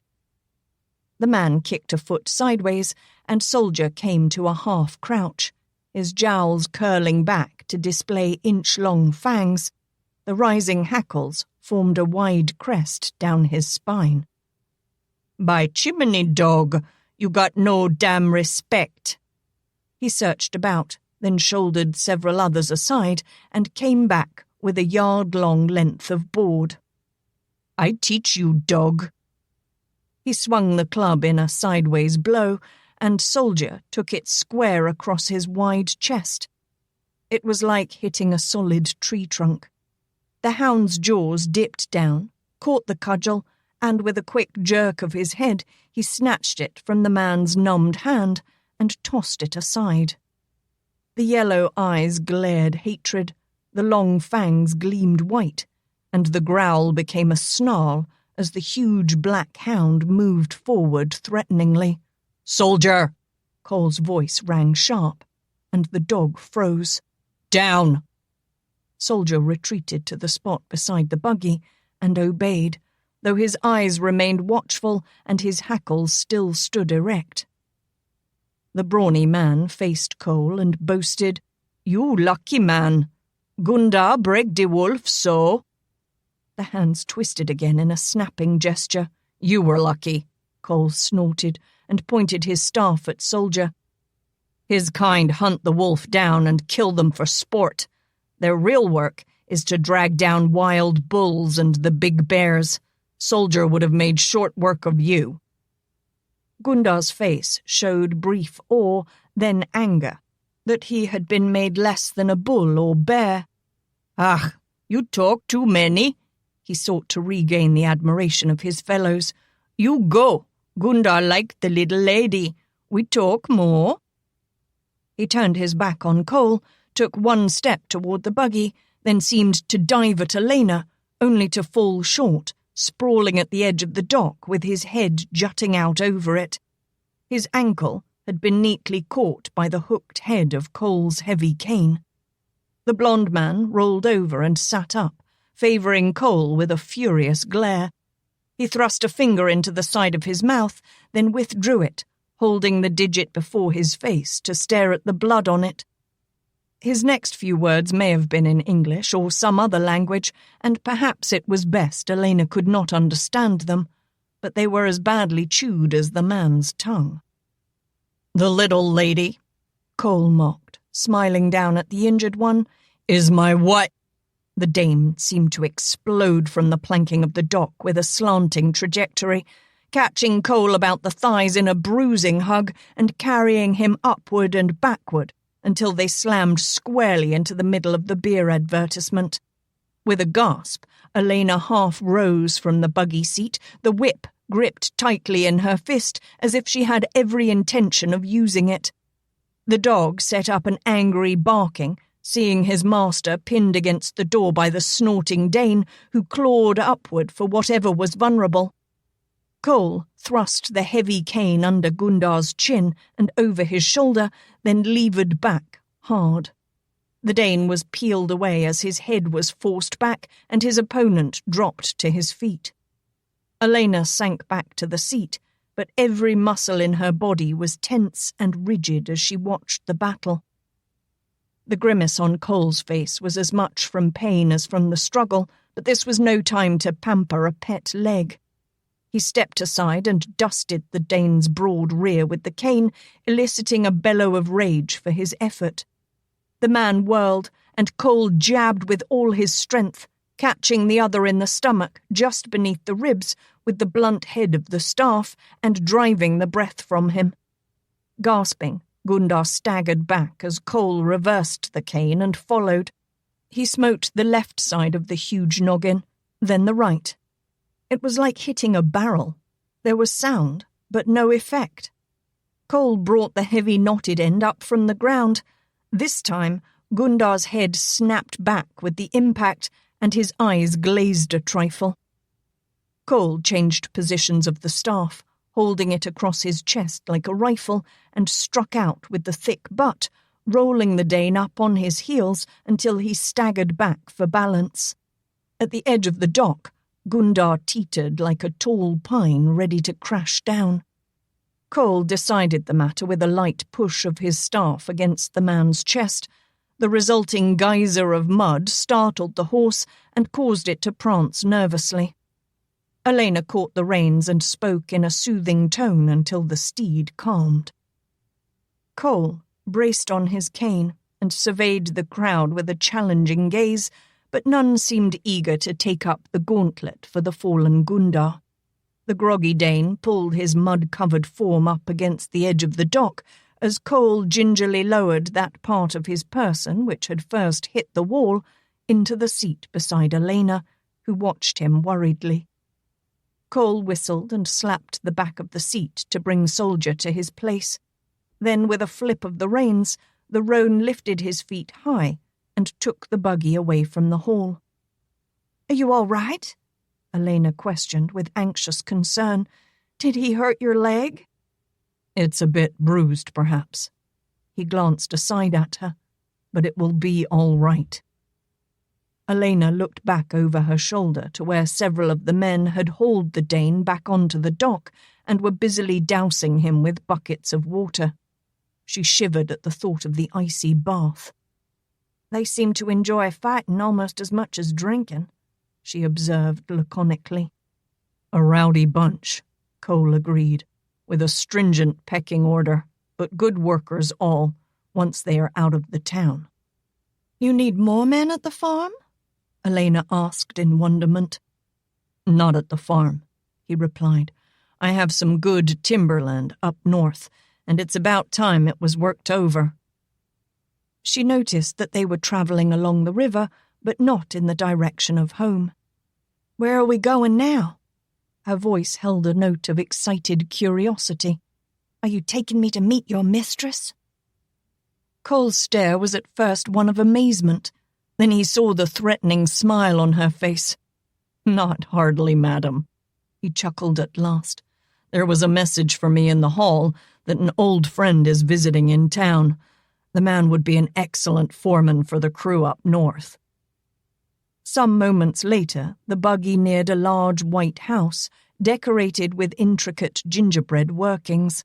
A tall, lean man of almost Cole's size and build, but younger, came out onto the front porch as the buggy rolled to a halt before the hitching post. Cole whistled shrilly and pointed. "Kill, soldier!" The mastiff bounded from the buggy with enough force to rock the seat precariously. Alaina caught her breath, aghast at the command. But the dog barked joyfully and charged up the steps, leaping to place his paws on the man's shoulders and growling in mock ferocity. "Down, you misbegotten son of a moose!" The assailed one laughed as he tried to avoid the licking tongue. "Cole, call him off. That should teach you to foist off your castaway mongrels." Cole laughingly called as the blond man subdued Soldier's capricious play. "Mongrel? Ha!" Alaina heard the man's reply. "He probably has a better documented lineage than you do." Cole threw his legs over the side and slid to the ground. Alaina saw the back of his neck stiffen as his feet touched, and it was a long moment of testing before he rested any weight at all on the right leg. He fumbled under the seat and lifted his slim black cane, using it to take most of the strain off his leg as he limped around the buggy to lift her down. He caught her hand and tucked it within the crook of his arm as he made a cautious way up to the house. "My wife, Alaina," he presented as they climbed the steps. "Franza Przewski, a simple Polish fellow." "Not Polish," Franza laughed in a charming, almost boyish manner. "Prussian, and like any good solid German, Cole can't understand the difference." "Austrian," Cole corrected with a grin. "Of course." Franza's dark eyes gleamed with merriment as he satisfied his revenge. "My apologies, Herr Latimer." An attractive young woman, obviously pregnant, swung open the front door and came out to join them. Happy, twinkling blue eyes shone with as much warmth and friendliness as her quick smile. "My wife, Gretchen," Franza announced to Alaina. "We did not get a chance to meet Cole's first wife." Gretchen's light German accent was just enough to be completely captivating. "So we make a special time to meet you. I am so happy to see that he has done well." She took Alaina's slender hands in both of hers. "I hope this time Cole will get a chance to make a baby also, yeah?" Under Cole's gaze, Alaina felt her face grow warm and, in her sudden confusion, mumbled a few words she hoped would be accepted as a suitable reply. "This second time for us to make a baby," Gretchen confided, but continued a little sadly. "But that was before Cole came home from the war. The midwife say the baby come wrong, and the cord choked the breath from it. This time, Cole take care of it all, yeah?" "You put too much trust in me, Gretchen," he gently admonished. "That's because I know you best doctor around here. You not say no, yeah? You come up north, all right?" "I've given up my practice," he said quietly. "No!" She gasped, eyes wide with disbelief. "But you loved it so. How come you to do that?" It was Alaina's turn to watch him, and she was even more curious than Gretchen. With a troubled frown, he stared down at the planking beneath his feet, shrugging off an answer. "Circumstances were such that I decided it was best to give it up." The woman turned to Alaina, honestly concerned that a doctor of his ability should be forced to make such a decision. "Can you persuade him to change his mind?" "I don't know," Alaina murmured softly. "He hasn't told me why he gave it up." As Cole raised his gaze, she looked straight into his eyes, adding, "It seems a shame, though, since he was so good at what he did." Gretchen felt reassured as she observed the couple. If anyone could influence Cole, she sensed that it was this young woman, whether he was ready to admit it or not. Gretchen would have it no other way but that they share a pot of tea, and this was soon extended to include some of the most delectable sweetbreads Alaina had ever sampled. As they sat about the table before the warming hearth, Alaina learned that the house belonged to Gretchen's parents, who were gone for the afternoon, and that the young couple was visiting from a farm they were struggling to establish near Cole's holdings. It was well into the afternoon before business matters were settled, and Cole escorted Alaina to the buggy. Gretchen stood at the door until the buckboard had disappeared from sight. Then she turned with a gentle smile to her husband, assuring him, "Cole will come north when the time nears for the baby to be born." Franza stared at her, totally perplexed. "How do you know?" Her smile widened. "I just know." Chapter 30. Just before dusk, a warm southwesterly breeze sprang up to set astir the slumbering countryside. Alaina paused in her toilette to open a window and enjoy the gentle caress of the warming air. The river curled away on either side of the cliff and lazily glistened in the lowering sun. Now and again, a breath of wind skimmed across the surface, rippling and stirring the water as it travelled the winding course. Much in the same fashion, thoughts touched her mind, disturbing the smooth peace of lassitude.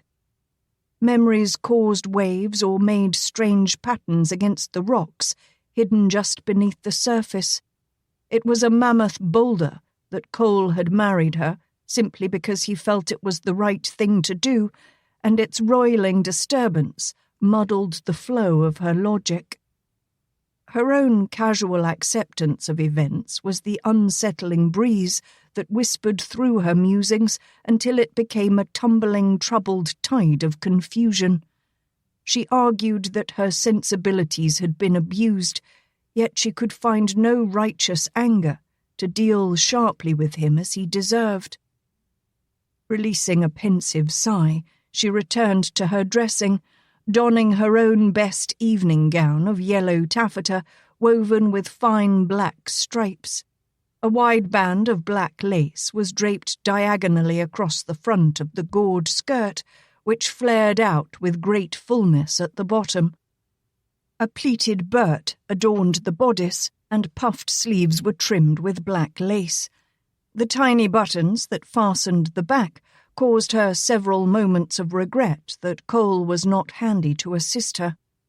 But the lawyer from Pennsylvania had arrived shortly after they returned, and the two men had withdrawn into the study to indulge their business, leaving her to fill out the afternoon with idle meanderings.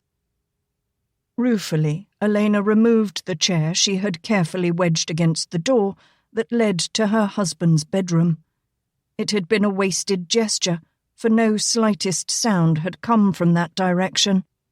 A clock daintily chimed the half-hour, and Alaina glanced in surprise toward the fireplace mantel, realizing that sometime during the day an ornate timepiece had been added to her bedroom decor.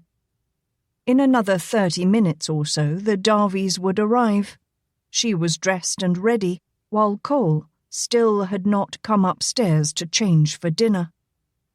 As the moments flew by, she opened the hall door so she might hear the clapper that would herald the guest's arrival. In a last effort to search out whatever flaws there might be in her appearance that would thwart Cole's approval and blatantly remind him of her refusal to wear the clothes he had purchased, she returned to stand before the mirror. She had taken unusual care to brush her hair until the dark tresses gleamed richly. Parted down the middle, it was drawn away from her face, and an openly woven black silk net held the full, sleek mass of it. It was a rare experience to feel pretty and feminine, but she could not savour the moment with the uncertainty of Cole's reaction, yet to be resolved.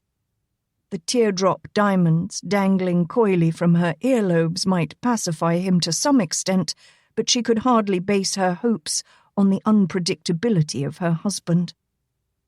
Some minute whisper of a sound penetrated Alaina's consciousness as she stood before her reflection, and the hair on the back of her neck began to crawl. Suddenly, a vague movement in the mirror caught her eye, and she whirled, only to find the doorway empty. Taking up a lamp, she hurried to investigate, but the hallway shadows were void and barren, although she walked the length of the corridor and back. She left the lamp on a high bracket in the hall to dispel the darkness.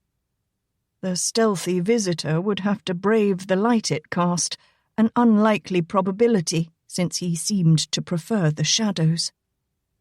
Voices trailed upward from the front hallway, and Alaina realized that Miles was already greeting the guests. She drew a deep, steadying breath and prepared herself to meet Cole's friends, to enter her role as mistress of the house. Still, as she made her way down the hall, her mind was plagued by the fleeting shadow she had glimpsed in the mirror.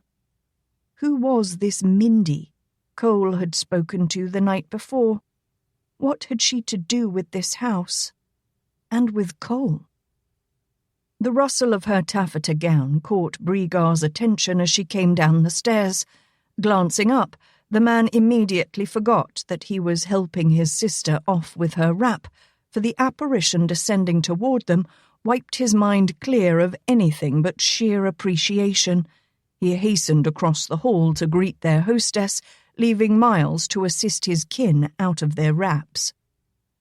Clicking his heels, Brigar effected a fine, courtly bow, then, taking Alaina's hand, bent over it in the best of old-world tradition.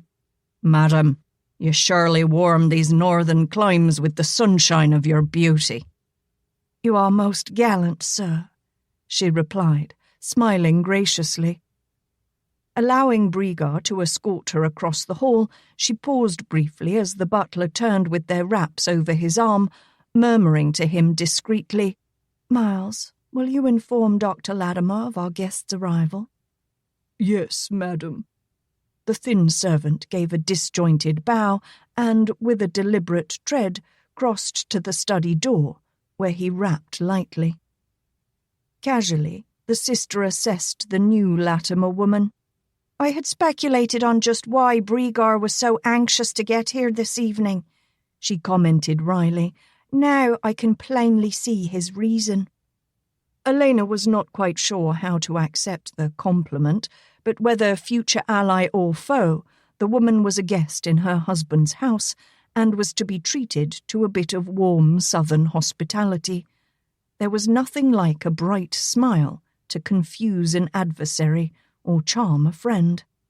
Alaina's soft pink lips curved graciously as she extended her hand. "You must be Kathlen." In belated gallantry, Brigar swept an arm toward his relatives.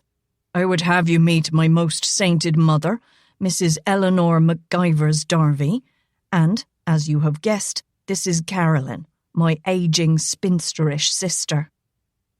The fair-haired woman drew a stiff smile. "We've been anxious to meet you, Mrs. Latimer." The title felt clumsy in her mouth. "And since you're already acquainted with Brigar, you may understand why I am as yet unwed." She looked straight at her brother. Few men wish to marry into a family where congenital idiocy is rampant.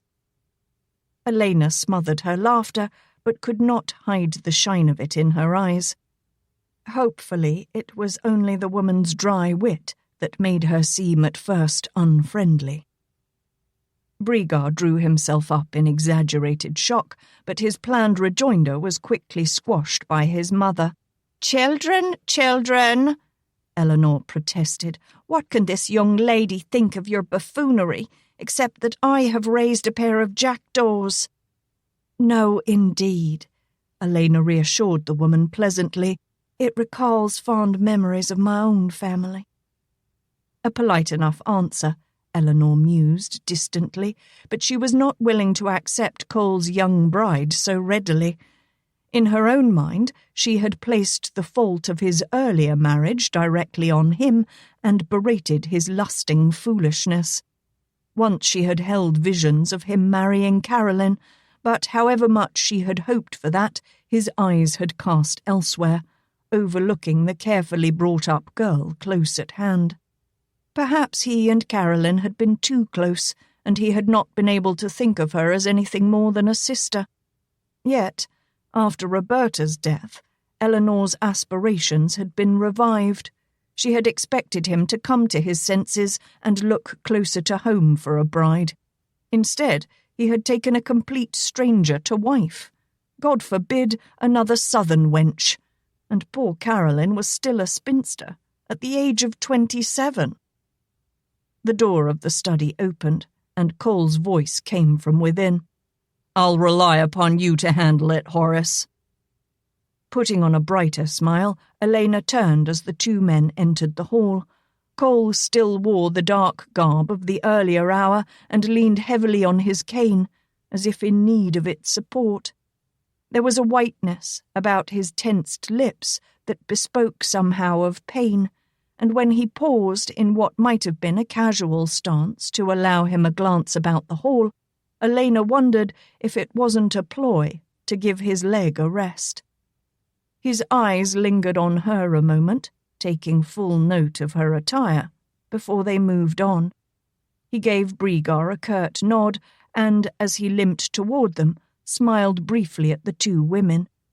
He introduced the grey-haired lawyer to the Darvies, then, slipping an arm possessively about Alaina's waist, concluded the formalities. "And you met my wife this afternoon." Horace Burr took Elena's hand into his. "I apologize for taking so much of your husband's time, Mrs. Latimer. Will you forgive me?" "Only if you grace us with your company at dinner tonight, Mr. Burr." As Alaina played the congenial hostess with guileless warmth and radiance, the honest sense of sweaty leather, cigar smoke, and brandy that clung pleasantly to Cole stirred her awareness and roused feelings she could not even explain to herself. Horace laughed with pleasure. "I shall be delighted to join such gracious and lovely company." He moved to take Mrs. Darby's hand. "At last I have the honor of meeting you, after hearing the Latimers rave about you all these years." A widow for more than a decade, Mrs. Darby was not immune to the gallantry of the older gentleman. She was still an attractive woman, and enjoyed the attention Horace Burr chose to lavish upon her. Finding a discreet moment, Alaina turned within Cole's embrace and, placing a hand familiarly against his chest, looked up into those blue eyes which rested upon her as boldly as ever, drawing a warm blush into her cheeks. "Do you wish to change before dinner?"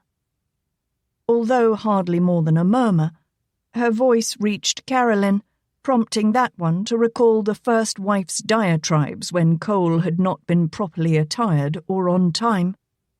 "Come now, Cole. We've known each other too long for you to worry about such formality." Her voice dwindled as she lost the courage of her first thrust.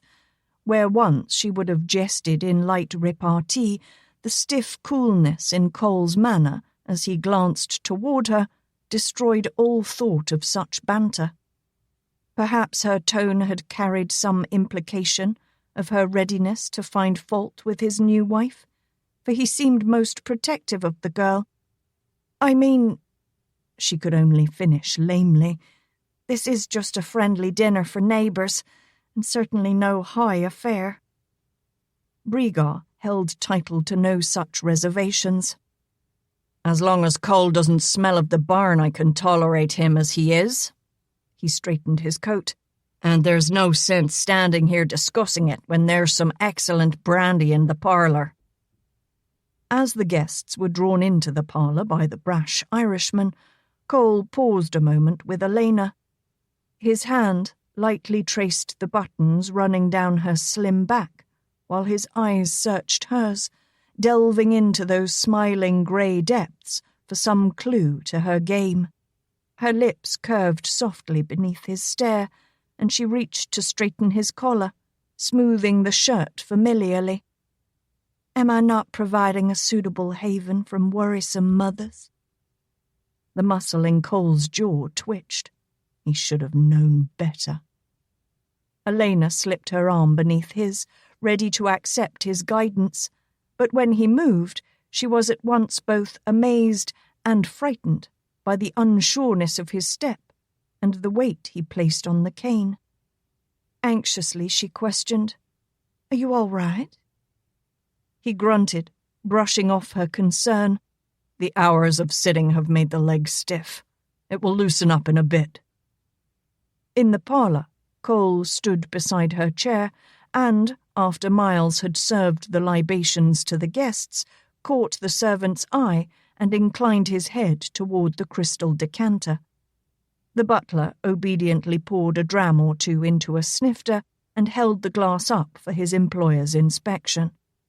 Cole frowned a bit until Miles, with the slightest of shrugs, complied, bringing both snifter and decanter to set them on the table beside Elena's chair. Cole tossed down the first drink, then reached to pour himself another, briefly meeting his wife's troubled gaze. "Is that all for you, Cole?" Brigar queried with humour. "Or will you let Miles pass it around again?"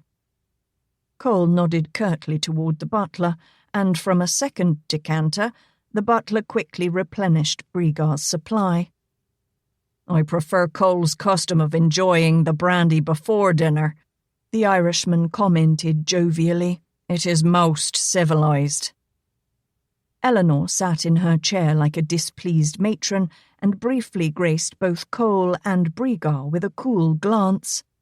"It comes to me that an over-affection for spirits could well be a man's undoing." When Miles came to announce dinner, Alaina rose and, slipping an arm through Cole's, took the initiative as hostess. "Mr. Burr, would you be so kind as to escort Mrs. Darby into the dining room?" Seeing that Elena's escort was already chosen, Brigar reluctantly lent his arm to Kathlen and followed after his mother. Thus, as Alaina had intended, Cole's pace was unhurried by the presence of anyone behind him. With a gentle pat on his arm, she left him beside his chair and proceeded to her own at the far end of the table, there accepting Brigar's ready assistance. The chair slid forward beneath her, and the Irishman claimed the place at her immediate left, leaving the two of them separated from the others by the length of the table. Elena's casual glance caught Cole's sharp glare fixed upon her, and she raised questioning brows, wondering what she had done to deserve his anger. Horace was helping Eleanor into her seat, and of a sudden, Cole realized Kathlen had been left to her own end. He hastened to limp around his own chair to hers, but before he could reach his objective, the lawyer moved to accomplish the necessary service. "Rest yourself, Dr. Latimer," the older man bade him. "I know your leg is bothering you." Cole flushed in prideful embarrassment. It seemed he could not perform the simplest chivalry with grace anymore, and was ever reminded of the fact that he was lame. He slid into his own chair and hitched it forward, mumbling caustically, "I'm not a doctor anymore. I've given up my practice."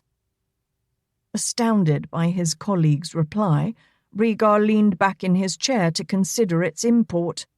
He was totally unable to comprehend what had caused Cole to lose interest so completely in the work to which he had once been so devoted. Of the two of them, Cole had been the serious doctor, serious in his studies, serious in his concern for his patients, while Brigar realized that his own practice was carried on quite casually and that he relied as much on his good-natured affability as upon his skill to keep his patients content. Frederick Latimer had led them both as youths into the profession and encouraged them with his own zeal and love for it. But he had instilled something special in Cole, a gift for surgery Brigar had never managed to acquire. "Perhaps he worries that his skill has been impaired somehow," he mused, and, catching the sidelong glance from the clear grey eyes beside him, perceived that he had spoken aloud. He hurried to set aright any possible misunderstanding. "Cole is the best surgeon around here, barring none. I can't imagine why he has given it up." Cole finished another snifter of brandy without gratifying Brigar's curiosity. It was the Irishman's proximity to Alaina that aggravated him more than that one's conjectures. Serious conversation halted as the first course was served and the meal was entered. The appetizer was small, sweetened meats cooked in a zesty sherry sauce. Annie proved that, whatever her politics, she was no simple Irish potato boiler, but an accomplished cuisinière, well-schooled in the tastes of a dozen countries. When the talk was resumed, Eleanor could no longer resist broaching a subject that challenged her curiosity. "Cole, you haven't told us anything about Alaina, how you came to know her, or why you arranged a proxy marriage. To be truthful, I'm not at all sure about this proxy thing. It is legal, isn't it? I mean, you didn't bring that poor child up here on some base pretext, did you? Good heavens!" Mrs. Darby pressed her hand to her cheek, as if aghast at her own thoughts. "You are married, aren't you?" Even with the distance between them, Alaina saw the tenseness in Cole's face and manner, though from anger or pain she knew not which. "You may rest at ease, Aunt Ellie," he assured the woman. "The exchange of vows was quite legal." "But hardly Christian, Cole," Eleanor said in a reproving tone. She paused as Miles served her plate from the tea-cart and, when the man had moved on, continued chidingly, "I don't think your father would have approved. A good church wedding would have been so much more reassuring. Perhaps you should prevail upon the Reverend to perform a church ceremony, just to put aside any gossip."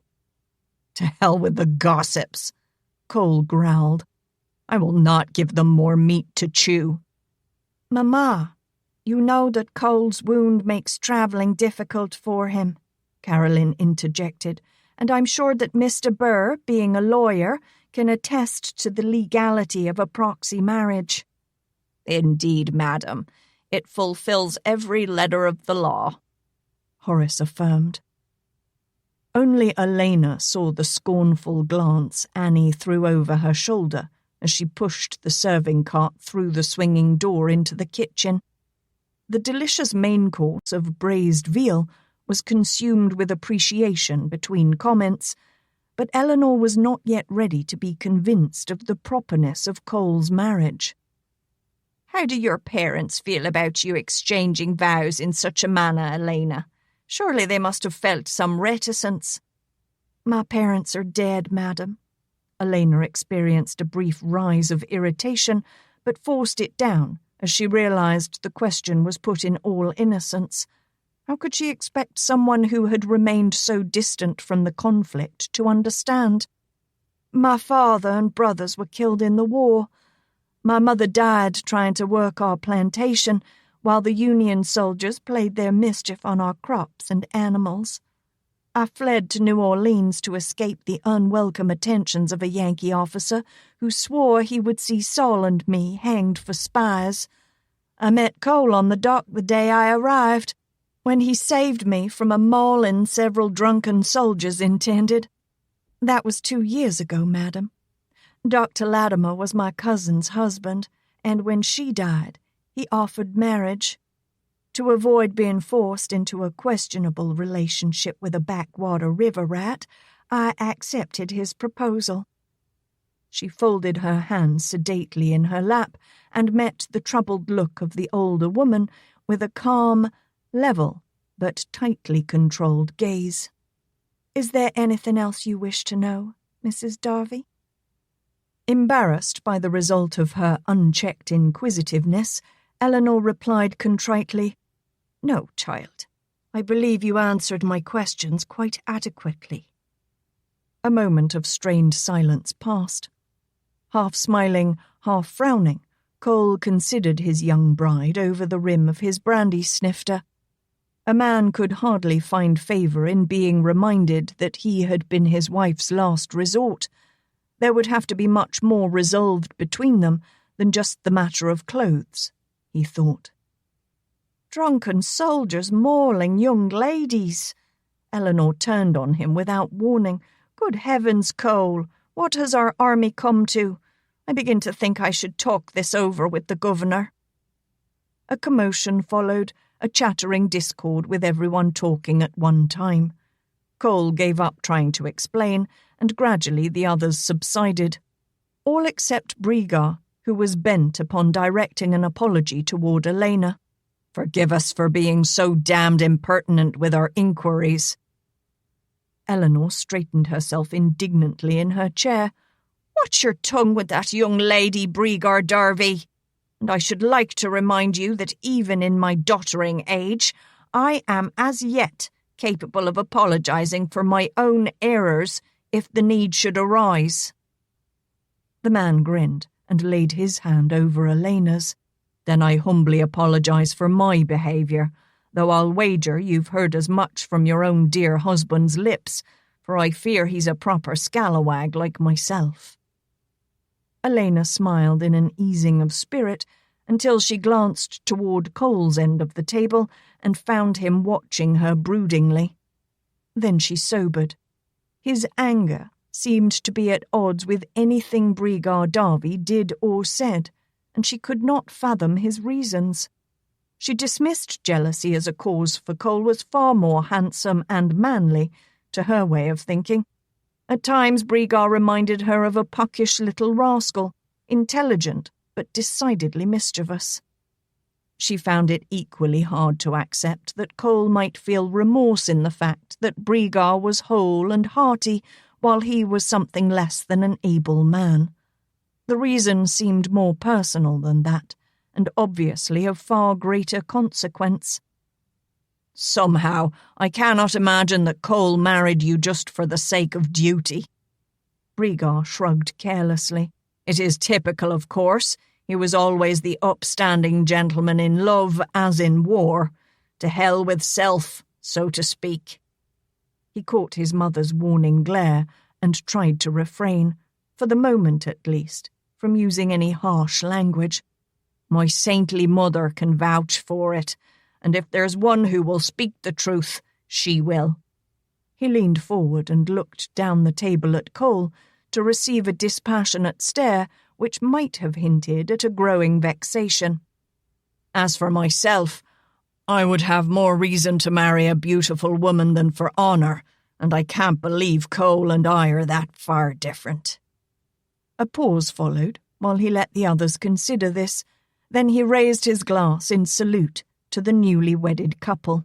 "Here's to your marriage, Cole, for whatever reason it came into being. But if it was for honour, your taste in women has certainly improved." "Brigar!" His mother was astonished at her son's crudity. "What kind of toast is that? Mr. Burr will go home thinking we're the rudest family he's ever met." Brigar shrugged. "I was just pointing out that if Cole married the first time for love and the second time for honour, he made the better contract in the latter case. If I am too blunt and honest, then you'll have to bear with me. But if the man is too blind to see what a precious treasure he has gained, I say he's a blasted fool." "I don't think Cole is blind or a fool, Brigar Darby," Kathlen objected. Her brother again lifted his heavy shoulders to convey his indifference. "You always claimed to understand Cole better than I could anyway." Annie Murphy came in with the cart again and accepted the empty plates miles removed from the table and handed him the smaller ones from the tea cart. The butler was the epitome of proper decorum as he placed the dark plum pudding, smothered in rum sauce, before the guests. His eyes never raised as Brigar continued. "It would still be a damned waste if Cole married Alaina for mere honour's sake, and not for his own." "You only met her yesterday," Kathlen reminded him tartly. "How can you judge anyone in that short a time?" With an impatient gesture, Cole shoved his dessert plate aside, ignoring Annie's obvious disapproval as he slid back his chair and pushed himself to his feet. Kathlen glanced up in surprise. "Where are you going, Cole? This pudding is delicious. You should eat yours." "He didn't like me calling him a fool," Brigar offered with humour. Sweet merciful heavens! Cole swore to the ceiling. He braced himself against the edge of the table and favoured each of the Darvies with an ill-humoured smile. I feel much like a wounded mouse beset by a flock of crows. Sooner or later you will pick me apart and leave nothing but bare bones. Crows, indeed. Eleanor raised her aging chin imperiously. Cole pressed on, ignoring the interruption. Can the fact not stand that I simply married two women who happened to be cousins, both well-bred ladies of the South, both beautiful? He held up his hand, palm outward, as if swearing an oath. Perhaps it was not done as much in gallantry as your conjectures would have it. Rather, we were simply brought to the altar by— He glanced at Alaina and finished the sentence more kindly than she had expected. Fate. In either instance, marriage seemed the only solution. Alaina was pricked by his rather cavalier explanation. To her way of thinking, he stood in dire need of a comeuppance, the application of which she could not resist. Smiling prettily, she leaned her elbow on the table and crooned with honeyed sweetness, dripping from an exaggerated deep southern drawl. You thick-witted Yankee. If you ever put me in the same class with Roberta again, I'll light into you so hard you'll think the whole Confederate army marched over you, mules, wagons, and all. The gentle, smooth tone of her voice and the radiance of her smile were such that a long moment passed before the impact of her words sunk in. Cole raised an eyebrow and gave her an odd quirk of a grin. Horace Burr cleared his throat loudly and busily polished his glasses. Caroline squelched a giggle and struggled to keep a straight face, while Eleanor's eyebrows were unmercifully stretched upward. Rhaegar came to his feet in applause. When the furore died, the dining room was silent, except for the sound of unbridled laughter drifting through the still-swinging kitchen door. The teacart, stacked with dirty dishes, remained near Cole's chair, mute evidence of the haste of Annie's departure. "I beg your pardon, Al," Cole drawled. "It was the last thing I meant to—" "Al!" Caroline choked and gave up all thoughts of humour as she gaped at Cole. "You mean that she—" Caroline gestured lamely toward the other end of the table. "Is—" She could go no further. Her mind raced over the details of Cole's relationship with Al, at least as much as he had related through his letters. Mrs. Darby was almost afraid to venture a question, and yet could not resist just one. "This is the same Al who scolded you." Their whole family had chuckled long and hard over the tales which now came back to haunt her. Rhaegar sank back into his chair with a stunned expression that changed to a thoughtful one, as he too recalled the many mentions of Al in Cole's communications. He also recalled that the merest mention of Al had been enough to send Roberta into a shrewish frenzy. Caroline's reeling mind had been snared by the threat Cole had made soon after he had met the urchin that one day he would peel down the lad's breeches and blister his pampered behind. It ran over and over in her thoughts as she stared in mute shock at Cole. In fact, they all gawked at him, awaiting his answer, while Alaina, in pleased satisfaction, leaned back under Cole's pained frown and, with a bland smile, refused to say another word. She was interested in seeing just how he would explain it all to them. Cole sat down and glared around the table. "One and the same." He pulled out a cigar and bit off the tip, while the Darvies waited expectantly. Alaina disguised herself as a boy to pass the Union soldiers unmolested.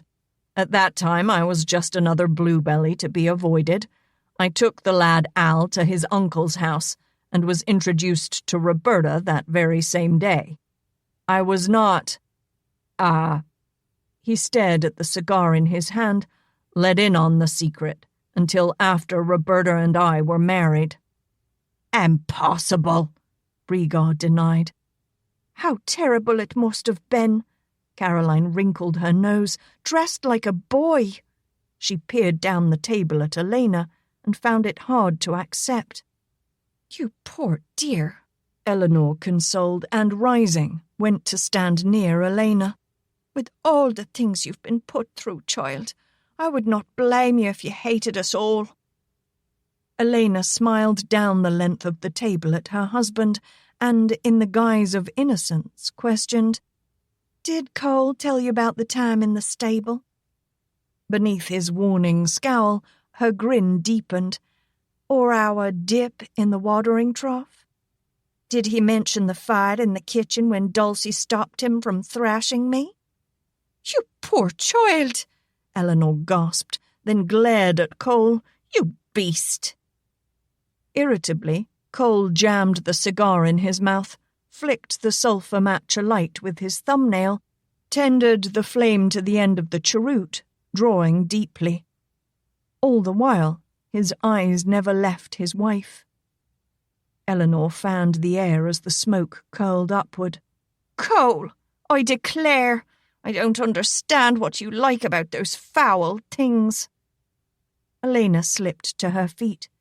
She thought it best to escape gracefully while she could. After all, there were no locks on the doors to save her from being turned across Cole's knee, as he had so often threatened to do with Al. Perhaps the ladies would rather retire to the parlour and leave the men to their cigars and brandies, she suggested in the manner of a cordial hostess. When she reached the door, Alaina glanced back over her shoulder and found Cole's gaze still resting on her. Those bright eyes burned with something other than anger, something she could not quite lay a finger to. Mr. Burr rose with the men and made his apologies, explaining that he had to start his travels early the next morning. "You'll hear from me as soon as possible, Cole," he said as his host led him to the door. "Be assured that I will do all I can to set aright the problems we discussed." The older man thrust out a hand, and his eyes twinkled as the other clasped it in friendship. "You've got quite a family here, Cole, and a most charming wife. I shall look forward to returning with my report." The man took his leave, and Cole closed the door behind